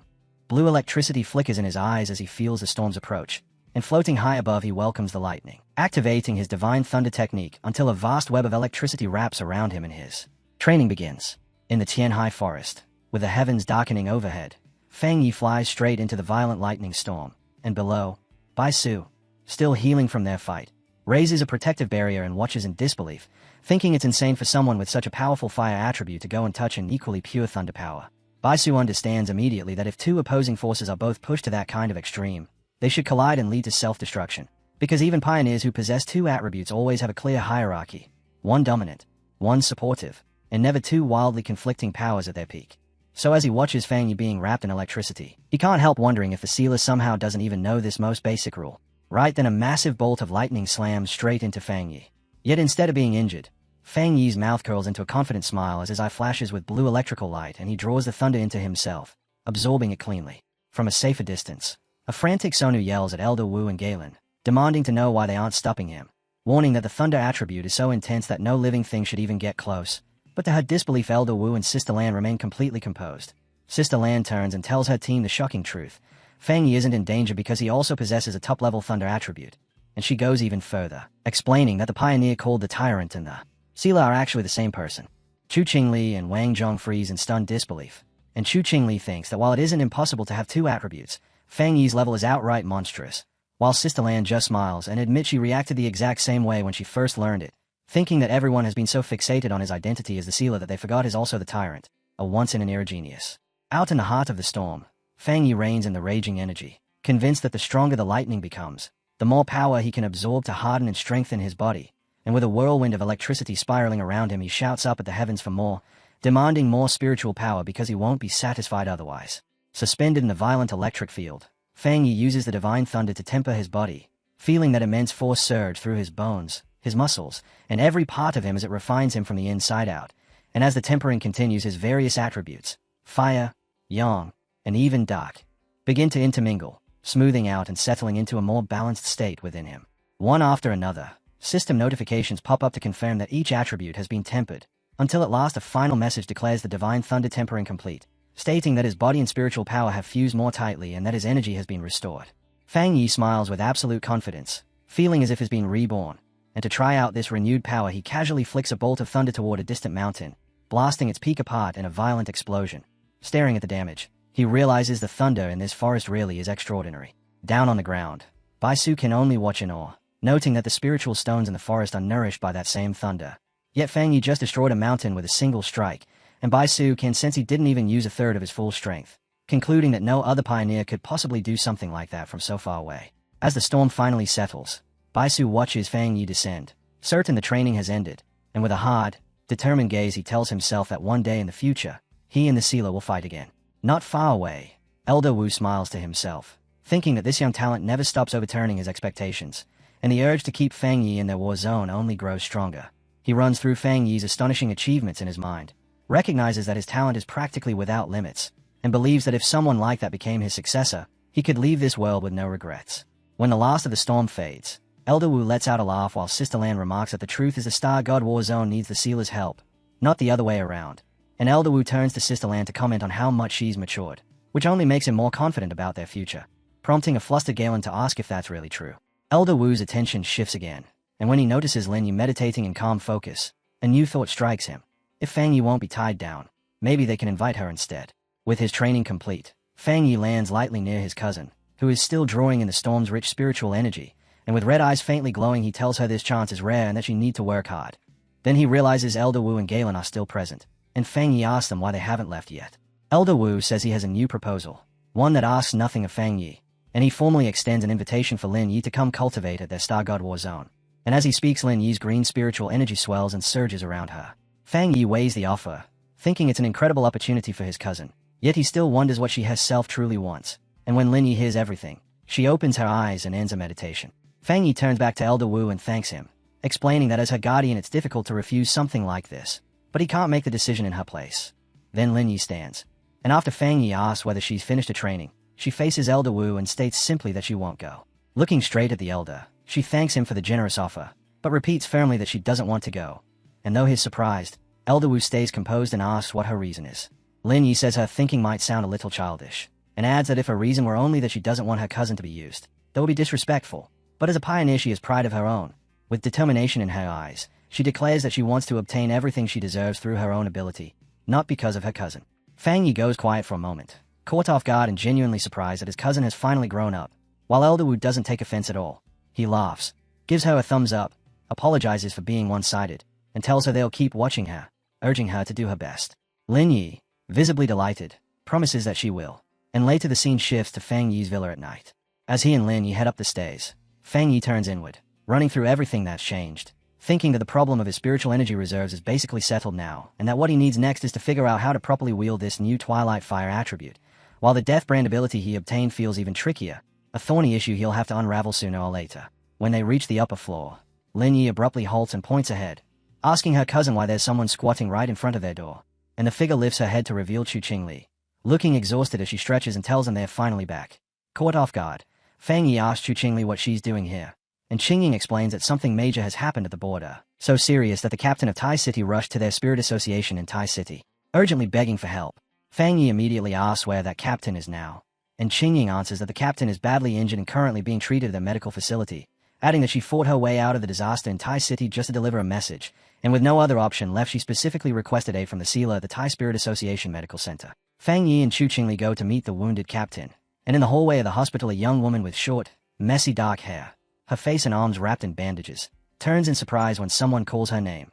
It's Qingying, arriving with Fang Yi, and the young woman greets Chu Qingling with obvious relief before her eyes shift to Fang Yi and she asks who he is. Qingying introduces him as the captain of Tai City, the sealer, and then introduces the injured woman as Chen Ruo, the captain of Yu City, and the moment Chen Ruo hears it she immediately greets Fang Yi and, in a surge of desperation, grabs his hands and begs him for help, explaining that the anomaly in Yu City is far more dangerous than what was reported, definitely above A+ rank, and that she's heard he has experienced dealing with disasters on that scale. Fang Yi doesn't answer right away, staying silent as he calmly examines her, and Chen Ruo realizes she came on too strongly, releases him, and apologizes, explaining that she's acting out of sheer desperation. She says the anomaly was only supposed to be B-level, but pioneers started disappearing, her entire team was wiped out, reinforcements also vanished, and even her own powerful sister is among the missing. Fang Yi listens without missing a word, his expression tightening into something serious as he thinks it's deeply suspicious for a so-called B-level anomaly to cause this many disappearances, because even a border city should have competent pioneers, and he turns to the shaken captain and asks her bluntly whether the pioneers, including her sister, are truly missing, or if they are already dead. Chen Ruo can't give him a clear answer, and Qingying steps in, telling her to calm down and speak slowly, guiding her to sit, while Chen Ruo explains that she honestly doesn't know what happened because she can't reach any of them. Clutching her head as if the pain is splitting her, she insists that she shares a special connection with her sister and can still feel that her sister is alive. After a brief pause, she suddenly looks like she's remembered something crucial, and she tells Fang Yi she nearly forgot the most important part, a thank you gift in exchange for his help, then digs into her bag, pulls out a small dark brown box, and offers it to him while pleading that she truly has no other options left. Fang Yi accepts the box and immediately senses that whatever is inside is wrapped in heavy seals. Yet through that sealing he can still feel a familiar yang attribute energy leaking out, so he asks her what it is and why it needs to be sealed. Seeing his reaction, Chen Ruo's face brightens with hope as she thinks her approach might actually succeed. Chen Ruo explains that the gift is a spirit crystal, condensed from a high mountain in Yu City where yang energy once erupted on a massive scale, and she says it holds enormous spiritual power and is considered one of their city's treasures. As she opens the box, a glowing yellow crystal is revealed, and she admits they originally intended to use it to nurture a yang attribute pioneer, but no one was able to absorb it. Some people were even burned simply by trying. Qingying, standing right beside Fang Yi, stays in shock at the sight of a real spirit crystal, then hurriedly explains to Fang Yi that spirit crystals are extremely rare and incredibly valuable because pioneers who don't already have a specific attribute can absorb one to awaken power, which is exactly why they are so fiercely sought after. Fang Yi responds with a confident smile, closes his fist around the crystal, and absorbs its golden glow, then tells Chen Ruo it's a deal and asks if they should leave immediately. Chen Ruo, startled by how smoothly it went yet clearly relieved, stammers that there's no problem. Later, the group is driving along a mountain road toward Yu City, and inside the car Fang Yi asks Chen Ruo to explain the anomaly from the beginning. She tells him it started when tombstones began appearing in the mountains, and villagers who spotted them claimed they could hear sounds coming from inside, but when pioneers went to investigate, the tombstones gave off no abnormal signs at all, so they sealed the area. Only for that same night to turn horrific, when skeletal arms burst from one of the tombstones and dragged a villager straight inside. As Chen Ruo finishes that account, the car comes to a stop in heavy rain, and they find themselves at a village that is now encircled by a vast field of grey tombstones. Chen Ruo tells Fang Yi this is the place and asks what he thinks, and Fang Yi studies the unsettling sight yet finds something off about it, because he can't sense any abnormal aura. They step into the field, and as they move between the tombstones, the markers begin to show a faint purple glow. While Chen Ruo explains that more and more tombstones have been appearing at random all across Tai City, and at unpredictable times skeletal arms reach out to seize people and drag them down into the graves, she scans the area in disbelief, realizing that in less than a day the number of tombstones has multiplied dramatically. Then tells Fang Yi and Chu Qingling to follow her so they can meet the rest of her people. As they continue on, Fang Yi keeps turning the situation over in his mind, because the anomaly's energy concentration feels unbelievably low, and he can't tell if that's meant to lure everyone into dropping their guard, or if there's some other reason behind it. Fang Yi decides that what's happening here doesn't feel like a simple, random hunt at all, and that the way people are being taken resembles a ritual, so he places his hand on one of the tombstones and a thought clicks into place. He explains that anomalies can carry out sacrifices too, using them to trigger the revival of a far larger, more terrifying anomaly. And he brings up what happened back in Tai, where bat-like anomalies massacred residents specifically to summon their anomaly king. The moment she hears that, Chen Ruo stops dead, horror spreading across her face as she asks if this disaster might also be a sacrifice. And then, panicking, she adds that the mountain villages here are extremely traditional and have refused to evacuate. Wise, they are even preparing to hold their own ceremony the very next day. She suddenly yells that it's happening again, and right in front of Fang Yi a skeletal hand, glowing purple, blasts up from the ground. Fang Yi slips away from it effortlessly and notes that its strength really is weak, only B rank just like the report said. Then he calls out his flaming sword and cleaves the arm in half.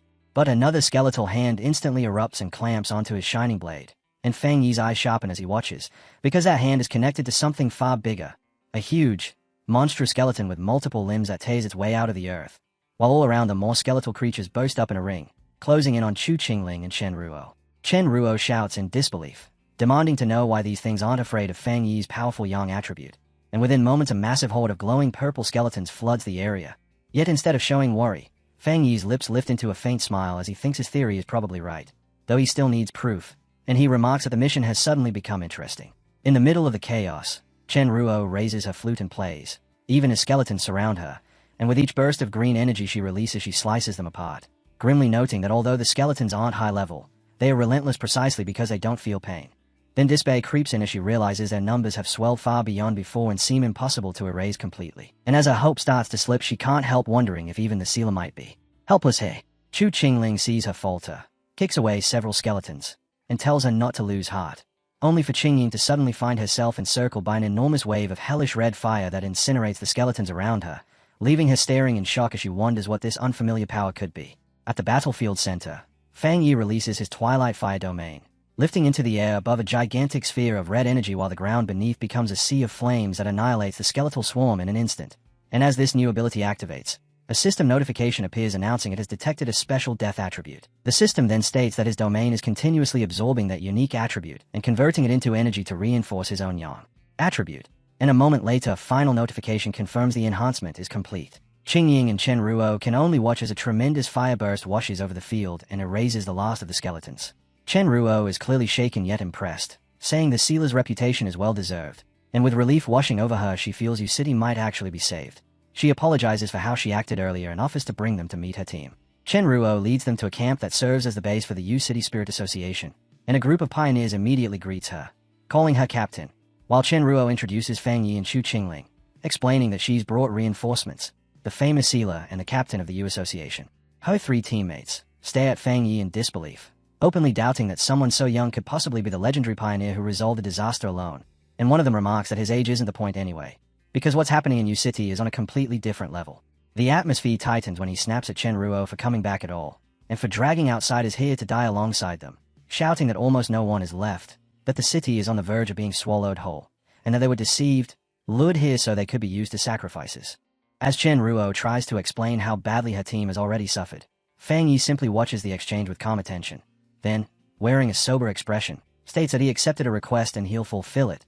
With absolute confidence, he declares that he will solve what's happening here.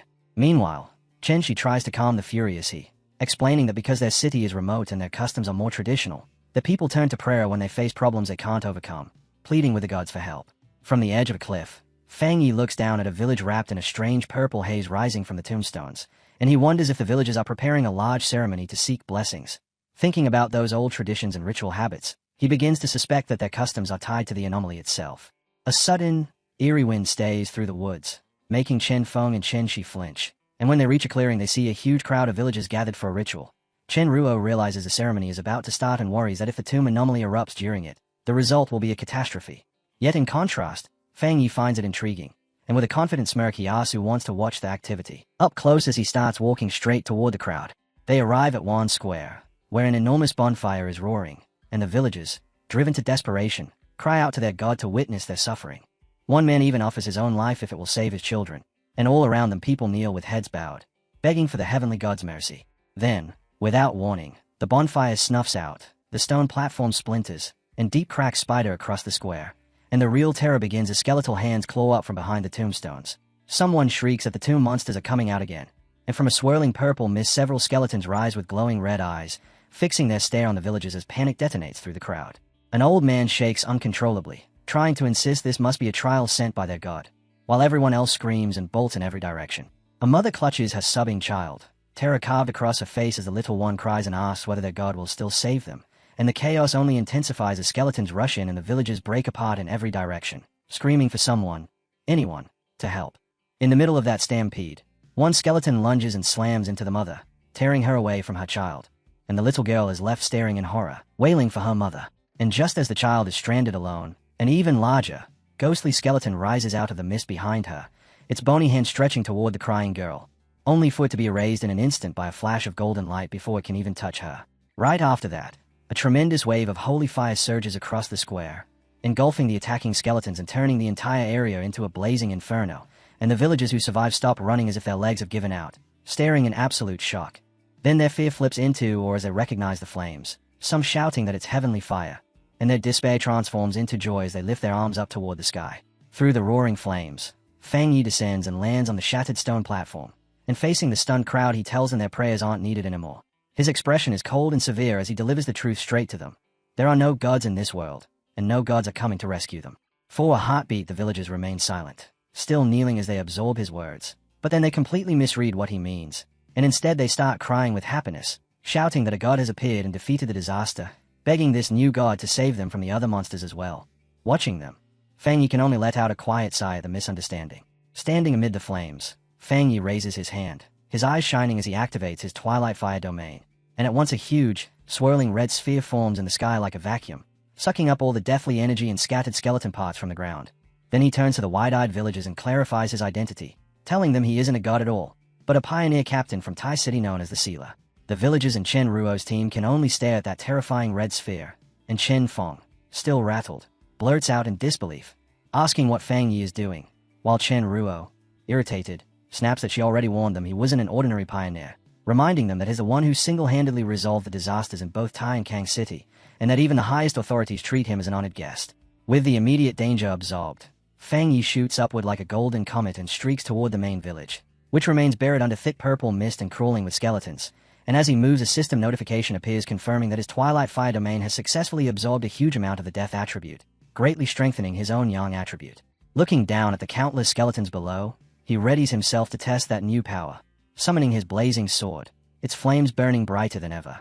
With one crushing swing, he sends out a towering wave of flame and declares that he'll finally liberate U City for good, and as the fire surges forward, now streaked with an eerie purple hue from the energy he absorbed, it rolls straight through the village and incinerates everything in its path. Far away where it's safe, a cluster of survivors stays in stunned silence before the shock breaks into celebration, and they cheer as they shout that the tombstones and skeletons are gone, crying out with joy that heaven hasn't forgotten their city. When the blast settles, Chu Qingli glances down at her device and reports that the anomaly readings in the Anding district have returned to normal, and right beside her Chen Ruo confirms the Bimu district is clear as well, explaining that only the Jinming district remains, the place where the anomaly's power is concentrated the most. But just as they are about to move, Su Qingying expression snaps into alarm as she urgently asks if none of them has noticed what's terribly wrong, then points back toward the village and explains that the pillars of purple light didn't disappear at all. Instead, they've multiplied, which means everything has gotten worse. At the same time, Chen Ruo yells out his own warning, confirming that a massive energy surge is erupting from the Jinming district and that the anomaly's power is rapidly converging into a single spot. Right in front of them, something horrifying begins to take shape as a spiraling vortex of dark green and purple energy swells and molds itself into a monstrous form, and from that churning mist a gigantic skeletal figure rises, a new anomaly king. Its hollow eye sockets lit by a vicious green glow. In the face of that overwhelming presence, Fang Yi doesn't budge, steady and fearless, and as he squares up to the Threat 2 system, windows pop into view, the first informing him it's analyzing the unknown power it has detected. Then a beat later the second window delivers the name of that strange force, the Death Attribute. The enormous Anomaly King, wrapped in green and black energy, glazed down at Fang Yi, its sheer scale swallowing the entire village beneath it. While Fang Yi hovers in the air with a golden aura and locks eyes with the monster, sensing a presence that feels strange, heavy, and difficult to deal with. From a distance, Chen Ruo and Chu Qingling can only watch in disbelief as Chen Ruo stammers out what this thing even is, saying, its strange energy is even stronger than the S-Class disaster in Tai City, and the group realizes at once that this new Anomaly King has to be the source behind those pillars of light. Chu Qingling shouts for everyone to brace themselves, warning that it's about to attack, and the Anomaly King responds by releasing its power, blasting out a swarm of shadowy black tendrils that rush forward in a wave. The moment that energy washes over Fang Yi, he jolts at the sensation, because what hits him is a dense, sickening force that seems to twist at his thoughts, like his brain is being poisoned simply by the creature's proximity. And with sudden horror he understands what he's facing, a fully evolved Anomaly King, carrying an aura of death far more terrifying than anything he's fought before. The mass of black tendrils crashes down toward him, trying to smother him completely, and Fang Yi's expression tightens as his red eye flares with sharpened focus, his body bracing as he prepares to strike back. He moves with astonishing speed, whipping his flaming sword through the air and carving straight through those shadowy arms. Yet even as he cleaves tendril after tendril, Fang Yi is already weighing the situation in his head. Yang power should naturally suppress dark power, so his flames ought to be the perfect counter, and still, to his unease, even his intense yang energy isn't fully shutting down the enemy's assault. The instant he finishes cutting the tendrils apart, the Anomaly King's power swells again, and at the very same time the surviving villagers begin chanting and praying once more, pleading for their god to descend, as the Anomaly King answers by releasing its full power. Watching from outside, Chu Qingli can only stare with eyes blown wide in shock, and inside that violent storm of energy, unnatural green tendrils suddenly burst forth and cinch around Fang Yi's body, binding him so tightly he can't move as Su Qingying shrieks his name in pure terror. Then, a heartbeat later, his sword drops from his grasp, hits the ground, and shatters. Far away in Yu City, Lin Yi is struck by a sudden, crushing dread, and she calls out for her cousin as if she can feel him hurting, then paces restlessly through a forest trying to steady herself, unable to understand why she's so terrified when this was supposed to be just another mission for him. She forces herself to remember how strong Fang Yi is, but the worry won't leave, and regret starts gnawing at her as she wishes she'd ignored his advice and gone with him instead, her anxiety tightening as she keeps staring at her phone, until it rings, and the screen shows Sister Lan calling. Sister Lan's voice comes through hard and serious as she delivers the awful update. They've heard that Yu City is now completely encircled by a massive field of tombs, and an official lockdown order has already been issued, and then she says it plainly, Lin Yi's cousin, Fang Yi, is in trouble. As she speaks, a long formation of military vehicles roars through the mountains at high speed, moving like a force mobilizing for a full-scale operation. The rumor that Fang Yi might already be dead hits the Thai Spirit Association like a hammer, and the officials who had only just begun to feel hope slide back into despair, clustering around a table as they ask one another whether their greatest hero, the Sealer, has truly fallen, and whether humanity's struggle is meaningless if even someone like him can be defeated. Over at the Spirit Association headquarters, a high-level meeting is underway, and a senior official voices his regret about what's happening in Tai City, saying that the emergence of an Anomaly King from what began as a B-level threat confirms a crucial theory. These kings have to be eliminated before they reach full evolution. But Jiu Yuro cuts him off, rising to her feet and demanding whether this is really the moment for theories, then declares that she will go to Tai City personally, only for another official to try stopping her by stressing how essential she is to Shin City and insisting the military is already dealing with it. Jiu Yuro turns her gaze away anyway, thinking darkly about the price of their approach. First they nearly lost Elder Wu, and now it seems they're prepared to sacrifice Fang Yi as well.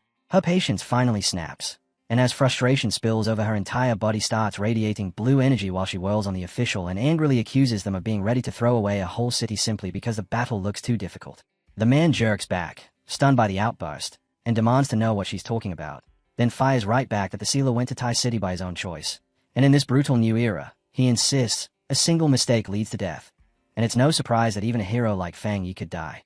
That only detonates Jiu Yuro's fury, her blue aura surging higher as she tears into the official's attitude and demands what the point of fighting even is if they're all just going to sit around and wait to die, then throws the disaster-ancient city in his face and asks why Elder Wu would ever have risked his life if their real plan was simply to abandon any city they couldn't win easily. She shoves past several officials who try to talk her down, and with undisguised disgust she spits that they're all a bunch of fools, thinking to herself that she has witnessed the sealer's true power with her own eyes and refuses to accept that he could be taken down so effortlessly.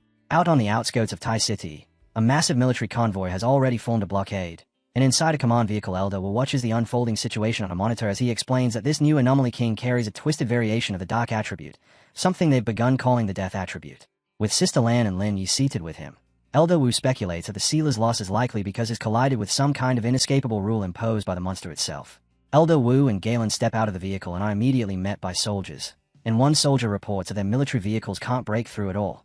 Galen presses him to explain, and the soldier says that even after throwing everything they have at it, every attempt has been pointless, because Tai City is now buried under an enormous spread of tombstones, and whenever they send soldiers in, an equal number of tombstones rise up to strike them. He ends on the bleak confirmation that all their frontline troops have already been dragged down into the graves, then adds that the Anomaly King's power is still slowly pushing outward from the city. Lin Yi begins trembling with fear as the soldier, grim-faced, declares that the odds of resolving what's happening in Yu City are zero and asks Elder Wu whether they should give the order to retreat, explaining that the Anomaly King appears immune to every kind of power and has already captured all the pioneers at the front, including the sealer. The moment she hears that, Lin Yi screams and refuses to accept it, then turns to Elder Wu and Galen, thanking them for everything they've done, but declares that she'll go back to Tai City alone because she won't drag anyone else into what she calls a suicide mission. Deep within the anomaly in Yu City, the landscape has warped into a horrifying, silent graveyard washed in an eerie green light, and the earth itself begins to churn as gigantic tombstones force their way up through the ground. The names etched into these newly risen stones are Chu Qingling and Chen Ruo, and high above this graveyard the Anomaly King draws its death energy out like a weaver, twisting it into thick, heavy strands until those threads lock together and condense into an upright stone coffin. Inside that coffin, Fang Yi hangs trapped with his body slack and unresponsive while ghostly green centipedes crawl across him and coil around him, binding him as if they mean to keep him forever. And with his face drained of life and his eyes sunk into hollow darkness, it truly looks as though the sealer has died, sealed away inside a tomb shaped by the monster's own power. Yet in the deepest black of that death, a system notification suddenly flares to life, announcing that the Death Brand ability Fang Yi obtained earlier has successfully activated, and the system confirms that he has now acquired the power of infinite death. Soon after, the system declares that the Death Brand trial has ended, and Fang Yi, drained to the bone but unmistakably awake, releases a long breath as he thinks to himself that the Death Brand trial was an unbelievably intense ordeal. He lifts his gaze toward the massive, terrifying green skull of the Anomaly King looming above, and notices that the King of Death now seems far more friendly toward him than before. Still, even as his eyes brighten with power, he admits inwardly that he never wants to endure that rebirth trial again. He remembers the instant just before the coffin sealed him in, when he realized the Anomaly King had singled him out with an unavoidable, inevitable death ability he couldn't evade, and with death guaranteed he gambled on a last, desperate move. He chose to manually implant the dangerous Death Brand skill, the one he'd taken from the magma but had been too hesitant to learn earlier, directly into his own body. The system confirmed the implantation and began learning the abilities, and in the next moment a massive surge of scorching red, agonizing energy erupted from Fang Yi as the skill fused into him. While the system prepared to activate it, that energy tightened and compressed like a vice, leaving Fang Yi standing helplessly before the Anomaly King as the monster readied the killing blow. Then the system warned Fang Yi that the king's inevitable death rule was beginning, and in that instant Fang Yi truly died, his eyes rolling back as his body slackened completely, while the system confirmed the death and stated, Step 1 of the ability was complete. But because Fang Yi was slain by the monster while carrying the brand, the system immediately identified the killer, announcing that the Death Brand had been driven into the body of the King of Death, thereby completing Step 2. And as Fang Yi's lifeless body fell, still wrapped in the monster's dark, lethal energy, the system initiated its final phase by triggering the death trial. That trial began while Fang Yi was already dead, which explains both how he was able to return to life afterward and why, now, he looked so utterly exhausted, yet standing within the coffin's green aura he has successfully come through the entire process. The system then explains that the death trial he just endured was a triple trial meant to test the holder, and that Fang Yi had to withstand 3 horrific tests in order to obtain the Death Brand's 3 abilities. First, the fire attribute's Mystery Yellow Spring, where he was burned without end by hellish flames. Second, the poison attribute's Death Collapse, where his body was cursed to shatter apart again and again without respite. And third comes the earth attribute's Hell Evil Scene, where the gates of hell itself swing open and try to haul him down into a burial swarming with evil spirits. And as Fang Yi relives it in his mind, he thinks about how the agony was so extreme he could barely separate reality from illusion, as though he were trapped in an endless loop of dying over and over. Still, after clawing his way through that brutal test with immense effort, he has finally mastered the skill, and his eyes snap open, blazing with a sharp red glow as he decides this is the moment the real fight begins. He lifts his head with a hardened look, realizing he is now actively resisting the Anomaly King's inevitable death rule, and blue electrical power starts surging into his hand, stirring the air with a disturbance that the Anomaly King immediately senses. The colossal skeleton leans down through the green haze, confused by the sudden strength rising from within the coffin, and then, without warning, a violent burst of blue lightning rips through the stone prison as Fang Yi smashes apart the slab, breaks free, and drops out, slamming into the ground.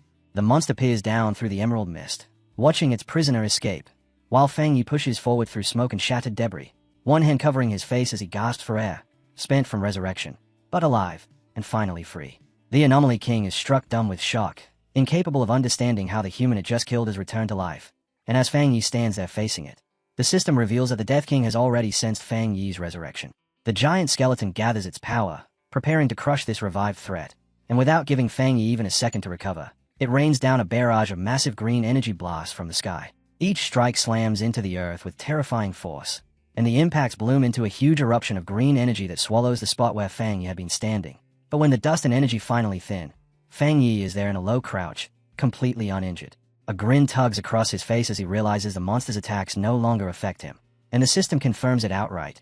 Fang Yi has successfully bypassed the inevitable death rule. He rises to his full height in front of the towering skeleton, his cape snapping in the wind, while above him the Anomaly King stays down, confusion turning into fear, and Fang Yi looks up with a chilling expression, one eye burning red, blood sliding from the corner of his lip, yet his smile is pure confidence. In that instant the Anomaly King is hit with a crushing sense of danger, its empty sockets widening as it understands the truth. The hunter has become the hunted. The scene cuts to the mountains beyond Tai City's barrier, where the slopes are now carpeted in glowing green tombstones that pour out a thick aura of death. And Elder Wu, Lin Yi, and Galen stand on a cliff staring down at the disaster zone. Feeling that overwhelming death energy rolling up from below, Lin Yi calls desperately for her cousin, and Galen decides they can't afford to keep waiting, telling the others not to worry as she summons purple flames into her hands and braces herself to strike the tombstones, determined to smash the barrier and rescue Fang Yi. Before she can even make her move, a huge surge of blue water slices through the air and forces her to halt. And in the next breath a woman drops from the sky wrapped in spiraling water energy. Jiu Yuro, announcing that she has come to help as well. Galen tilts her head up in shock, recognizing her at once as the sea mystic from headquarters, and Jiu Yuro shouts that she's fighting alongside them. With no delay, she links her power with Galen's, and together they hurl a massive combined strike, blue water colliding with purple fire, straight into the tombstone barrier, triggering a chain series of violent explosions that flare across the darkened area. When the blast fades, 2 soldiers who had been buried beneath the rubble stir awake, weak and disoriented, staring around as they mutter to themselves, confused about what just happened. The anomaly answers immediately, making the earth quake as enormous green tombstones burst up from below like spears, and Jiu Yuro, Sister Lan, and Linny end up forced into a back-to-back stance, completely boxed in by a ring of towering stone slabs. Sister Lan clicks her tongue in annoyance, realizing the trap has activated again, and she warns the other 2 to stay sharp, explaining that this anomaly can drag any living creature into the tombstones.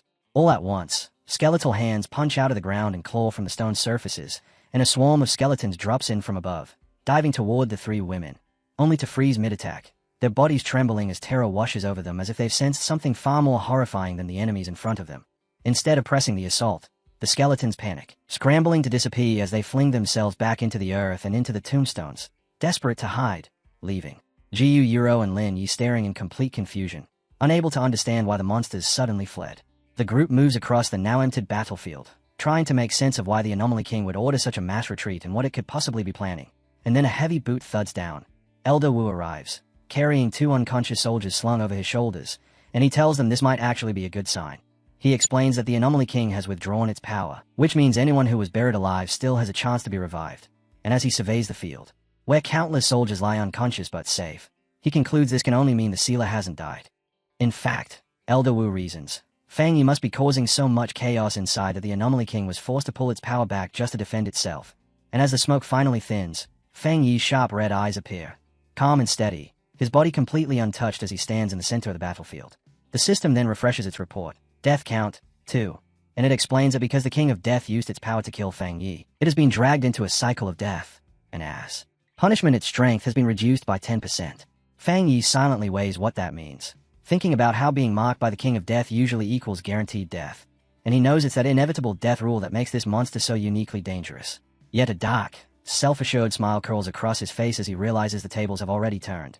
And in his own mind he tells himself that the so-called inevitable death rule is about to apply to the monster instead. Far overhead, the creature stays down in stunned disbelief, unable to comprehend why this human is still standing. And in a rush of panic it attacks again, blasting a torrential barrage of green energy beams straight out from its ribcage. The beams pour down like a storm, and Fang Yi doesn't even bother to dodge, simply standing there as the strike lands at full power, detonating into a massive green explosion that swallows him completely. The monster flashes a grin, convinced it has finally won, but the system manifests again and bumps the death count up to 3, declaring that because the king has killed Fang Yi once more, its strength has been reduced by another 30% and it has begun collapsing. Right on cue, the monster's body starts to come apart, its face splintering as chunks crack loose and drop away. And then, from the lingering smoke, Fang Yi steps out at an unhurried pace, his body knitting itself back together until he is once again fully intact and unharmed. The monster can only gape in pure horror, green eyes blown wide as it understands the truth. Every attack it throws is damaging itself. Fang Yi drags a hand across his mouth with a smirk, openly taunting the creature as if it's perfectly willing to keep repeating this cycle until it's erased, and he gathers his focus and fires an enormous beam of energy straight at the monster. The creature casually flicks it aside with a single hand, but at that same moment a system notice pops up announcing that a new mark has been activated.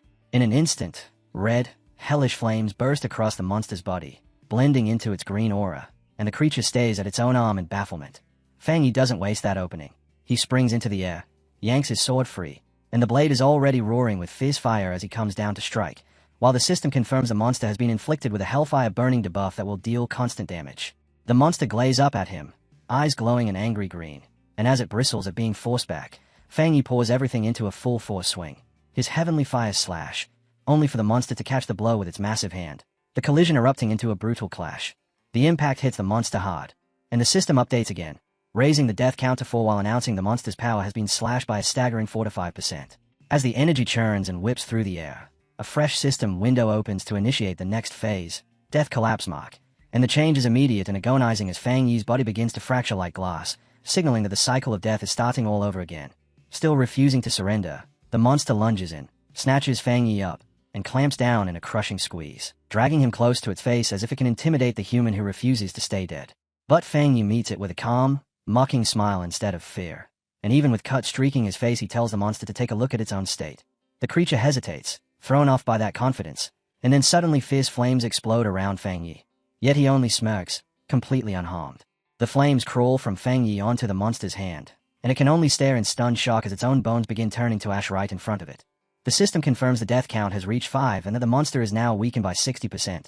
Then another notice flashes to announce the Hell Evil Scene mark has been triggered, accelerating the destruction of the monster's body even further. The creature bellows in furious rage, but no amount of screaming can stop it from crumbling apart. And outside the barrier the enormous tombstones encircling the city start collapsing one after another. Sister Lan watches, unable to believe it, realizing the entire anomaly is breaking down, and overhead the dark clouds peel away until light finally pours through, making Lin Yi lift her eyes with a bright, relieved smile because her cousin is still alive. Elder Wu powers up his armor and immediately issues orders for the team to enter the city, rescue survivors, and evacuate the injured. And with their objective clear, Elder Wu, Sister Lan, Jiu Yuro, and Lin Yi fly straight into the city. Amid the shattered remains of the anomaly, a hand suddenly thrusts up from the ground in desperate struggle, and Qingying drags herself out, sucking in air as she gasps. Exhausted and terrified, she drops to her knees, trying to piece together what happened, remembering the moment her life force was drained away and how she felt trapped inside a green, hellish void within the massive skeleton, until she realizes that nightmare ended without warning and she was allowed to return. The instant she steadies herself, she spots a tombstone nearby and understands she has to save the others, so she throws herself into frantic digging at the grave marked with Chen Ruo's name, shouting for her as she tears through the date. Qingying finally clears it away and finds Chen Ruo unconscious but safe, and the sight floods her with relief because Chen Ruo is truly there, unlike Chen Ruo's sister, whose body vanished in the past. Then Su Qingying snaps her head up, sensing a huge shift in the air, and she watches in awe as the swirling green vortex overhead begins to crack, followed by the monster's enormous skull crashing down to the ground. Even in its collapsed state, it still refuses to admit defeat, glaring upward as it proclaims itself the noble king of death and demands to know what kind of being Fang Yi is to dare challenge it, enraged that a mere human would look down on it. At that moment, Fang Yi's undead army, red-eyed shadow spirits, spills out of the darkness, and the monster's eyes blaze with intense red as it glares back, while the system announces that the Hell Evil Scene mark has now weakened the monster by 80%. The creature locks up in shock, its face cracking even more as it realizes it has no power left, and the destruction accelerates until the system progress bar slams to 100% and the monster's green soul shatters completely. The system confirms the monster's ability has been fully weakened and has now been seized by Fang Yi, and when he opens his eyes, they are no longer red but have shifted into a glowing, mystical purple. The system declares the result in unmistakable terms.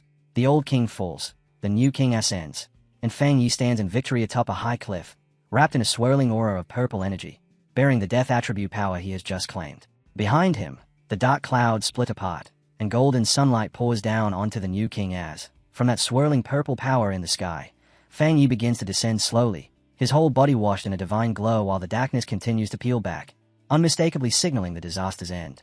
Below, the survivors can only stare in stunned disbelief. Su Qingying braces the injured Chen Ruo on her shoulder, while Jiu Yuro pushes her glasses into place with trembling hands, still shaking as she tries to understand how the sealer not only lived through the Anomaly King's inevitable death rule, but even seemed to call up spirits from hell to devour the monster. And Elder Wu looks up with or laced with a grim realization as he thinks that Fang Yi's strength may be far beyond what they ever assumed. Fang Yi has done what shouldn't be possible. Since he couldn't escape the death rule, he shattered it, then seized the very power that governs life and death. And Jiu Yuro turns to Elder Wu to ask whether humans can truly wield something like this. Yet as she stays up at Fang Yi, she glimpses the ghostly skeletal face of the Death King layered over his own, and panic spikes through her as she wonders if the Anomaly King has awakened inside him. Before that fear can spread, Galen steps in wearing a confident smile and tells Jiu Yuro to look closer at the battlefield, because across the emptied land something miraculous is unfolding. The shadowy spirits Fang Yi summoned aren't attacking at all, and instead the people believed to be dead are sitting up, unharmed, as the death power is being turned toward saving them. Among the broken rubble the villagers discover Qingying, bruised and battered, but alive, and when she comes to, she looks around in confusion while Grigali blurts out, asking if she wasn't already dead, confirming that she has been brought back. All around them, the people of U City lift their eyes to Fang Yi floating above, and the crowd splits. Some see that dark aura and call him a death god, while others insist he is the sealer who saved them. Then the little girl who was rescued earlier cuts through the arguing, loudly complaining that the sealer's name sounds ugly, and with a bright smile she recalls the golden flames that shielded her, declaring that to her he is their god who defeated the evil. High in the night sky, Fang Yi decides it's time to end the conflict once and for all, so he raises one hand and summons a massive, jagged scythe forward from dark purple energy, and with a cold, unyielding expression, one eye glowing red, he declares that everything must end now. He swings the enormous weapon downward and unleashes a gigantic arc of purple light, making the U City pioneers on the ground, including Chen Feng, gape upward in absolute shock at the sheer spectacle of power. The strike rips straight through the dark energy barrier that had sealed the city, then slams into the swarm of red, ghost-like spirits in the air, shredding and absorbing them with terrifying force. And amid the raging storm of red and black energy that follows, Fang Yi orders the spirits to return to where they belong, before shifting his power again and drawing on his yang attribute to unleash a mass purification. He stretches out his hand and releases a blinding surge of golden light, letting it sweep across the battlefield to scrub away the last traces of death energy. And the survivors can only watch in awe as that brilliance punches through the darkness and turns the night bright as a second sun. When the technique finally ends, Fang Yi feels a quiet relief because the fighting is truly finished at last.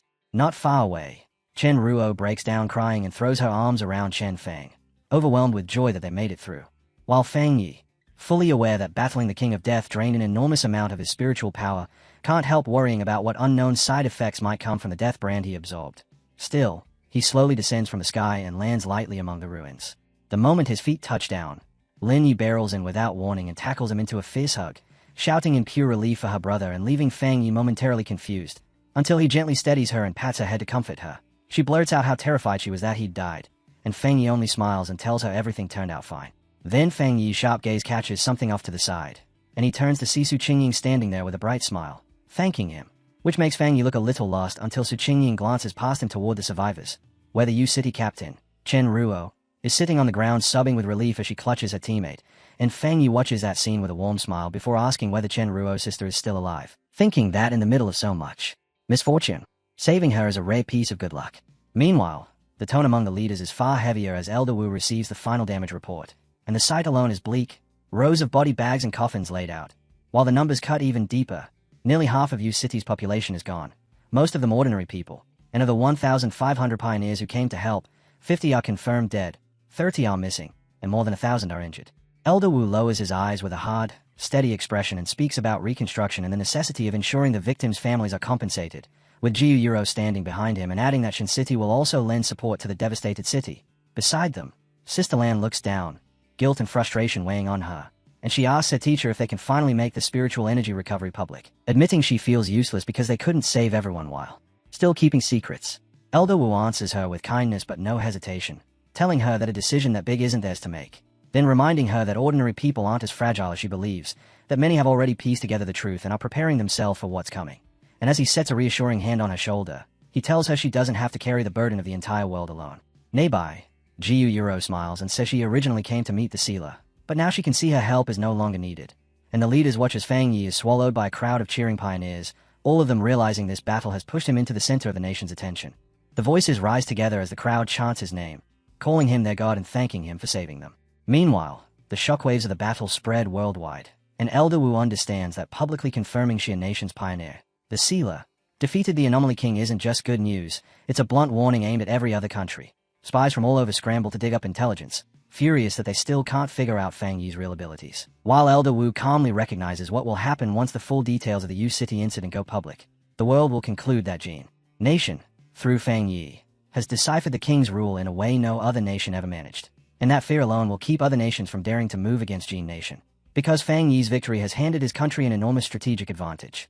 With that settled, Elder Wu turns to his own people and orders them to return at once and begin analyzing every scrap of data from the scene, then delivers a forceful speech that reminds them the path ahead is long and that they cannot lean on the sealer to solve everything for them. Sister Lan and Jiu Yuro smile as they agree with their teacher, and Jiu Yuro adds that retirement is out of the question anyway, promising that their Shin City team will be the ones to handle whatever comes next. Later, at his villa in Tai City, Fang Yi lounges in a large bathtub, idly scrolling on his phone while his thoughts drift back to the battle, remembering how, after the area was cleared, officials discovered a dark attribute spirit crystal left behind by the King of Death and presented it to him as a thank you gift. Still holding his phone as he tallies up what he's gained, he also recalls the yang attribute spirit crystal Chen Ruo gave him earlier, and as two glowing crystals appear before him, the purple dark crystal alongside the golden yang crystal, he realizes he now possesses two top-tier attribute crystals. Fang Yi rises from the water and decides not to wait, reasoning that even though light and dark attributes normally clash, the system has already acknowledged him as a new King of Death, so absorbing dark energy should be safe. He presses the purple crystal into his chest and lets that dark power coil and swirl around him as a system window appears to confirm it has detected the dark attribute and identified the spirit crystal, then announces it is beginning an ultimate calculation and starts generating a brand new technique. Not long after, the system reveals the result, a dark attribute technique called Death Walk. And the moment Fang Yi activates it, purple shadows wrap over his body while the system explains the skill allows him to teleport through darkness. He thinks that even if the name sounds ominous, it's essentially a teleportation ability. So to test it, he disappears from his second-floor balcony and instantly reappears on the level below, satisfied as he notes that a technique combining evasive potential with mobility is incredibly valuable in combat. Afterward, Fang Yi examines his internal condition and realizes that surviving the Death Brand trial has altered his body so that it can directly absorb dark attribute energy. He summons his skeletal avatar and senses that his command over dark spiritual power has surged, and having absorbed energy from the Anomaly King's spirit crystal, he feels himself closing in on a breakthrough to the legendary Vajra realm. He then turns his eyes to a cabinet where a warm golden glow is leaking out, and there it is, the Yang attribute spirit crystal, the reward Chen Ruo had promised him. Fang Yi remembers with a wry sense of humor that after the battle, city officials decided it was far too casual for Chen Yu to hand over something that valuable in private, so they staged a grand, formal ceremony to present it to him properly, and he even heard they'd gone as far as putting up a statue in his honor. Letting that memory drop, Fang Yi lifts the golden crystal, thinking that coming into possession of two top-tier crystals is a rare stroke of luck, then holds it up near his eye to study the pure yang energy churning inside. The moment he sends his power into it, a surge of fiery red energy whips up around him, and the system activates again, detecting the intense yang aura, before announcing, just like it did with the dark crystal, that it's beginning an ultimate calculation to derive a new technique from this source. Fang Yi concentrates and pours everything into refining the crystal, and the system confirms the new technique has been successfully created, as a blinding golden radiance suddenly erupts from Fang Yi's body, shining with the intensity of the sun itself. The system declares the result, a new yang attribute technique called Sun God, and wrapped in roaring, spiraling flames. Fang Yi releases the full force of this newborn power while the system explains that Sun God allows him to summon a sun avatar capable of burning through anything. A glowing golden symbol forms on his forehead, and high above the city a gigantic golden bird of fire manifests in the sky, illuminating everything beneath it. Down on the streets, a reporter breathlessly broadcasts the unbelievable sight as online comments explode, with people joking that they're getting blinded by the light even from distant cities, and the reporter urges citizens not to panic, suggesting their guardian, the sealer, is simply becoming stronger. On the internet, guesses fly that the Taoist god who saved them before is undergoing yet another trial. And over on a Pioneer forum, users confirm the phenomenon is centered in Tai City, recognize that familiar yang energy, and conclude the sealer must have awakened a new ability. In a dense, glowing forest, a team of pioneers has paused to rest, and among them is Fang Yi's ex-girlfriend, Su Qingying. One of the male pioneers starts praising the sealer for being so formidable and for humiliating Country B, then grumbles about that nation's so-called great prophet who had confidently predicted the nation wouldn't survive even the first year of the spiritual energy recovery. Su Qingying looks uneasy and asks whether that prophecy could still be true, but the male pioneer snaps back in anger and dismisses it outright. Even with his certainty hanging in the air, Su Qingying lowers her gaze, thinking about how many dangerous incidents have been erupting across the Xia nation lately, and the atmosphere sharpens as the group turns on Su Qingying, with the same male pioneer sneering at her low cultivation while another man presses in to ask if she's a traitor, mocking her for still being stuck at the one-star ghost axe realm. He jabs at her by saying she used to be some rich young miss, but in this new world she's the one who's worthless. And Su Qingying folds her arms tight, forcing herself to hold on to what pride she has left as she fires back that their so-called strength is nothing impressive compared to the sealer. She challenges them outright, saying they don't have the right to sneer at her until they can stand at his level. The male pioneer bursts into laughter and asks if she's really thinking about teaming up with the sealer, and the three men laugh together as they're reminded the sealer is famous for acting alone, before turning vicious and declaring she's been kicked out of their team. As they start to walk away, Su Qingying, panicked, reaches after them and shouts that if she's leaving, they at least have to give her the portion of the reward she earned. The leader twists back with a greedy smile and coldly tells her she should be thanking them for not demanding she pay them instead. Then he snaps his power forward in a blast of wind energy that slams into her and throws her backward as he yells for her to get lost. Su Qingying lies there trembling with pain and fury, silently swearing that they'll pay for what they've done. Soon social media is overflowing with fear as that so-called great prophet from Country B announces a new prediction, that the Xia nation will be destroyed within a year. And inside the Tai Spirit Association office, the association superior brings it up with Fang Yi, explaining that these rumors are rattling the local pioneers. Qingying adds that Country B is deliberately using psychological warfare to undermine their citizens' confidence, and the superior follows by saying word of Fang Yi's power has already spread, pushing Country B into more aggressive moves, to the point that there are even rumors they manipulated events to trigger a near disaster in another city. The superior admits the whole situation was abnormal, because every sign suggested the disaster should have occurred in Country B, yet it almost wiped out their own elite forces instead, and with panic rising, the association decides Fang Yi must respond publicly. He walks up to a computer and, with a single keystroke, sends out a message from his verified profile, Sealer 5, posting one short, forceful sentence. The apocalypse won't catch up to my speed of breaking through. The internet detonates instantly as a tidal wave of comments pours in, survivors insisting they saw Fang Yi destroy the Death King, and people begin ridiculing Country B's prophecy. Fang Yi figures the fastest way to silence them is to state the one fact nobody can argue with, his strength. And across the nation pioneers stare at their screens in shock as they realize Fang Yi is breaking through yet again, then erupt into cheers for the god of Great Xia, convinced that even if the hell that prophet predicted reaches their city, Fang Yi will be there to stop it.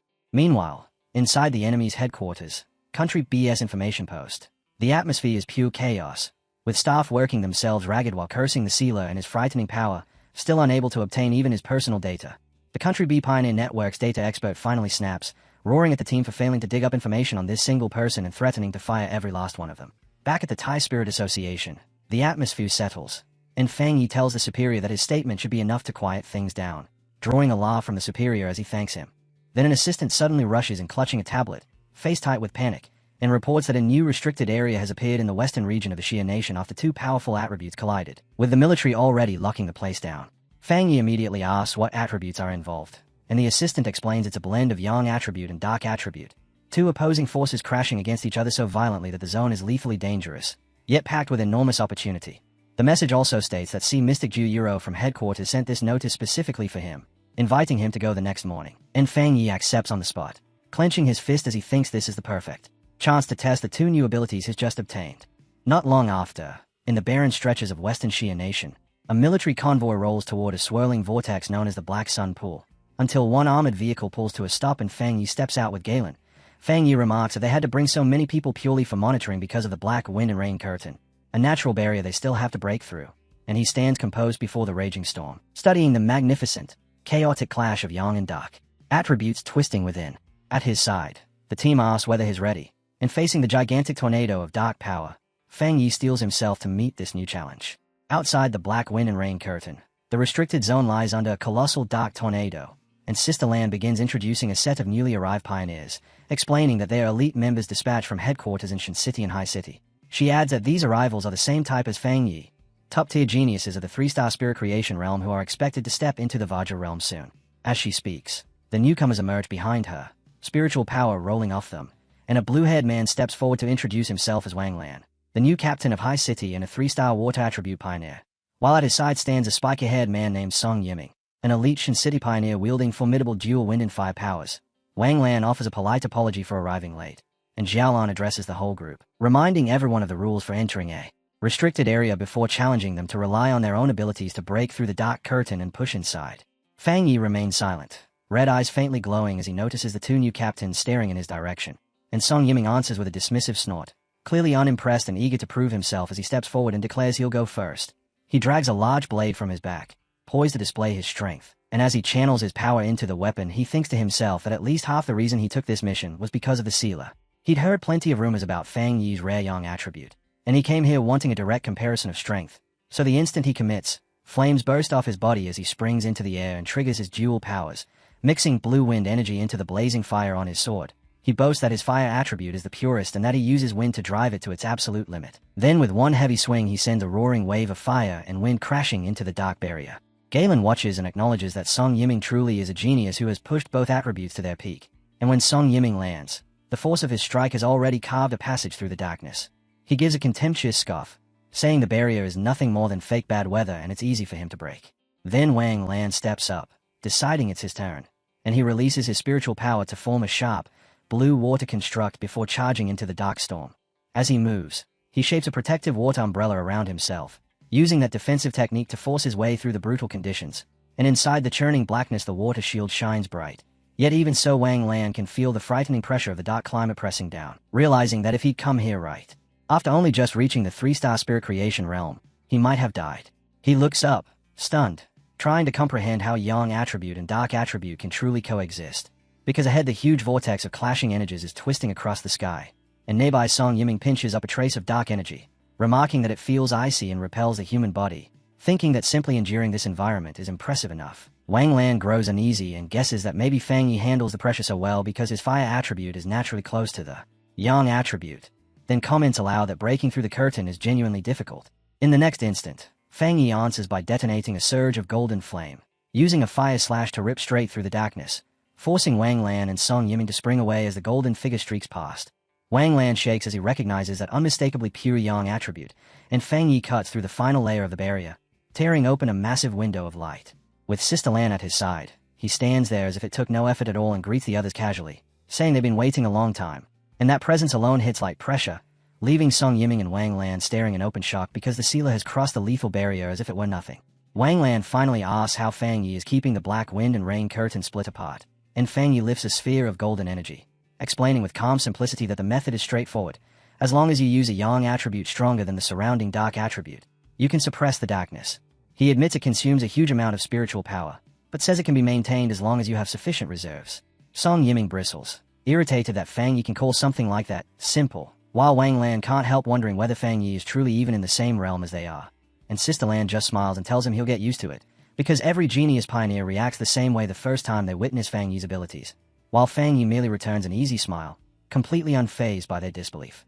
All at once, the system warns him that a pollution source has appeared along with an A-level dark anomaly, and the ground immediately begins to quake with violent force. Song Yiming's eyes light up with excitement as he says that if it's only an A-level anomaly with a dark attribute, he wants to be the one to test himself against it, and with Fang Yi taking point, the group surges toward the disturbance.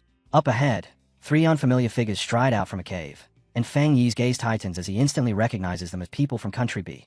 Sister Lan and Song Yiming stiffen in shock at the sight of outsiders here, and Sister Lan quickly realizes these strangers have already destroyed the anomaly, so she shouts that there are no other authorized pioneers scheduled for today and concludes they must be stowaways, then demands to know exactly who they are. The 3 intruders don't flinch as they stand their ground, a blond man in a purple shirt, a muscular man with long black hair, and a third figure hidden under a hood. And the blonde man with an arrogant smile as he introduces them as pioneers from Country B who came here to train. Song Yiming erupts with fury, yelling that this is Xia Nation's territory and they have no right to enter a restricted zone without permission, and Sister Lan backs him up, ordering them to leave at once. But the intruders answer calmly that times have changed. The blonde man pushes it further, declaring with smug confidence that if the Xia people won't claim the resources here, then his group will, insisting they are justified because they believe they are stronger than the Xia team. And hearing that, Fang Yi steps forward and asks in an even, controlled tone whether they truly believe opportunities belong only to the strong. The blonde man smirks, already thinking his country center leads precisely to spark conflict. But Fang Yi answers with a cold, frightening smile as his red eye begins to glow, telling them that if strength is the only rule, then they can get lost. While Fang Yi faces them down, Sister Lan tries to report the incident to headquarters. Yet the enemy cuts her off by launching a sudden strike as the blonde man releases a surging wave of green energy and shouts that they've refused his polite offer. Song Yiming and Wang Lan recoil in shock as they realize the enemy wields a rare, deadly dark attribute, and the blonde man laughs, proclaiming that within this dark attribute environment he's fighting on his perfect home field. Galen studies the nauseating energy and identifies it as a nether poison attribute mutated from decaying corpses, and panic flashes through her as she yells that the blast has destroyed all their communication devices, severing them from the outside world. Fang Yi immediately understands the intruders are planning to wipe them out, and Song Yiming refuses to hesitate, charging straight in with his flaming sword as he shouts that if they can't absorb the dark attribute, then they'll simply destroy it. Wang Lan tries to stop him, but Song Yiming ignores the warning and hurls a massive fireball at the enemy, only for the result to turn wrong in an instant, as the green nether poison energy swallows the flames, makes the fireball detonate violently, and kicks a shockwave back towards Song Yiming. Song Yiming holds his stance, staring ahead in stunned disbelief, shocked that his attack has failed. That explosion doesn't just end the moment, it sets off a brutal counterstrike, and in the next breath a tide of green energy surges straight at the Xia team, forcing Sister Lan to shout a warning as the lethal mist rolls in and, before anyone can reposition, the green light closes around them from every side. Wang Lan moves at the last possible second, throwing up an enormous blue wall of water that seals the group inside a protective barrier, and while everyone else tightens with nose behind that shield, Fang Yi stands unnerved, his red eye shining as he studies the enemy's strength head-on without the slightest fear. The fight spikes again when the blonde man from Country B slams an attack into Wang Lan's water barrier, a gigantic shadowy claw ripping into the shield, and Fang Yi immediately steps forward and orders everyone to scatter, then swings out a fierce arc of golden energy that cleaves through the dark mist and drives the enemy backward, catching the blonde man off guard as his strike gets halted.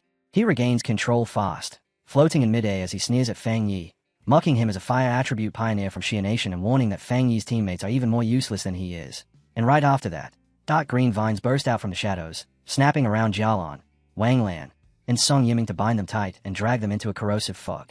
Jialan yells to Fang Yi over the chaos, warning him that this opponent has been hiding his real power and that his cultivation is at least the second level of the Vajra realm. And with the Xi team now trapped, the blonde man throws his head back and laughs like a madman. Meanwhile, beyond the restricted zone, the military can only watch as the massive black wind and rain curtain closes again, locking the team inside, and beside them Sister Lan's subordinate stays tensely at a laptop recording of the blonde man, his expression turning grim as he mutters that the rumors were true. Someone from Country B has mastered the dark attribute. He keeps analyzing the footage, concluding that the enemy hasn't completely mastered pure dark attribute yet, but he does possess a deadly sub-attribute capable of inflicting wounds that will never heal. Back inside, the blonde man gloats that Fang Yi's partners have been poisoned and will soon rot to death, their spiritual power turning into his nourishment, and he demands that Fang Yi come back with him to the great Country B and become part of him. And with everyone pinned in place, Sister Lan screams at Fang Yi to strike back. In response, golden flames detonate from Fang Yi's body, blasting the darkness away as he mocks the enemy and asks whether he still hasn't noticed something crucial about the way their powers match up. And then Fang Yi expands his bonfire domain, forming a massive sphere of golden light that forces the nether poison outward. He challenges the blonde man again, asking if he's shocked that the poison doesn't affect him at all, and the blonde man can only stare, utterly confused, as Fang Yi smiles with calm confidence and unleashes an enormous torrent of fire, not at the leader, but straight at the two subordinates down on the ground. The blonde man's fury spikes as he sees his defenses cracked and his men suddenly under attack, and Fang Yi springs up into the air and jeers at him, asking if he's really not going to save them, only for the blonde man to snarl that Fang Yi is arrogant as he calls forth a huge, compressed sphere of poison mist and shouts that as long as Fang Yi is human, there's no escaping its power. Ignoring the threat completely, Fang Yi charges straight into the incoming attack, his flaming sword carving a blazing path through the sky. And the closer he gets, the more the blonde man's face twists from confidence into pure shock as recognition finally hits him. With a jolt of horror, the blonde man realizes what Fang Yi is wielding. The Yang attribute, the one force that can truly counter him, and Fang Yi lifts his burning sword high and calls out the name of his strike, Skyfire Slash, then brings it down in a single overwhelming swing that tears clean through the enemy's defense and his body, splitting the blonde man in half. Stunned beyond belief, the blonde man can't accept it, unable to understand how a human could command a power so close to that of an anomaly king. And as his severed body collapses and falls apart, he's left in a dazed, defeated confusion while Song Yiming and Wang Lan stare on in absolute shock. Even coughing up blood, the blonde man refuses to die, and drawing on the dense dark energy saturating the area, he uses green vines to haul his two halves back together, shouting that with a dark attribute this rich, Fang Yi can't kill him. Fang Yi just hovers in the air with a bored expression, thinking to himself that the nether poison attribute is too weak and that its healing ability is miserably low, and he decides this opponent doesn't even deserve his ultimate move. Then the blonde man suddenly stares at his own hands, bewildered, and as he realizes his regeneration has stopped, he screams out, demanding to know why he isn't healing anymore. Fang Yi answers by snapping his fingers, and the power he had quietly planted behind the enemy detonates in a violent burst of golden light that wipes him out completely. And after it's over, Fang Yi drops down lightly, strolling away from the scorched remains with the same cool, unbothered attitude. He extends a hand toward Wang Lan and Song Yiming, and crackling blue lightning coils around them, homing in on the green poison patches across their bodies, and Fang calmly explains that it's stripping away the dark attribute, leaving both pioneers staring at him in amazement. After that, he reaches over and taps Galen on the shoulder as well, purifying her too, and she can only voice her shock that he killed a Vajra Realm pioneer so effortlessly. Fang Yi turns a moment over in his head, concluding that the blonde man didn't reach the Vajra Realm through any normal path because his spiritual power felt contaminated and impure, and he finds it equally suspicious that the enemies acted as if they didn't even know he existed. Sister Lan admits she's confused too, but then she remembers an internal rumor. Years ago, Elder Wu threw his own body in the way of a strange disaster that was supposed to strike Country B, and they start weighing the idea that the rivalry between the two nations has always been intense, and that Elder Wu likely became a target precisely because of that heroism. The tension finally breaks when Song Yiming explodes with excitement, declaring that from now on he'll hang a portrait of the sealer beside his bed to push himself forward. And Wang Lan, dead serious, asks him if the Yang attribute has finally broken his mind. Fang Yi turns away from the group and tells them that even though he has removed the dark attribute, their condition still isn't good enough for them to enter the core area of the restricted zone. Fang Yi tells Sister Lan to either escort the others back or have them train in the outer area, and as he says it, he turns and walks forward alone into the churning wind and dust, leaving the team behind, because with his eyes burning gold he makes his real purpose clear. He intends to see the core of this restricted area's true face with his own eyes. He stops by himself before an enormous, terrifying storm made of blue lightning and dark energy, the sky splitting with raw force as he steels himself to step into the deadly core that nobody else can reach, and when Fang Yi finally strides into that storm, Sister Lan, Song Yiming, and Wang Lan can only stand and watch. Song Yiming, stunned by that audacity, stays in outright disbelief, while Wang Lan turns to Sister Lan and asks what their odds of success would have been if they'd gone in without him, and Sister Lan answers with a bitter smile that she used to be the top candidate to succeed Elder Wu. Yet ever since the sealer arrived she's accepted being second. Song Yiming and Wang Lan are shaken to hear that their proud leader's mindset has changed so drastically, but before they can say more, the dark energy overhead suddenly crackles with violent intensity, and Song Yiming panics and yells, demanding to know what's happening. Sister Lan senses the danger instantly and screams for her teammates to dodge, and a defensive barrier snaps into place just as an immense wave of dark energy detonates into a gigantic explosion, blasting through even their precautions and hurling Sister Lan, Song Yiming, and Wang Lan backward through the air. The blast gouges massive trails into the ground, and when the three pioneers finally hit and lie battered across the scorched earth, they understand that this overwhelming destructive force is the restricted area core revealing its real nature. So they lift their eyes in awe and see a horrifying landscape shaped like a giant fiery eye, exactly like the satellite images they had studied. Galen points out that Fang Yi is already ahead of them, suspended in the storm's center, and there Fang Yi hovers with his body acting like a bridge between golden fire wings and jagged spikes of dark purple energy as he studies a sphere of darkness gathered in his hand. He frowns in confusion at the strange reaction he's sensing, and then he realizes the impossible is happening. These two opposite attributes, yang and dark, are slowly blending into an entirely new kind of spiritual power, the energies spiraling together as a chaotic vortex that won't settle. The system warns him that it has detected a tremendous change of heaven and earth caused by the collision of yang and dark attributes, and as the reaction surges, Fang Yi's body seems to split down the middle, one side turning into a skeletal shadow while the other blazes with golden radiance.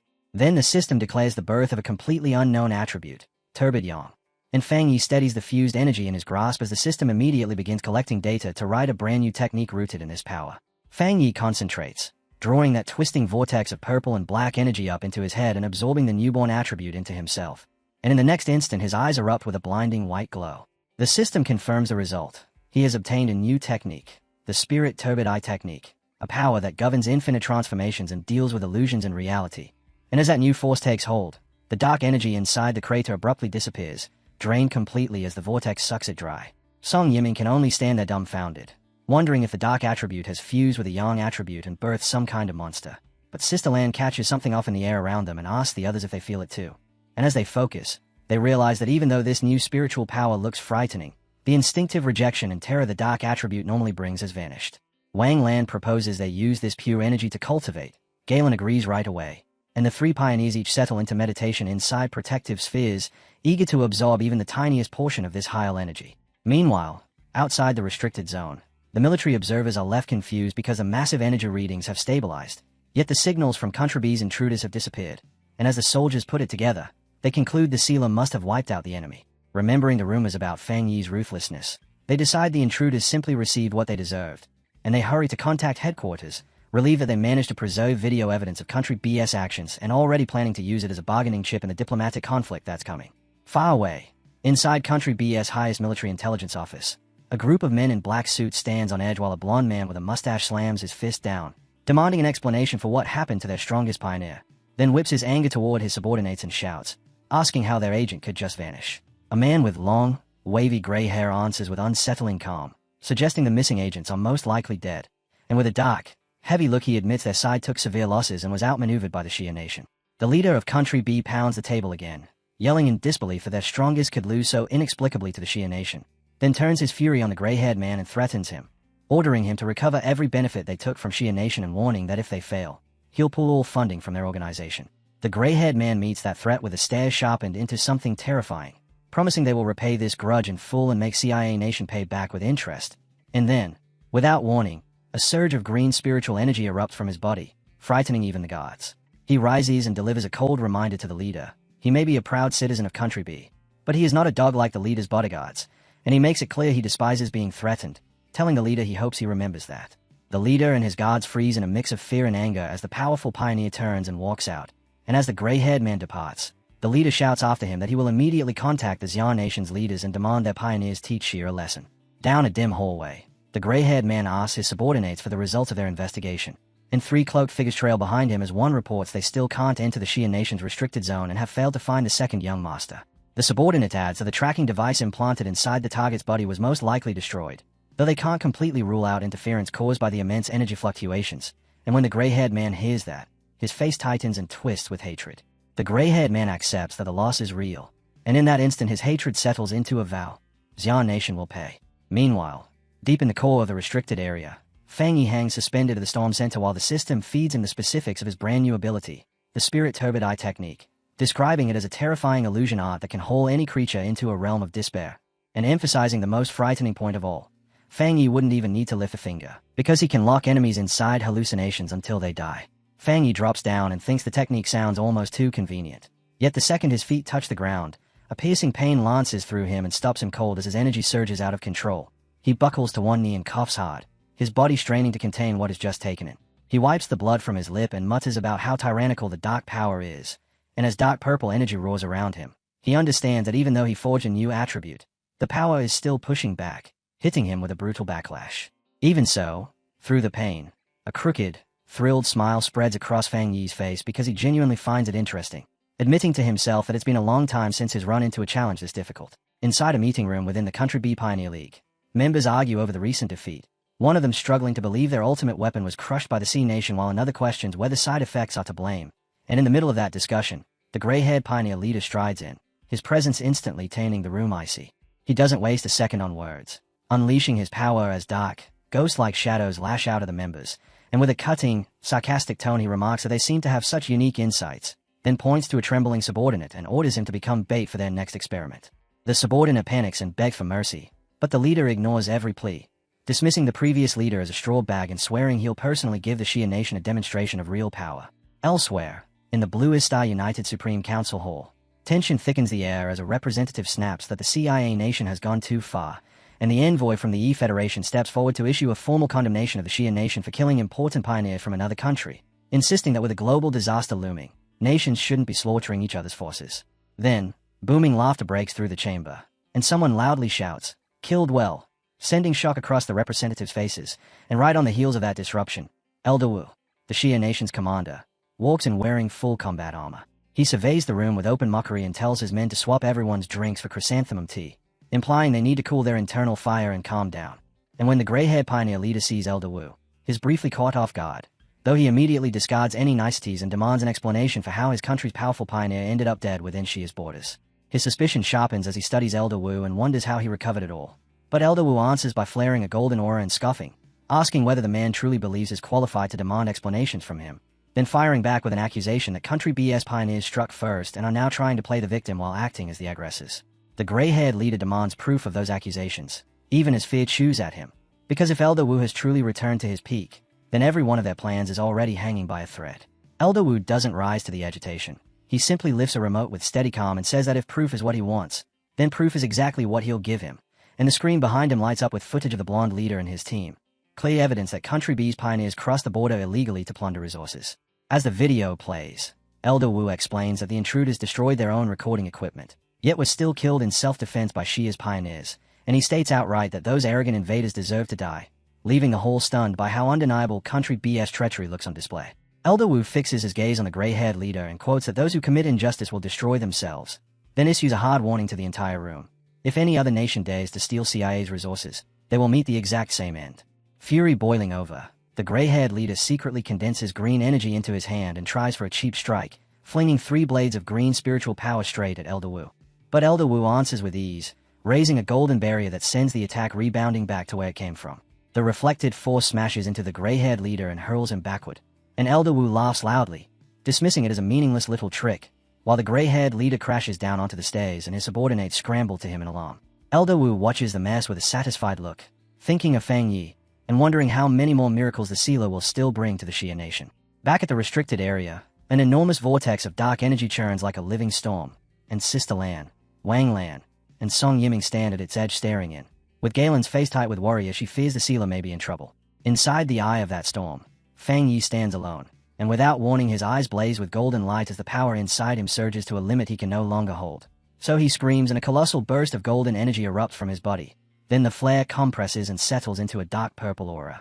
The system confirms that the Spirit Turbideye technique has been fully absorbed and that his body will no longer reject the dark attribute, and Fang Yi touches his eye with a confident smile, deciding it's time to test what he's gained. He commands the technique to open, and in response reality fractures into countless purple shards, forming a chaotic new dimension.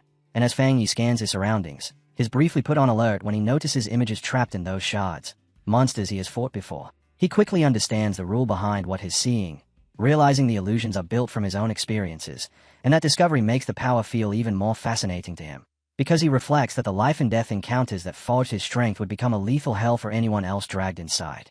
Moving forward along a road split cleanly between ice on one side and lava on the other, he turns over a new possibility in his mind, thinking that if he were to fuse this technique with the 3 hellish trials of the Death Brand, it would become something even more terrifying. To try it, Fang Yi calls forth spirits of blue energy and blazing orange fire, and the 2 opposing forces whip around each other with violent turbulence until they form a spinning vortex. And at that instant the system flashes an urgent report of a massive overflow in spiritual power, announcing that he is about to break through into the legendary Vajra realm. Fang Yi stomps down hard and the ground fractures apart, and with that sudden surge of advancement rushing into him, a confident smile spreads across his face as he welcomes it instead of resisting. A colossal bolt of blue lightning drops from above, and out of that blinding flash a gigantic golden, armored avatar condenses into form, prompting Fang Yi to spring into the air and charge it head-on, his strike meeting the avatar's body in a white-hot collision that erupts into an explosion so bright it rattles the entire dimension. Outside, Sister Lan and Song Yiming both sense the violent fluctuation, and Sister Lan's eyes snap wide as she blurts that Fang Yi is about to break through to the Vajra realm. While inside, the clash keeps detonating in waves of golden brilliance and blue lightning until, after the blast finally clears, Fang Yi is left hovering in the air wrapped in crackling power. He stays calm, yet a trace of confusion crosses his face as he wonders if that was really all the trial had to offer. And then his red eye gleams as a predatory smile creeps in, because he decides it's his turn to answer back. The golden avatar slams down at him, but Fang Yi doesn't yield an inch. He raises a barrier, releases his limitless dark world, and with a hard, determined shout he activates his divine thunder tempering technique, compressing that vast force into a decisive counterstrike that he fires as a massive blast of blue lightning straight into the golden avatar. The lightning connects and the resulting detonation tears through the dimension again, and the system confirms the breakthrough is underway as Fang Yi draws in a raging torrent of golden lightning mixed with purple lightning, completing the jump and successfully reaching the first level of the Vajra realm. Fang Yi descends from above wrapped in a golden aura, pleasantly surprised that he has stepped into the Vajra realm, and as he settles, he gathers an overwhelming mass of power into his hand, his eyes burning red. Then with one casual swing he releases a crushing force that pulverizes the nearby rocks. The shockwave hits so hard that Sister Lan and Song Yimin can barely keep their footing. The body's nearly overwhelmed by the raw pressure of his spiritual power, and the storm born from his breakthrough whips debris in every direction, even flinging an armored vehicle into the water as if it weighs nothing at all. An observer tracking the situation stays in disbelief as the energy data jumps past the maximum limit in an instant, and with suspicion turning into certainty as they watch that golden glow on the horizon. The team realizes the sealer has successfully advanced into the Vajra realm.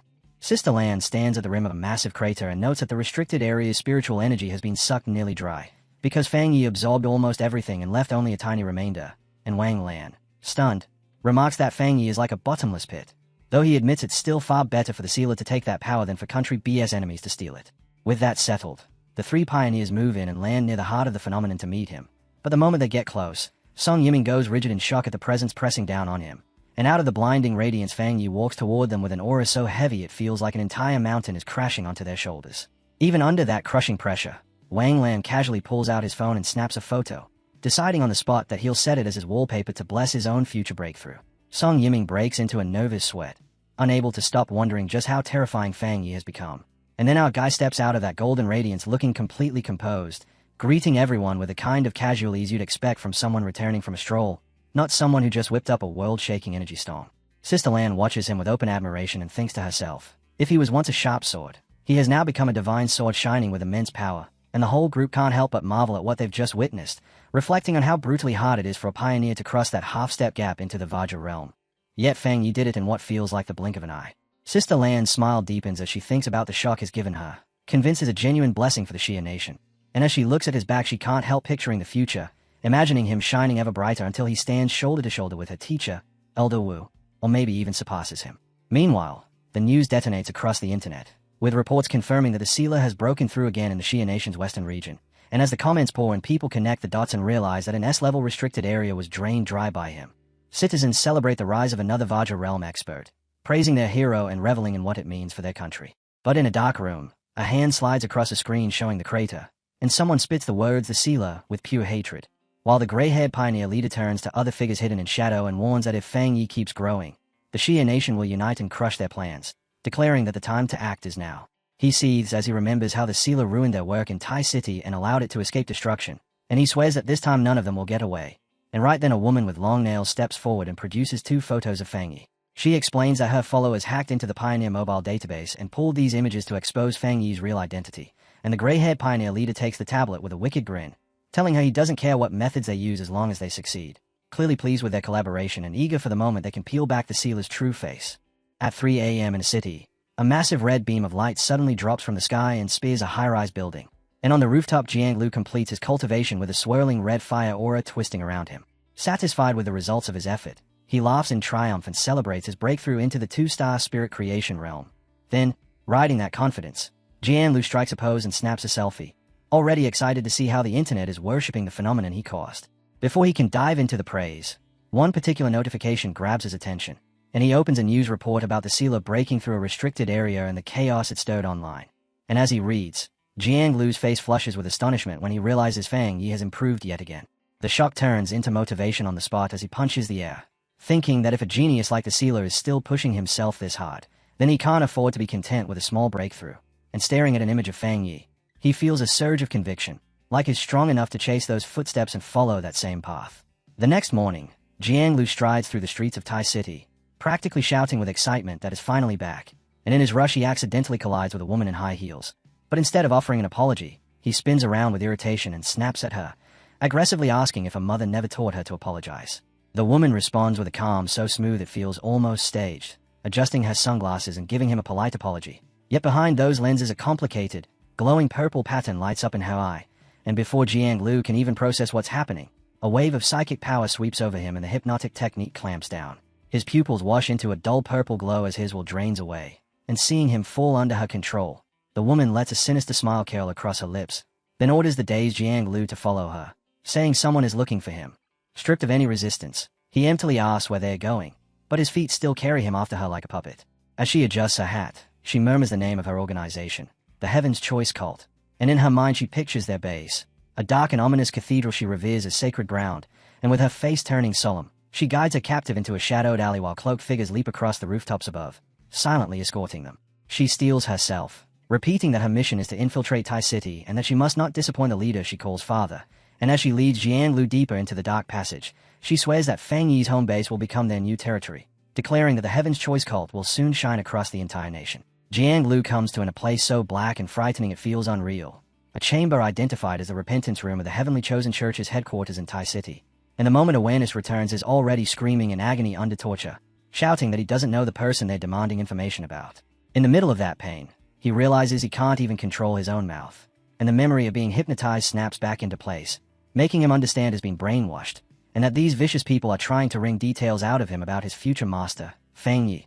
Yet he can't help finding a strange sliver of comfort in the fact that he truly knows nothing to give them. In a grand hall elsewhere, a subordinate reports to a woman dressed like a nun, asking whether the prisoner has spoken, and the nun-like woman continues praying as she answers that although she forced him to talk, he appears far too ignorant to be of any real use. The subordinate hesitates, worrying aloud about whether Jianglu is even qualified to serve as bait, and voicing his fear that the sealer might not bother coming to rescue someone like him. But the woman cuts through that doubt with cold certainty, declaring she'll intensify the torture because she intends to complete father's mission. At the Tai Spirit Association office, Fang Yi and Chu Qingli sit facing two unfamiliar men, and Chu Qingli asks if they came all the way to Tai City to request help finding Jianglu. One of them, Jianglu Friend, explains that Jianglu arrived hoping to find the sealer and become his apprentice, only to vanish the moment he got here, and the red-haired man adds that they received a tip saying Jianglu was taken by a mysterious group called the Heavenly Chosen Church. Chu Qingli and Fang Yi both react in shock, and Chu Qingli recognizes that name at once, identifying it as an evil cult backed by pioneer forces. The red-haired man admits outright that his group has no confidence in taking on a place that powerful, which is exactly why they came to Fang Yi for help, and Su Qingying follows by laying out what she knows about the enemy, describing them as an organization that stands against the Spirit Association and specializes in mental assaults.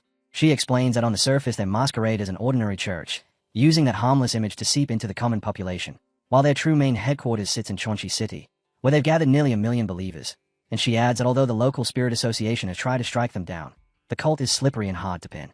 Hearing that, Fang Yi's alarm spikes because if the headquarters is in Chonchi City, then their appearance here can only mean they've already penetrated Tai City, and Chu Qingling immediately insists she has to notify the association so they can comb through the city at once. But a sharp smile tugs at Fang Yi's mouth as he states what he believes is the real situation. The cult slipped in without anyone noticing and abducted the very person who came looking for him, which means the Heavenly Chosen Church isn't merely operating nearby, they are actually coming for him. Fang Yi falls into heavy thought, reasoning that if this secretive organization traveled thousands of miles specifically to target him, then if they choose to stay hidden on purpose it will be extremely hard to dig up useful clues, and as his face grows more serious, he begins to suspect that the idea of them infiltrating Tai City is a deliberate misdirection. Su Qingying and the red-haired man stare at him, caught off guard, and Fang Yi asks them to confirm something important. Is Chonchi City currently the place in the Xia Nation with the fewest spiritual anomalies? Chu Qingling confirms it, explaining that it's a favored retirement spot for the elderly and that plenty of people living there don't even realize how much the world has changed. And with that detail locked in, Fang Yi pieces together the cult's likely approach, guessing they are planting scattered weak points in Tai City as a slow path to expansion, while his presence remains the single biggest obstacle to their plan.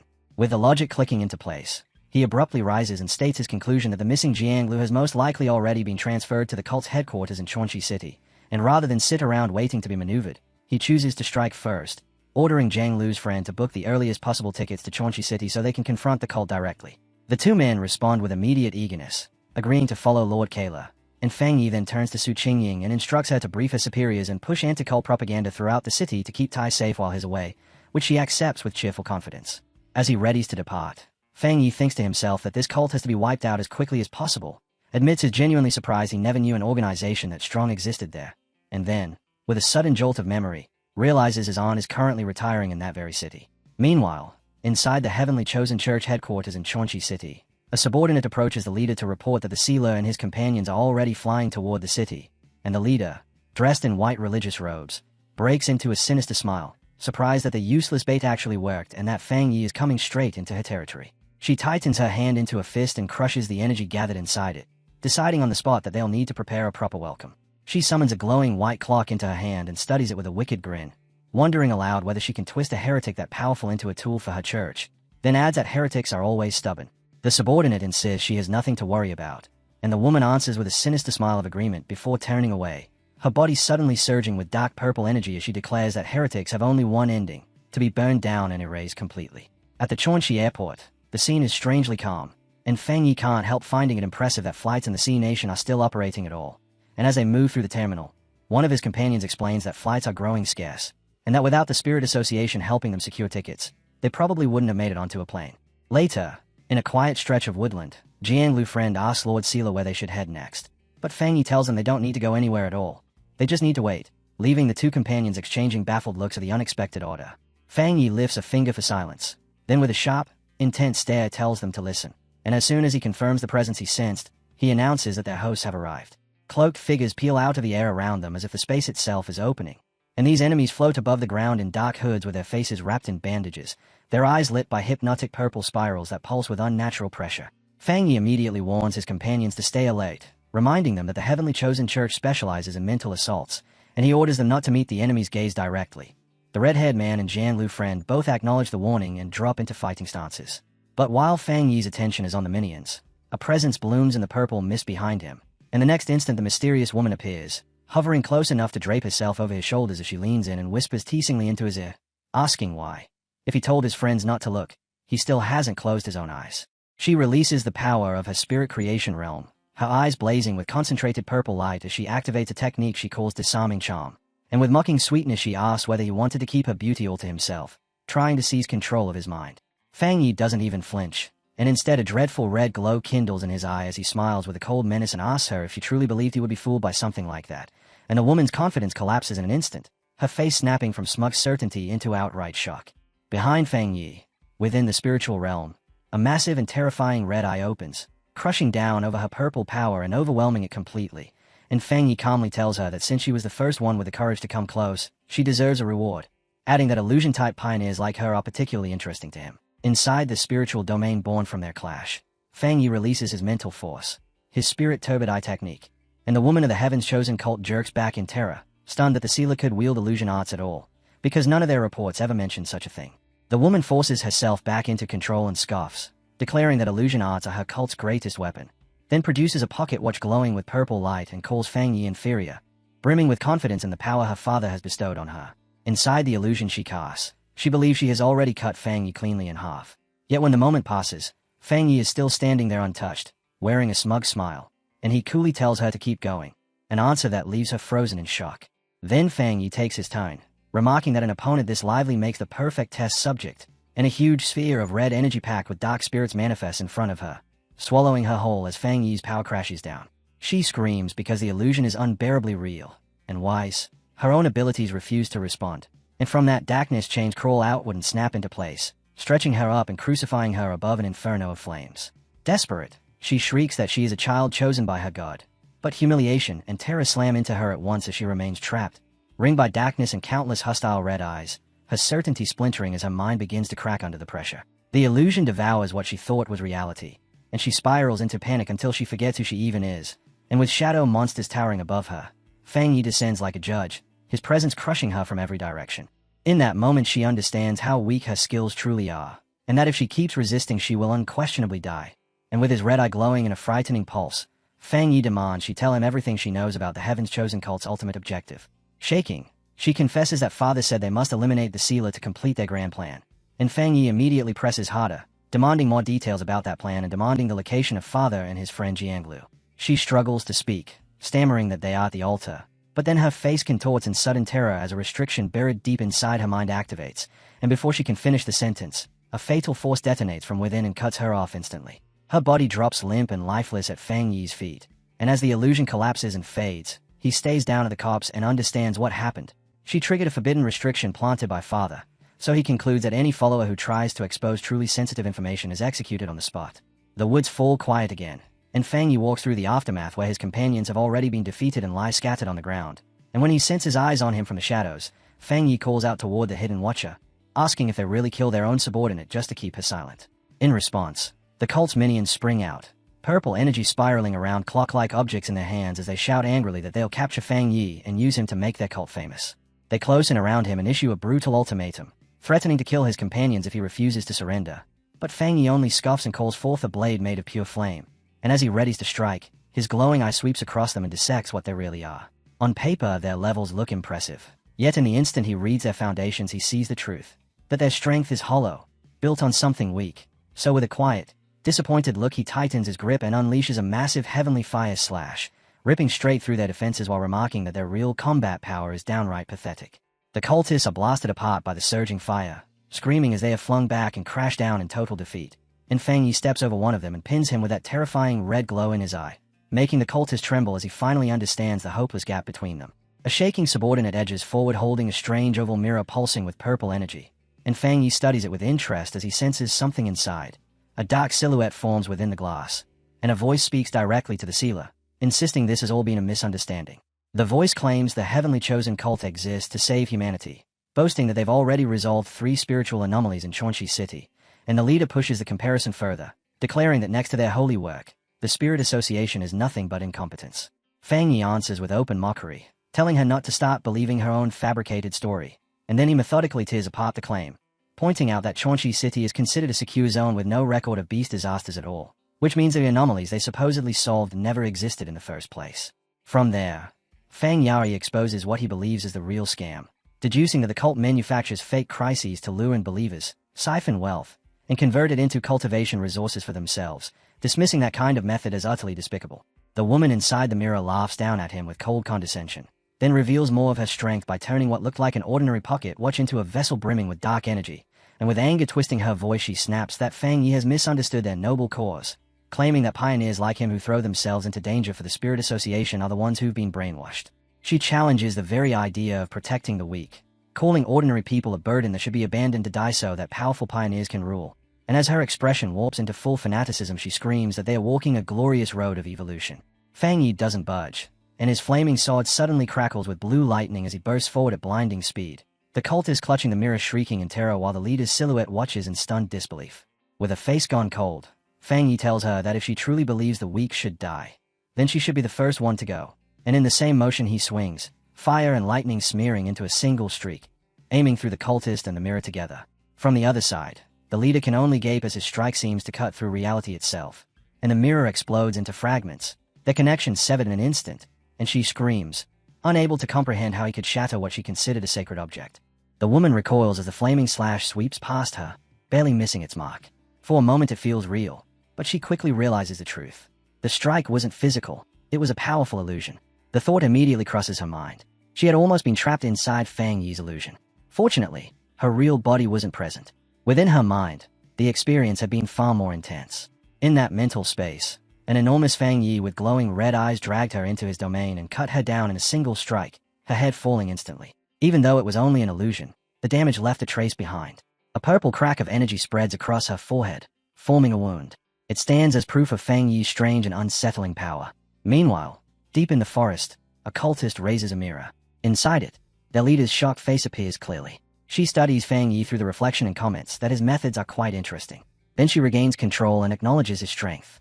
Since he's this capable, perhaps they should talk. Fang Yi notices the mark on her forehead. It isn't blood. Instead, the wound appears tainted with a dark attribute. From that detail, he reaches a conclusion. His illusion still isn't strong enough to fully trap her remotely while her real body remains elsewhere. So he delivers a clear ultimatum.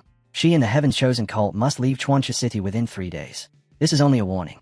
If she refuses, then after those 3 days, something much bigger will happen. Blue lightning begins crackling around Fang Yi's hand as he adds another demand. They must release the person they captured. He already understands the cult won't retreat easily, so for now he plans to adapt depending on how things unfold. The woman listens before smiling. She agrees. The Heaven's Chosen cult will withdraw from Chuanxi City. As long as she can leave safely, his companion will be returned in 3 days. At the same time, inside the cult space, 2 cultists drag an unconscious Jianglu across the floor and throw him down. Back in the forest, Fang Yi calmly accepts the terms. With the agreement reached, the purple portal begins collapsing before shutting violently. Just before the link disappears, the cult leader bids Fang Yi farewell as dark energy surges through the connection. The moment it breaks, a violent backlash erupts. The remaining cult minions are caught in it instantly. Dark energy floods the area and consumes them one by one. They scream for their father to save them, but the power devours everything around them. Fang Yi raises a barrier of light, shielding himself from the surge. When the chaos fades, the area finally grows quiet. One of the men nearby can't handle the aftermath. The pressure overwhelms him, and he begins screaming in panic. Fang Yi shifts his attention to Jiang Lu's companions. To snap the man back to reality, Fang Yi steps forward and slaps him hard. The shock pulls him out of his panic. Fang Yi then calmly explains the situation. Jiang Lu isn't the enemy's primary target, so he will most likely be returned within 3 days. For now, they should follow him to the Chuancha City Spirit Association and wait there. With his hands in his pockets, Fang Yi turns and starts walking. The others follow behind him, still exhausted and shaken. As they walk, Fang Yi checks his phone. His aunt lives in this city, but he decides it's safer to wait until everything is over before contacting her. Soon, they arrive at the towering building of the Chuancha City Spirit Association. Inside a conference room, Fang Yi meets with the local officials. The branch leader, already contacted by Su Qingying, offers the association's full cooperation. However, Fang Yi refuses direct combat assistance. He says it confidently. Handling the father alone won't be a problem for him. However, Fang Yi gestures toward Jiang Lu's companions, asking the association to look after them since they are independent pioneers. The branch leader quickly agrees, saying it won't be a problem. Suddenly, the conference room door swings open. A staff member rushes inside, urgently calling for his superior to check the pioneer for him. The man then approaches Fang Yi with clear panic, repeatedly apologizing and begging the sealer not to take the situation personally. He explains that people online are spreading negative messages about him. Fang Yi asks for the phone. On the screen, countless posts scroll past. Many of them accuse the sealer of being unfit to lead the pioneers. Others claim he killed innocent people and behaves arrogantly. Among the comments, one person points out something unusual. Every hateful post traces back to IP addresses located inside Chuancha City. Inside the Spirit Association building, the atmosphere turns chaotic. In another office, the local superior shouts orders through a phone, demanding that all local IP addresses be blocked from posting immediately. A troubling thought crosses his mind. If the Heaven's Chosen cult isn't removed soon, the situation could spiral into a major disaster. At the same time, inside the cult's headquarters, the cult leader stands within a dark cathedral, speaking to her gathered followers. She tells them she has seen a future where the Chosen Ones are trapped within a cage of fire. Then she twists the story, claiming the lightning and flames they encountered were deliberate attacks from their enemies. Hovering above the crowd, she portrays Fang Yi as the villain. According to her words, the sealer slaughtered their members without mercy, and now he must be removed. Following her speech, the cult's propaganda machine begins moving. A giant hologram suddenly appears on the side of a skyscraper. The projection shows a manipulated recording of Fang Yi attacking someone, edited to make him look like a monster. The people watching below erupt with cheers, praising the cult's so-called justice. The propaganda spreads quickly. Before long, massive protests fill the streets. Citizens march through the city carrying banners that call the cult the savior of the world while accusing the Spirit Association of feeding the city to demons. Soon the angry crowd gathers outside the Spirit Association building, shouting that harming the cult would be the same as harming Chuancha City itself. High above them, Fang Yi stands by a window, looking down at the crowd below. Inside the office, the atmosphere grows heavy. The branch leader sits with his head lowered, saying that the association has completely lost public support. After a moment, he walks toward Fang Yi and explains the problem. As pioneers, they cannot use force against ordinary civilians. Fang Yi cuts him off before he can continue. He tells the official not to worry and adds that he never expected much help from them anyway. By now, Fang Yi already understands the situation. The cult has turned the people of Chuancha City into both weapons and hostages. Even so, he sees these methods as nothing more than petty tricks. Elsewhere, the leader of the Heaven's Chosen Church smiles beneath her hood. She addresses the sealer directly, asking if he enjoys the gift she prepared for him. She declares that every citizen in the city now acts as her puppet. If he wants to destroy the cult, he would first have to destroy the entire city. After making her point, she decides it's time to withdraw. She orders her followers to leave and prepare to return the useless captive they took earlier, mockingly stating that her cult is merciful. One of her subordinates suddenly throws a body toward the furious crowd below. As it drops, a violent explosion erupts against the Spirit Association building. The blast shatters the windows, and a blazing golden light bursts outward. The people below cover their eyes and shout as the radiance spreads across the area. The church leader turns back in confusion, realizing something unexpected is unfolding. Outside the skyscraper, Fang Yi floats in the air, surrounded by a terrifying storm of golden flames. His voice cuts through the chaos as he reminds them of his warning. If they failed to leave within 3 days, they would face the consequences. The cultists stare upward in shock, questioning whether he is truly willing to risk a massacre. At that moment, the cult leader realizes she has miscalculated. Powerful energy begins gathering around her. She shouts in frustration, admitting she should have killed the hostage earlier. Then she challenges Fang Yi, asking if he truly has no concern for the lives surrounding them. Fang Yi responds with mocking calm, saying there is something she still doesn't understand. He swings his sword downward. The technique flashes forward, created specifically to counter dark attribute anomalies. The cult leader's eyes widen as the massive flaming slash strikes one of her subordinates directly. In the next instant, Feng Yi vanishes. Using incredible speed, he reappears behind her without warning. His blade descends immediately, forcing her to summon a magical barrier to block the crushing strike. The two remain locked in place. Feng Yi looks straight at her, his eyes glowing with a cold red light. Then he asks a chilling question. Based on what he has observed, he concludes that she is not actually human. Her expression shifts in surprise. A crack forms on her forehead, glowing faintly with purple light. She admits she is impressed that he managed to figure it out. The fracture widens further. From within it, a massive purple eye slowly emerges. The creature stays back at him and remarks that nothing escapes his sharp perception. With that, it fully reveals that the body standing before him is not human at all. The monster admits it has been a long time since it encountered a situation like this. The figure wearing the cult leader's body begins tearing at its own face. Beneath the skin appears a grotesque form filled with multiple eyes. Across from this horrifying sight, Feng Yi remains still, his stance calm and unwavering. Suddenly the enemy's body explodes outward, transforming into a gigantic shape made of jagged purple shadows. At that moment, a system notification appears for Feng Yi. It warns that dark intelligence has been detected. The system explains that the entity is a self-aware sub-attribute known as grafting. It has no true physical body and survives by attaching itself to different pioneers, stealing their power and growing stronger. That is how it managed to take control of the leader of the Heaven's Chosen Church. A brief memory flashes past, showing the destruction of the church's headquarters as the building collapsed in flames. Back in the present, the enormous shadow creature towers over Feng Yi. It tells him that his body possesses exceptional spiritual power and declares that such a vessel should belong to it. Then the monster calls out to its remaining followers, announcing that it is time for them to serve their purpose. Instantly, their life force is torn away. Purple streams of energy burst from their mouths and eyes, rising into the air. The power rushes toward the monster and gathers into a massive sphere of dark energy. Moments later, the creature releases the entire mass. A devastating beam of power surges forward, racing straight toward Feng Yi. Feng Yi doesn't retreat. He raises his sword, flames racing along the blade, and swings forward. The fiery edge cuts straight through the darkness, splitting the massive sphere in two and severing one of the monster's huge arms. The creature stays at the fallen limb in disbelief, remarking that the pain is intense. Feng Yi steps forward with a burning sword still in his hand. He says the damage isn't enough yet. This creature needs to be completely erased. From what he has seen, this dark intelligence used a hidden trick, disguising itself as a human and slowly building its own faction. Feng Yi lifts his hand slightly and comments that destroying this thing might prove harder than dealing with the previous Anomaly King. Without warning, a gigantic claw made of blue lightning crashes down from the sky. From a nearby building, the branch leader and another pioneer watch in fear. Now that the dark attribute has gained true intelligence and can graft itself onto pioneers, they realize headquarters must be warned. The massive lightning hand slams down and grabs the shadow monster firmly. Feng Yi tightens his fist, controlling the enormous constructive energy. But inside the glowing grip, the monster begins to grin. It mocks Feng Yi, shouting that no matter how special he might be, he will eventually become nothing more than another vessel. Dark energy suddenly surges forward and swallows Feng Yi completely.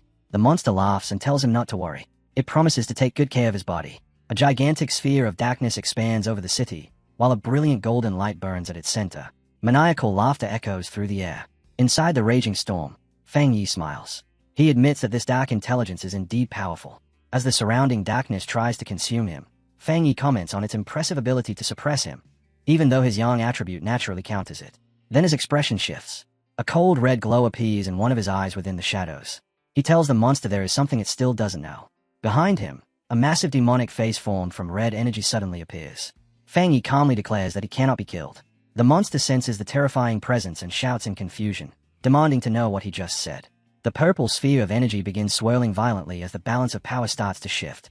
Outside the sphere, panic spreads among the people watching. The red-haired man shouts in disbelief, asking if the sealer has truly been swallowed. Beside him, Jiang Lu's friend watches with fear while supporting the injured Jiang Lu. The woman nearby remains hopeful.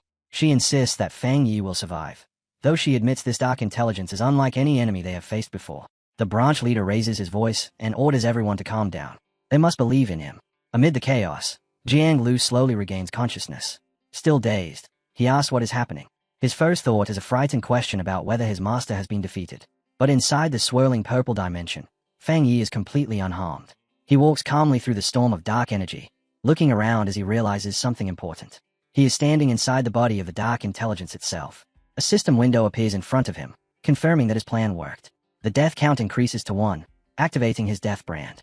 Because he allowed himself to be devoured, the system applies a debuff to the enemy, weakening the Dark Intelligence's abilities by 20%.